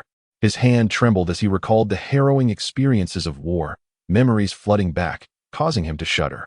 The first time I took a life, that feeling still lingers in my mind. Just the recollection makes me tremble. I cannot bear the weight of war and slaughter. Nor can I confront death. Jiraiya furrowed his brow, observing that Yahiko's current state resembled that of a psychological disorder, specifically post-traumatic stress disorder, a condition often afflicting soldiers after returning from war. However, Yahiko's symptoms were not particularly severe. His personality had not undergone significant changes, nor had he exhibited excessive reactions. Jiraiya calmly inquired, "So, you fled the battlefield, simultaneously relinquishing your feelings for Konan?" Yahiko hesitated momentarily, then nodded, his expression tinged with bitterness. "Jiraiya, am I cowardly? Not at all. To let go also requires courage. Recognizing oneself is more crucial than anything else." Jiraiya smiled. "Yahiko, have you found your path?" "Indeed. This time." Yahiko responded with unwavering resolve, clenching his fists tightly, his gaze ablaze with fervor. "One can save this country without resorting to violence. Appropriate governance is far more vital than warfare." He was now utterly convinced that he could bring happiness to the people. Yahiko and Jiraiya conversed throughout the night, reminiscing about the joyful days spent with Jiraiya, the relentless political matters he currently faced, and the admiration the young women held for him. It must be said, Yahiko possessed a bright and handsome countenance that endeared him to many. Jiraiya felt a sense of elation. In the world of ninjas, it was nearly impossible to stand out without lineage or innate talent. Like most, Yahiko lacked both lineage and sage abilities, and unlike Orochimaru or Kabuto, he did not possess their intellect. Yet, to be able to recognize oneself on the battlefield and discover a fitting path was truly commendable. Let us depart. The front lines are in dire straits, and there is little time for rest. Early the next morning, Jiraiya set off alone for the front lines, while Kanai remained at home to care for their daughter. For the time being, the Jinchuriki was not needed on the battlefield. Kanai's control over the Three Tails was insufficient, requiring her to focus on refining her skills. Half a day later, Jiraiya arrived at the southern coastline, where battles had persisted since the outbreak of the Third Great Ninja War. Under Madara's manipulation, the Mist Village had become a catalyst for chaos, drawing in the likes of the Cloud, Leaf, Akatsuki, and Sand villages, all embroiled in conflict with the Mist. Jiraiya, Nagato, and Konan exclaimed in delight, having not seen him in over 2 years, deeply missing him. However, their expressions quickly turned serious, as if to hold him accountable. "You vanish for 2 to 3 years at a time. It is utterly infuriating." My apologies." Jiraiya chuckled awkwardly, producing a bento he had prepared in advance. "A token of my apology. What is it?" Their eyes lit up with curiosity about the contents of the box. Jiraiya awkwardly turned his head away, feeling a bit embarrassed. "It's a heartfelt bento I made myself." Their smiles froze, veins popping on their foreheads as they shouted, "This is far too lackluster." "It's something delicious," Jiraiya replied innocently, realizing he had been too busy to prepare a thoughtful gift. Had it not been for Kanai's reminder the previous night, he might have forgotten the bento entirely. "Fine." With a resigned sigh, they accepted the bento. Konan nervously inquired, "Jiraiya, have you seen Yahiko?" "Yes, I have, and I am pleased with his choice." Jiraiya replied with a smile. "That is good to hear." Shaunen exhaled softly. In truth, she had returned to Rain Hidden Village initially, only to find herself overwhelmed by a mountain of documents. Subsequently, she had dejectedly returned to Nagato's side. She wished to avoid complex thoughts and decisions. Merely being in the company of Nagato or Yahiko sufficed for her. Hongye, understanding Xiao Nan's disposition, refrained from probing further and instead observed them for a moment. Smiling as he remarked, "You have both grown. Allow me to witness your progress. War has the capacity to shatter a person's will, yet it can also forge it." The two exhibited a remarkable transformation. The confusion born of slaughter had vanished from their gazes, and they had evidently matured significantly. Excellent. Xiao Nan and Nagato exchanged glances, each recognizing the fighting spirit reflected in the other's eyes, and nodded vigorously. During the 3 years that Jiraiya guided them in ninjutsu, Hongye had been their sparring partner, enduring daily the script of being outnumbered and subsequently countered.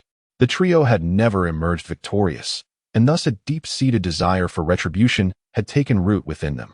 In the expansive forest, Hongye stood unguarded, beckoning the two with a flick of his hand. "Be cautious, Hongye." Nagato initiated the assault, his hands weaving through a flurry of rapid seals. Wind release, gale palm.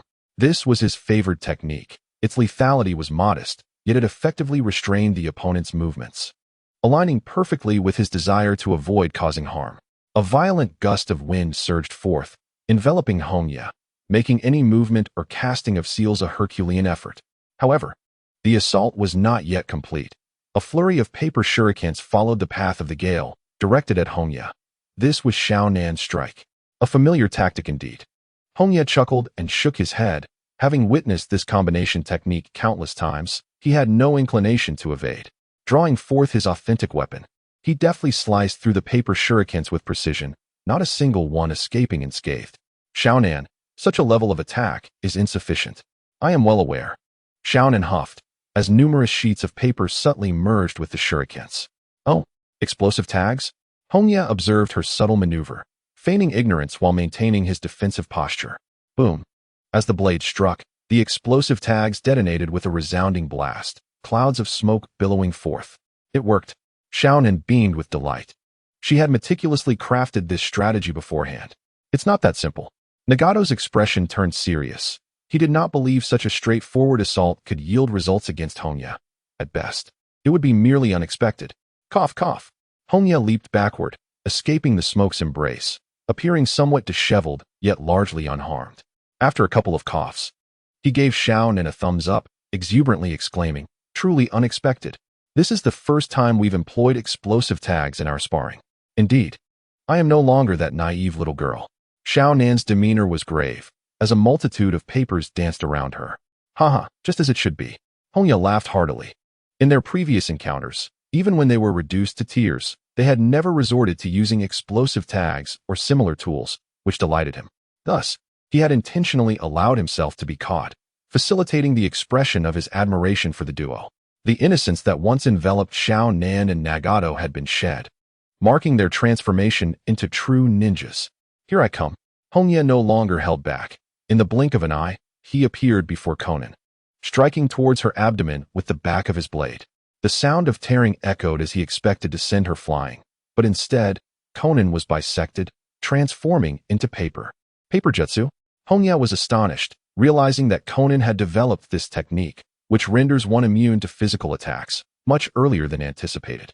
This technique, known as the dance of the paper, rendered physical assaults ineffective against her. With a confident smile, Konan declared that it was due to her development of this versatile ninjutsu that she returned to the battlefield, determined not to be a burden any longer. Impressive. Hongye marveled sincerely, recognizing that the girl fond of origami had acquired her own unique secret technique, laying the foundation for her to become a formidable force. "Hongye, do not forget about me," Nagato called out, directing his palm towards Hongye, unleashing a powerful gravitational pull. Universal pull. Hongye was drawn towards Nagato, astonished once more. Previously, Nagato had employed repulsion to deflect all attacks, but had never utilized attraction. Could this be related to his mindset? Gravity is one of the fundamental abilities of the Rinnegan. Repulsion is suitable for defense, while attraction is ideal for offense. Nagato had always resisted causing harm to others, thus never revealing his offensive capabilities, but now, like Konan, he was prepared to strike. Not only had their ages advanced, but their mentalities and capacities were maturing as well. "Haha, splendid." Hongye laughed heartily, allowing himself to be drawn closer to Nagato. "Feel free to unleash whatever you have." The battle persisted until dusk, with Konan and Nagato collapsing to the ground, panting heavily. The outcome remained consistent. Both were acutely aware of their growth and strength, but felt the chasm between them and Hongye had only widened. This time, Hongye had solely relied on physical prowess, leaving them struggling to keep up. A monster. You have grown. Hongye sat between them, a hint of sweat glistening on his forehead. Genuinely impressed by Konan and Nagato's performance, not merely due to their strength, but their matured mindset. One must never show mercy to an adversary. He turned to Nagato and inquired, "Have you accepted the power of the Rinnegan?" In the past, Nagato had always rejected his Rinnegan, troubled by the burden it brought, even allowing his long hair to conceal his eyes. However, during today's duel, he had repeatedly harnessed the powers of the Rinnegan, especially attraction and repulsion. Although his techniques were still not fully refined, they already bore the semblance of divine path.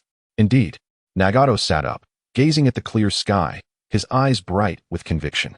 "Hongye, you have always taught us to think independently. After you left last time, I pondered your words about the nation and the world, and I arrived at a conclusion." "Oh, do share," Hongye said, intrigued. "Peace can undoubtedly be achieved." Nagato's voice was resolute. "As long as humanity finds common ground, people can understand one another and realize peace." Hongye nodded with a smile. "And how do you intend to accomplish this?" "By unifying the ninja world, merging all nations into one." Nagato touched his eyes with confidence, proclaiming, "I possess the legendary Rinnegan, which signifies that I will, in the future, wield the power to unify the ninja world, much like the Sage of Six Paths." The notion of unification indeed intrigued Hongye, who responded, "Yet mere dominion is insufficient." After the demise of the Sage of Six Paths, the world once again descended into chaos. "Can you alter this fate?" "Absolutely," Nagato answered without hesitation, clenching his fists. "Ruling the ninja world is merely the beginning. Next, we must cultivate a shared identity among humanity." Hongye paused in astonishment. "Have you devised a method?" "Indeed." Nagato revealed a book, Jiraiya's Tale of the Gallant Ninja. "For the past 2 years, I have pondered nightly upon what commonality all humanity could possess. Is it love, friendship, familial bonds, kindness, hatred, or suffering? No, none of these suffice. Ultimately, I discovered the answer. It is knowledge. If we enable people to learn the same truths, understand shared histories, and grasp the genuine nature of the world, growing up with positive and correct ideologies, they will attain mutual understanding, recognizing each other's struggles and dilemmas, and thus spontaneously assist one another, paving the way for everlasting peace." Hongye was taken aback. His previous musings had merely skimmed the surface, and he had not anticipated Nagato's profound insights. This young man was not swayed by the ideology of force. Instead, he contemplated peace through his own lens. "You will face opposition." Hongye inhaled deeply, intensifying his tone. "The ninja villages, the daimyos, everyone will become your adversary." "I am aware," Nagato replied, locking eyes with Hongye, his gaze unwavering. "To unify the world is a formidable challenge, akin to infringing upon the interests of the elite, thereby making enemies of the entire world. However, even if I were to fail, it matters not, for humanity would then share a common foe. In their united struggle against us, they would come to understand one another, thus achieving peace. Regardless of the outcome, I have already triumphed." A radiant smile blossomed on the young man's face, dazzling in its brilliance. Hongye, initially surprised, was now genuinely astonished. The boy he once perceived as an idealistic dreamer had now awakened to the realization of becoming a savior. "Hongye, allow me to show you something." Nagato stepped into an open space, forming hand seals before striking the ground. Summoning technique. With a resounding moo, a colossal bull appeared amidst the thicket, its eyes bearing the Rinnegan, its body pierced by numerous black rods. Hongye's pupils constricted. This was the ability of the animal path. With a thunderous sound, the bull dissipated into smoke. Breathing heavily, Nagato solemnly stated, "Ever since I ceased resisting my own eyes, they have responded to me, continuously granting me strength. The summoning technique I just performed is but one of many." Hongye furrowed his brow in contemplation. The Rinnegan evolved from Madara's Sharingan, which is known as the eye of the mind's reflection. Thus, it stands to reason that the Rinnegan possesses similar attributes. Previously, Nagato had resisted the Rinnegan, unable to harness its power, only managing to temporarily invoke its strength during moments of mental collapse and yearning. Did this imply that the power of the Rinnegan had always resided within him, only denied by his inner turmoil? Now, with a shift in mindset, the potency of the Rinnegan began to manifest. In this world, individuals reach maturity by the age of 16 or 17, and now at 18. Nagato's physical attributes are undoubtedly commendable. Demonstrating his summoning technique, Nagato's expression bore a hint of concern. Koya, I sense that this power originates from another realm. I have an instinctive feeling that I can summon numerous similar spiritual beasts. Nagato's primary apprehension lies in whether this newfound power could bring calamity to the ninja world. From another world? Koya pondered, recognizing that not only the animal path, but also the Azura path's advanced weaponry and the Hell path's ability to summon the King of Hell seem beyond the capabilities of this world.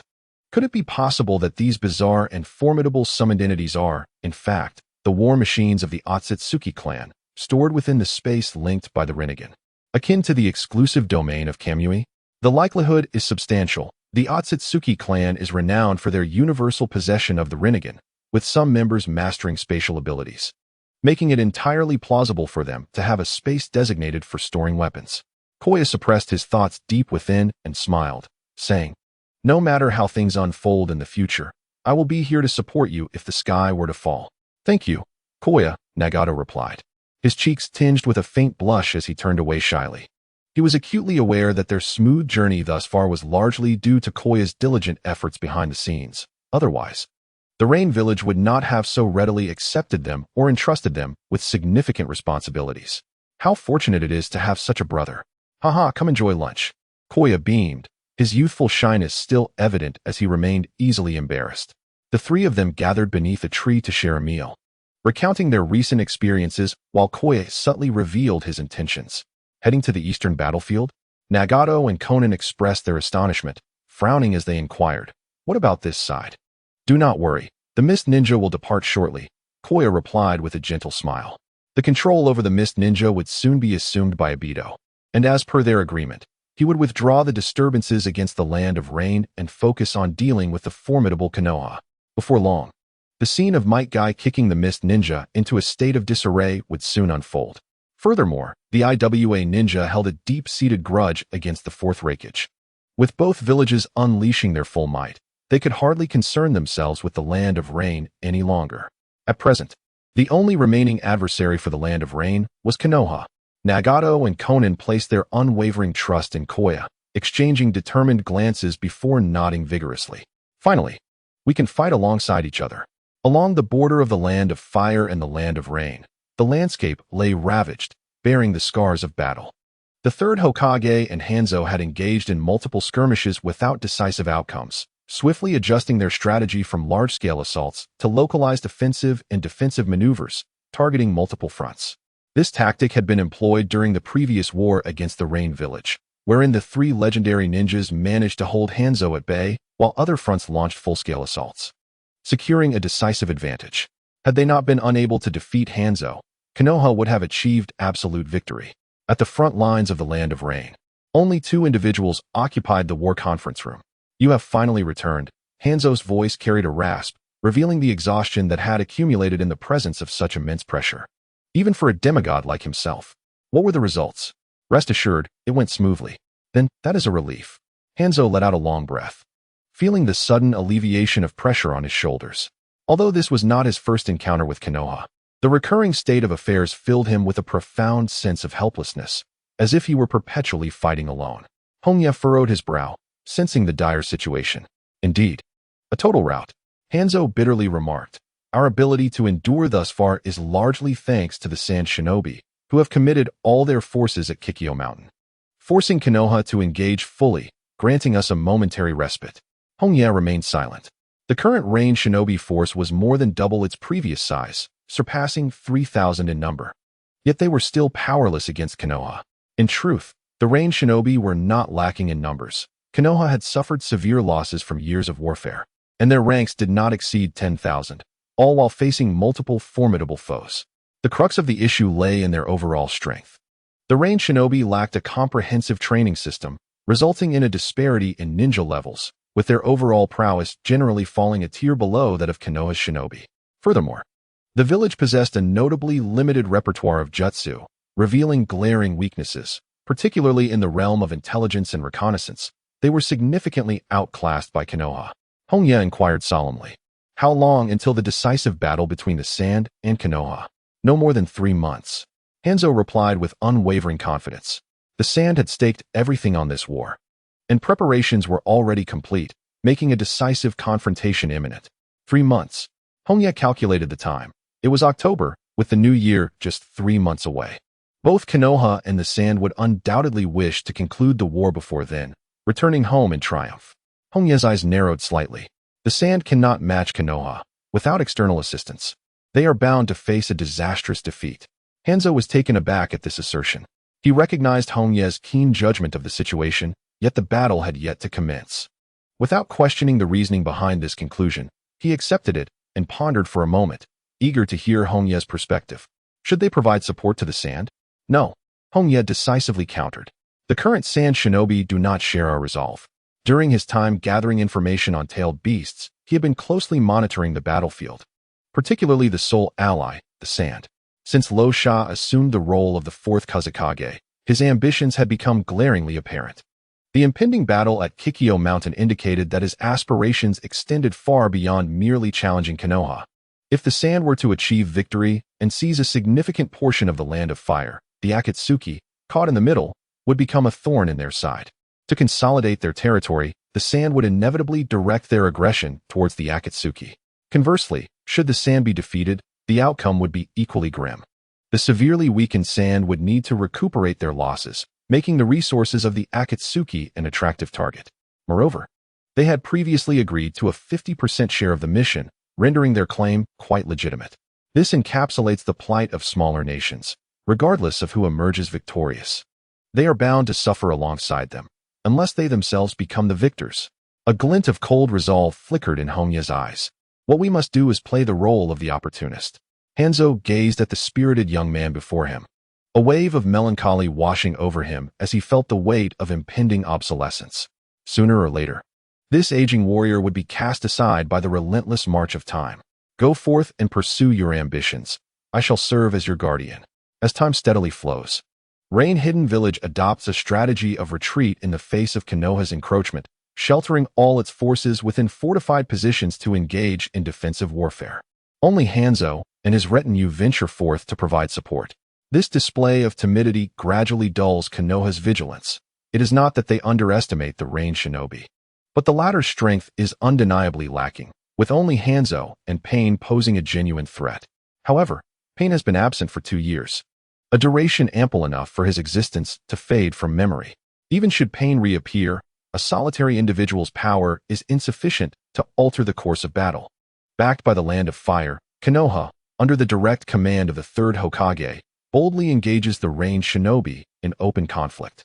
Unlike the previous occasion where they faced threats from both sides, the Rain Shinobi lack the requisite strength to mount a successful defense. Located on the western frontier of the Land of Fire, Kikyo Mountain holds immense strategic significance. Its loss would leave the western region vulnerable to invasion by enemies at any moment.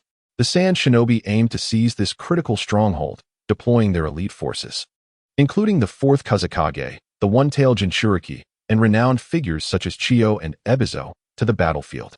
The village retains only the bare minimum of defensive forces, while over 5,000 Sand Shinobi gather within the borders of the Land of Dawn, preparing to launch an assault on Kikyo Mountain. This is a decisive battle that could determine the future of the Sand Village.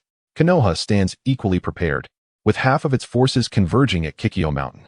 Notable warriors such as Orochimaru, Jiraiya, Minato Namikaze, Fugaku Uchiha, and Hinata Hizashi are present, with even the secret weapon, Kukanai, stealthily arriving at the battlefield. What a formidable sight it is. Hiroya stands atop a treetop, gazing towards the distant Kikyo Mountain, the oppressive atmosphere sending shivers down his spine. The Rain Shinobi, in the face of either side, would find themselves outmatched, even with his and Kanna's presence, as the sheer scale of strategic resources at the disposal of both factions is overwhelming. The explosive tags alone are measured by the ton.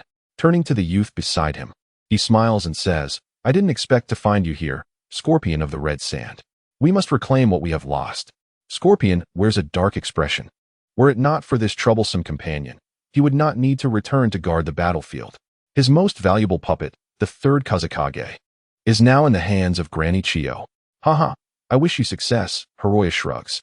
The third Kazekage is indeed formidable, but unfortunately, he is of little use to him.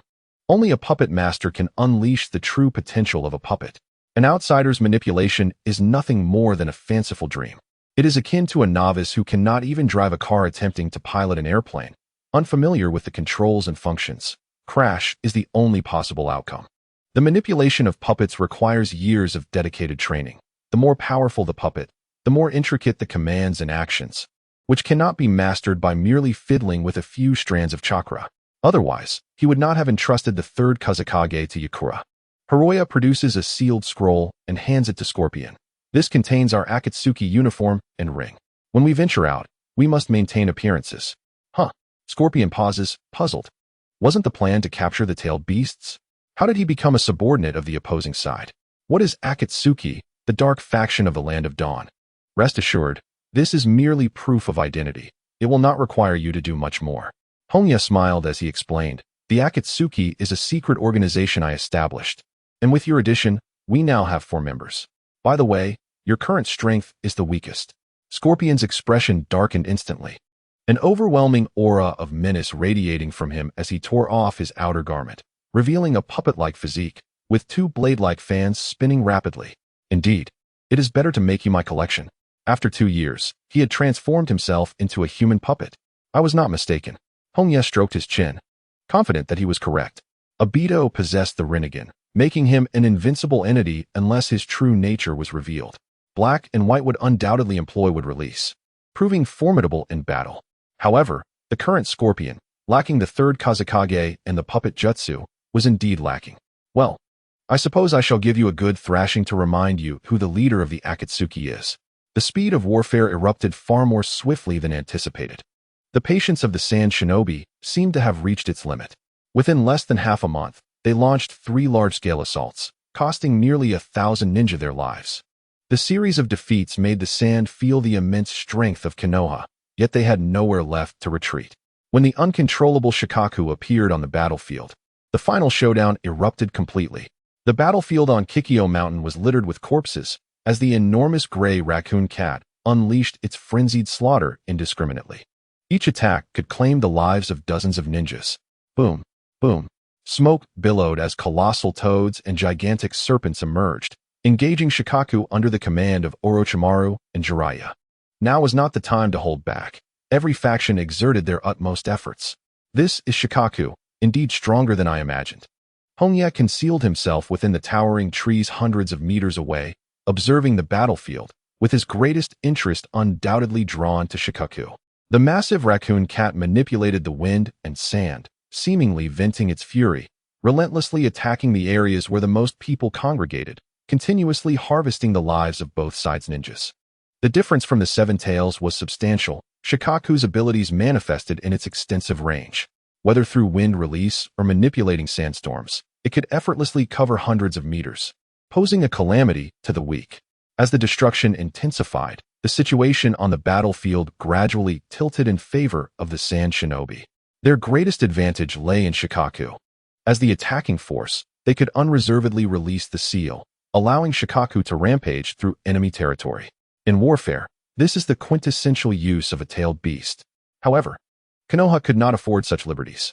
As the defending side, if Kurama were to fully transform, it would spell disaster for them, for she was Konoha's last trump card. Where was the 9 tails? Hongye entered Sage mode, seeking individuals with immense chakra. The 9 tails was the most unique of the tailed beasts, powerful enough to rival the combined strength of all other tailed beasts. To evolve into a being of Sage of 6 Paths caliber, hunting the 9 tails was paramount. Until it was secured, it was best not to become too arrogant. Should things go awry, one could end up like Kaguya, suspended in the heavens for posterity to gaze upon. After all, the Sage of 6 Paths still lurked within this world, capable of intervening from afar or appearing in person. After more than half an hour, Hongye opened his eyes. He had found it.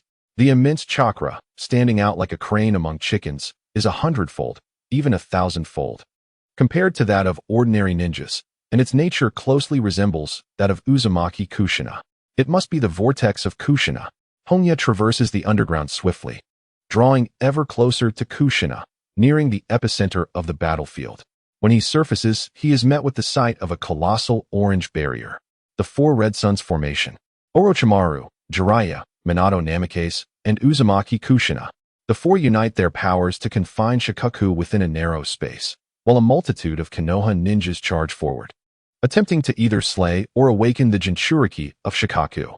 How terrifying! Hongye, with only his head exposed, resembles a tree stump, quite deceptive in appearance. He gazes at the Four Red Suns Formation, his expression grave. This technique once blocked the tailed beast bomb of the Ten Tails, demonstrating its formidable strength. If he were trapped within the barrier, escape would be nearly impossible, leaving him with only the path of death. Attack!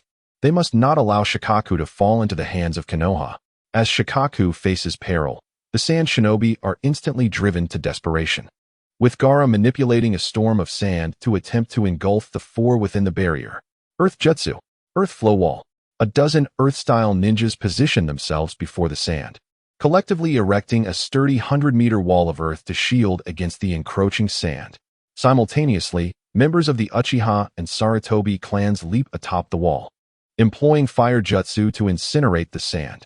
Gaara's expression darkens. Once the sand solidifies after being liquefied, it will demand far more chakra to manipulate, rendering surrender a more pragmatic option. Granny Chiyo? I understand. Chiyo produces a 3-character scroll, swiftly summoning the third Kazekage. Sand Iron World Technique. She unleashes her ultimate move. Countless sand iron spikes envelop the earth flow wall, and in an instant, cries of anguish rise and fall, as hundreds of Konoha ninjas are pierced by the iron spikes. Without prompt treatment, the poison coating the spikes will claim their lives. Now is the moment. Several wind-style sand shinobi wield 3-star fans, exerting their full strength. Wind-style, Great Vacuum Wave. A tempest shatters the wall, carving a path toward the Four Red Suns Formation. Assault team, charge with me. Yakura leads the charge. A multitude of mid-to-close-range ninjas quickly following, raising thunderous battle cries, their morale astonishingly high. To fight alongside the heroes of the village is the greatest honor for the sand shinobi. Gaara observes this scene, his gaze growing colder. Yakura poses a significant threat to his position as Kazekage, and if this continues, the ninjas of the village might split into factions. He must devise a way to thwart this. Hundreds of meters away, Hongye watches with keen interest. The Four Red Suns Formation has evidently caught the sand shinobi off guard, and their prior strategy of distancing themselves from Shikaku to minimize losses has become a fatal weakness. The outcome of this war hinges on the next few minutes. Will the sand shinobi rescue Shikaku first, or will Konoha awaken or slay the Jinchuriki of the One Tail? Should the sand shinobi falter, if they decisively abandon Shikaku, they might seize the opportunity to annihilate Konoha's active forces while their elite are preoccupied, ensuring that even in defeat, Konoha suffers significant losses and is left unable to retaliate. Hongye shook his head gently, acknowledging that the number of formidable ninjas in Konoha was truly astounding. The Uchiha and Hyuga clans alone boasted an overwhelming number of elite jonin, with Uchiha Fugaku and Hyuga Hayashi being powerful enough to rival even the 4th Hokage. Coupled with the many secretive clans such as Inazuka, Nara, and Akimichi, their defensive line was nearly impenetrable, revealing not a single flaw. This was the essence of Konoha's strength. Ninja development was comprehensive, leaving no weaknesses. In his heart, Hongye understood the significance of Shikaku, despite the potential losses. The sand shinobi would never relinquish their tailed beast. It was the very foundation of Sunigakure. The sand shinobi had gleaned knowledge of puppet techniques, sealing arts, magnetic release, and a plethora of wind techniques from Shikaku, not out of desire, but due to the environmental constraints of the wind country.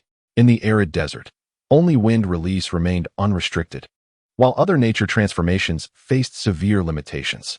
Water release was out of the question, and earth release lacked the necessary infrastructure. Sand proved difficult to solidify into walls, resulting in excessive chakra expenditure. Lightning release was equally impractical, as the wind country lacked thunderstorms, making it impossible to observe lightning. As for fire release, it was also unsuitable for large-scale training due to a scarcity of resources. There was simply nothing to burn. The most effective way to study the nature of transformation techniques was to observe corresponding attributes in nature, such as the flames of a fire. However, finding wood in the desert was a formidable challenge. In such a harsh environment, to enrich the jutsu of Sunigakure and mitigate their shortcomings, The Sand Shinobi had no choice but to harness the powers of Shikaku. The results were remarkable. Magnetic release produced elite warriors. Puppet mastery compensated for mid-tier combat capabilities. And sealing techniques enhanced their adaptability in special situations, alongside a contingent of conventional wind release users. At the very least, they appeared formidable. It was imperative to lend a hand. Witnessing the Sand Shinobi's defeat was unacceptable. Hongye gazed intently at the Shikio formation, his body sinking into the ground. Tailed beasts were immensely powerful, their destructive capabilities rivaling natural disasters, and were not entities easily dealt with by individuals. Jiraiya and his companions could engage in battle with Shikaku, but their efforts were merely a means of containment, unable to prevent the beast from wreaking havoc. Moreover, Shikaku possessed unique characteristics among the tailed beasts. Its body, composed entirely of sand, could be reconfigured at will, effectively countering the abilities of the Byakko. The security surrounding the Shikio formation was formidable, guarded by numerous ninjas, especially those from the Hyuga clan, whose exceptional sensory abilities heightened the risk of exposure as one approached. However, Hongye had no intention of remaining concealed. The Akatsuki's debut was destined to be nothing short of spectacular. Suddenly, a warning emerged from behind. Hyuga Hayashi was the first to detect the anomaly, his veins prominent in his incredulous eyes. This individual possessed an astonishing amount of chakra. It was the first time he had encountered a ninja with such an immense chakra reserve. A black trench coat adorned with crimson clouds, a conical hat jingling with wind chimes, and a wooden mask obscuring the face, all contribute to an air of enigma. For certain ninjas of Konohagakure, this attire epitomizes fear and nightmares. It is pain. No, pain does not possess such an abundance of chakra. Then who could he possibly be? Following the ambush from the Rain Village, many ninjas, including those from the Hyuga clan who had encountered Pain's chakra, fled back to the Leaf. The current mysterious adversary emanates an oppressive aura that feels suffocating, reminiscent of the dread encountered before Shikaku. This foe wields chakra rivaling that of a tailed beast. Minato, Jiraiya-sensei, Lord Orochimaru, Kushina Uzumaki anxiously exclaimed, prepare to abandon the Four Crimson Yang formation. A chill ran through the hearts of the three. Kushina's perception was unparalleled. And if she spoke thus, the newcomer must indeed be a formidable terror. Stop him. Do not let him approach the barrier. Uchiha Fugaka bellowed, issuing commands. On the battlefield, there were no rights or internal strife, only blood and death. To survive, one must fight with all their might. Kill. The ninjas roared as they charged toward the mysterious enemy.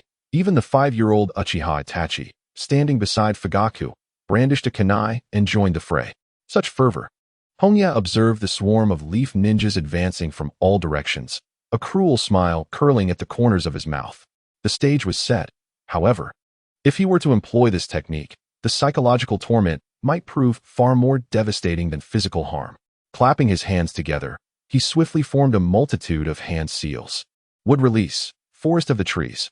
The ground shattered as innumerable colossal trees surged forth, enveloping the area around Hongye in a matter of mere moments, drowning the besieging leaf ninjas in its embrace. A forest, spanning a diameter of 100 meters, emerged on the battlefield. Time seemed to freeze at that instant. Even Shikaku stood paralyzed in fear. Jiraiya, Orochimaru, and Minato, each leaf ninja's face mirrored sheer astonishment. Is this a joke? Jiraiya's bloodshot eyes widened in disbelief as he beheld the scene. How can this be Wood Release? Wood Release, the Kekkei Genkai of Senju Hashirama, represents glory and pride to the ninjas of the Leaf.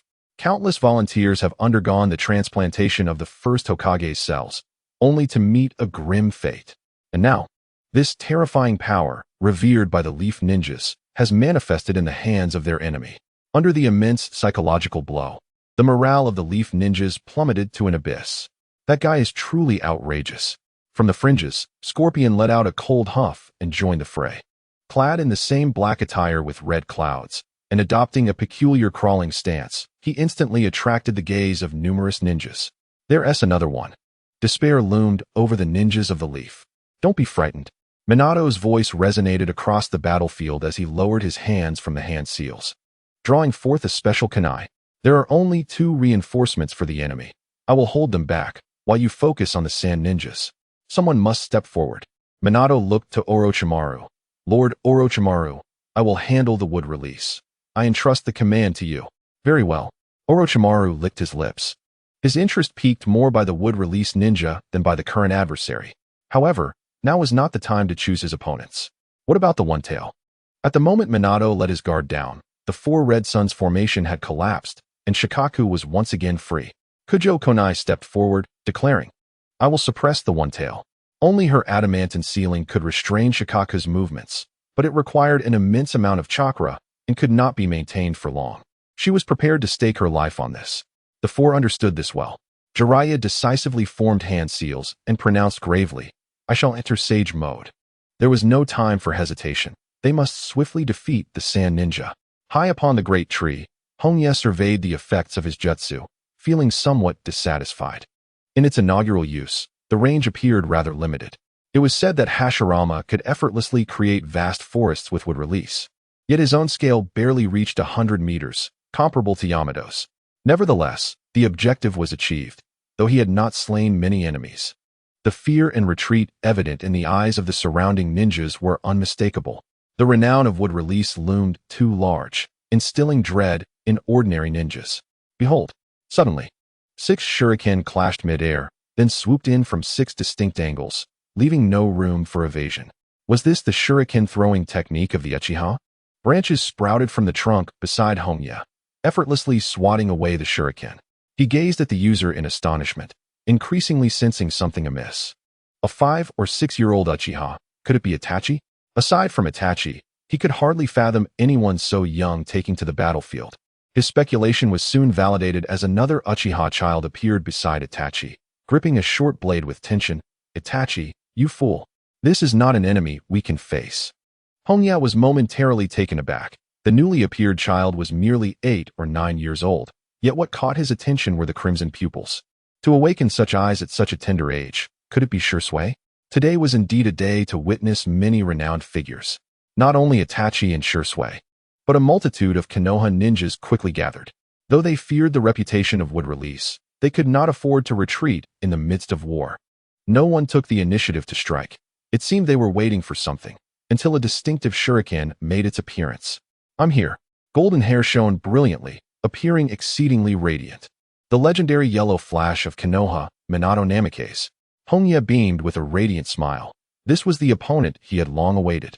Let me see just how formidable the legendary yellow flash truly is. Though surrounded by dozens of ninjas, Hongye remained utterly composed. Wood release was well suited for group attacks and boasted commendable defense. He studied the golden-haired youth with keen interest and inquired, You are the fabled yellow flash, are you not? It was prudent to confirm his identity. Many bore golden hair, and misidentifying him would be quite embarrassing. Indeed, I am Minato Namikaze, Minato replied, offering his name and countering with a question. And you are? Me? Hongye stroked his chin. The straightforwardness of Minato's response left little room for pretense, and he felt it would be somewhat embarrassing to withhold his identity. However, he was reluctant to expose it just yet. My name cannot be revealed at this time. But as compensation, you may ask a few questions. Konoha's 4th Hokage, Minato Namikaze, furrowed his brow, contemplating the question posed before him. From which faction do you hail? He inquired, a troublesome query indeed. With a slight smile, the enigmatic figure, Akahara, raised his right hand, revealing a ring inscribed with the character for blue. I hail from Akatsuki, codename Blue. At present, he identified himself as a member of the independent organization Akatsuki. Akatsuki? Minato's brow knitted tighter as he replied coldly. I have heard naught of any would-release ninjas from Akatsuki. The aftermath of the conflict with the Wagakure had left Konoha's ninjas deeply dissatisfied, especially following the resignation of the 3rd Hokage, who had taken full responsibility for the war's consequences. A month prior, during a selection meeting involving the feudal lord, it had been decided that Minato would ascend to the position of the 4th Hokage, with the inauguration ceremony set for the upcoming new year. As the future Hokage, Minato had begun to assume the responsibilities of his office, uncovering numerous secrets, including the experimental transplantation of Hashirama's cells. He suspected that the man before him might be one of the experimental subjects. Unbeknownst to Minato, Akahara waved his hand dismissively, asserting, We have no connection to that Akatsuki. We are an independent organization, having accepted a commission from Sunagakure. Sunagakure? Minato's expression darkened as he produced an array of kunai from his ninja tool pouch, hurling them with precision. Regardless of your intentions, I must bring you back to Konoha. As his words echoed, he vanished from sight. Clang! The kunai struck the shining blade of Akihara's sword, which he had drawn from his back. The blade was but a palm's length, yet it effectively deflected the deadly kunai.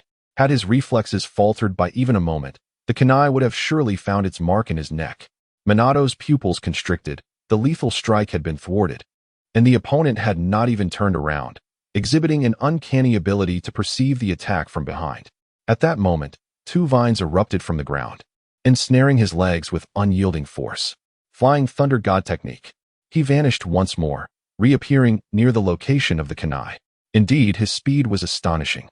Akihara regarded Minato from a distance. The Flying Thunder God was a space-time ninjutsu, and as long as one's reflexes could keep pace, there were no limits to its speed. In a contest of velocity, he was no match. Eradicate all markers. Vines surged forth, growing wildly as they moved like tentacles, disarming Minato of all his kunai and casting them into a single area. A sense of foreboding filled Minato. The opponent was aware of the Flying Thunder God's vulnerabilities, rendering conventional tactics ineffective. In light of this, he resolved to employ the Spiral Flash Super Wheel Dance, third technique to resolve the encounter. With determination in his heart, Minato launched into action once more, this time opting for Body Flicker technique to close the distance. Clang! The kunai clashed violently with the blade, sparks flying in abundance. A contest of speed ensued. Minato's velocity was so rapid that it was almost imperceptible, the only evidence of their fierce engagement being the resounding echoes of their clashes. This was the caliber of a battle befitting a shadow. Jisui's eyes widened, his Sharingan tracking the swift movements of the two combatants, unwilling to miss even the minutest detail. Proud of his own body flicker technique, he now comprehended the absurdity of his previous self-assurance, realizing that even with the Sharingan, he could catch only glimpses of Minato's golden afterimage. Beside him, the weasel wore a bewildered expression, his vision consumed solely by the relentless strikes of the wood-style man. Utterly oblivious to Minato's whereabouts, Hongye was wholly focused on defense. Even without employing the Flying Thunder God technique, Minato's speed was astonishingly formidable, leaving him struggling to keep pace. His velocity rivaled that of Hanzo. In this state, Hongye had no time to form hand seals and could only prioritize defense, yet he soon sensed something amiss. What was this fellow implying? Minato was enveloped in delicate golden currents, evidently utilizing lightning-style chakra to invigorate his body, achieving an extraordinary swiftness. This combat style was not without merit. However, it starkly contrasted with the opponent's previous fighting ethos. In their brief skirmish, Hongye discerned that Minato was a ninja of the assassin archetype, enhancing his speed and reflexes to deliver lethal blows in combat. Yet now, the opponent's attacks appeared somewhat reckless, persistently charging forth despite the apparent futility. Clang! The blade collided with the kunai once more, sending the kunai soaring into the air as Minato swiftly retreated beyond the reach of the blade, simultaneously launching a projectile. Now was the moment. Minato shouted, "Prepare yourself." Spiraling Flash Super Round Dance Roar, first style. The flash bomb erupted, blinding golden lightning illuminating the jungle, robbing all within its vicinity of sight. Second style. He utilized the Flying Thunder God to reappear at the kunai's airborne position. The final move aimed at the vulnerable enemy, caught off guard by the loss of visibility. A flawless finishing combo. Observing the enemy's tightly shut eyes and rigid body, a victorious smile crept upon Minato's lips. The Rasengan, the size of a watermelon, smashed into Hongye's chest, spinning violently before erupting. Boom! The jungle was engulfed in a cloud of dust, the ground furrowed into a trench several dozen meters long. Success! Minato exhaled in relief. This was his most powerful technique, never having failed him. Just as he intended to step forward and assess the enemy's condition, the ground suddenly erupted with a hand that grasped his ankle. Disaster! The earth release, decapitation technique. The immense force yanked Minato downward. And just as he was about to be buried, he vanished in an instant. Damn it! Hongye emerged from underground, nearly cursing. How could he evade that? The Flying Thunder God was excessively slippery. Were it not for the need to conceal Pain's identity, he would have transformed into a tailed beast. Minato reappeared several dozen meters away, the kunai beneath his feet having been placed there prior to his attack. and to his surprise, it had proven useful. That was a close call. He had not anticipated that the man would evade his ultimate technique. Looking up, he realized that the target of the Rasengan had merely been a wooden stump. He had not seen the other party forming hand seals. Unable to contain his curiosity, Minato inquired, "When did you use a substitution?" "When?" Hongye stared blankly at the older, somewhat childish youth, feeling a twinge of nausea. At the moment the flash bomb exploded. You two could not see, could you? Just moments before, Minato had bellowed the name of his technique, nearly stunning him into silence. Although he had long been aware of the other's severe case of adolescent bravado, and that naming techniques was a unique talent of his, he never expected that in the heat of battle, the opponent would actually shout out the name of his technique. There is an incessant feeling of diminished prestige and a hint of embarrassment. As a popular character, Hongye is well acquainted with Minato's capabilities, including his peculiar special techniques. Thus, the moment Minato utters the name of his technique, Hongye swiftly employs the substitution technique to evade. The crucial point is that had Minato refrained from announcing the technique, he might have indeed fallen victim to it. While defeat would not ensue, he would certainly sustain injuries. How infuriating! Minato, displeased, clenches his kunai. Feeling frustrated that his continuous assaults, aimed at incapacitating his opponent, have been thwarted by the revelation of his ultimate technique. In light of this, he must resort to a more intricate combination of devastating moves. The blonde youth remains oblivious to the fact that the issue does not lie within the technique itself. Nor does he recognize that what he deems his ultimate move is merely a simple series of attacks. If one were to determine the most formidable ninjutsu in the ninja world, Hongye would undoubtedly choose the Flying Thunder God technique.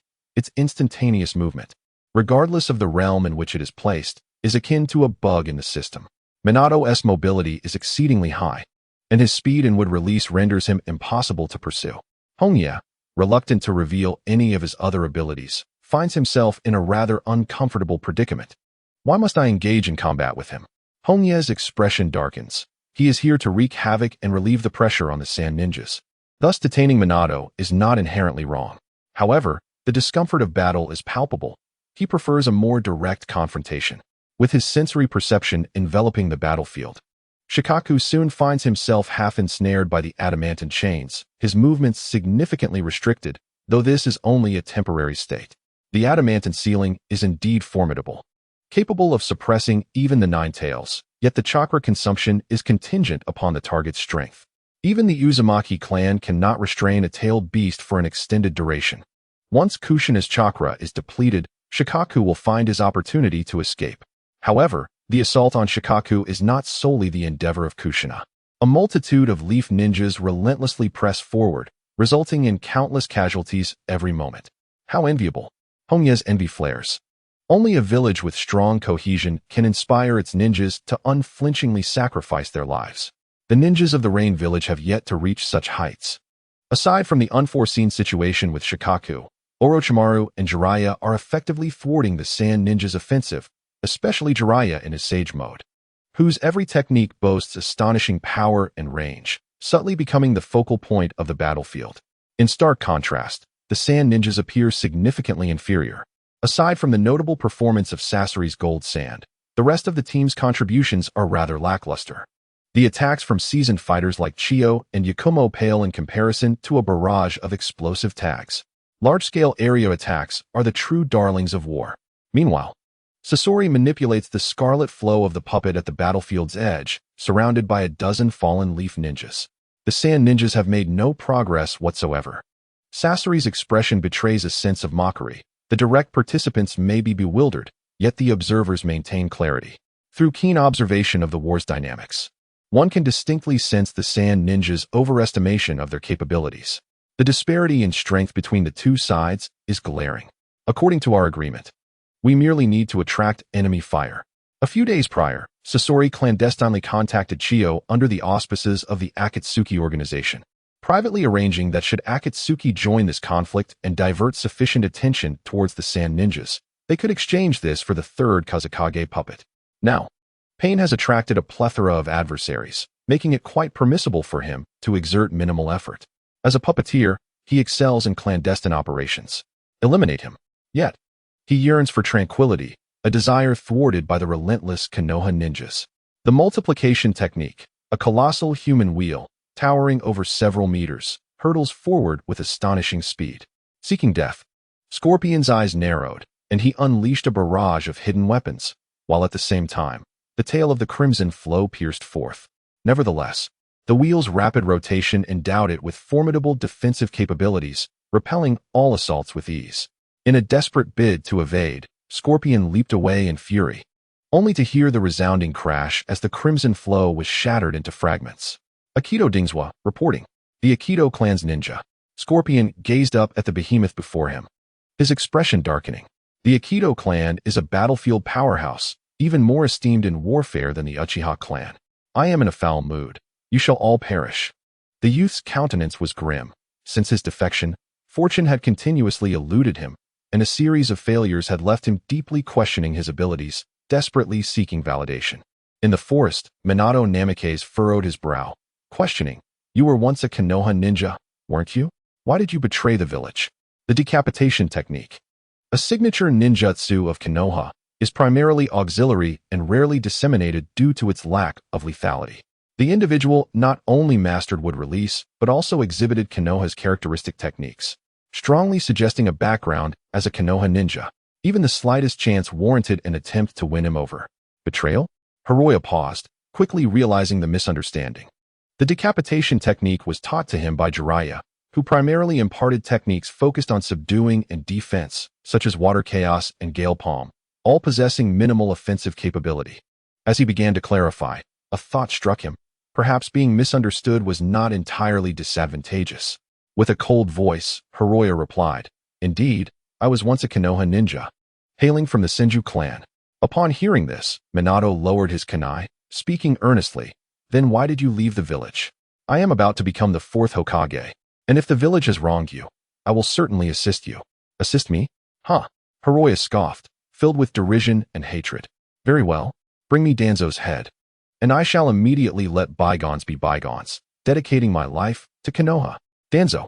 Minato's expression grew complex as he reaffirmed his suspicion that this individual was a survivor of the wood release experiments, with Danzo being the architect of the wood release transplantation project. "I'm sorry, but Danzo is a member of the village, and I cannot hand him over to you." Minato shook his head with great difficulty. "I understand you have endured endless suffering, and if possible, I wish to compensate you." "Compensate? Ha. Hiroya laughed mockingly. "Very well. I shall lower my demands. As long as Danzo kneels before me, confessing all his misdeeds and daily tending to the gravestones of those fallen comrades, I will spare him." Minato fell into silence, his expression dimming considerably. By his reasoning, Danzo indeed bore responsibility for the deaths of his experimental comrades, and at the very least, adequate recompense was warranted. What? Is that also unacceptable? How utterly absurd.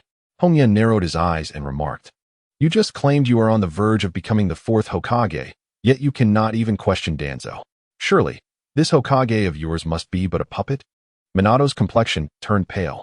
Hongye continued, "Indeed, with the 3rd Hokage still alive and those ancient, parasitic advisors lingering in the village, how could you possibly be in charge in any significant matter? It occurs to me that the 3rd and Danzo are both disciples of the 2nd Hokage and share a close camaraderie. TSK. With all the upper echelons being loyal to the 3rd, what can you, a young Hokage, do against them? No matter how brutal the experiments may be, even with so many comrades who willingly sacrifice their lives for the village, it all gets suppressed, and Danzo faces no repercussions in the end. Allow me to share a secret. The wood release project has not ceased. Moreover, Danzo has even captured numerous orphaned children as test subjects for Orochimaru's transplantation research. But what of it? The 3rd has tacitly approved this, and you think you can stop Danzo? You might as well eat dirt." The so-called killing with intent, Hongye's cold mockery, was not merely for amusement.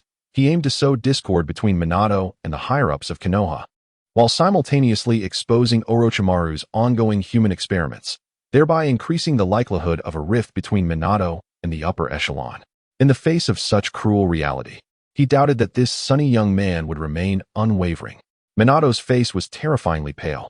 Not due to a thirst for power, he cared little for authority, but because of the wood release experiment. He had stumbled upon the confidential files regarding the 1st Hokage's cell transplantation project, and the dense records of failures had left him breathless. Now, the man before him revealed that the experiments were still ongoing, with the third Hokage, Danzo, Orochimaru, and other high-ranking officials involved. How much darkness remained hidden within the village? At that moment, Shikaku let out a piercing roar, its form disintegrating into sand. Damn it! I will eventually exterminate all of humanity. The Jinchuriki of One Tail had fallen. The sudden demise of the Jinchuriki dealt a devastating blow to the morale of the Sand Shinobi, causing their formation to crumble. Hi! Inform all teams to launch a full-scale assault and annihilate the Sand Shinobi. Orochimaru coldly commanded, for he had awaited this opportunity. Understood. Yamashiro Hai immediately utilized the mind transmission technique to relay the orders to each team leader. The forces of Konoha sprang into action, encircling the Sand Shinobi. In the forest, upon witnessing the fall of Shikaku's Jinchuriki, Hongye recognized the moment had come, and only one task remained. A sage pattern appeared on his face. With a clap of his hands, he swiftly formed the snake seal. Sage art. Wood release. Wood dragon technique.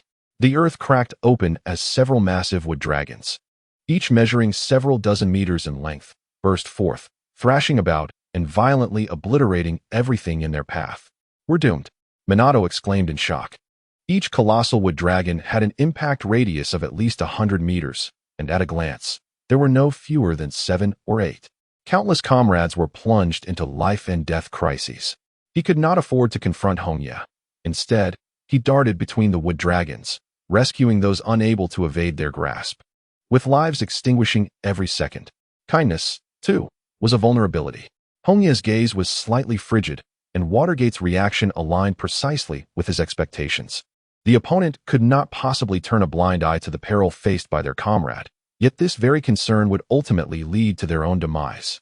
He plunged into the earth, swiftly approaching the target's location, with the ferocious wooden dragon diverting attention, granting him unobstructed passage. When Hongye resurfaced, he found himself before a frail woman with crimson hair, her pallid complexion devoid of any color. Uzumaki Kushina. To restrain the guardian, her chakra had been nearly depleted, rendering her too weak to move. Beside her stood 3 elite jonin, namely Uchiha Kakashi, Narashikamu, and Yamanaka Ino. They were the newly established 4th Hokage's guard. Following the directives of Namikaze Minato to protect Kushina, Uchiha Kakashi's expression shifted dramatically as he urgently commanded, "Protect Lady Kushina." The trio positioned themselves in a line, shielding Kushina from Hongye, their palms clammy with anxiety, aware that even Lord Watergate could not contain the enemy, and they were likely no match. Hongye smiled approvingly. A commendable response, but alas, the attack does not originate from the front.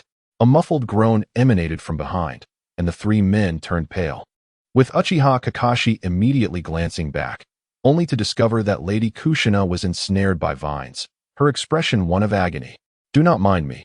You must flee," Kushina gasped, a terrifying red chakra enveloping her as she prepared to harness the power of the 9 tails. "Did no one inform you that what release can absorb chakra?" Hongye appeared before the woman, inquiring softly, his sword, the Taito Masamune, dripping blood from its blade. The sound of bodies collapsing echoed as Uchiha Kakashi and his comrades fell to the ground, blood pooling in their mouths. In that fleeting moment of distraction, the blade had sliced through their forms. Damn it! Uchiha Kakashi struggled to rise, exerting every ounce of strength, but could only grasp the enemy's ankle before darkness enveloped him. Hongye, without glancing back, seized Kushina by the neck, numerous tendrils piercing into her body, siphoning the surging chakra of the 9 tails. Truly delectable. Sensing his body's craving, Hongye yearned to continue the absorption, even contemplating taking her away. With the 9 tails within him, he would be invincible. However, he could not, for Namikaze Minato stood just behind him, tending to the injuries of the 3 guards. He was, after all, Kushina's true personal bodyguard. Flying Thunder God is remarkably convenient. Hongye turned his gaze towards Minato, who had long suspected that Kushina bore or was surrounded by sealing kunai. It appeared to be the case with the 3 guards. Minato slowly rose, his expression dark enough to drip water. "Release Kushina." "Heh, you may attempt to do so. Let us see whether my hand is swifter or your speed is greater." Hongye chuckled softly, unfazed by Minato's threat, as he relinquished part of his grip, revealing the intricate root-like tendrils with a tone laced with menace. "My tendrils have already penetrated this woman's body. Should you forcibly separate us, the consequences need not be elaborated. I presume. What? Minato's pupils constricted. He had initially intended to utilize Flying Thunder God to transfer Kushina before the opponent could react, confident in his abilities. But the connection between the opponent's hand and Kushina rendered it impossible to act. Damn it, from the very beginning, they were well aware of his techniques. Minato took a deep breath, striving to suppress his fury. What exactly do you intend to accomplish? What do I intend to accomplish? In the midst of war. You pose such a naive question. Hongye smirked, as the sigils resembling tadpoles materialized upon his palm. Is there any need for explanation? Naturally. It is to annihilate all foes and make you experience suffering. The 8-trigram seal is released. His palm, adorned with incantation symbols, struck heavily against Jiao Nai's abdomen. Jiao Nai. The boy's roar reverberated with excruciating pain. In the western battlefield, the Sand Ninjas were cornered to the brink of despair. With over 5,000 ninjas reduced to less than half, and the death toll continued to rise. Defeated, Luo Sha clenched his fists. Shoha had persisted for far less time than anticipated, and Konoha's might surpassed his estimations. In this ebb and flow, the defeat of the Sand Ninjas was inevitable. Relay the command, retreat. He weakly issued the order, fully aware of what losing the war entailed. At least a decade of hardship awaited the Sand Ninjas, with no chance for resurgence. Roar. At that moment, a furious howl echoed through the heavens as a nine-tailed fox, larger than Shoha, emerged at the center of the battlefield, its malevolent chakra sending chills down spines. It was the Nine-Tails. Luo Sha's pupils constricted to their utmost. No matter how he pondered, he could not fathom why the Jinchuriki of the Nine-Tails had gone berserk. In the shinobi world, aside from the 8-Tails Jinchuriki from the Cloud Village, no other Jinchuriki had ever fully mastered tailed beast transformation. Thus the Nine-Tails must be in a state of uncontrollable fury. This meant that Konoha would be the first to face the wrath of the Nine-Tails. An opportunity. A manic smile spread across Luo Sha's face, revealing a sinister grin. What he had thought to be a certain defeat now appeared to be not so clear-cut. Relay the orders, hold the line. The chance for counterattack has arrived. The situation reversed once more, as the Nine-Tails rampaged behind. The Konoha ninjas found themselves in dire straits, caught in a pincer's attack from the Sand Ninjas and the Nine-Tails.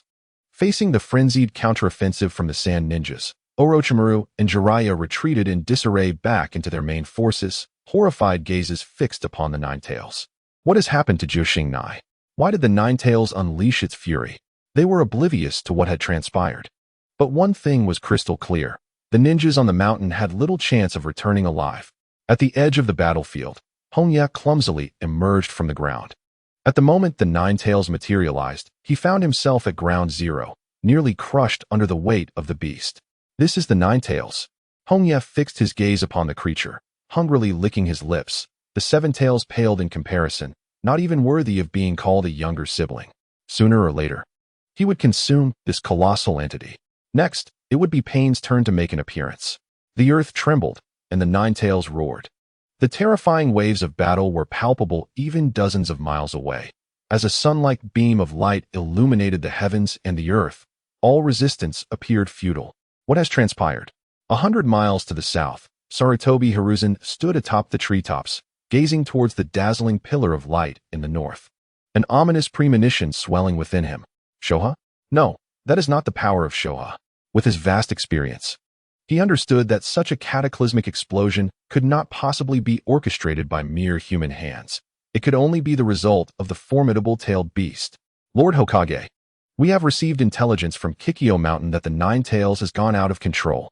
The grim news struck Sarutobi Hiruzen like a bolt from the blue, nearly causing him to tumble from his perch in the trees. The Nine-Tails was Konoha's ultimate weapon, one that would only be unleashed in dire straits. And its sheer power made any attempt to reseal it fraught with perilous consequences. How could it have come to this? Sarutobi's expression fluctuated between dread and disbelief as he absorbed the detailed report from his subordinate, his shock deepening. The use of wood release and the 8-trigram sealing technique was astonishing. Like Minato, he immediately deduced that the mysterious individual was a rogue ninja from Konoha. Both techniques were forbidden arts of the village, never to be divulged. Who could it be? Thoughts raced through his mind, but he found himself utterly devoid of clues. The Senju clan had been integrated into the village from its inception, and after generations of his covert suppression, Only a handful of direct descendants remained. No such figure existed in his memory. Could they be a survivor of the first Hokage's cellular transplant experiments? As the authoritative Hokage, he could not remain oblivious to the happenings within the village, and all of Danzo's actions had received his tacit approval, including those of the experiments. Hundreds of volunteers had sacrificed themselves, ranging from low-level to elite ninjas, making it impossible to ascertain any specifics. Suddenly, a thunderous roar shook the ground as yet another small sun appeared in the north. The third Hokage's expression grew grave as he commanded, "Eagle, relay my orders. Everyone is to retreat immediately to the Fire Country stronghold. Narashikaku will serve as the temporary commander. Additionally, teams 1 through 3 will accompany me to support Kikyo Mountain." Yes, the Umbu, donned in eagle masks, swiftly departed to convey the Hokage's decree. The assault on the Land of Rain's ninja involved a total of 2,000 shinobi, divided into 20 squads, with the first 3 teams being comprised of elite members. The evacuation of 2,000 from the Land of Rain could not be concealed, and the news swiftly reached Hanzo's ears. The time had come. Hanzo's gaze was imbued with icy malice. The Land of Rain had only just stabilized, and Amigakure had only begun to find its footing, yet under Konoha's fierce onslaught, everything was reverting to chaos. Now was the moment for vengeance. Gather all ninjas and pursue Konoha with all our might. Do not allow them to escape. Yes, Lord Hanzo. His deputy, Kanzo, responded with a somber tone, hesitating momentarily before cautioning, "Lord Hanzo, could this be a ploy by Konoha? If we encounter an ambush, we may." He could not help but worry.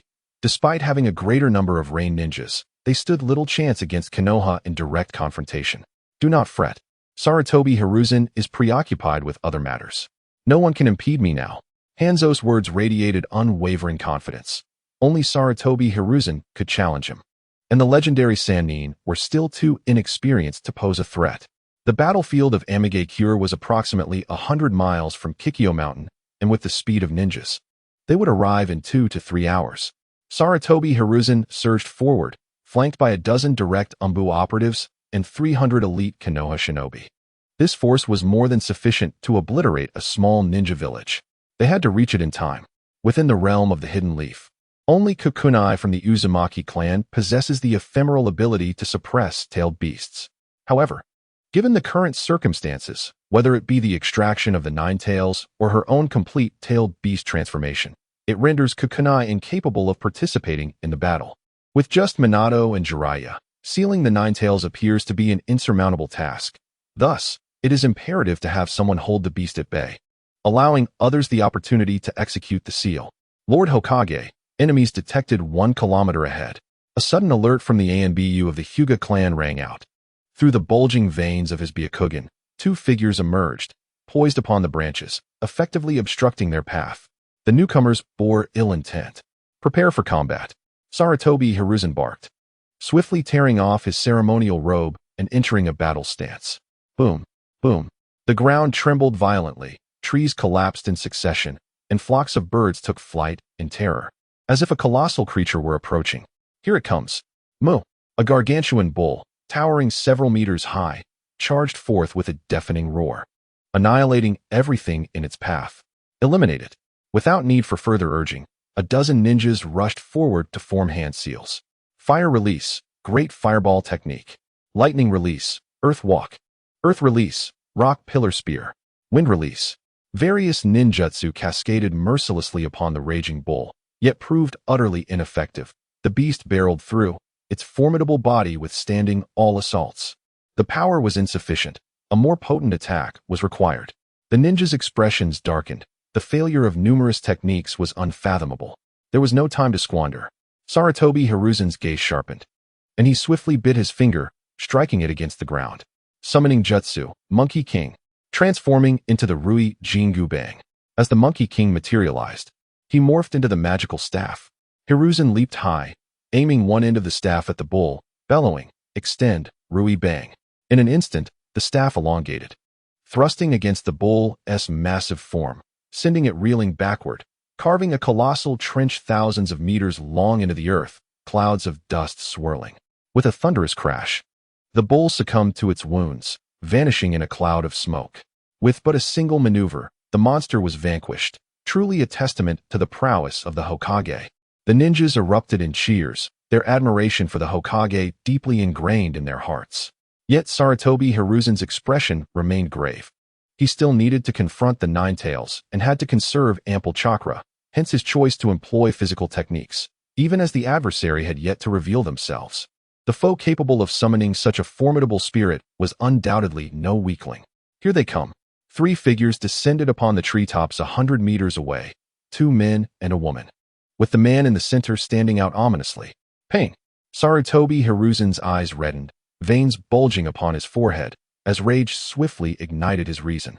After countless days and nights of anticipation, this moment had finally arrived. The murderer of his own son stood before him. Mr. Sarutobi Hiruzen, how nice to finally meet you. Konan said, her lips curling into a radiant smile. I am Pain, the one who killed Sarutobi Hiruzen and Shimura Danzo. All preparations have led to this moment. To slay the 3rd Hokage, the Rain Village seeks unanimous recognition within the ninja world, aspiring to become the 6th great ninja village. Strength and tailed beasts are merely the foundational requirements. During the First Shinobi World War, Takigakure exhausted its resources to acquire the 7 tails, supported by formidable warriors such as Kaku. Yet they remained marginalized, bullied by the 5 great shinobi villages. Victorious achievements. Only those that can resonate throughout the shinobi world can validate one's strength.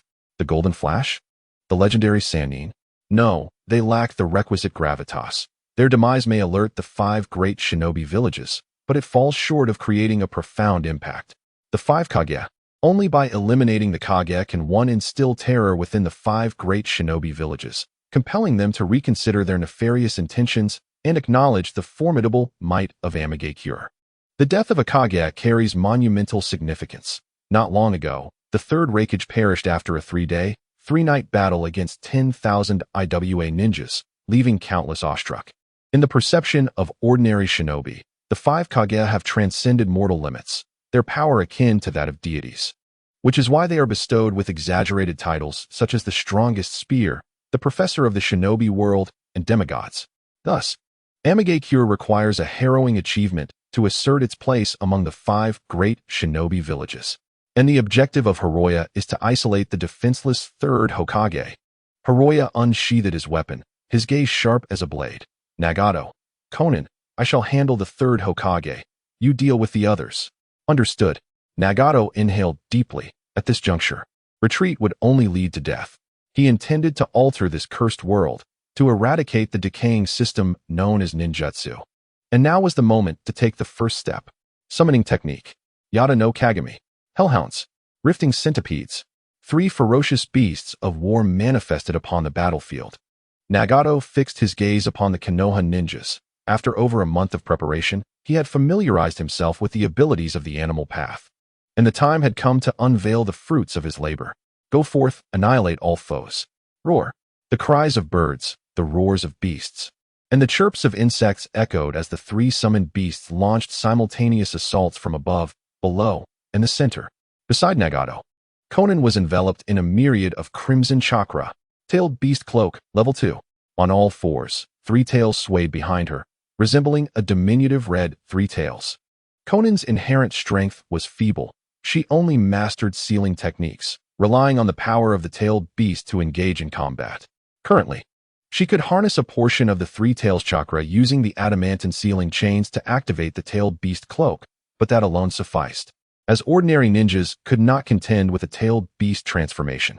Given ample time, she might emulate Naruto, extracting more chakra from the 3 tails, perhaps even learning its techniques, such as ice release and miniature tailed beast bombs. A Jinchuriki. Protect the Hokage. Let them witness the might of Konoha. The faces of the Konoha ninjas paled. They could not ascertain the abilities of the enemy employing summoning techniques, but they were not unfamiliar with the tailed beast transformation, a hallmark of a Jinchuriki. Extremely perilous. What is this? Suddenly, the Yata no Kagami soared overhead, releasing a flurry of eggs, and as the shells radiated a blinding light, all ninjas sensed impending doom. Quick, retreat. Boom. A series of cataclysmic explosions ensued. In the blink of an eye, a dozen were obliterated, and dozens more were injured. The battle had commenced. Sarutobi Hiruzen withdrew his gaze, no longer fixated on the brutal battle raging behind him. His singular focus was on one objective: Pain. Undoubtedly, Pain was the leader among the three, and eliminating him would render the remaining two insignificant. With a resounding thud, the Rui Jingu Bang was thrust into the ground as Hiruzen hurled a shuriken, swiftly forming hand seals. Shadow Shuriken Jutsu. One transformed into two, two into four. And in the blink of an eye, the sky was filled with a multitude of shurikens. A feigned assault with the shurikens while the true self hid behind? Hongye's vision was obscured, yet his senses detected the third Hokage lurking in the shadows, seemingly poised to launch a surprise attack, a smile blossoming on his face. Let the battle commence. As the golden sage chakra enveloped him, his form transformed to a pale gold, and two chakra arms swatted away all the shurikens. White Tiger Chakra Mode. Without a moment's respite, a dark iron rod followed closely, seemingly intent on reducing him to a pulp. Buzz.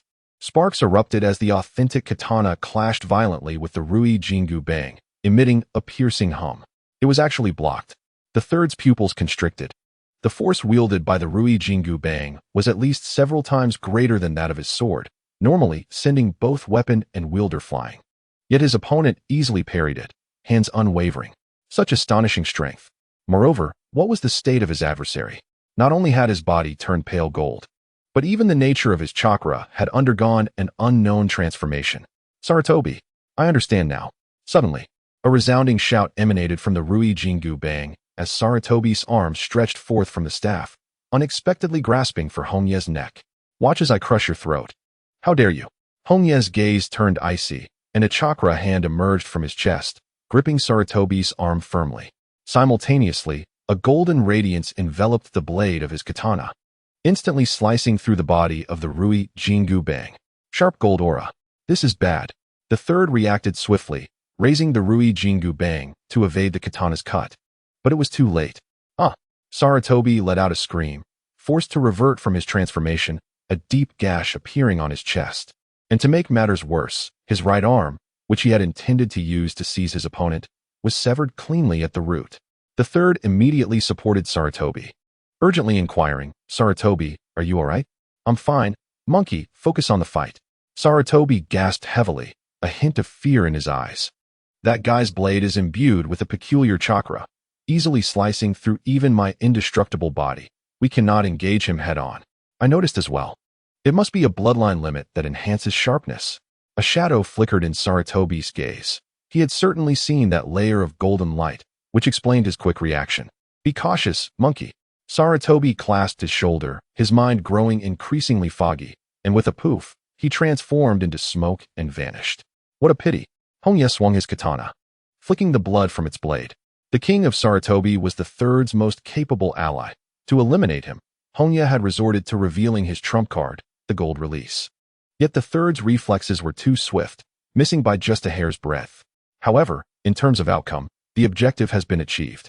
Without the presence of the monkey demon, the third Hokage will undoubtedly exhibit caution in close combat, refraining from engaging in a direct confrontation and opting instead for a battle of ninjutsu. His greatest asset lies in his abundant chakra, rivaling that of tailed beasts, further enhanced by sage techniques, rendering it improbable that he could not exhaust an old man. Hongye did not hesitate to mock. I have heard that the monkey demon possesses an indestructible body. Is this all it amounts to? Unable to withstand even the Kusanagi sword, this pathetic being dares to claim invincibility? It is nothing but a jest. It must be noted that this invincibility is the most formidable technique of the third Hokage. The third's expression darkened ominously. Having slain his son and gravely injured his old companion, such transgressions are utterly unforgivable.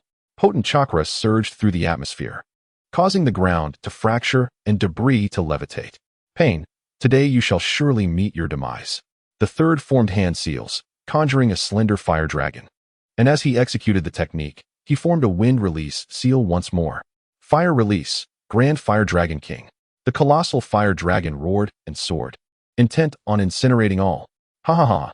Hongye laughed heartily, swiftly bringing his hands together in prayer. Let us see, then, whose Memorial Day it will be this time next year.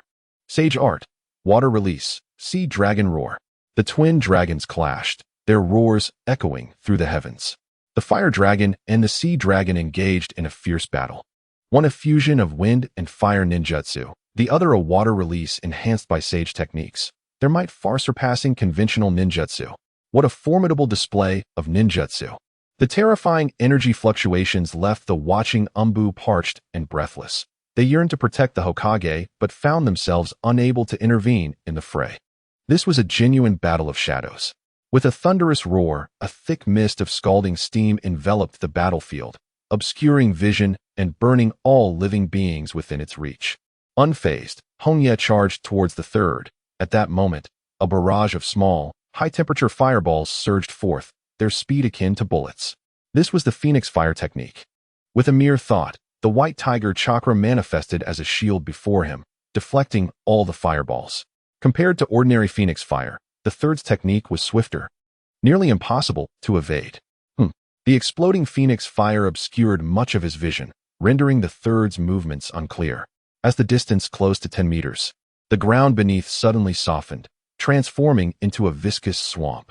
The Yellow Spring Swamp. Hongye's gaze sharpened. He was no stranger to this ninjutsu, having often faced it during training with Jiraiya, who frequently employed it to great effect. Sarutobi Hiruzen formed hand seals once more, pressing his hands against the ground. As lightning rapidly spread throughout the Yellow Spring Swamp. Lightning release, Earth Walk. The timing was impeccable. Hongye was at the forefront. With the speed of the lightning's expansion, there was only one way to evade, yet he was momentarily ensnared by the Yellow Spring Swamp, leaving no room for escape. Hiss! Countless arcs of electricity coursed over his body, sharp pangs of pain striking his mind directly, had it not been for the White Tiger chakra's affinity with lightning, which mitigated a significant portion of the damage. This technique could have gravely injured him. Ninjutsu is not merely a matter of rank. It is about the timing of its execution. As long as one can accurately strike the target, even an ordinary fireball can prove fatal. Arcane sparks flickered around Hongye, the sensation of paralysis disrupting his senses. His chakra-infused arm extended to anchor himself against the ground, propelling him out of the range of the Yellow Spring Swamp. The lightning technique proved ineffective. The third Hokage's expression turned grave. The fact that his lightning attack had failed to incapacitate the foe indicated an exceptionally high resistance to electrical assaults. That peculiar transformation likely harbored an affinity for lightning. Furthermore, based on intelligence and their recent skirmish, the opponent was adept in water techniques, thereby significantly diminishing the effectiveness of fire techniques. In the realm of ninjutsu combat, analyzing an adversary's capabilities is paramount. Uncovering a weakness could dramatically enhance the odds of victory. Let us probe with an illusion. The third Hokage, chakra swirling at his feet, advanced across the Yellow Spring Swamp, closing the distance while rapidly forming several hand seals. The technique of darkness. All light vanished, plunging the space into utter blackness. Hongye could discern nothing. Even his night vision proved futile. For the essence of this illusion was to obscure vision rather than to render the space genuinely dark. Moreover, the technique of darkness diverged significantly from typical illusions, merely altering the flow of chakra in the eyes, thus complicating its unraveling. However, Hongye had no intention of breaking free. He required no such endeavor.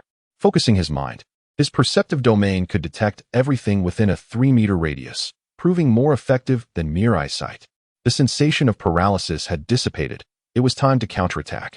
As the third was swiftly closing in, aiming for close combat, taijutsu is the most chakra-efficient and straightforward combat method. Plunging a weapon into the opponent's heart equates to victory, and furthermore, taijutsu can buy time for chakra recovery. This feeling, when the third entered the 3-meter range, Hongye keenly sensed something amiss. His perception was not as precise as Kanai's, yet his estimation of chakra levels remained accurate. It was a clone.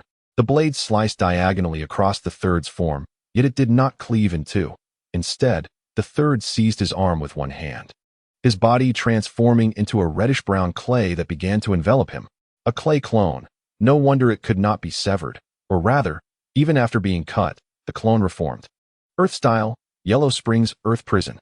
The third emerged from the shadow of the clay clone, reverting to his human form. The technique of shadow manipulation. This time, let us see how you shall defend yourself. The third's murderous intent surged, and his hands swiftly formed seals. Wu, Si, Chun, Zi, Cho In. Fire style, Fire Dragon Flame Bullet. A searing pillar of fire consumed everything in its path, as the third continued to channel chakra. The orange flames gradually transformed into a blinding white blaze, capable of effortlessly melting gold and forging iron. Hongye furrowed his brow. His right arm was restrained, rendering him incapable of forming seals to defend himself. At such a close distance, there was insufficient time to perform hand signs. Should he attempt to withstand the flames with the protective cloak of the white tiger chakra, the likelihood of being incinerated was exceedingly high. He did not possess the strength of the nine tails. His current state was akin to that of a tailed beast cloak, but fell short of disregarding the third S ninjutsu. With a sizzling sound, his encased right arm emitted dazzling lightning, disrupting the clay's structure in an instant, just as the fire dragon surged toward him. Boom! The earth trembled, and the roaring, scorching flames devoured everything in their wake. As the flames gradually receded, a scorched expanse of 1,000 meters emerged within the forest, where vast amounts of soil had been transformed into crystallized glass, radiating waves of intense heat. The third Hokage panted heavily, the recent utilization of ninjutsu having drained a considerable amount of chakra, placing a significant burden upon him. Chakra, a product distilled from both cells and spirit, symbolizes, in a sense, the essence of life itself. An excessive depletion of chakra can lead to profound fatigue, both physically and mentally. Should one exhaust their chakra entirely, it would signify the approach of death. Victory was his. Observing the long blade that had fallen to the ground, the third couldn't help but smile, convinced his opponent had been reduced to ashes. Lord Third, look above. The exclamation from the Umbu caused the third's expression to shift dramatically, and without hesitation, he executed a backward somersault, retreating several meters. Clang, clang, clang. The spot he had just occupied was now riddled with numerous arrows. How could this be? The third raised his gaze to the sky, his pupils constricting in shock as he beheld Pain, gracefully hovering mid-air, wings unfurled, in pristine condition. He had escaped. In the air, Hongye raised his charred right arm. Despite his swift evasion, he had not entirely eluded the fire dragon, and his forearm bore the singed remnants of the encounter, a faint scent of roasted flesh wafting through the air. Truly deserving of the title of ninjutsu master. The combination of techniques had left him utterly vexed. Few of the sage arts he had learned could be of any use, for this old man's combat experience was overwhelmingly vast. Indeed, he had been forced to this juncture, with his right arm injured and both taijutsu and ninjutsu greatly restricted. Only one desperate method remained to continue the fight against the third. A surge of sage chakra erupted from Hongye's body, coalescing into a substantial form in the blink of an eye. Roar! A colossal figure, reminiscent of a small mountain, emerged, its supple white fur adorned with golden sage patterns, claws effortlessly crushing the ground beneath it, its roar echoing with the force of nature itself. A tempest howled, lightning crackled. The spirit of the four symbols, the white tiger. Unexpected occurrences unfolded upon the battlefield, prompting the communication ninjas to immediately inform the village, conveying news of the Nine-Tails rampage and the assault on the Hokage, seeking urgent assistance.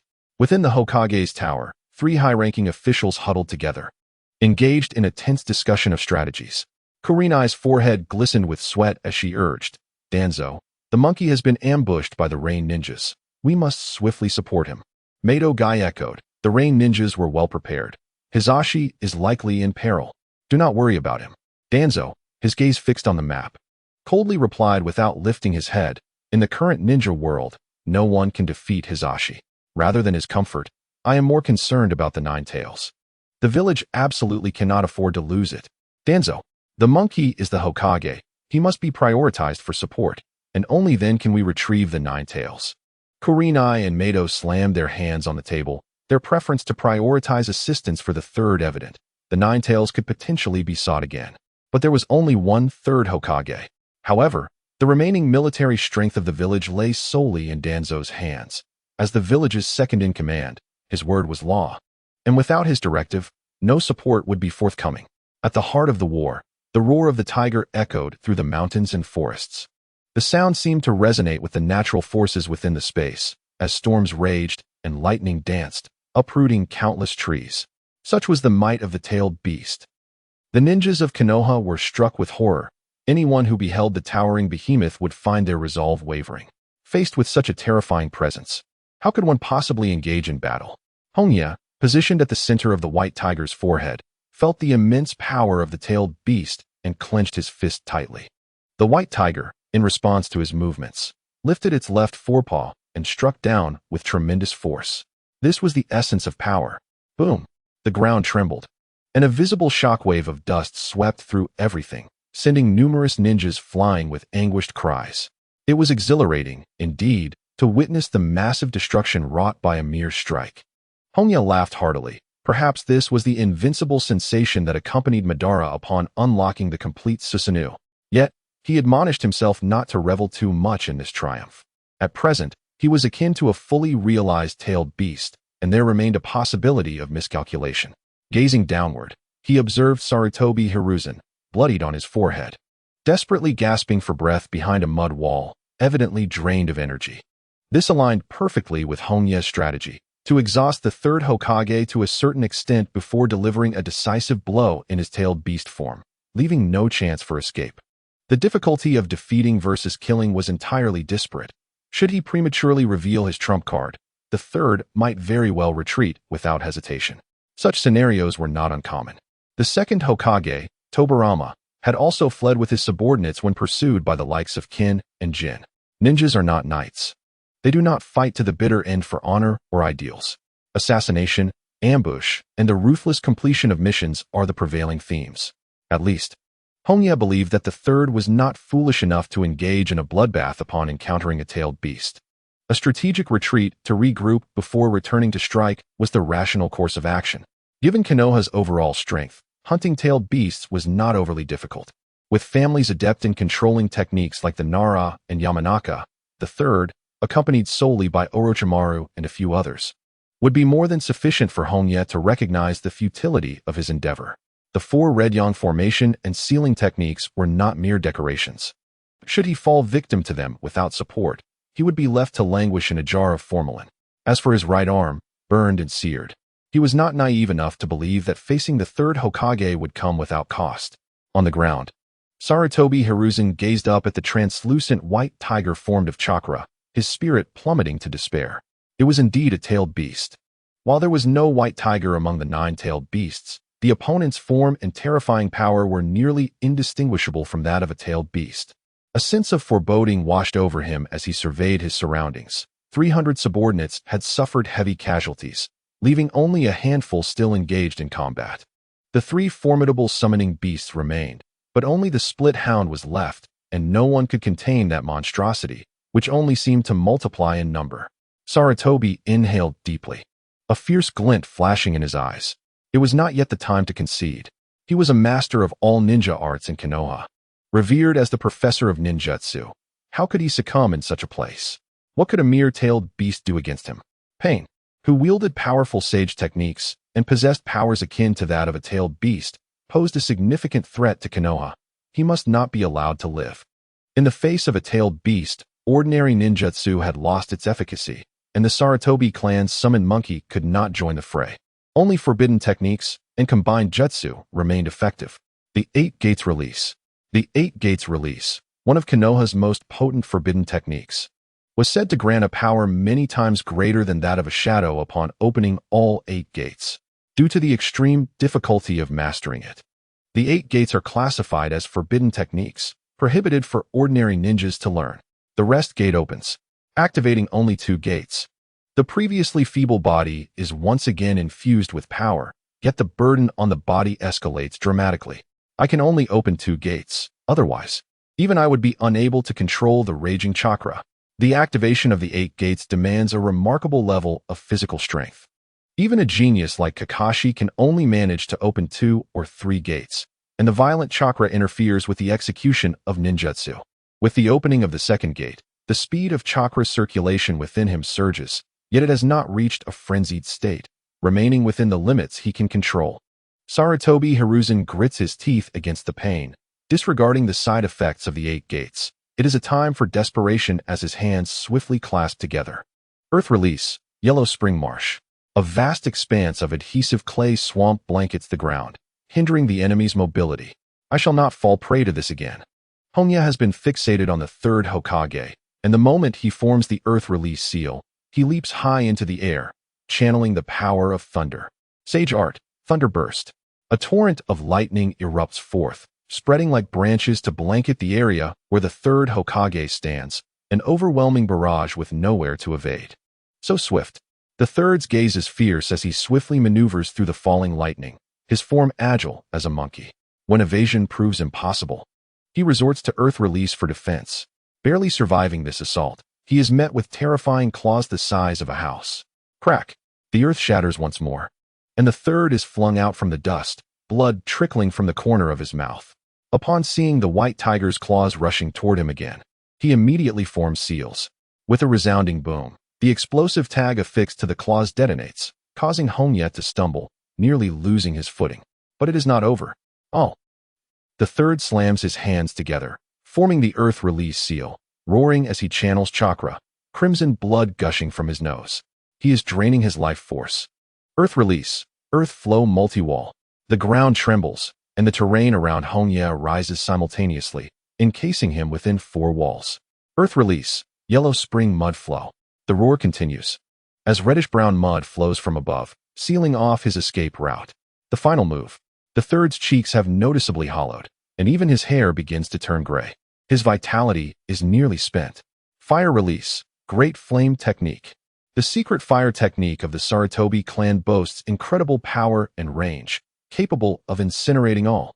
The clay is scorched by the flames, rapidly hardening, and in an instant, a massive square boulder emerges from the ground.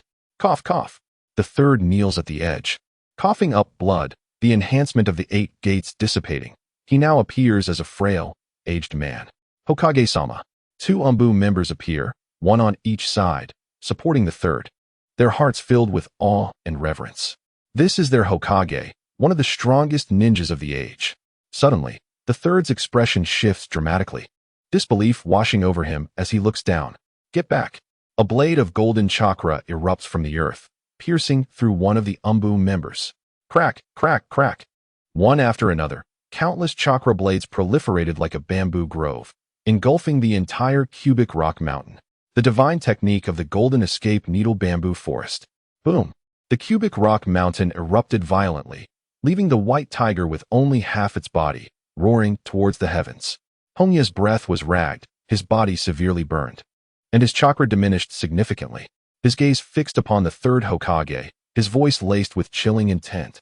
Old man, with your fire release, you cannot hope to kill me. The third's ultimate technique excels at locking onto its target, while his golden escape is perfectly capable of obliterating any defense. Yet, the scorching damage was inescapable, forcing him to rely on his tailed beast form to endure. The third's expression darkened. He had no chakra left to continue the fight. At this juncture, he had but one final move. For the sake of Konoha, for the sake of the day and the clear sky, even if I perish here, I must eliminate you. Pain. The spectral image of the Shinigami appeared behind the third. This was his ultimate ninjutsu, the impure world reincarnation. The Shinigami's hand pierced through the tailed beast form, directly seizing Hongye, extracting a fragment of his soul, which was then devoured by the Shinigami. The sealing was successful. The third did not anticipate such ease, nor did he foresee pain's utter lack of resistance. As a smile crept onto his lips, he suddenly heard the mocking laughter of his opponent, causing his grin to freeze. Impossible. The opponent was not dead. Ha ha. I had already anticipated this move. What the Shinigami consumed was merely a soul clone I created. Hongye laughed heartily, knowing well that in his battle against the third Hokage, he had been cautious of the impure world reincarnation, even going so far as to nurture a natural spirit as a decoy. The natural spirit was a small part of his soul that could grow independently, sharing the same essence as his own soul, indistinguishable even by the Shinigami. Sarutobi Hiruzen, though you are surely doomed, I shall not be satisfied until I turn you into dust. The white tiger opened its massive jaws, the balance of yin and yang chakra coalescing into a terrifying purple sphere, aimed directly at the near-dead Sarutobi Hiruzen, and shot forth. Tailed beastball. The world was engulfed in light. This war was won by the Rain Ninja. The third Hokage was slain, a testament to the strength of the ninja village. And from this day forth, the Rain Ninja village would rise as the 6th great ninja village. Hongye gazed up at the sky, the gentle rain washing over his face, cleansing the battlefield of its smoke. After 6 years of effort, The first goal had finally been achieved. Hongye. Goal accomplished. Nagato and Konan returned to Hongye's side, both bearing numerous wounds. Konan, upon seeing Hongye's burns, immediately tore off a sleeve, proffering her fair arm towards his face, her expression urgent. Lord Hongye, please bite me. My body can heal your injuries. She did not wish to be bitten again, but Hongye was the only exception. No need. These injuries are trivial to me. Hongye gently shook his head. The energy of his sage arts had been depleted, but if he remained still for a while, absorbing enough natural energy, his wounds would heal themselves. However, the charred right arm would likely require replacement. He had yet to master the ability for limb regeneration, which necessitated the power of the 6 paths afterward. I shall seek out that boy, a Fey, for a limb. It has been quite some time since I last saw him, and I find myself missing him. Now is not the time for such matters. He gazed towards the jungle, where originally over 300 leaf ninjas stood, but now only a meager 20 remained upright. Let us depart. Hongye turned to leave. His objectives had been accomplished, and it was time to return home. Nagato and Konan exchanged a glance and promptly followed Hongye, quietly inquiring, shall we not eliminate them all? If we slay them all, who will convey our might?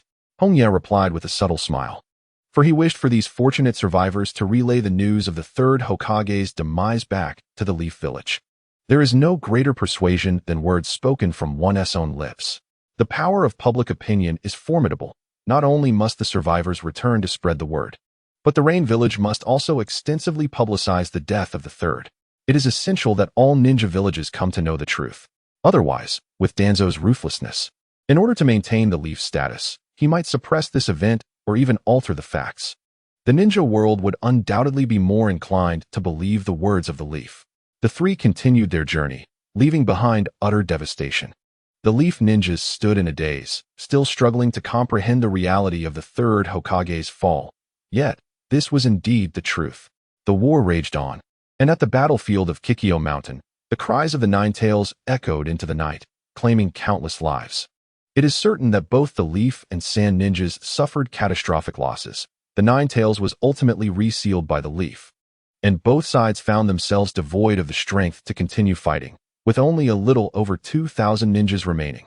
This battle resulted in the deaths of over 7,000 ninjas, marking it as one of the most devastating conflicts in the history of the ninja world. 3 days later, in the Rain Village, Hongye rested at home, poring over intelligence reports.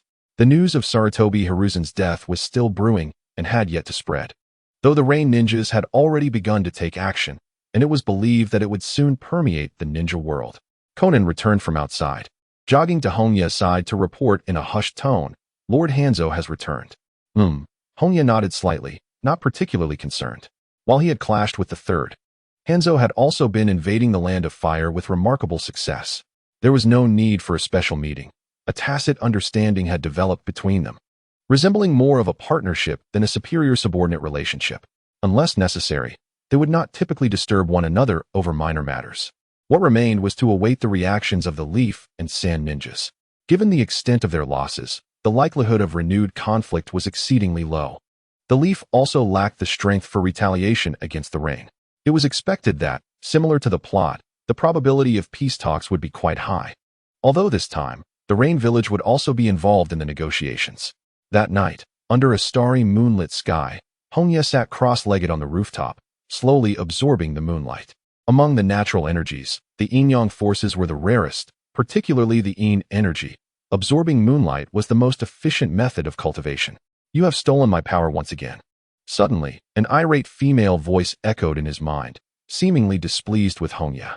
He was momentarily taken aback, opening his eyes to glance left and right.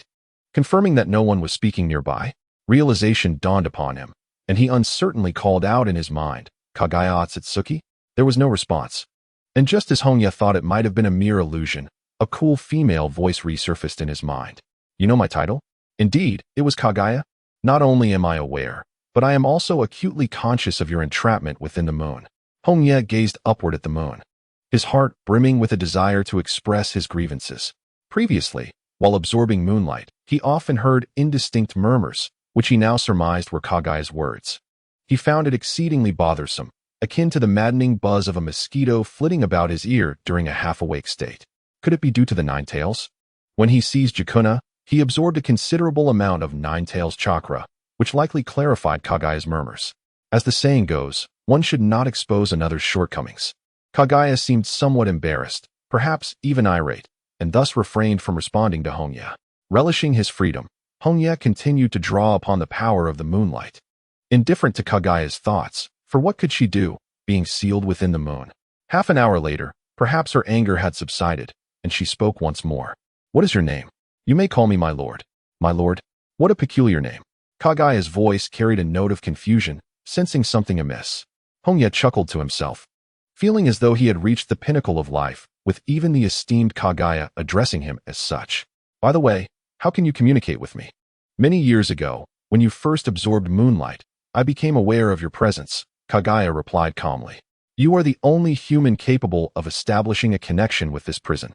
I have infused my consciousness into the moonlight to converse with you." "Many years ago?" Hongye was taken aback, immediately pressing for clarification. "You have been observing me for over a decade? Is there a problem with that?" Kagaya replied with genuine perplexity, regarding a span of years as merely a fleeting moment, as brief as the duration of a single slumber. No problem." Hongye awkwardly shook his head, suddenly reminded that Kagaya had lived for millennia. Making a decade seemed trivial in her eyes. However, it was quite unsettling. Unbeknownst to him, he had been under surveillance for over a decade. Was this woman some sort of voyeur? Hongye's expression shifted, and he hesitantly inquired, "Can you see me at any time?" "No. I can only sense your existence when you absorb moonlight.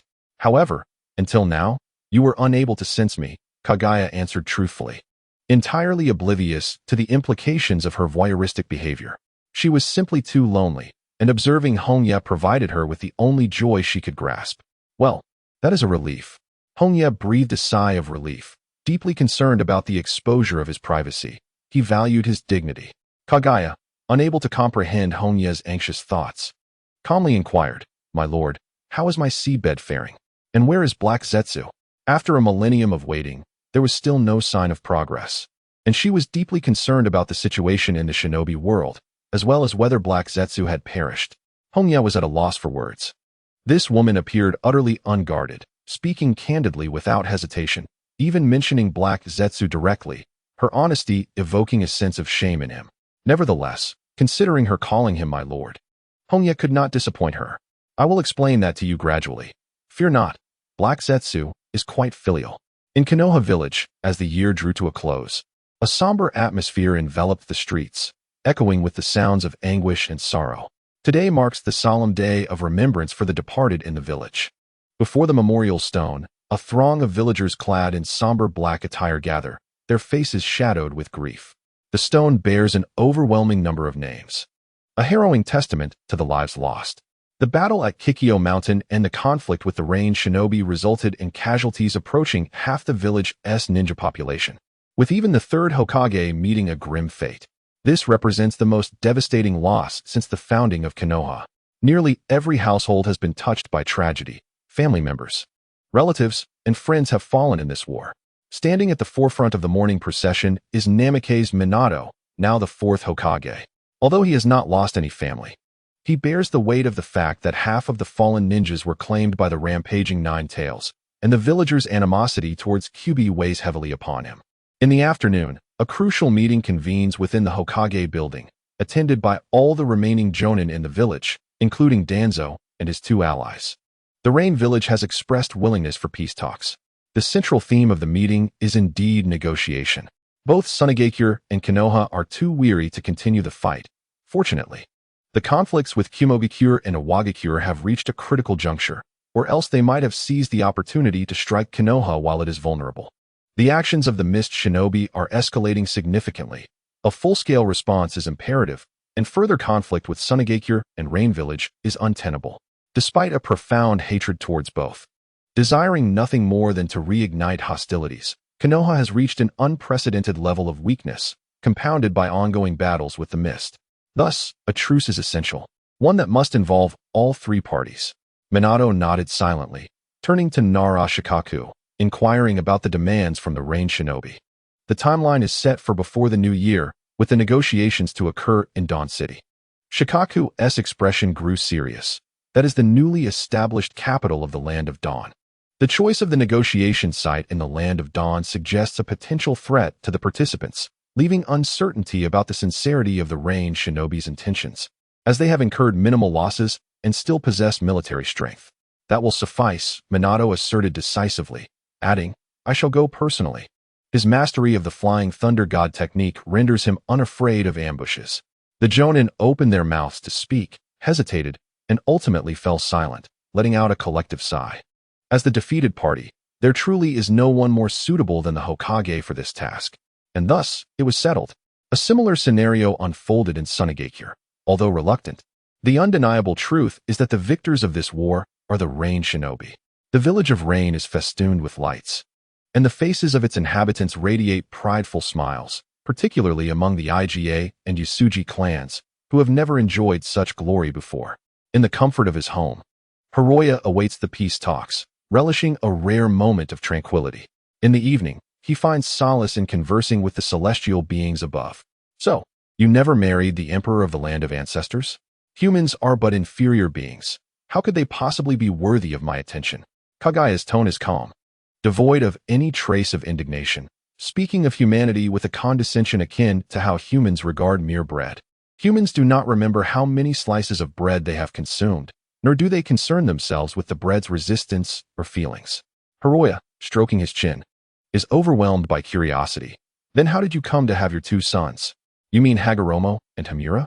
Kagaya's voice, rare with anger, was provoked by only two things: betrayal and those who sought to steal her chakra. Consuming the fruit of the divine tree, she harnessed its immense power, a portion of which she utilized to nurture Yui and Yumin, thus fostering a lineage of the Akatsuki clan. Ah, how enlightening, Hiroya realized. No wonder the Sage of Six Paths brothers were pure Akatsuki, while Ashura and Indra, being of mixed blood, resembled ordinary humans. A sudden thought struck him. The brothers had sealed Kagaya through their own strength, and their combined might was not inferior to hers. This leads to the following equation: Yui and Yumin in their complete forms against Kagaya. The question arises, could the fusion of their powers substitute for the Ten Tails and revive Kagaya from her seal? Firstly, the Sage of Six Paths was not entirely deceased. His soul remained concealed within this realm, endowed with the powers of Yin and Yang and the surreal ability to communicate across distances. Moreover, a colossal Rinnegan resided on the moon, essentially embodying the strength of his second son, Yumin. The trio's powers stemmed from a singular source. Kagaya's battle with the Sage brothers was fundamentally about reclaiming their chakra.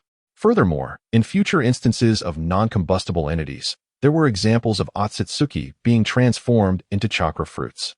Hiroya was acutely aware that by consuming all-tailed beasts, he could attain power that eclipsed the world. The sage, with his filial piety, would likely intervene behind the scenes, perhaps inciting Naruto and Sasuke to discreetly unleash a Rinnegan planetary devastation upon him. Even if he were to eliminate Naruto and Sasuke, there would still be Naruto and Sasuke, akin to the relationship between Obito and Rin, mere tools, easily replaceable without a second thought. In the grand narrative of peace, there was an abundance of candidates. It was truly laughable. Ever since that old man established the shinobi sect, the ninja world had known no tranquility. Unrestrained power, if unchecked, would only bring calamity upon humanity. Thus, with the certainty of becoming adversaries, one must be psychologically prepared. Hiroya inquired earnestly, Kagaya, if the chakra of Yui and Yumin could be gathered, could it break your seal? Kagaya paused, momentarily taken aback, as she had never contemplated such a method. With Black Zetsu's feeble strength, it was inconceivable that he could pose a threat to Yui and Yumin. That is utterly impossible, she exclaimed, yet her anger surged anew, tinged with sorrow. Those two children are a part of me. If their powers could be reclaimed, it would suffice to shatter the seal. It is indeed the sealing technique jointly executed by Yui and Yumin. It would be strange if their strength could not unravel it. But this condition is even more challenging than the infinite Tsukuyomi. Hiroya's eyes sparkled with intrigue as he stroked his chin, chuckling softly. Kagaya, while Black Zetsu is dutiful, his power is far too weak. It is nearly impossible for him to rescue you. How about this? I will assist in gathering the chakras of Yui and Yumin. And as compensation, once you are freed, you shall marry me as my principal wife. What do you say? Kagaya stood in stunned silence for a moment, convinced she had misheard, and uncertainly asked, what did you just say? I wish to marry you as my principal wife. Hongye emphasized earnestly, devoid of any jest. That marrying Kaguya was indeed one of his life's aspirations. If he desired it, he would proclaim it boldly. Furthermore, his intentions transcended mere matrimony. Kaguya hailed from the Akatsuki clan, a genuine cosmic race, inherently knowledgeable in traversing the universe.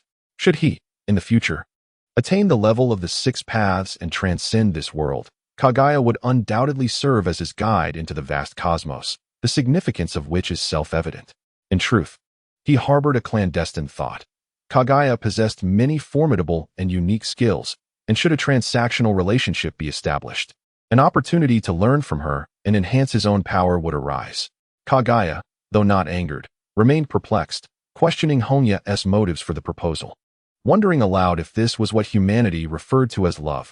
No, I am merely enamored by your form, he replied, confronted with the honesty of the young lady. Past experiences of romantic failures had rendered Hongye averse to the slow cultivation of feelings. He was determined not to see a beloved, painstakingly acquired, ultimately end up with someone else. Thus, he eschewed sweet nothings in favor of candidly stating his intentions, akin to a blind date. Directness was paramount. As for emotions, that could be contemplated later. He did not believe Kaguya, an ascetic above worldly desires, would succumb to the allure of mortal love. Conquering her with power was the true path. Hongye relished this approach. The more unattainable the goal, the more it ignited his desires. Much like his elaborate aspirations to dominate the ninja world. It seems even the Akatsuki can experience shyness. Following Hongye's bold confession, Kaguya appeared rather displeased.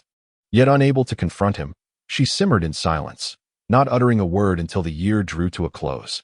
Dawn City, situated just north of Rain-Hidden Village, less than 10 kilometers apart, was a newly established capital of the Land of Dawn, with a population exceeding 300,000 and continuing to grow each year. In Hongye's preliminary plans, this city was destined to become the future economic and cultural center of the Land of Dawn, holding immense importance, with the venue for negotiations located therein. In a spacious and comfortable lounge, the guards respectfully bowed their heads to report, "Lord Payne, the meeting time has arrived." "Understood." Hongye replied with a smile as he rose, assuming the role of the Rain Ninja's leader for this meeting. Having slain the third Hokage, his aura of intimidation was currently at its zenith. "Let us proceed," he declared, striding confidently towards the conference hall, followed by Nagato and Konan, who served as his bodyguards, ensuring no lapse in the facade. Upon their entrance to the conference hall, the envoys from Konoha and Suno were already in place, a somber atmosphere permeating the negotiation table. "Oh, everyone looks as fearsome as monsters. How terrifying." Hongye greeted with a grin, instantly provoking glares from both sides, particularly from Konoha, where each individual struggled to suppress their animosity. Had it not been for the Rain Ninja and Pain, Konoha would not have suffered such a devastating defeat. That day on Kikyo Mountain, it was highly probable that the Land of Dawn orchestrated the chaos from behind the scenes. The Sand Ninja harbor a deep-seated animosity towards the Rain Ninja, eager to seize the opportunity amidst the chaos unleashed by the Nine Tails. Yet, they gravely underestimated its formidable strength, resulting in a significant portion of their forces being decimated by a single-tailed beast bomb, leaving them in a dire predicament after the loss of a tail. The most unfortunate encounters yield the least joy.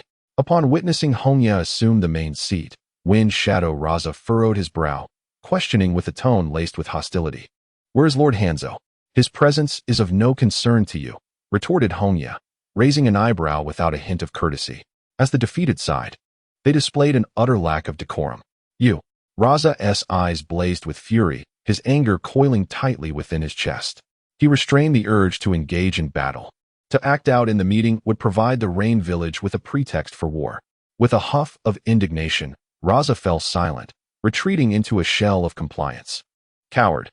Hongye dismissed him with a glance, recognizing that the Sand Ninja, having lost a tail and suffered heavy losses, were in their most vulnerable state, ripe for exploitation. Regrettably, the arid desert offered scant resources and was unsuitable for habitation. Any assault would be a futile endeavor. Otherwise, he would have certainly advocated for war. Hongye rapped his fingers on the table, urging, "Let us commence swiftly. I wish to return home for the New Year's dinner." 3 documents lay before the respective representatives, filled with pleasantries regarding friendship and mutual assistance. serving as a formal peace agreement. However, the true crux of the matter resided in the additional clauses at the bottom. The representative from Konoha, the newly appointed fourth Hokage Minato Namikaze, scrutinized the documents thoroughly, ensuring no detail was overlooked before isolating the additional terms. With a look of astonishment, Minato inquired, "Lord Pain, what do you mean by trade ownership?" He had anticipated the Rain Ninja would demand a share of Konoha's missions, monetary compensation, or even land. Yet, none of these were on the table. The Rain Ninja's demands were merely twofold. First, they sought to prohibit Konoha ninjas from entering the Land of Rain without prior application. Second, they demanded absolute trading rights. This seemed to pertain to commerce, a realm in which Minato had little experience and scant understanding of its operational dynamics. It's quite simple, Hongye elucidated with a smile. For instance, if merchants from the Land of Fire wished to sell grain to the Land of Wind, they must first sell it to the Land of Rain, from where we will then sell it to the merchants of the Land of Wind. Understanding dawned on Minato. The Land of Rain, positioned between the two nations, effectively became a transit hub, acting as a middleman. He shook his head inwardly, recognizing that such matters required the daimyo's decree, and he doubted his ability to make a decision on the matter. As Hokage, he could only represent Konoha, and the concessions he could offer were limited to the interests of the village. Decisions regarding commercial trade and reparations must be made by the daimyo. Contact the daimyo and inquire whether he desires war or peace, Hongye stated coolly, the implicit threat in his words unmistakable. Refusal would lead to war, a straightforward proposition. Minato remained silent for a considerable period, gesturing for his companions, Shikaku and Kiba, to exchange glances before promptly reaching out to the daimyo. This was not a matter for them to opine on. Ninjas were not permitted to interfere with the internal affairs and trade of the Land of Fire. Hongye's lips curved into a subtle smile. The village and the nation are, in essence, of equal standing, which occasionally leads to a divergence of interests, particularly regarding matters of profit. The hidden village prioritizes its share of missions, for it is the very foundation of its existence and the primary source of income for the ninjas. Everything else pales in comparison. The kingdom of Akatsuki lacks a daimyo, with the Rain Hidden Village serving as the highest ruling authority. Thus its proposals are more aligned with the interests of the kingdom and its citizens. When the populace thrives, so too does the village. As for the ninjas' interests, should the kingdom of Akatsuki become a transit point, the tasks of escorting merchant caravans would undoubtedly become overwhelmingly abundant. The profits for middlemen are far greater than they appear. Just the income from grain alone is sufficient to fill the merchants' coffers. The Wind Country has scarce grain resources and annually imports vast quantities from the Fire Country, while also exporting considerable mineral resources, all of which contribute to profitability. Hongye turned to Rasha, Lord Wind Shadow. Do you have any concerns? The conditions proposed were fundamentally consistent with those of the Wind Country, albeit with an additional clause regarding the acquisition of Rasha's gold sand, a rare resource that the sand-hidden village would largely depend upon for sustenance in the future. Rasha managed a strained smile. In truth, the terms were far more favorable than he had anticipated. Regardless of how much money trade might yield, it ultimately benefits the daimyo, not the sand-hidden village. Selling gold sand to anyone is merely a matter of price. Selling it at a lower price to the kingdom of Akatsuki is acceptable, serving as a form of compensation. However, another issue arose. Lord Pain, what about the 50% share of missions that the kingdom of Akatsuki promised us? Oh, that? Hongye chuckled lightly. I was merely teasing to amuse Yakura. The shadow of the rain-hidden village is Lord Hanzo, and what I said holds no weight. Rasha inwardly seethed, wishing to upend the table. The negotiations were progressing smoothly, with Konoha and the Sand Ninja having prepared to make concessions. They had not anticipated that the Rain Ninja were entirely indifferent to the share of missions, significantly reducing the animosity between them. The daimyo consented. The Fire Country's daimyo was quite agreeable, situated at the center of the ninja world and bordering numerous nations. Trade with the Wind Country constituted only a small fraction of their dealings, thus it was not a significant loss. The daimyo of the Wind Country, however, was far less magnanimous. The Wind Country, being somewhat isolated on the far western edge of the continent, inherently lacks the flow of resources, relying primarily on trade with the Fire and Earth countries. Consequently, the Wind Country is heavily dependent on the resources of the Fire Country, and in its quest to escape adversity and acquire fertile lands, it has bared its teeth at the Fire Country during several ninja world wars. Yet, the Sand Ninja are too feeble, Should the conflict persist, it could very well reach their doorstep. Reluctantly, they must endure. This dissatisfaction was vented upon the Sand Ninja. With Rasha receiving scathing rebukes, nearly succumbing to depression, and the daimyo's funding for the village was again reduced by 10%. Serve the guests tea, serve the finest. Hongye cheerfully instructed. After a lengthy discussion, it was imperative to have tea available. You may continue. I have matters to attend to. With the arrangements in place, there was no need to linger in the conference hall. The Sand Ninja and Konoha would still engage in further negotiations, and even among the defeated, there remains a hierarchy. As Hongye exited the hall, he couldn't help but shake his head and chuckle. It was uncertain whether to commend their shrewdness or to deride their folly. Things unfolded more smoothly than he had anticipated. Although Mizumoto and Rasha were perhaps aware of the significance of trade rights, they refrained from elucidating the stakes to the daimyo for the sake of the village's welfare. Someone had to bear the blame. The daimyo and those avaricious merchants suffering losses was undoubtedly more advantageous than the village bleeding resources. Upon returning home, Konan had already prepared the New Year's Eve feast, and Yahiko had come over to join them, accompanied by his petite secretary, Meiho. Cheers. With a cup of sake downed, the atmosphere became noticeably livelier. Yahiko stole a glance at Konan but quickly averted his gaze, fearful of being discovered in his subtle action, his heart heavy with bitterness. This affection, once relinquished, was destined to find no resolution.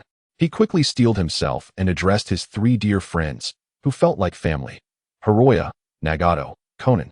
It has been quite a while since we've shared a New Year's Eve dinner together. Indeed, 6 years. It had been 6 years since their teacher, Jiraiya, departed. In the blink of an eye, the four had barely managed to gather, and they had never celebrated the new year together. Jiraiya surveyed the trio with satisfaction.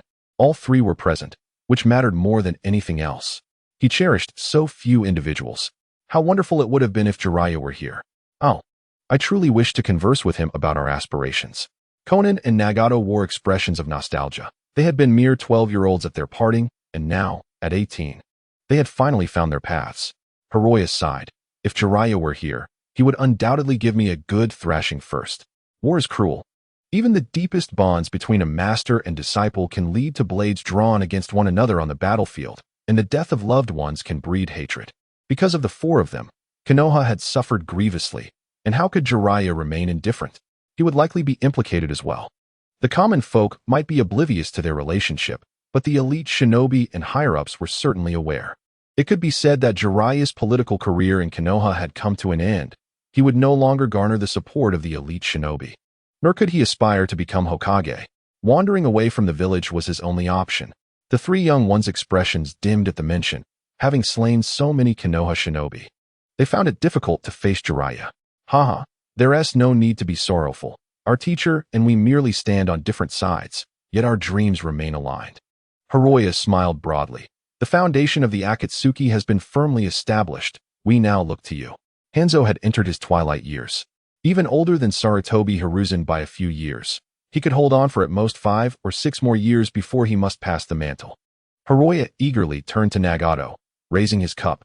Nagato, I wish for you to succeed as the next leader of Amigakure. Do you have the confidence?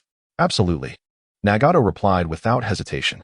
In his contemplation, he had resolved that through educating the next generation, peace could be attained, and he vowed to steadfastly pursue this path.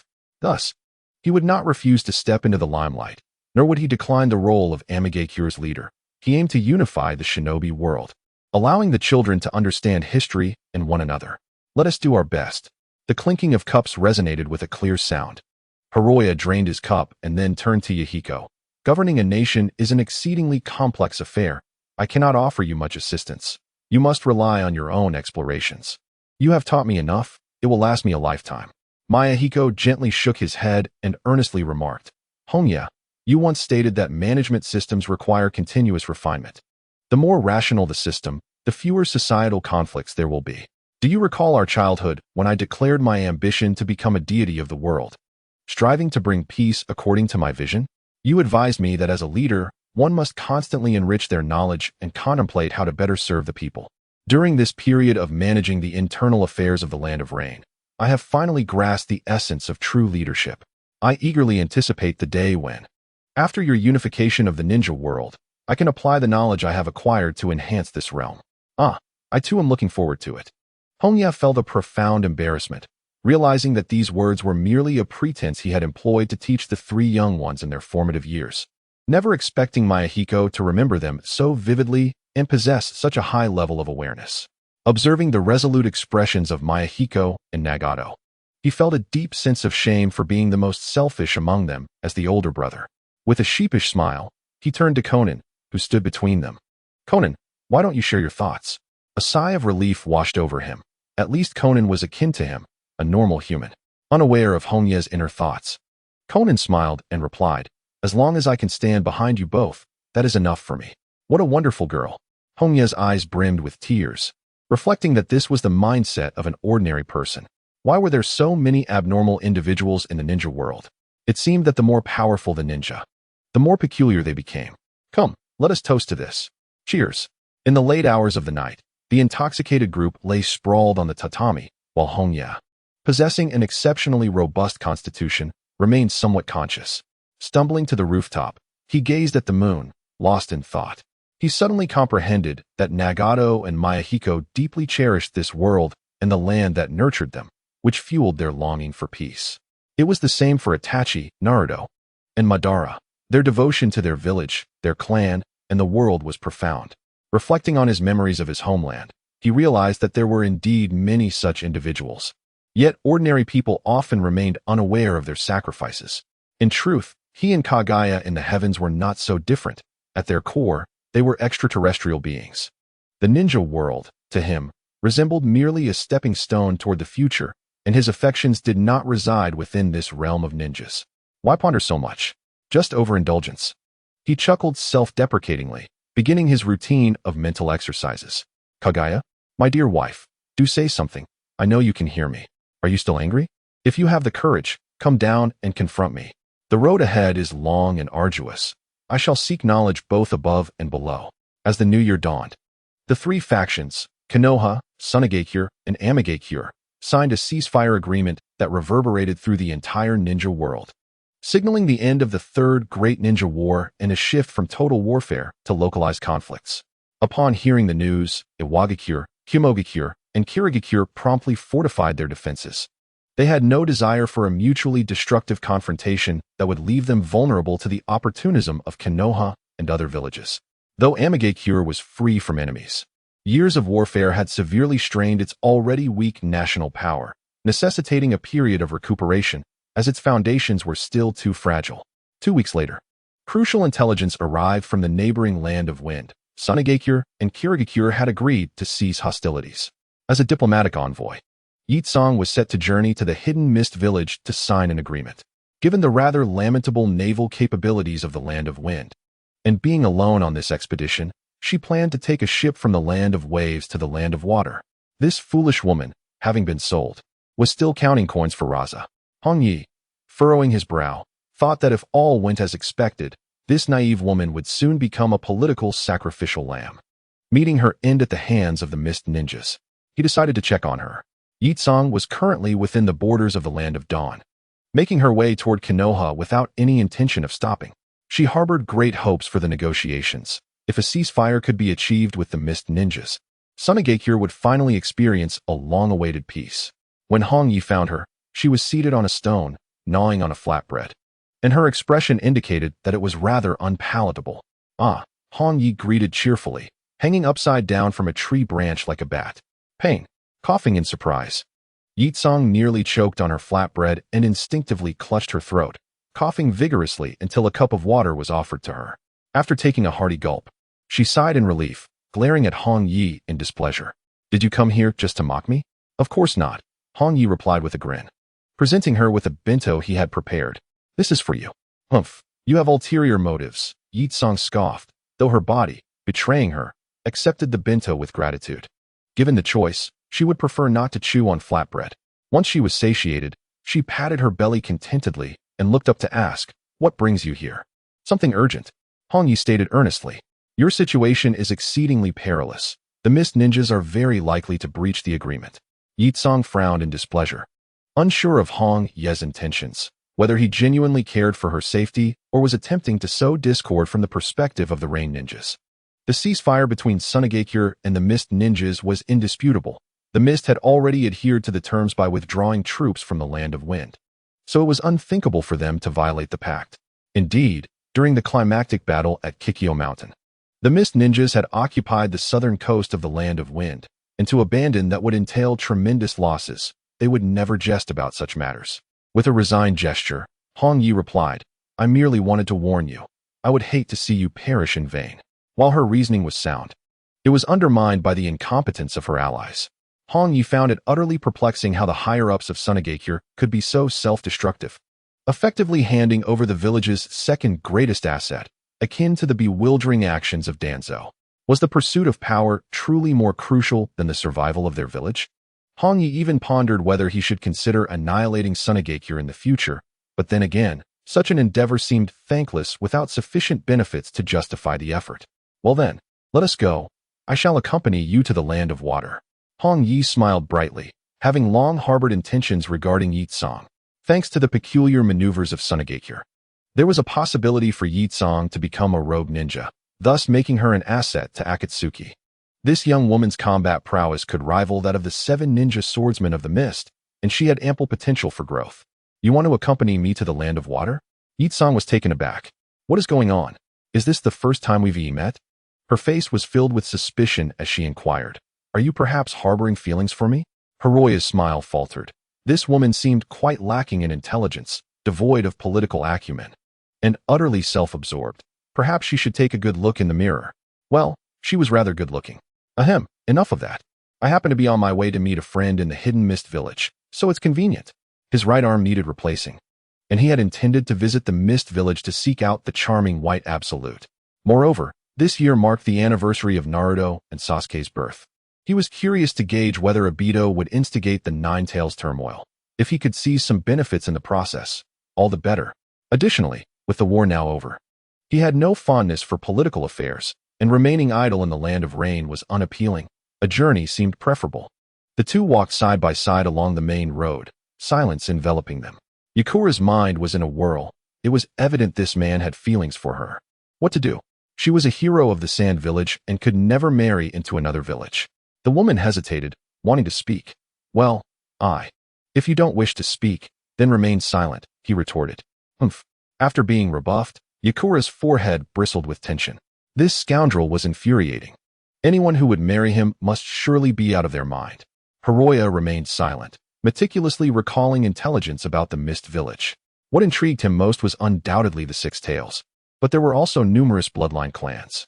The Akatsuki organization was understaffed and needed to recruit members. He couldn't handle everything alone. A day later, the pair arrived at the borders of the Land of Fire. At that moment, Konoha was still embroiled in warfare, facing foes from the Mist and Cloud villages. However, the Cloud and Stone villages were preoccupied with their own conflicts, temporarily neglecting Konoha. The bright sunlight poured down, bathing them in warmth and comfort. "What we desire most is fertile land like this." Yakura's face clouded with melancholy. The Wind Country's environment was harsh. Forget about lush trees. Even a patch of grass would be a blessing. "I can understand." Hiroya nodded in agreement. Once upon a time, he too had envied the environment of the Land of Fire. Even now, the Land of Rain could not compare, as it suffered from excessive rainfall. He pondered, had the Sand Village never considered combating desertification? Combat desertification? Yakura's forehead was lined with question marks. She couldn't comprehend what Hiroya was trying to convey. Hiroya patiently elaborated. "It involves managing the desert, restoring it to an oasis or even a forest through methods such as tree planting, grass sowing, and irrigating the land." Huh. Yakura's mouth fell open, torn between laughter and disbelief. After a long pause, she sighed. "We've tried, but it was futile. Nothing can grow in the desert." Hiroya shook his head at her words. "Either the methods are flawed, or you lack sufficient effort." In his homeland, efforts to combat desertification had been relentless, yielding tangible results. Of course, the challenges were numerous. First, the investment was substantial. Second, the effects were slow to materialize. Progress might not be visible for 10 or even 20 years. It required a united front, a collective endeavor to ensure the continuation of such a noble cause for future generations. Given the chaos in the ninja world, the daimyo of the Wind Country had little inclination to address desertification, and he certainly lacked the awareness to do so. As Hongye contemplated the prospect, his eyes sparkled with excitement. Yetsong, upon our return, I shall assist you in eliminating Luosha, and you will take on the role of Wind Shadow. Together, we shall conquer the sands. Yetsong's forehead throbbed with veins as she angrily retorted, What nonsense are you spouting? I am a ninja of Sunagakure. Soon, you shall no longer be. Hongye smirked, plotting to transport the waters of the Land of Dawn to the desert, and additionally, to seize the Land of Wind. Yetsong, infuriated by Hongye's unwavering conviction, quickened her pace, determined to exemplify the unity of the Sand Ninjas. Enduring the elements, she reached the southern coast in merely 3 days, where lay the Land of Waves. Gazing at the distant islands, Hongye's emotions swirled. In 12 years, Team 7 would arrive at this very place, embarking on their first transformation in life. Come, let us not linger. We shall take a boat. Yetsong huffed, briskly striding towards the dock with an urgency akin to that of a soul eager for rebirth. Hongye was at a loss for words. It was evident that Yetsong refused to accept the betrayal of Sunagakure. We've arrived. The Land of Water, composed of islands, was perpetually shrouded in dense fog. Without knowledge of the route, it was all too easy to lose one's way amidst the stringent defenses, with fishermen daring not to approach. Thus, they had agreed to meet in the Land of Waves. How unbearable. Ugh. On the wooden vessel, Yetsong, her complexion pale, leaned over the edge, occasionally retching into the sea, providing an unexpected feast for the fish below. Having lived in the desert for so long, she was utterly unaccustomed to the undulating waves, which had unsettled her stomach to the point of expulsion. Boatman, I implore you, steady the vessel. Huh. It seems this is your first boat ride. The waves today are quite tame, and the boat is remarkably stable. The boatman chuckled heartily, a resident of the Land of Waves, who made a living by fishing and occasionally ferrying tourists. It was rare to encounter a passenger so affected. Hongye, seated beside Yetsong, found amusement in her plight, patting her back and teasing, I warned you to eat less. Now you realize the consequences. Humph, this is none of your business. Yetsong rolled her eyes. If your cooking weren't so delectable, I wouldn't have indulged. The small boat soon reached the island, and Yetsong, her face ashen, disembarked, taking a moment on the rocks to regain her strength. Let us proceed. Though her delicate legs trembled, she walked with unwavering determination. She was not one to concede defeat. The designated meeting spot lay on the opposite side of the island, where the Mist Ninja's attendant had awaited their arrival for several days. Upon spotting Yetsong's Sand Village forehead protector, he approached promptly, displaying utmost respect and friendliness. Excuse me, are you the esteemed Yetsong of Sunagakure? Indeed, I am, Yetsong replied, lifting her chin in pride and casting a triumphant glance at Hongye, as if to flaunt her status. That is splendid news. The Mist Ninja let out a sigh of relief, smiling. Lady Yetsong, we have prepared the vessel, and we can set sail for the Land of Water at your convenience, allowing you to rest on board. Board a ship? Yetsong forced a smile, realizing she harbored an unexpected fear of being on a boat. Indeed, Lady Yetsong, fret not. In merely 2 days, we shall arrive at Kirigakure. The fog-laden guide, oblivious to Yetsong's concerns, led the way with great enthusiasm. When a magnificent 3-masted sailing ship emerged from the mist, the woman's apprehension transformed into overwhelming delight, akin to a child discovering a new toy. Ah, a sailing vessel. Hongye found himself at a loss regarding the technological inconsistencies of the ninja world. Despite the existence of engines and mechanical power, certain aspects appeared remarkably primitive. The stability of the large ship far surpassed that of smaller boats. Although Yetsong felt somewhat uneasy, she was at least able to engage in normal activities and appreciate the beauty of the ocean. With limited recreational options at sea, fishing stood out as one of the best pastimes. At the break of dawn the following day, Hongye approached the edge of the deck, rod in hand, seeking his own amusement. Your scheme is about to unravel, he mused. Yetsong, also armed with a fishing rod, seemed eager to challenge Hongye. Not missing the opportunity to taunt him, anger simmered within her. As the village's hero, she had devoted everything to her home, and there was no reason for it to betray her, let alone sell her out. That scoundrel must be sowing discord between her and her village. Hongye stifled a laugh, aware that reality awaited them the next day, yet he suddenly sensed a faint tremor of emotion emanating from Yetsong. She was afraid. A fleeting glance revealed that despite her calm facade, her grip on the fishing rod trembled, her heart in disarray. After a moment of silence, Hongye spoke earnestly. "Let us compete and see who can catch the most fish. The loser shall prepare dinner." No problem," Yitsong retorted, resolute in her determination to not lose, whether in fishing or any other contest. As twilight descended, Hongye's bucket overflowed with fish, while Yitsong's remained disappointingly empty, its bottom visible and barren. Tears welled in her eyes. Never before had she faced such a dismal defeat. Despite being less than a meter apart, her line had never once caught a fish. This was unjust. When a pile of desiccated fish was presented to Hongye, his expression darkened. "What kind of culinary abomination is this?" "Charred sea fish jerky," Yitsong replied, a hint of pride in her voice. She had discovered that the charred technique worked splendidly not only for meat, but also for fish. Hongye took a piece of jerky, biting into it, only to find it crumbling into bits, devoid of moisture. With an expression of childlike anticipation, Yitsong asked, "How does it taste?" "Surprisingly well." Hongye gave a thumbs up. The flavor was quite delightful, reminiscent of seaweed snacks, though it would have been even better if the innards had been cleaned out. Of course, Yitsong beamed, unaware of the source of her joy, but the lingering shadows in her heart had dissipated significantly over the past few days. On the evening of the following day, the ship finally reached the land of water. The fog-laden guide, brimming with enthusiasm, narrated tales of the local customs and culture, appearing entirely non-threatening. Yitsong gradually lowered her guard, engaging in light-hearted conversation along the way. Hongye trailed behind, now assuming the role of Yitsong's protector, which did not permit him to walk at the forefront. The fog thickened. The surrounding mist grew denser, visibility dropping to less than 10 meters, should an ambush be laid. Only sensory-type ninjas would be able to detect it, leaving others utterly defenseless.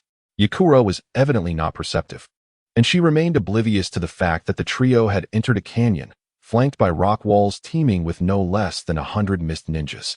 As they reached the heart of the gorge, the smile of the mist ninja vanished abruptly, replaced by a ghastly expression akin to that of a malevolent spirit. Suddenly, a kunai pierced her back. How could this be happening? Blood trickled from the corner of Yakura's mouth, her pupils trembling with disbelief. Struggling, she turned her head to question. But before she could utter a word, the mist ninja spoke first, his tone ominous. "Your death is merely a trivial interest. Do not presume our hatred for the sand ninjas has dissipated." He swiftly leaped back, bellowing, "Attack!" In an instant, a rain of kunai and shuriken darkened the skies, leaving no avenue for escape. Yakura knelt on the ground, her gaze vacant, entirely devoid of any evasive action. The physical wounds she sustained paled in comparison to the severe blow to her spirit. The village had truly betrayed her. Why? Why? She was utterly bewildered, unable to fathom the village's decision, and she could not comprehend what she had done wrong. She had always been a hero of the sand. "It is not your fault." Hongye stood protectively before her, his chakra forming arms that swept away all the kunai. He extended his hand towards her, patiently awaiting her response. After a prolonged moment, her frail hand rested in his palm, her tear-streaked face awash with sorrow and despair. "Pain, help me. Rest assured, I shall reclaim everything for you. Eliminate her." Yakura, a renowned hero of the sand, possessed undeniable strength. To ensure they did not falter, the mist ninjas had prepared additional measures, explosive tags affixed to the canyon's rock walls, which detonated with a thunderous roar. The mountainside crumbled, massive boulders cascading down to bury the valley. In the face of such an onslaught, even Yakura's scorch release would not allow her to survive. However, it was not only Yakura who was buried. Pain was ensnared as well. The sage art chakra transformed, morphing into a semi-transparent white tiger's head that enveloped both of them, shielding them from the falling debris with a defensive power rivaling that of Susanoo. Hongye's palm pressed against Yakura's smooth back, radiating vibrant life energy as the wound inflicted by the kunai healed at a visible pace, the recovery effect magnitudes greater than that of ordinary healing techniques. After a moment, he helped her to her feet, a slight smile gracing his lips. "Can you still fight?" There was no verbal reply, but two spheres of intense heat materialized beside her, and the fire of vengeance ignited in her eyes. She needed an outlet for her fury.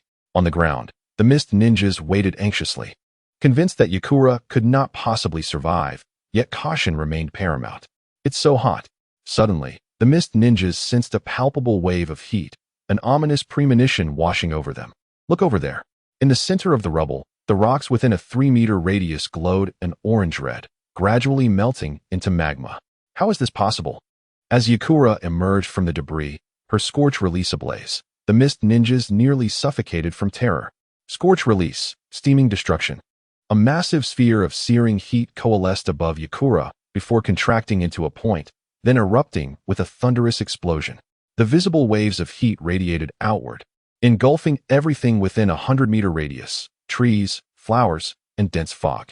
Within the scorching realm of the heat wave, all moisture evaporated entirely, causing flora to wither and the earth to crack and dry up, vividly demonstrating the devastating power of the scorching release. How infuriating!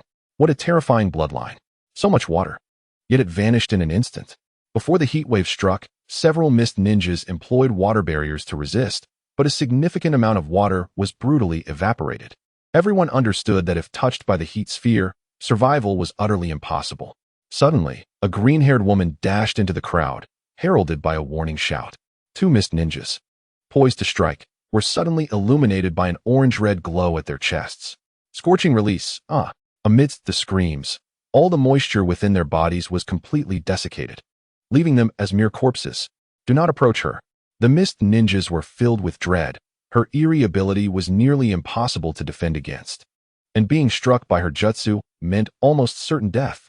They quickly distanced themselves, launching counterattacks with water release techniques. Water release, hidden mist technique. Water release, water dragon bullet. Water release, water collision wave. Thick fog obscured visibility as torrents of water surged toward the woman, attempting to drown her. However, all resistance proved futile. Scorching release, a fusion of wind and fire bloodline, wielded power that far surpassed ordinary water release. 4 high-temperature spheres orbited the woman, forming an impeccable defensive barrier. Any encroaching water would evaporate instantly. This was a one-sided massacre. From a vantage point, Hongye silently observed the woman's performance. Among the mist ninjas, apart from the likes of the Water Shadow and the 7 elite mist ninjas, none posed a threat to her. Furthermore, within the realm of bloodlines, the lethality of scorching release ranked high and was particularly effective against water release. Only a ninja like Kisame, adept in the ocean's techniques, could effectively restrain her. The water released by ordinary ninjas simply lacked the requisite volume. The battle concluded swiftly, with nearly half of the mist ninjas lost, and the remaining ones fled in panic, utilizing the thick fog to escape. The woman stood amidst the pile of corpses, her face betraying an unmistakable emptiness and sorrow after the slaughter. She would rather die on the battlefield than be betrayed by her village. Hongye approached the woman and calmly inquired, "Do you wish to return to Sunagakure?" "I do not know," she replied hoarsely. She yearned for revenge against the higher-ups, but also cherished her village, not wanting to bring destruction to Sunagakure. "Leave everything to me," Hongye said with a slight smile, handing her a sealed scroll.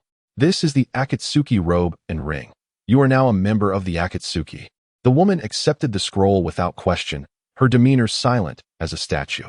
"Let us proceed." Hongye offered no excessive comfort. The woman was not a child, but a formidable individual. Betrayal could bring her profound pain, yet it could not defeat her. As they aimlessly wandered, a white figure soon appeared before them, resembling a mushroom sprouting from the ground. It was the second clone of White Zetsu. The first had previously been dispatched by Obito. "Hello, Pain-sama, what brings you here after a year?" Zetsu's personality remained as charming as ever. "I require your arm for a task."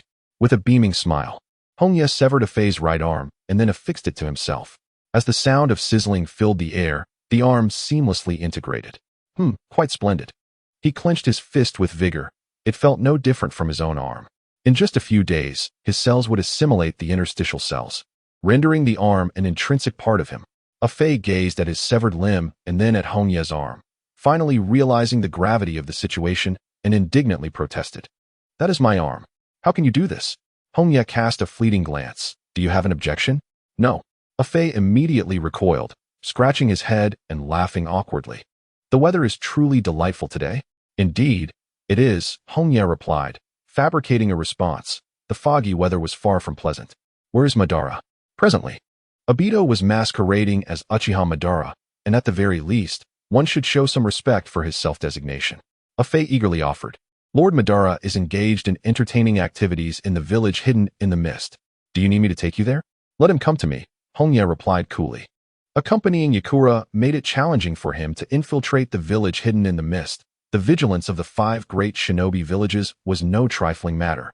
Much like Konoha's sensory barrier, the Mist Village surely possessed similar detection methods. The primary objective had been accomplished. There was no need to invite further complications. Rather than squander time in battle, it would be wiser to abduct more talents to return with. Afei complied obediently, swiftly relaying the information to his main body and soon receiving a response. Lord Madara is currently very busy and will not be able to come until tomorrow. That is acceptable, Hongye nodded nonchalantly. The current village hidden in the mist was dubbed the Village of Blood and Mist, enforcing exceedingly harsh policies, resulting in rampant chaos and a plethora of troubles. By the way, where are the 7 ninja swordsmen? He had meandered with Yakura for quite some time. Logically, reinforcements should have arrived by now.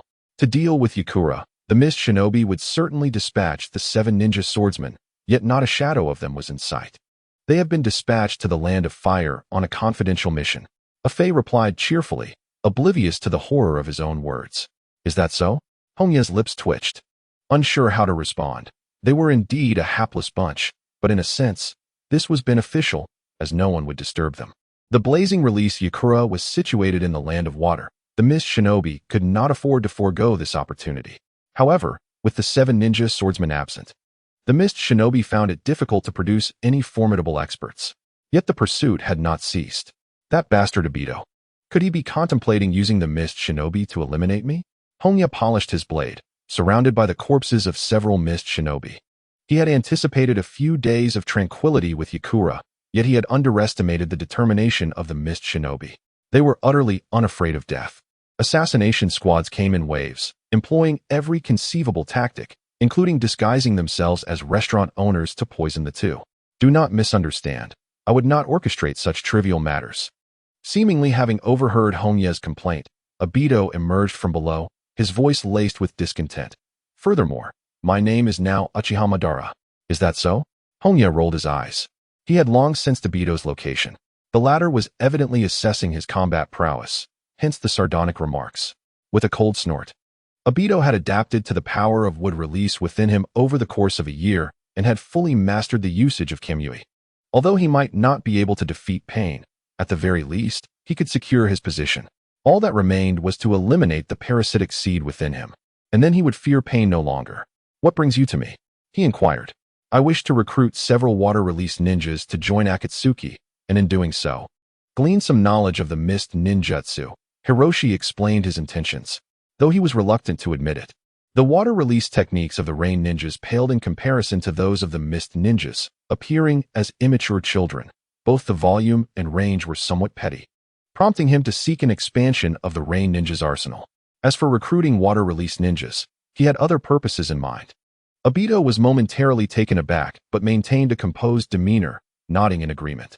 That is feasible. He had been troubled about how to place spies near pain, and now the opportunity had presented itself. What is the current status of Nagato? He asked.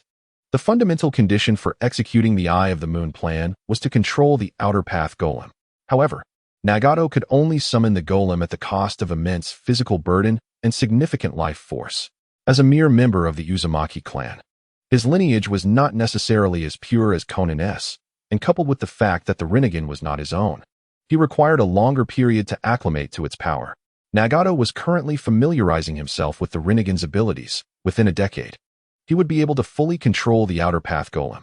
Hiroshi spoke calmly. Given Nagato's current mindset, 10 years is ample time. A decade? That is acceptable. The Eye of the Moon plan must proceed flawlessly, Obito stated with an icy gaze, his body gradually sinking into the ground. 10 years was not an extensive duration. He could afford to wait. If the day came when he could not awaken Rin, or if Rin, upon her awakening, would still need to contribute everything to Konoha, then he would have to implement the Eye of the Moon plan for himself, for Rin, and for this cruel world. Before his form vanished into the earth, he coldly remarked, within 3 days, I will locate suitable water-release ninjas. Here as a word of advice. Be cautious. The mist ninjas are aware of your identity. Thanks. Hiroshi shrugged. The news of the rain ninja possessing the 3 tails had spread throughout the ninja world, and naturally, the mist ninjas were aware that the mastermind behind that day's events was a rain ninja. Whether it was regarding the Leaf Village or the enmity toward the Three Tails, the mist would undoubtedly seek to eliminate them. Although Obito controlled the Water Shadow, any peculiar behavior on the Water Shadow's part would certainly raise suspicion. Hence, he would refrain from interfering in the matter, preferring instead for Hiroshi to meet his demise swiftly. Ah, an assassination squad. Hiroshi mused with a hint of anticipation. Among the younger generation of the Mist Ninjas, there were many formidable individuals, such as Zabuza Momochi, Mei Terumi, and the likes of Kisame Hoshigaki, all of whom were elite. Furthermore, there was a multitude of persecuted bloodline clans, such as the Kagaya clan and the Yuki clan. It was highly likely that Haku was currently waiting on a bridge for Zabuza to retrieve him. I am not Orochimaru, Hiroshi chuckled, shaking his head. While he desired to capture some prisoners, upon further reflection, he deemed it unnecessary. The cultivation period was too lengthy, and their powers were not needed. When the time came to unify the ninja world, the bloodline clans would instead pose an unstable factor, bringing more harm than good. In the meantime, it would be prudent to search for the Six Tails. The tailed beasts hold paramount significance. Regrettably, one cannot solicit the Six Tails from Obito, for he is no fool. Should he discern the true intent behind such a request, he would undoubtedly seize the opportunity to turn against us. There remains ample room for collaboration between the two, particularly concerning the turmoil of the Nine Tails. 2 days later, as Hongye and Yetsong traversed a grand bridge, the surrounding mist thickened considerably. After a 2-day wait, it seemed the assassins this time were rather formidable. Hongye raised an eyebrow. His perception revealed approximately 20 ninjas in the vicinity, all of Jonin caliber, indicating that the Mist Ninjas were indeed serious this time. Yetsong, I understand, Yetsong replied, his gaze sharpening as he emanated waves of intense heat, distorting the very fabric of the surrounding space due to the elevated temperature. In an instant, the dense fog dissipated entirely, revealing the adversaries within clear sight. What a formidable assembly, all familiar faces from the bounty notices. Hongye's eyes swept over the Mist Ninjas, and he recognized the leading trio of the 7 ninja swordsmen. Albeit only 3 remained: Suigetsu, Kisame, and Raiga. Additionally, several other well-known figures were present, most notably the grotesque-looking Zabuza and the bandaged Haku. The remaining individuals were all renowned elite Mist Ninjas, each carrying their own underground bounties. This assembly likely represented the strongest force the Mist could currently muster, capable of encircling even the Kages of the 5 great ninja villages.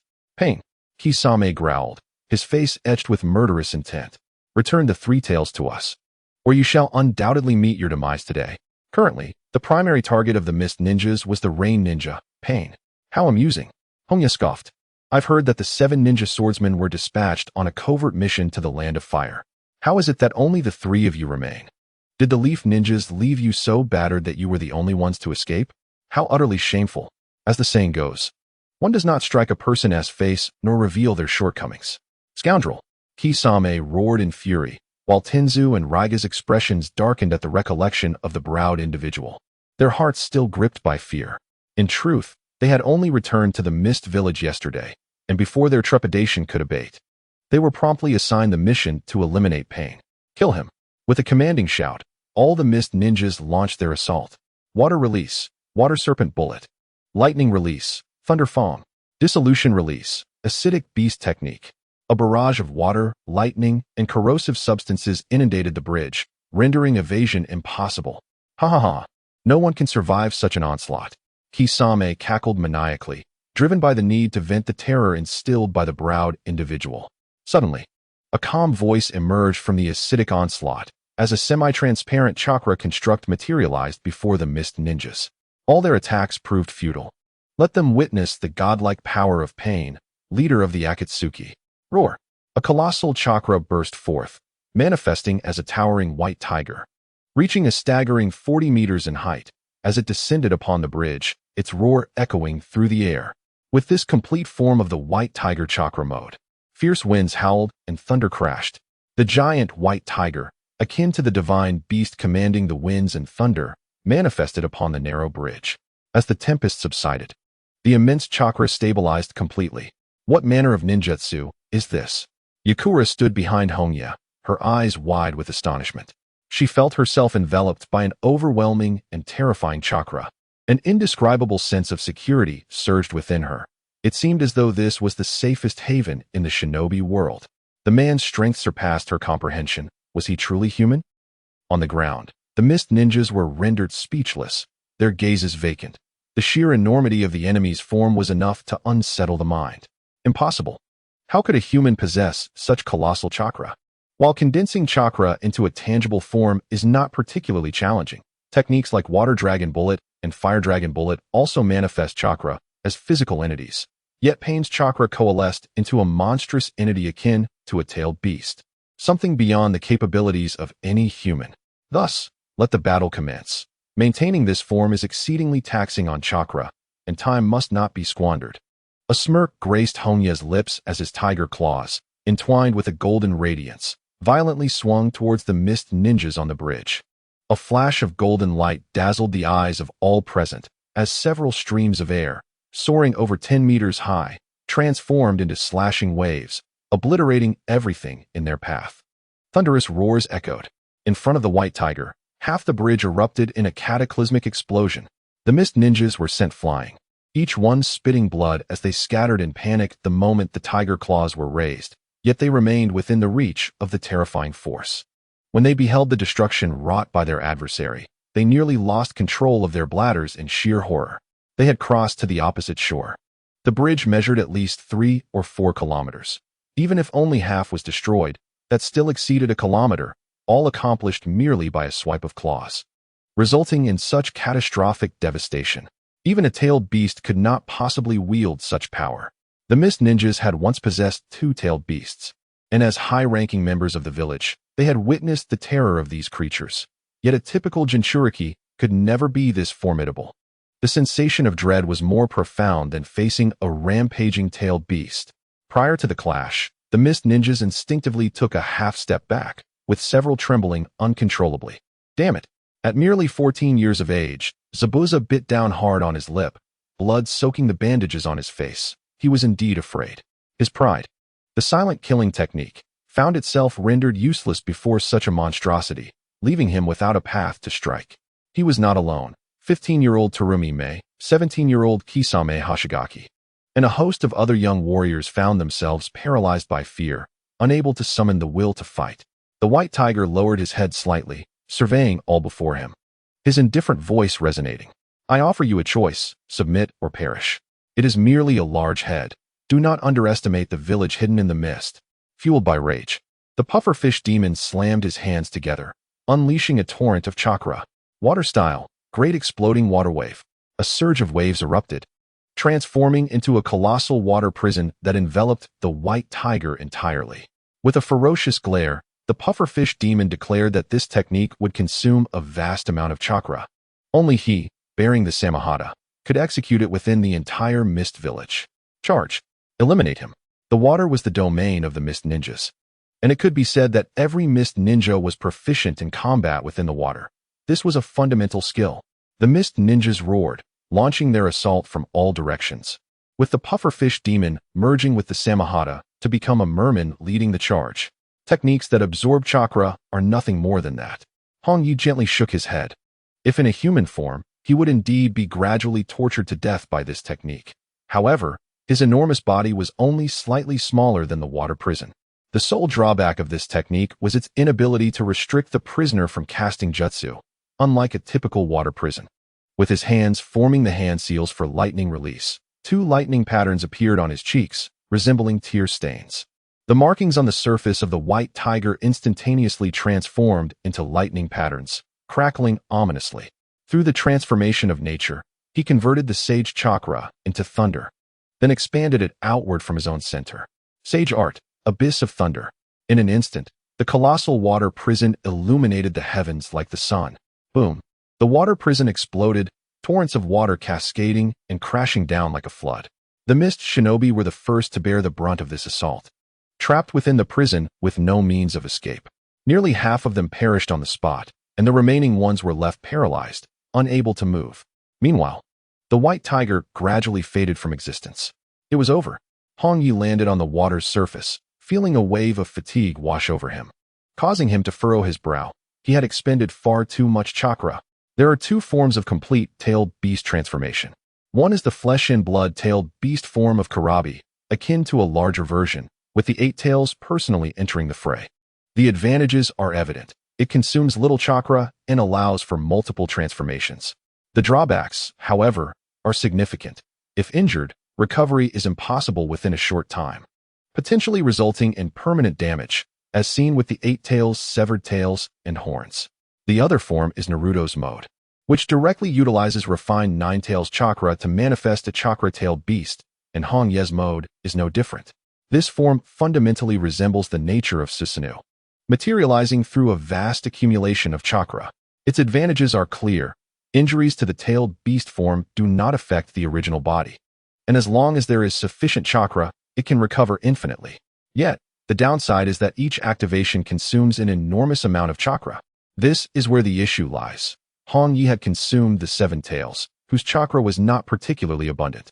Coupled with the earlier use of a large-scale lightning release while in tailed beast form, which multiplied both power and range 100-fold, the consumption was likewise exponentially increased. This created a significant burden, making it difficult to sustain a prolonged battle. Half of his chakra had been depleted. As Hongye calculated the losses, he could not help but feel disheartened. The gap between tailed beasts was vast. Just look at the 8 tails and 9 tails, who could casually unleash tailed beast bombs, while the 1 tail, Shikaku, fought solely with wind release. During the earlier battle at Kikyo Mountain, it never resorted to using a tailed beast bomb until its demise. It was not that it could not, but rather that the consumption was too great to justify using. With Hongye's chakra capacity, after complete tailed beast transformation, he could at most unleash the tailed beast bomb twice, relegating it to a last resort. He must obtain the 9 tails. Any tailed beast pales in comparison to the 9 tails. Pain. Should we eliminate him? A voice interrupted Hongye's thoughts. Turning his head, he saw Suigetsu lying on the water's surface, his body intermittently flickering with electricity, while the nearby Yugo bared his teeth. He was closest to Hongye and had sustained the most severe injuries. Kill him. He was not someone Hongye cared about, and his death would evoke no remorse. Wait. The pufferfish ghost sensed the impending dread of death, struggling to rise, and pathetically pleading for mercy. Do not kill me.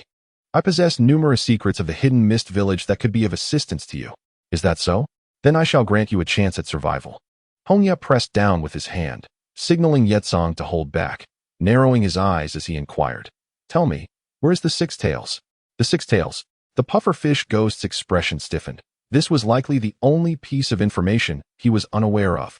The host of the 6 tails had perished from severe injuries a year prior, and the tailed beast had been transferred into the body of a new host. Apart from the water shadow, no one knew the identity of this new host. The selection of hosts typically favored children, intending for them to acclimate to the chakra of the tailed beasts from a young age, thereby acquiring their abilities, such as the corrosive acid of the 6 tails. However, at this stage, the hosts were at their weakest, making their identities top-level secrets. Regarding Naruto's unique circumstance, it was quite possible that the higher-ups had deliberately revealed it, allowing the villagers to distance themselves from the tailed beasts. Otherwise, the villagers would not have access to such confidential information.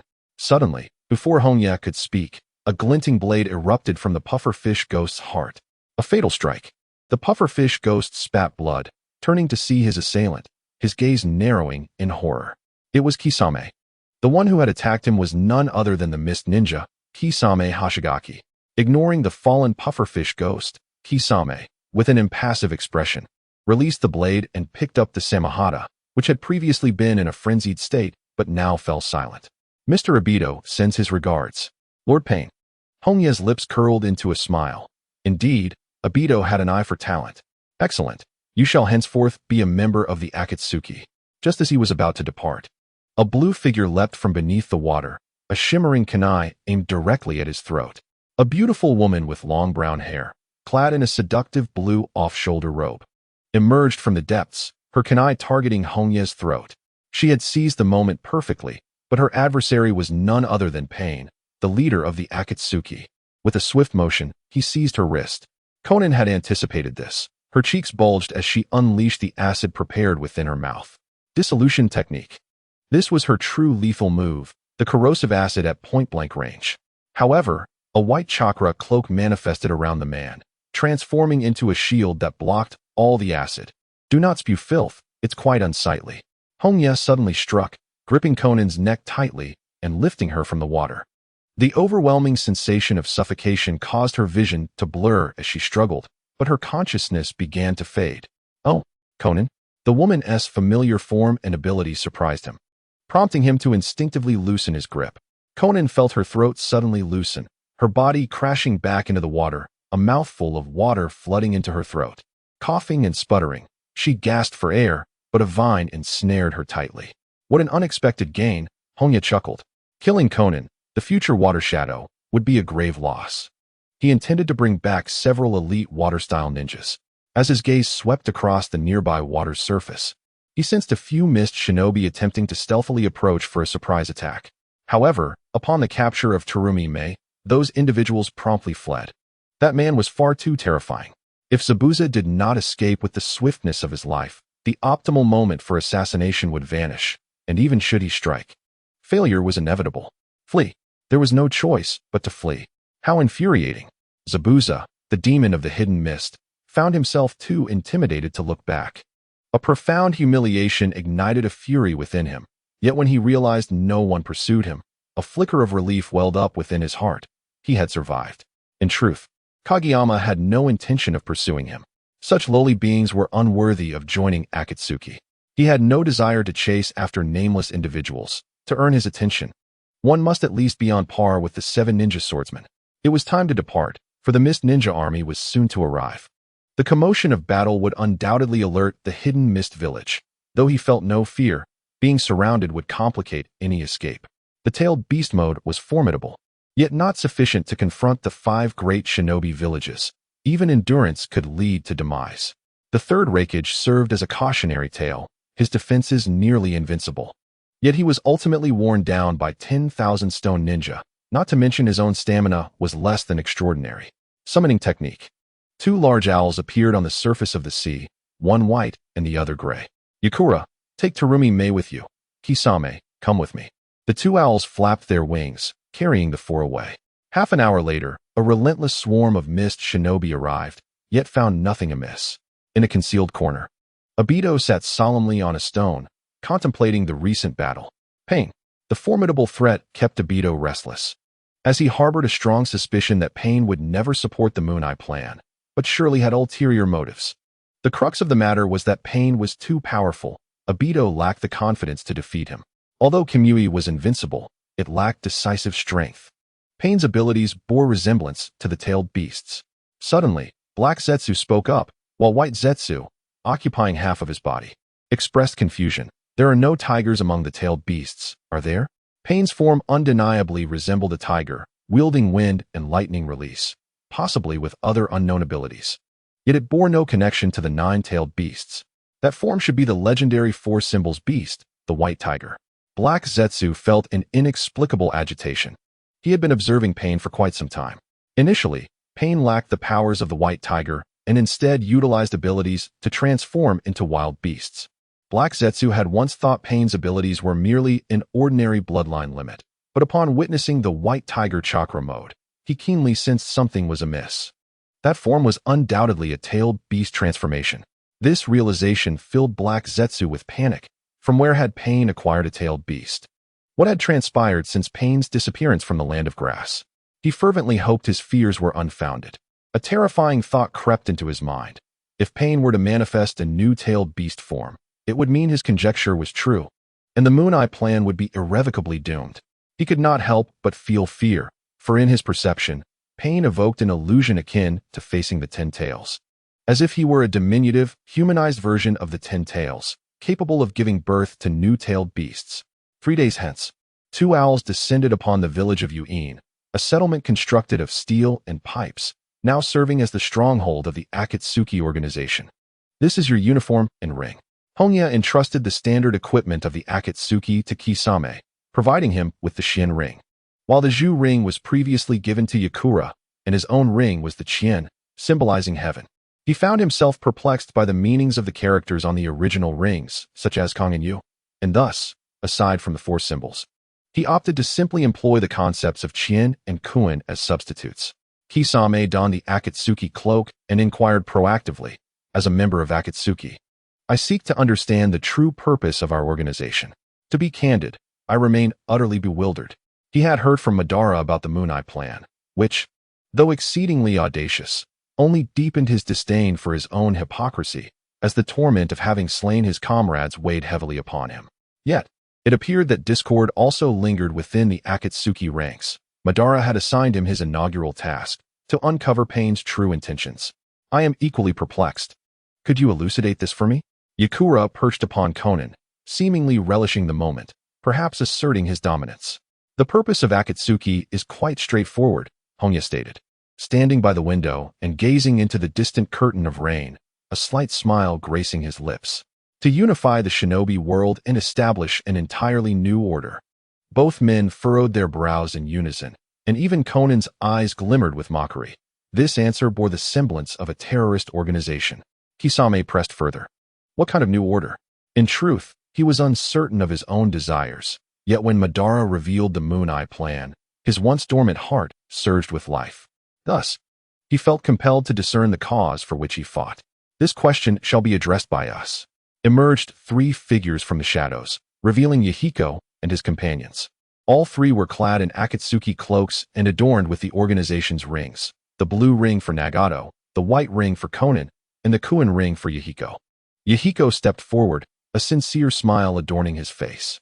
First and foremost, let it be clear that we, Akatsuki, are not a violent organization, but rather the singular force capable of transforming this world.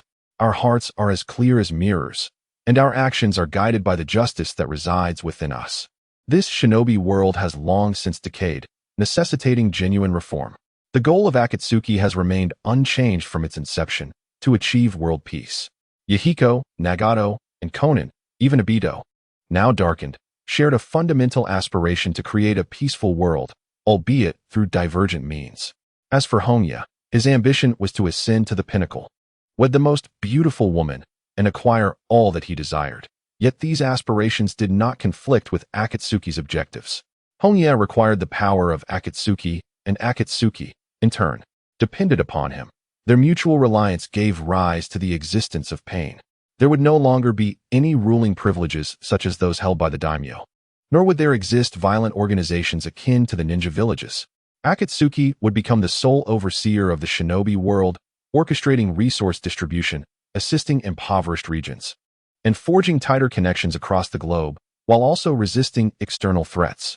Ninjas would continue to exist, yet their mission would not be one of slaughter.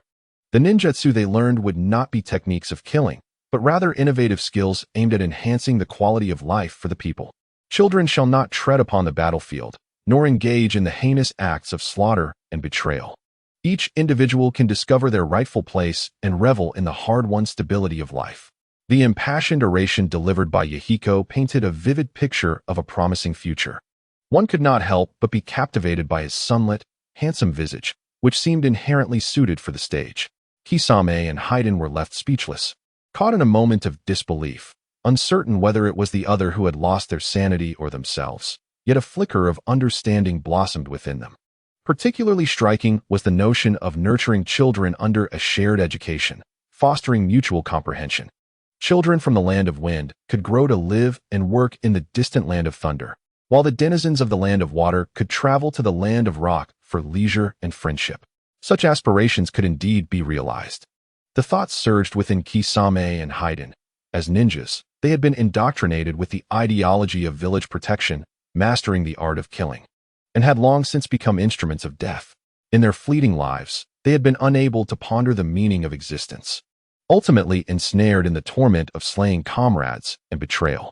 Thus, even the most outrageous plans of the Akatsuki could inspire them to offer everything, even their lives, for it represented the sole glimmer of hope, the only luminous future. Now, however, the Akatsuki unveiled a vision that was far more rational, feasible, and beautiful. Not only Kisame and Haiden, but even Konan, who lay on the ground, was profoundly shaken by the Akatsuki's plans, feeling an unexpected urge to join their ranks. Yahiko smiled and invited questions, assuring them that the Akatsuki was not a dictatorship, it would welcome all voices. Kisame and Haiden stood in stunned silence, eager to speak yet at a loss for words, their barren minds failing to conjure substantial inquiries. The comprehensiveness of the Akatsuki's plan encompassed cultural education, healthcare, transportation, and environmental management. They had never considered such matters, like constructing railways between the 5 great nations, connecting the world so that people could freely interact, or transforming the deserts of the land of wind into lush oases. What, pray tell, is a railway? Could it truly transport individuals from the land of wind to the land of thunder in a single day? Such a notion seemed utterly preposterous. This question lingered in their hearts, a curiosity they wished to voice but hesitated to articulate, for Yahiko's novel vocabulary felt daunting to confront. Your plan is indeed commendable. A voice emerged from the ground. Konan, struggling to shift her body, akin to a worm pressing against the wall, exhaled heavily before coldly stating, "Yet the 5 great nations would never permit the existence of the Akatsuki. With your current strength, it is impossible to defeat the 5 great shinobi villages and unify the ninja world. Our present power is indeed insufficient, which is precisely why we have devised the tailed beast capture plan." Nagato stepped forward, his long hair cascading to reveal his rinnegan, emanating an overwhelming sense of authority. "By harnessing the power of the tailed beasts, we shall create a god within the ninja world, Pain. You must have witnessed Pain's might." Konan fell silent, casting a glance at Nagato, her heart racing. This man's power truly resembled that of a deity. It seemed he was a man of great virtue. And Yahiko was undeniably handsome, while the red-haired man possessed a refined charm. A woman yearning for a beautiful marriage found herself in a state of turmoil. By the window, Hongye wore a smile, lost in contemplation about the future path of Akatsuki. Could it be that they would follow the previous strategy of clandestine development, recruiting rogue ninjas such as Kaku, Haiden, and Deidara, and then initiate the tailed beast hunting plan 16 years later? No, that was not his desire. Such timidity was beneath him. In the past, lacking sufficient strength necessitated cautious actions. However, his current prowess allowed him to stride confidently through the ninja world, though not invincible. He could easily ensure his own safety, unless the Sage of 6 Paths chose to intervene prematurely and without honor. Given this, why should he remain hidden in the shadows, acting as a puppet master? Such behavior belonged to the weak. Those who possess power should stand proudly at the pinnacle, surveying all adversaries from above. Thus, he never hesitated to reveal Pain's identity. The trajectory of Akatsuki's development must evolve accordingly. They were not mere rats in the gutter, nor were they mercenaries igniting wars. Akatsuki was an independent and transcendent peace organization, guiding those strong enough to yearn for tranquility. The very ideology of Akatsuki was one of the mightiest weapons. Hongye positioned himself before Yahiko and the others, addressing Yakura and Kisame. "What have you considered? Do you wish to walk this path with us until the end?" Yakura's face flushed as she earnestly nodded, "Of course. To be honest, I don't fully grasp Akatsuki's philosophy, but you have saved my life 3 times. Henceforth, my life belongs to you." She struggled with deep contemplation, still somewhat perplexed after Yahiko's lengthy explanations. Yet her heartfelt gratitude towards Pain was undeniable. The first time she narrowly escaped death from Konoha's siege, the second time she nearly fell victim to Sasori, and the third incident had occurred not long ago. This debt of gratitude was one she felt compelled to repay for a lifetime. Kisame grinned widely. "I too am eager to witness what this so-called world of peace truly looks like, whether through the Moon's plan or Akatsuki's revolutionary scheme. Both resonate with my innermost being. If either can be realized, it will suffice. I vow with my very life that the future of Akatsuki will be fulfilled," Hongye declared solemnly, determined not to disappoint those who entrusted everything to him. This was a promise of a man. "Then let us commence. Akatsuki's next objective is the Land of Wind." Hongye unabashedly articulated the upcoming plan, and as night fell, everyone returned to their quarters to rest. In the room, only 2 remained, Hongye and the bound Konan, creating a rather peculiar atmosphere reminiscent of a secretive encounter. The earlier glances from Yakura and Konan had hinted at something amiss. Hongye pulled a chair to sit before Konan, snapping his fingers, causing the vines that bound her to loosen immediately. "Do you understand why I allowed you to listen throughout? Do you wish for me to join Akatsuki?" Konan curled into herself, anxiety gripping her heart, having heard such confidential matters. It was clear he would not let her go easily. Moreover, being alone with a man in a confined space left her vulnerable. If he truly intended to act on something, she would have no means to resist. No, she wasn't married yet. A woman yearning for marriage found her thoughts wandering once again. Indeed, Hongye replied, oblivious to Konan's mental deliberation, nodding earnestly. I believe you would be an excellent fit for Akatsuki. Not only does he aspire to recruit Terumi Mei, but he seeks to enlist a formidable figure from each ninja village. The rationale is straightforward. Terumi Mei could aid him in inciting rebellion among the Mist Ninja, much like the numerous shinobi within the Sand Village who support Yakumo. This is a war of ideals and class, rather than a direct confrontation with the 5 great villages. Terumi Mei, jolted from her reverie, tightly clasped her legs together and indignantly exclaimed, "Stop dreaming. I am a ninja of the Mist Village, and I will never join Akatsuki." Is that so? Hongye replied with a grin, extending his hand and prodding her chest with a fingertip, allowing a parasitic seed to burrow into her body. This seed is merely to ensure you do not flee. In 3 years, I shall return your freedom. However, by then, you may very well find yourself as a member of Akatsuki. Terumi Mei felt the cold intrusion within her, the itching sensation only fueling her anger further. I will not yield. The 7 ninja swordsmen of the mist had suffered devastating losses, leaving only the wielder of the Thunder Blade and the Decapitation Blade.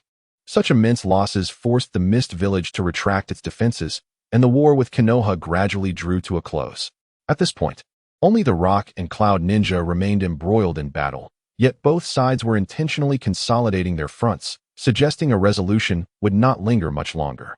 The ninja world had finally welcomed a long-awaited peace, with the severely wounded villages retreating to lick their wounds, anticipating the onset of the next conflict. In the Sand Village, the higher-ups were unaware of Yakumo's survival and were presently enjoying a leisurely life, unaffected by the village's losses, which bore no consequence for their standing. In the Sand Ninja Hospital, the 4th Kazakage, Raza's wife lay on a hospital bed, emitting pained groans. Her frail condition had led to a premature birth, and she was now fighting for her life for the sake of her unborn child, Gara. Raza stood coldly outside the ward. To him, both his wife and the child were merely tools. He had initially intended to seal the one tail within Gara, but the death of the Jinchuriki in the war had derailed his plans. Chiyo was also present, the one who had suggested Gara become the Jinchuriki. In no more than 3 years, Shikaku will resurrect in the desert. At that time, it can still be sealed within this child, Chiyo asserted confidently, as the resurrection of tailed beasts typically occurs in areas closely aligned with their intrinsic nature. Shikaku's primary attribute is wind, and its body is composed of sand,